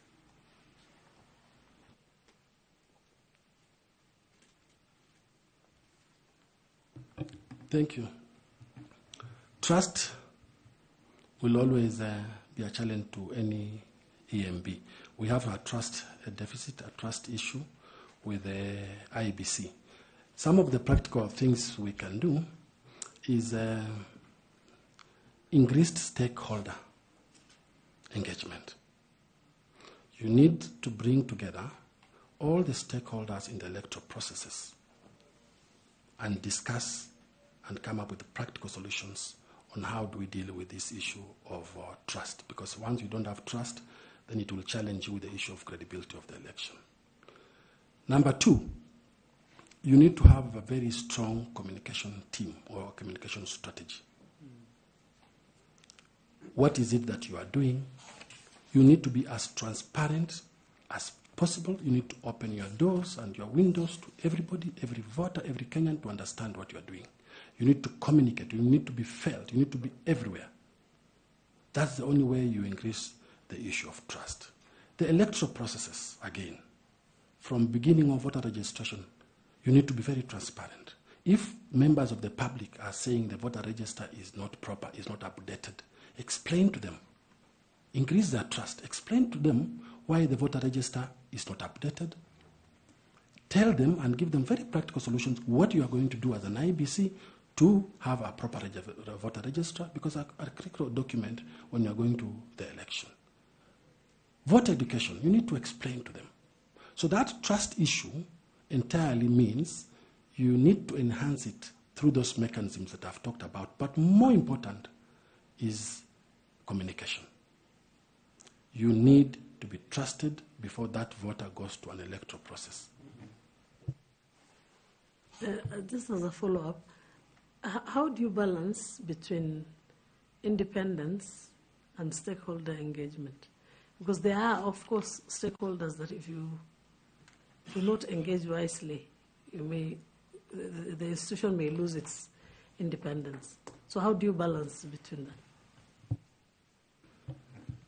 And unfortunately, when you are working in the realm of elections, you must have a stakeholder engagement, because it's the stakeholder engagement that gives you the trust issue that we are talking about previously. So you must have stakeholder engagement. And luckily for us, we have even legislated the stakeholder engagement. That's why PPLC exists, to bring these parties together.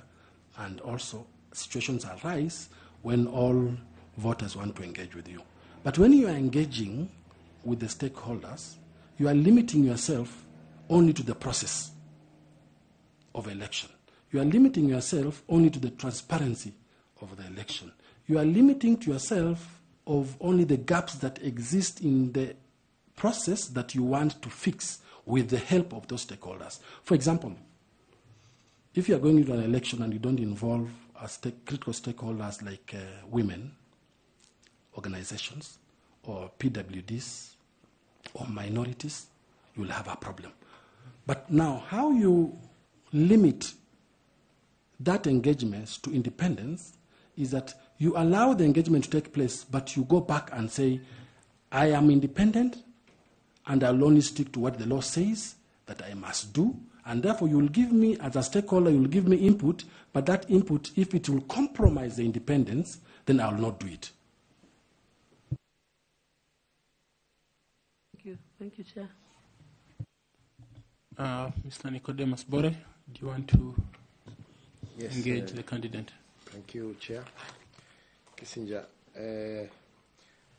when you are describing your CV and yourself, you said you are a reformer, and would wish to tell this honorable panelists an area in which you have really taken up on reforms, and in case you get the opportunity to serve as a chair of IEBC, what kind of reforms will you bring forth to the Commission?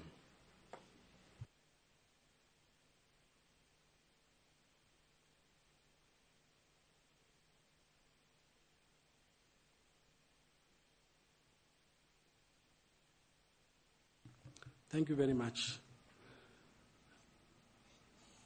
Yes, I am a reformer. And I must have mentioned that I also worked in human rights for a very long period of time. And human rights and reform are brothers, cousins.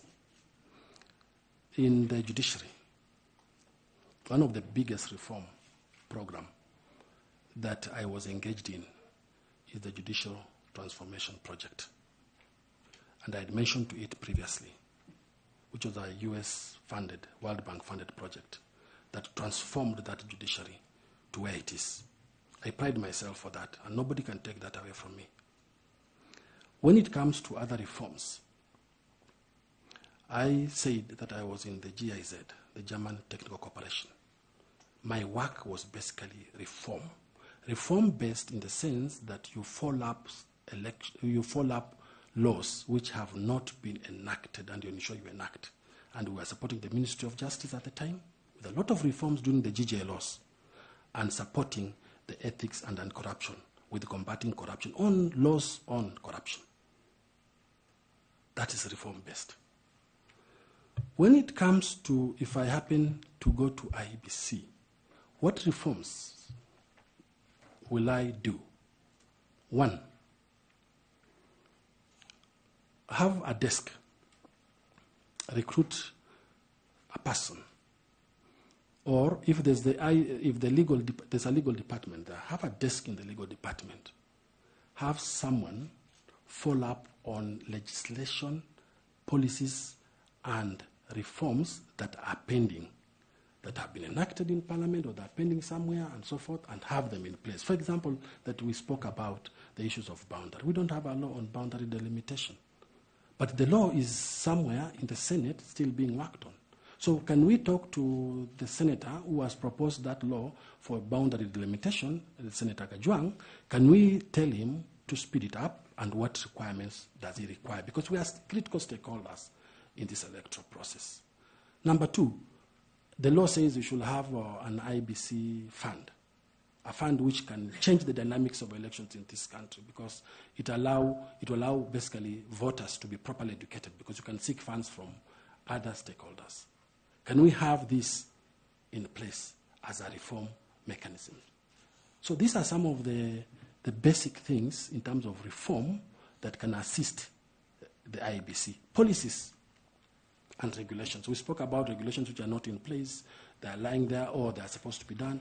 That is the critical work in terms of doing these elections. So some of those reforms are the ones that I will pioneer and I'll push for with the help of the Secretariat and other commissioners. I thank you for answering that. You said you worked very closely with EACC on reforms and doing laws that help in anti-corruption. In the year 2020, it's in the public domain that EACC recommended the prosecution of former Chief Justice. Was it Chief Justice or Chief Registrar? And among the people who EACC recommended for prosecution was also your name. Maybe you give us a little background on what had transpired, and in the same time, this position you are seeking requires confidence in the public. So with that, a little bit of interruption by EACC on your reform agenda, can you please give a little background on what transpired and whether you are cleared or not? Thank you very much for that question. When I was at that institution, and as I said before, we pioneered a program called the Judicial Performance Project Program. And there was a lot going on. And we moved in at a time when the new constitution had actually come into place. And therefore, we are pioneering reforms in the judiciary. Some of the things we were dealing with were issues of computerization of the entire judiciary. The other things we were doing or dealing with in that project was the issue of construction of courts across the country. And we had a target, said we want to have about 47 courts in each county.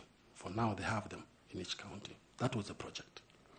In the process, and this project had a lot of financial scrutiny, in the process of implementing that project, there was a lot of miscommunication. There was a lot of discommunication, disinformation. People didn't understand what was going on. So when there were issues or investigations touching on one of the courts that had not been constructed,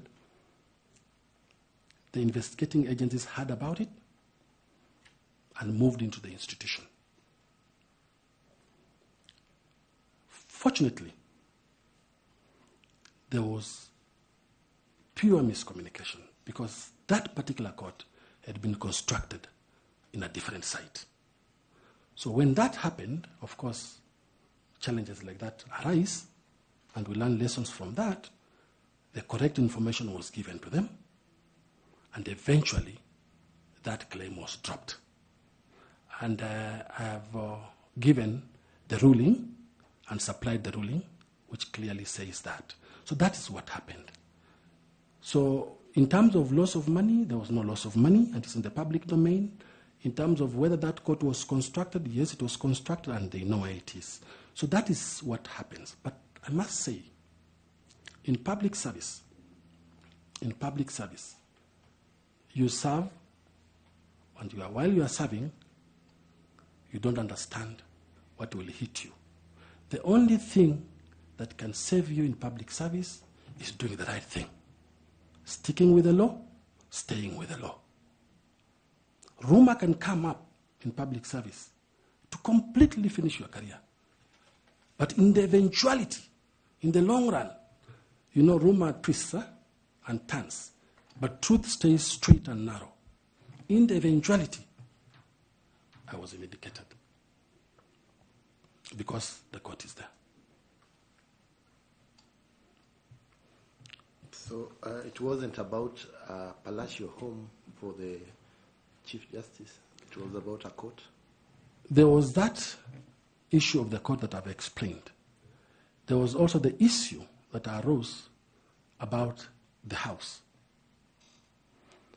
And eventually, the only claim at the time about that, and it's good that I talk about it, the only claim at that time that that house had been purchased without a cabinet memo. For purchase of a house at the time, you needed a cabinet memo from the president. We had just come into that institution with the exit of President Mwai Kibaki. This was the new administration. Government documents, when there's change of government, takes forever to get them. When that memo eventually was established and found where it was, it spoke the truth. What the management was doing was only implementing what the cabinet memo by the former president had said. But because there was change of government, there was no memo to be traced. We had a challenge with that. But eventually, that was also withdrawn. Thank you, Chair. So, Bwana Kakai, were you dismissed from the judiciary or you left at will? When you are serving public service and such kind of allegations come in, definitely you will be told to go. Thank you. Until you are cleared. So as an advocate, after clearance, did you seek redress? At that time, I decided to forgive. Because some of those things were done by people I didn't understand. But because I'm a Christian, I forgave. And I moved on and started doing other things, including these election issues. So I forgave them. So in the records in Kenya, is that you have been dismissed for gross misconduct, for violating public procurement law in Kenya? No, that will not be the law. That will not be the thinking, that will not be the understanding. I was not dismissed on those grounds. What were the grounds? You know, when that happened, they said that everybody must go and processes must take place and procurement and the EACC must come in and do the investigations and so forth and so on. So then, ideally, everybody was then let to go. And that's what happened, and I left the institution on those issues. Tanui? Just a follow-up. As I was checking your documents, there are some rulings that you've put in your documents. And those rulings were, I think there are two rulings, one at the Magistrates Court and another one at the High Court. And actually, it was about withdrawal of the case by DPP. But I've not heard you mention anything about it. Or that's a different case from what my colleague had just asked. Oh, thank you. It's not clear what you're explaining and the documentation that you've submitted. Thank you very much. Thank you. I think what I've submitted are two rulings.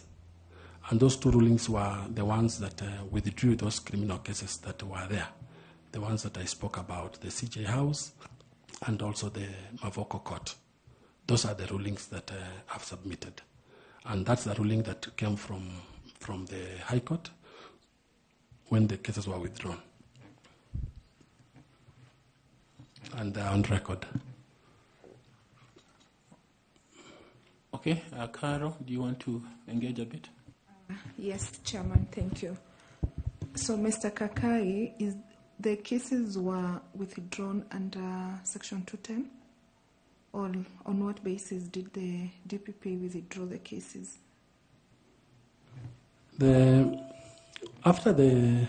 At the time when the cases were withdrawn, there was a lot of investigations that had taken place. And then the DPP moved the court saying that he wants those cases withdrawn. And that's under what the circumstance under which the DPP withdrew those cases. And when you look at that ruling, it explains under what circumstances the DPP withdrew that case.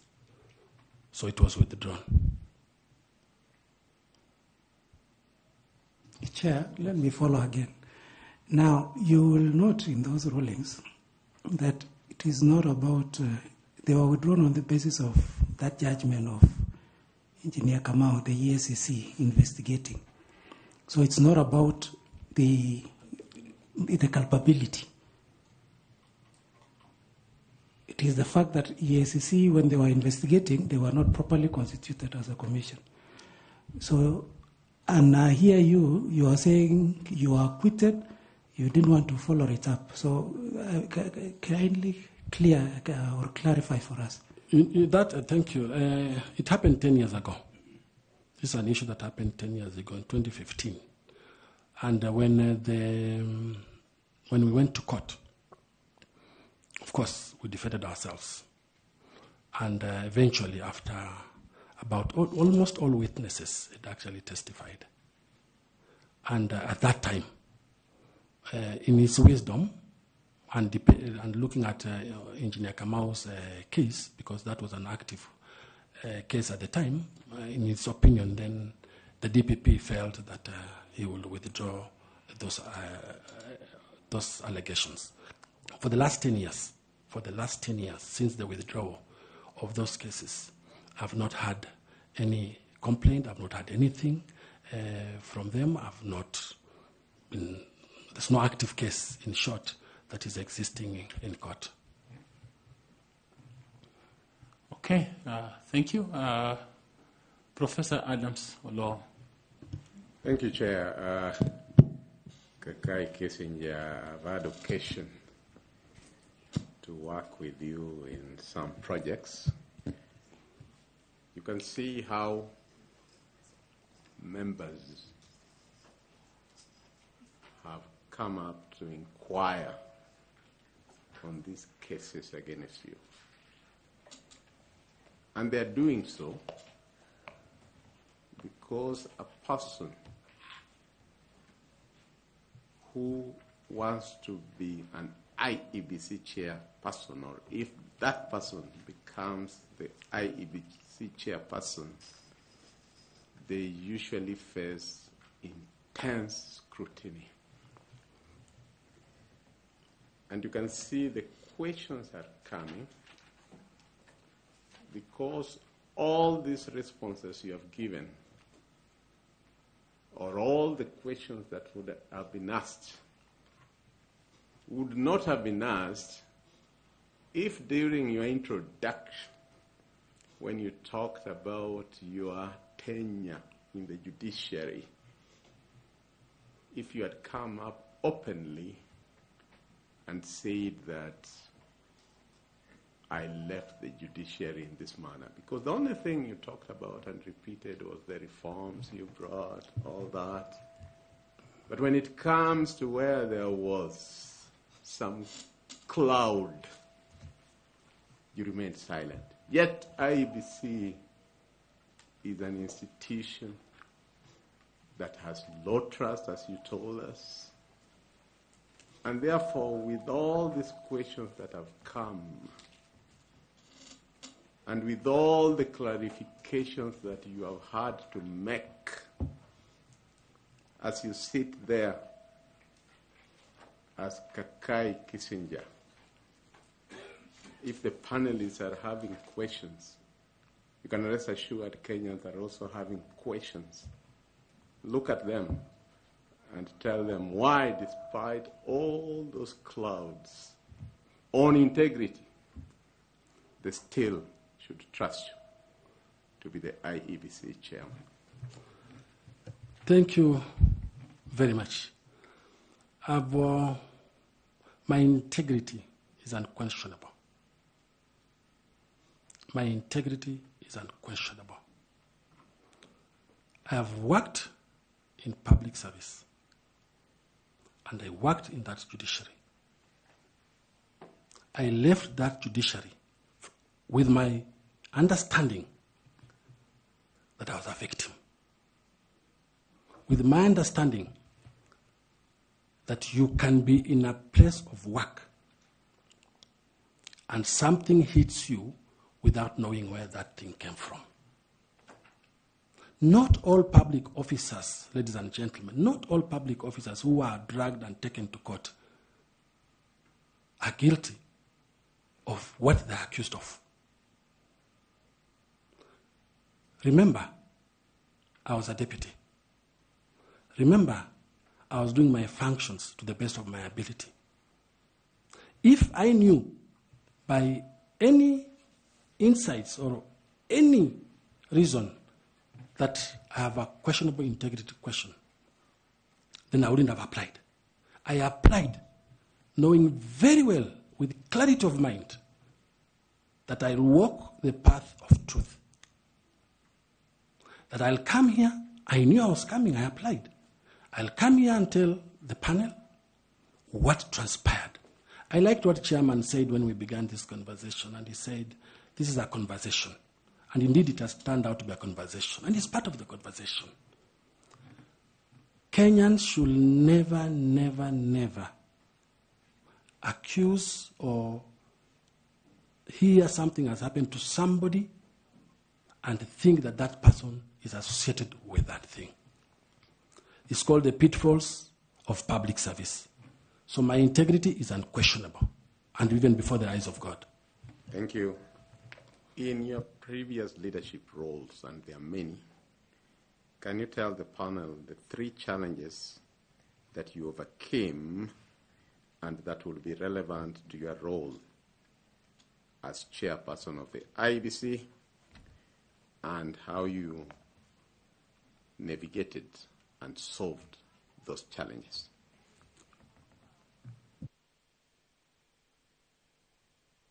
Don't have to be 3. If it is only 1, also you can just tell us 1. One of the biggest challenges that I've ever faced in my career and how I navigated around them was the issue of reforms that I was working on in the governance sector. It was very difficult during the GGL loss to push through any idea of reforms without going through a lot of bottlenecks. So that reform issue was a big challenge. How did I, and yet you want to reform because you want something to help you achieve what you want to achieve for the good of the country. So in GGL laws under the then Minister of Justice, what we did was to enlarge stakeholder consultation on those issues of reform, enlarge the capital, and explain to them the importance of these very salient reforms. So it's through enlargement of stakeholder engagement and communication that we were able to navigate that issue of reforms. That is the main obstacle that I engaged and how I managed it. Thank you, Chair. Thank you. Do you have some quick questions you want to ask, or you want to allow me to follow up on something he has said? Maybe you follow up? Yes, let me follow up, then you. But then I come from the. I have a reference here from one called Gladys J. Boss, who claims that she knew you as she was a deputy chief executive officer at IEC, and that time you're working for GIZ, and that between 2011 and 2014, you worked under her as a deputy chief registrar of the judiciary, and says that while I was the chief registrar of the judiciary at that time, during your tenure, she says, as the deputy registrar of judiciary, Mr. Kakai Kisinja was allocated with overall duties and responsibilities, including day-to-day management of the judiciary, with the responsibility of overseeing this number of staff, employees, and external fundraising of projects. And he confirms that you managed what you have said, the Judicial Performance and Improvement Program, and recommends you highly, but seems to commend you in the things you have said, indeed, but seems to indicate, even though you have said you were a deputy, and that this matter that we have talked about, you seem to have had good responsibility and oversight over. And so I think for me, as sitting where I am, it will have been prudent for you to seek a judicial remedy, so that this is not a matter that is going to follow you if you seek a position in public service. Because the matter remains documented, and it's not a good record for you. And for the position that you are seeking, we are required to be able to do due diligence over such matters. And you being an advocate of the High Court, then you should be able to seek remedy. But Carol has her hand up. I want to hear what she wants to say. Thank you so much, Mr. Chairman. Mr. Kakai, allow me to just follow up on a small issue from the court decision. I've had the chance to look at it, and yes, it's true that the court did allow the DPP to withdraw the case against you and your co-accused in that matter. Now, two things come to my mind. Number one, we have had a candidate who came here yesterday and told us that as a panel, as the selection panel that is recommending persons for appointment as chairperson and members of the IBC, we should be looking for a candidate that, in his words, is like a Caesar's wife, beyond reproach. It's a very high standard of ethics and integrity, if you look at it in that way. Now, it is a fact that, indeed, at one point in your life, the EACC recommended to the DPP for your prosecution. It is also a fact that the DPP agreed with the findings and recommendations of the EACC and actually charged you in court. Sadly, that process did not come to an end because of perhaps a technical issue with the composition of the EACC. So as I sit here now, I am not able to say whether or not these alleged serious allegations about public finance, public procurement, and abuse of office, allegations against you were established and or not. So your name is still being dragged into the mind. So my concern is, since 2017, when the withdrawal happened, I hear you when you say that the EACC, the DPP, has not taken any other action. There has been public outcry out there on the DPP's processes for withdrawal. So I just need to get your comment and clarification on whether or not there could have been political interferences. And I'm saying this very respectful and with very minded of who your co-accused persons were in that matter and the spaces they occupy today.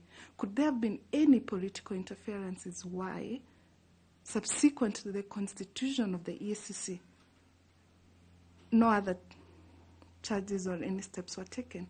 And what do you say about the fact that these allegations continue to follow you 10 years later, as you say? I don't, thank you very much for that question. I do not think, I'm not a politician, I can't speak on behalf of a politician, but I do not think that there was any political interference. As I explained earlier, the issues that arose at that time was pure miscommunication and not understanding what happened, and the EACC moved in. So I wouldn't think that there's any issue that political interference has happened, because this, as I said again, happened 10 years ago. In terms of the approach and in terms of my understanding to the process that took place, and I said and I repeat, we had gone through all the witnesses. And at the time when now EACC DPP was withdrawing, most of the witnesses had taken stand. And they knew clearly where the case was going to go. And they could see, because now the evidence was sufficient enough. I said here, and I repeat again, I am a person of high integrity. And I might have happened to be in a place at the wrong time, but that doesn't question my integrity at all. It is the only thing that, you can be in a right place but at the wrong time, some bad luck, but I have got no question or no doubt about my integrity. Thank you, Mr. Kisinja, for that assurance, and thank you, Mr. Chairman. Okay, Tanwi, if you don't have something to follow up, I will let Adams go. Yeah. I think he does have something to do. He has not answered your question, Chair. You ask him if it were you would look for remedy. And we didn't hear, what is your comment? I mean, you decide to leave it that way and forgive? I said, and I'll repeat, the turmoil I went through at that time, I will repeat, I'm a Christian, the turmoil I went through at that time what those cases took me through, I turned to God and I forgave them. Okay, Professor Adams. Thank you, Kakai Kisinja. From the presentations you have made, it's very clear that you're somebody who really understands the global electoral experiences. I think more than 8 and counting, where you have done either observation or been an expert. Globally, list the 3 conventional electoral systems that countries apply and tell us which one of those that are applied conventionally globally does Kenya use? I'll mention 2. We have the civil and political rights as a convention. I'm talking of electoral systems. Okay. On the electoral system, we have the first past the post. Winner take it all. That is what we are using in Kenya. We have the mixed proportional representation. That is another legal system that can be used. Okay.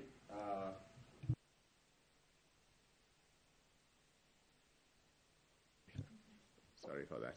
In Kenya, for one to be declared the president, what is the threshold for you to be declared president-elect? One, you definitely contested. Number 2, you got 50% plus 1 of the votes that were cast. Then you also got 25% in terms of about 25% or something in several counties, in 25 counties. Thank you, Chair. Thank you very much, Mr. Kissinger. It's been a great pleasure listening to you, learning, indeed, in the true sense, from your experience and from the great work that you have done globally and on the continent. You have certainly had a mark on these electoral processes in this continent, and we want to thank you for that, and thank you for expressing your interest in this position.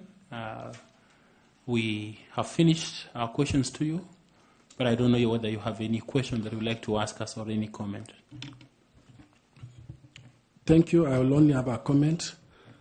Thank you for giving me an opportunity to present myself and to showcase my passion for elections and what I'll be able to contribute. I don't take this for granted.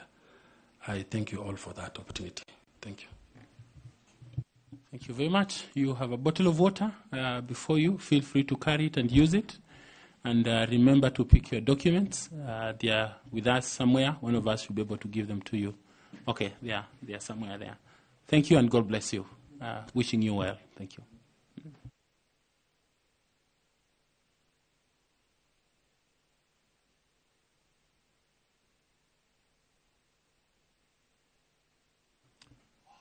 Wow, it's lunchtime. It's 2. Okay, fine. Let's ask the media again to allow us a few minutes. Okay, it will allow us 1 hour. Okay, so you'll allow us a few minutes. We will want to finish up. I think we'll be back at 2:30. Yeah, we'll be back at 2:30. Thank you. Nĩ ngatho mwĩroreri uwe ũrathiĩ na mbere na gũtwarana na ithuĩ. Ĩno nĩ ndereti kana nĩ gũgĩethana na mũikarĩri gĩtĩ wa kamĩtĩ ya IEBC ĩrĩa ĩragĩthiĩ na mbere gũkũ mũciĩ wa Nairobi mwena wa South C. Na nĩtwakorwo tũkĩrora na ciũria cigĩthiĩ na mbere kũrio aikarĩri itĩ ici arĩa marakĩenda gũtuĩka aikarĩri gĩtĩ gĩkĩ, na ũrĩa ũkiuma gĩtĩ-inĩ ndagĩka ĩno etagwo Kissinger Kakai Francis, ũrĩa ũkiumĩte kũrĩa kaunti-inĩ ya Vihiga. Kissinger anakorwo akĩrĩ thĩinĩ kana nĩwe ũmũthĩ ũyũ nĩ agĩkoragwo arĩ thĩinĩ wa mawakiri arĩa makoragwo igoti-inĩ inene, na oho ningĩ Kissinger nĩ agĩkoretwo akĩrĩ thĩinĩ wa rũhonge rwa ũrũmwe wa mabũrũri akĩruta wĩra thĩinĩ wa honge itiganĩte nĩyo tũgĩtaga United Nations kana UN. Nĩ twakĩona maũndũ mangĩ matiganĩte make, anagĩkorwo arĩ mũnini wa mwandĩkithia wa macira thĩinĩ wa igoti, na nĩ akorwo ciũria cikĩmũgũmĩra cigana ũna. Nĩ agĩkorwo akĩũrio hihi we kwĩyeheria thĩinĩ wa rũhonge rwa ũcirithania gwathire atĩa, nĩwe wendire kana nĩ kũingatwo akĩingatwo, na akiuga rĩrĩa kwagĩa na maũndũ we ũkĩrĩ rũhonge-inĩ rũrũ kwĩna maũndũ matiganaga marĩa magĩtũmaga mũndũ agĩkorwo akĩamba kwĩrwo ehere, nawe nĩ kweherio eheririo. No nĩ arakiuga kũringana nake maũndũ make nĩ magĩkoretwo magĩthiĩ wega, na akauga we arĩ na mĩtugo mĩrũngĩrĩru, na akakiuga ndarĩ na ciũria akoretwo akĩũrio cia kwaga wĩhokeku rĩrĩa akoretwo agĩtungatĩra mũingĩ. Oho tũngĩkĩrora nĩ akorwo akĩũrio ciũria ta aerwo atarĩria hihi nĩgetha mũndũ atuĩke mũtongoria wa bũrũri wa Kenya, hihi nĩkĩ agĩrĩire gũkorwo agĩka kana agĩrĩire gũkorwo agĩkĩra ikĩro irĩkũ. Nĩ agĩtarĩria, wa mbere nĩ akiuga wagĩrĩire gũkorwo ũkĩhingia gĩcunjĩ kĩa 50% kuongerera ĩmwe nĩyo tugaga 50+1, na akiuga nĩ wagĩrĩire gũkorwo oho nĩ warũĩrĩire gĩturwa gĩkĩ na harĩ kaunti ũgĩkorwo ũkinyĩtie makĩria ma kaunti 25 nĩguo ũgĩtuĩke mũtongoria wa bũrũri wa Kenya. Nake tũkĩrĩ o hau, Kissinger nĩ akorwo agĩtarĩria akiuga bũrũri ũyũ maũndũ marĩa aneka nĩ akorirwo agĩka kĩndũ gĩtagwo mogarũrũku, nĩmo tũgĩtaga reforms, na akiuga ũcio nĩ ũndũ warĩ wa bata mũno mũtũrĩre-inĩ wake ũrĩa angĩririkana rĩrĩa agomeirwo nĩ ndeto ĩgĩmainie na wathani tũkĩmĩtaga governance, na agĩthiĩ na mbere gũkiuga nĩ atarĩirie na kũgeria gũkĩũmba ndundu nene ĩrĩa mũteithirie gũtaũkwo makĩria rĩrĩa magĩethanaga na mogarũrũku maya nĩmo tũgĩtaga reforms. No hakĩgĩa kĩũria gwagĩtuĩka gatagatĩ ka mwaka wa 2011 na 2014 nĩ akĩrutaga wĩra arĩ Deputy Chief of Registrar kana rũhonge-inĩ rwa ũcirithania nĩruo tũkiugaga rwa judiciary, na gwagĩtuĩka arĩ na maũndũ arĩ namo, na hihi orio nĩkĩ gĩagiririe acoke gwĩtetera thutha wa kũmũrĩkwo na maũndũ maigana ũna. Akiuga we arĩ ta mũkristiano nĩ onire he bata wa gũkorwo akĩohera andũ acio, no ciũria no ciagĩthiĩ na mbere gũkiuga akĩrĩ rũhonge-inĩ rwa ũcirithania na makĩria agĩkorwo aratungatĩra mũingĩ nĩ agĩrĩire gũkorwo agĩcoka nĩgetha atherie rĩtwa rĩake, ndeto ĩno ndĩkanagĩcoke kwĩyumĩria mĩaka 10 ĩgũgĩũka. Ĩndĩ ndagĩka ĩno mwĩroreri, ndeto ĩno nĩtũgũkorwo tũkĩrũmanĩrĩra nayo na andĩki aitũ a mohoro makĩrĩ cemba nĩguo gũtigĩrĩra nĩ matũharĩrĩria riboti ĩno na njĩra yagĩrĩire. Niĩ rĩtwa rĩakwa nĩ Ikua wa Mboci, na twambe tũkĩrore mangĩ marĩa maragĩthiĩ na mbere gũkũ bũrũri-inĩ, na tũkĩambĩrĩria nĩ atĩ mĩhang'o ya gũthũrima arĩa marahũranĩra gĩturwa kĩa mũikarĩri gĩtĩ wa komishoni ya ithurano na mĩhaka yaingĩrĩte thikũ ya kerĩ, na wa mbere gũthũrimwo ũmũthĩ auma Erastus Ethekon. Ethekon nĩ atarĩirie wagĩrĩru wake angĩheo mweke wa gũtongoria komishoni ĩno, ũndũ ũmwe na mĩbango yake ya kũrũnga kũrĩa gũkoretwo na mageca mũtaratara-inĩ wa gĩthurano. Coming back to the issues of voter suppression, intimidation and bribery on the voting day, on the polling day, if we may talk about it that way. What are some of those measures that are needed as a way of reform, law reform, policy reform, to ensure that prosecution of those offenses, voter intimidation, bribery, is taken care of? Thank you. I think we've witnessed, we're not talking hypothetically, but practically we've seen in the previous elections incidences of violence, intimidation, harassment, voter bribery, and we're almost making it sort of look normal, especially voter bribery, for example. And you see, even in some places, you are told, the old ladies, mamas, they'll tell you, my vote is 1,000. So if you don't have 1,000, don't even talk to me. So it happens even in our rural areas. And I think, of course, there are many other factors that drive that. So we, as a commission, to ensure the integrity, to ensure the fairness of the electoral processes, so that people exercise their choices on free will, not out of being induced either by money or by some treats or by force through intimidation and threats. So we need to sort out this as a country. And therefore, when you look at the Election Offences Act, we need to look at, are those offences, are the penalties in the Election Offences Act adequate? For example, I do know voter bribery will attract, for example, a fine of $1 million and maybe imprisonment of, I think, 6 months or 1 year, somewhere there. But anyway, my point is, are those penalties adequate? When you are given the opportunity to be the chair of the IEBC, how are you going to prioritize and manage these processes that are legally required before the next election? One of the very, very first tasks that I will undertake as a chair, together with the commissioners and working closely with our secretariat, is to look at, number one, what are these pending issues post-2022 elections that require the attention and decisions of the Commission.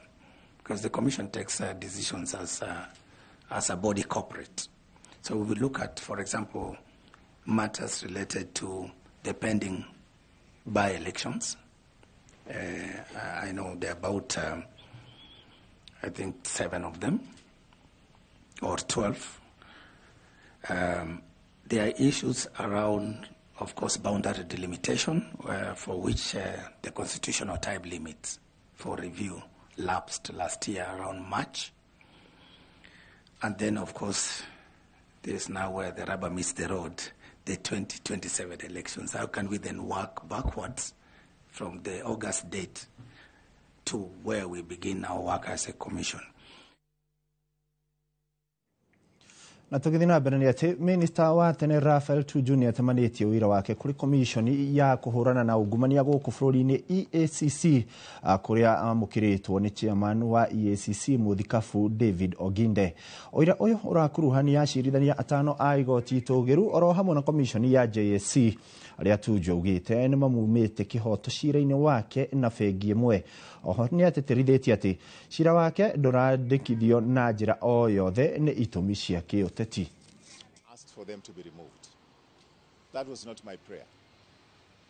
And number two, when they decided to recuse themselves, I never asked them to recuse themselves because I knew of the quorum issues that a recusal from themselves would generate. All right? So why did they recuse themselves? By the time they're recusing themselves, the evidence and the affidavit which was before them had been recanted by bank officials. So there was no case. The question I'm asking is that why are they afraid to respond? In fact, I'm not even saying that whatever accusations I made at the Judicial Service Commission were right. If they are hot air, they should be dismissed as such. But I should be heard, and for 11 months I have not talked about those things because whatever is before the Judicial Service Commission is sub judice. I should not talk about it. But some of the judges have gone public and talking about these cases, which they themselves have brought before the before the High Court, and that case is before the Judicial Service Commission. They are judges. They should not be talking about it.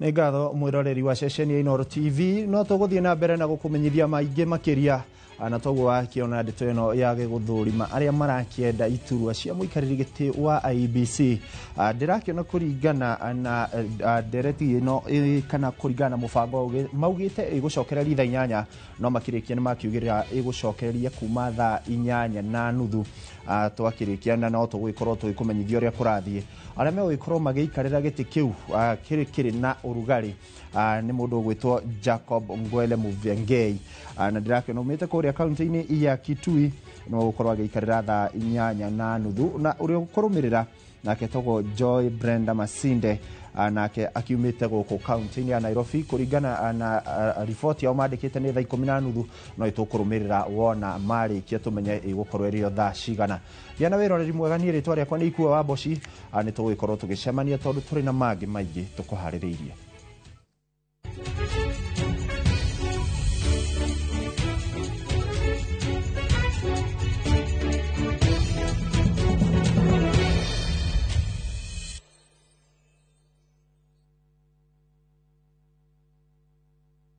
Jirai niki kiuru ciana ciakwa. Mami Wanjiru ni aregete tuongerere mwana ungi. Ni aregete tugutue. Mami ni ndingiongerera mwana ungi twi kiubu.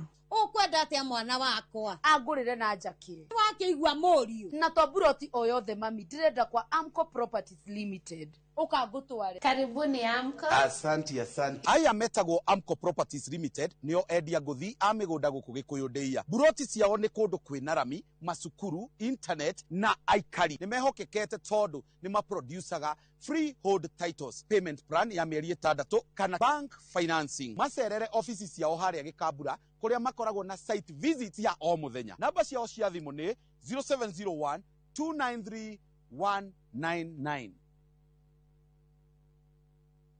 Niwe harĩirie kũnyita itemi thĩinĩ wa ũrigiti gũkũ Thika Institute of Business Studies rĩrĩ nĩrĩo ihinda rĩaku rika thĩinĩ wa perioperative theatre technology ũkorwo ũrĩ ũmwe wa nyititemi a maũndũ megiĩ kũhonokia mĩoyo twarithia na mbere mũtaratara wa ũrigiti na health records na IT tuĩka gĩtugĩ kĩa ũrigiti na kothi ya health services support cenjia mũtũrĩre kũhĩtũkĩra community health social work na community development intake ya April 2025 no ĩrathiĩ na mbere wĩyandĩkithie o rĩu. Tips College, a highway to future success.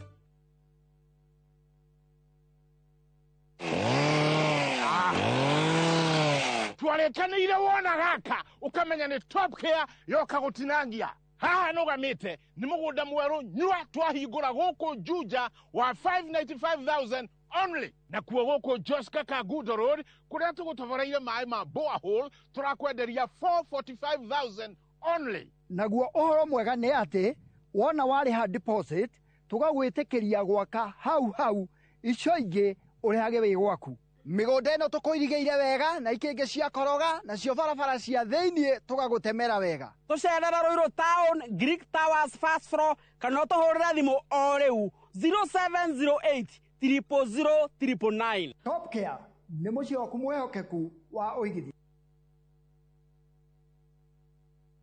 Fetch Organics, maguta maria matheretie makiri ma ngothi kumana na thundo, munyegerera, dark spot, ona mathina mangĩ ma njuĩrĩ ta kwaga gũkũra, rĩu nĩ makinyĩte Mwea Kirinyaga County, MTC Building first floor, kũng'ethera Nice Digital City, nakuo Eldoret nĩ Quickmart first floor. Cera duka-inĩ ici kana ũhũre thimũ. Nairobi marĩ o Spar Mall, first floor shop F12, na Naikuru nĩ Baraka Plaza first floor, shop F2. Nĩ ũndũ wa ũhoro makĩria hũra thimũ 0769 507 696 kana 0740 157 504. Fetch Organics, ukatũthondeke ngothi.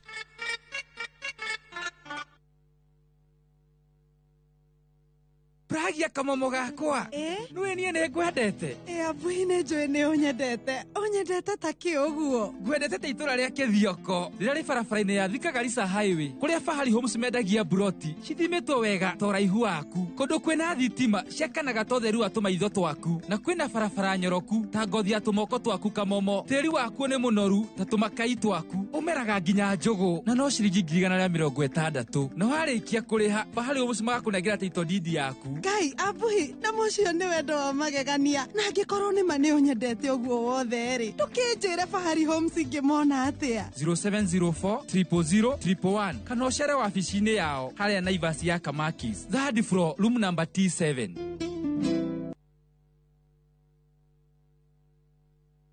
Thirikari ya kaunti ya Kiambu rungu utongoria wa His Excellency Governor Dr. Kimani Wamatangi nĩraririkania arĩa marenda gwaka mahĩtũkĩrio plan ciao cia mĩako matanambĩrĩria gwaka kũringana na Physical and Land Use Planning Act of 2019. Tuma application yaku nĩguo ĩthũrimwo na ĩhĩtũkio nĩguo gũtigĩrĩra atĩ nĩ yarũmĩrĩra mawatho wabici-inĩ cia sub county ĩrĩa gũkuhĩrĩirie. Gwĩthemana na faini ona kana woerwo ikinya nĩ ũndũ wa gwĩthemana na mawatho maya. Mũtaratara ũyũ ũroya ihinda rĩa ciumia 3 tu. Ndũgetĩkĩre kũgera njĩra cia Google iria igũkũrehera hathara. Cerera wabici cia sub county umuthi. Governor Kimani Wamatangi, making Kiambu great again. Musa oririo wenaki onawe kana ngiricio igana we nacio we bukire mugunda guku Happyland Gardens Kantafu mugunda uyu we ndagika 3 tu kuma main road ya Kagundo road na turakuhe mwaka mugima kuriha balance. Wira witu munene twegire ni kuruta andu kombori-ini riu twina mugunda mweru uria twendie 550 na wariha kashi tugakwenderia 500,000. Proti ici ciothe ciĩ taũni-inĩ no o proti na taito yayo ti matha taito. Na rĩu tũhũrĩre thimũ kũgerera 0798554444 waranĩre na ithuĩ 24/7. Na tondũ mũgũnda ũyũ wĩ taũni-inĩ nĩ tũthiĩ rĩu tũkarĩa mandathi. Mawega Company Limited, celebrating 20 years of turning tenants into landlords.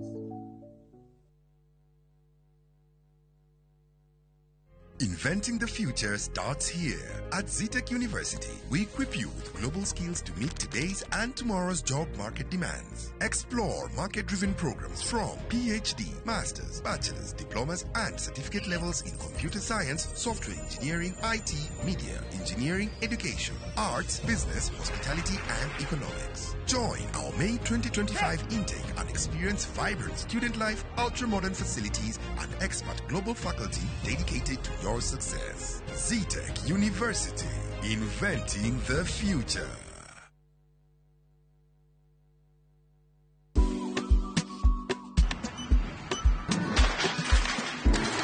Guku ni kuo Omega Mabati ungitwaro kundu kungi umenyewe mathai heni uria andu aingĩ arĩa marakama nyũmba na nĩmegũkwĩra atĩ mabati marĩa the highest quality nĩ Omega Mabati maticenjagia rangi na mena guarantee ya 15 years. Twina versatile, Roman tile na box profile gauge 28 na 30 na marangi ta royal blue, charcoal grey, jago green na Masai red. Roofing nails and washers, ridges and valleys, just to mention but a few. Dimone 0715334444 tusherere along Eastern Bypass Kamakis Corner kurigania na Total 3-unit plaza.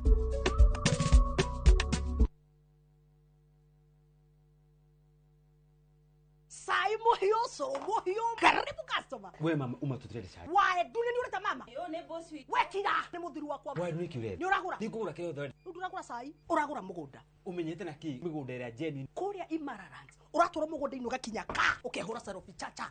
Ukiwuskroro thimu gu ukanegererio tai. Imare no yiku. Kakutware. Kila mtu kwa kasi yake. Goku ni ku Imararans. Karibuni sana. Migunda itu ena mae thitima ne kuhereirie rami. Twena migunda Juja Farm 750,000, Matu 199,000, Malindi 75,000. Deposit ne kuma 15,000. Icio ingi ukariha na meri 6. Torere thimo 0717 444 333. Shamba kwa wote, title kwa wote. Nora umenyo waku kuhitukira kothi cia online, gukorwo na certificate na guthie workshops niguo wiruirire miethere-ini ya mawira. Join our May 2025 intake and experience vibrant student life, ultra-modern facilities, and expert global faculty dedicated to your success. Zetech University, inventing the future. Ni urenda kugita nyumba yaku na mabati ma gutura na ma uthaka wa kiriu. Horera riu tondu kambuni igatu ya Ruiru Mabati Factory Limited iria yoikaine na wendia nguthi wa mabati ma gikiro kia iguru maria metiragia mbura nene na riua rihio. Twi haha ni undu waku. Endia itu ni mohigeire wira-ini wao, koguo ni magutaraga na magakwenderia kuringana na muigana kana muhiano wa nyumba yaku, ukahuthia wira na ukahonokia mbeca. Wicagurire kuma kwi mithemba ngurani ta Jenga Tile, Europe Tile, Box Profile na mangi maingi. Oho ni monekaga na marangi ngurani na tugakurehera nginya o gwaku murango-ini gwa kahinda ka mathaa 24 tu. Tucerere Ruiru Town kana utuhurire thimu namba 0111 050 700. Ruiru Mabati Factory, mali safi kwa bei poa. Nĩ ũkoretwo ũgĩthĩnio nĩ mĩrimũ ya maitho na kũhuhia. Rĩu no wamũkĩre ũrigitani wa gũthĩnjwo njereri. Mathĩna ma maitho hamwe na mĩrimũ ya ENT ta kũremwo nĩ kũhuhia na kũng'orota. Ũrigitani ũgatabanĩrio thibitarĩ-inĩ ya Santa Mo Specialized Hospital Surgical Canal Town, barabara-inĩ ya gũthiĩ Mũrang'a kũrigania na Golden Palm Hotel, tarĩki 31 nginyagia tarĩki 4 mweri ũkĩte, kwambĩrĩria thaa 2 nginya thaa 11. Kwĩyandĩkithia no ciringi 200 na nĩ gũgakorwo na free cataract surgeries. Ũthĩnjani o wothe nĩ ũkarũgamĩrĩrwo nĩ kandi ya SHA, kang'ata kĩa kana insurance o yothe. Thimũ nĩ 0722-887596 kana 0728-317466. Niĩ njĩtagwo Eric Mwangigie na nĩ niĩ mũrũgamĩrĩri mũnene wa kambuni ya Maridadi Motors. Ndĩna gĩkeno kĩnene mũno ngĩmũmenyithia atĩ mwaka ũyũ nĩ twanjĩrĩirie biacara njerũ ya kwendia o hamwe na gũkombanĩra kibikibi cia thitima o hamwe na tuktuk, na rĩu nĩ gũkũgĩa na mweke mwerũ wa kũigithia biacara-inĩ ĩno. Wĩ ũritaĩte kana wewe diaspora ona ikundi iria ciĩna kagĩna cicokanĩrĩirie ũkaimũigithie na ithuĩ na nĩ mũrĩonaga maciaro ma 15% nginyagia 18% kũringana na mbeca iria ũkũiga na ihinda rĩrĩa ũkũiga. Ũkaũtũcerere haha Kiambu Road, Ridgeways, opposite the Total Petrol Station, kana ũtũhũrĩre thimũ 0709 888 222. Ũkaũigithie na Maridadi Investment Cooperative na nĩ ũgũkena.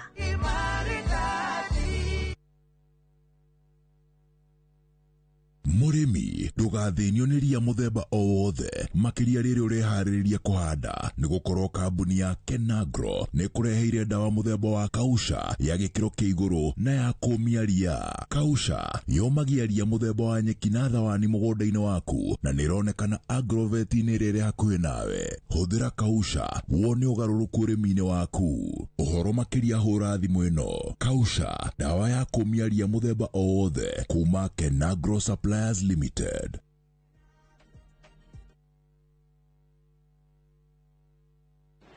Muthenya wa gatano tariki 28 wetatu mwaka uyu wambĩrĩria thaa 1:30 nginya thaa 2 cia rũcinĩ. Nyitanĩra na Njoroge wa Gĩthĩnji na Kamau wa Kang'ethe thĩinĩ wa Inoro rũcinĩ, makĩnyita ũgeni Benson Munana, CEO Fahari Homes Kenya, ndereti-inĩ ya wendia wa mĩgũnda. Tũkahĩtũkwo nĩ ndereti ĩno ya mwanya thĩinĩ wa Inoro TV.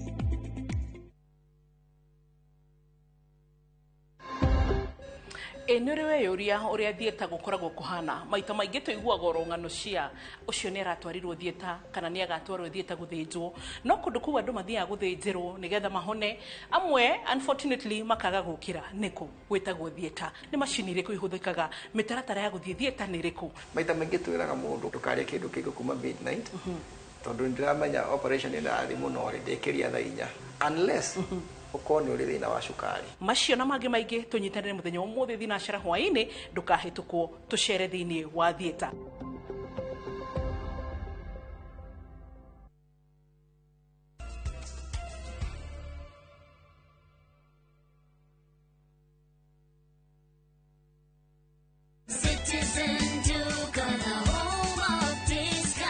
Msimu huu wa Ramadhan, save pakubwa na Citizen Duka, the home of discounts. Pata tende 500 grams kwa shilingi 289 kutoka 375, 2 kgs basmati rice kwa 589 badala 746, 2 kg ya unga wa ngano kwa 149 kutoka 171, na 500 ml maziwa kwa shilingi 45 badala ya 49. Kununua bidhaa hizi, dial *487*5 hash, chagua bidhaa unayotaka, lipa na uchukue bidhaa hizi kwenye Quickmart Supermarket karibu nawe na uenjoy kusave. Citizen Duka, the home of discount.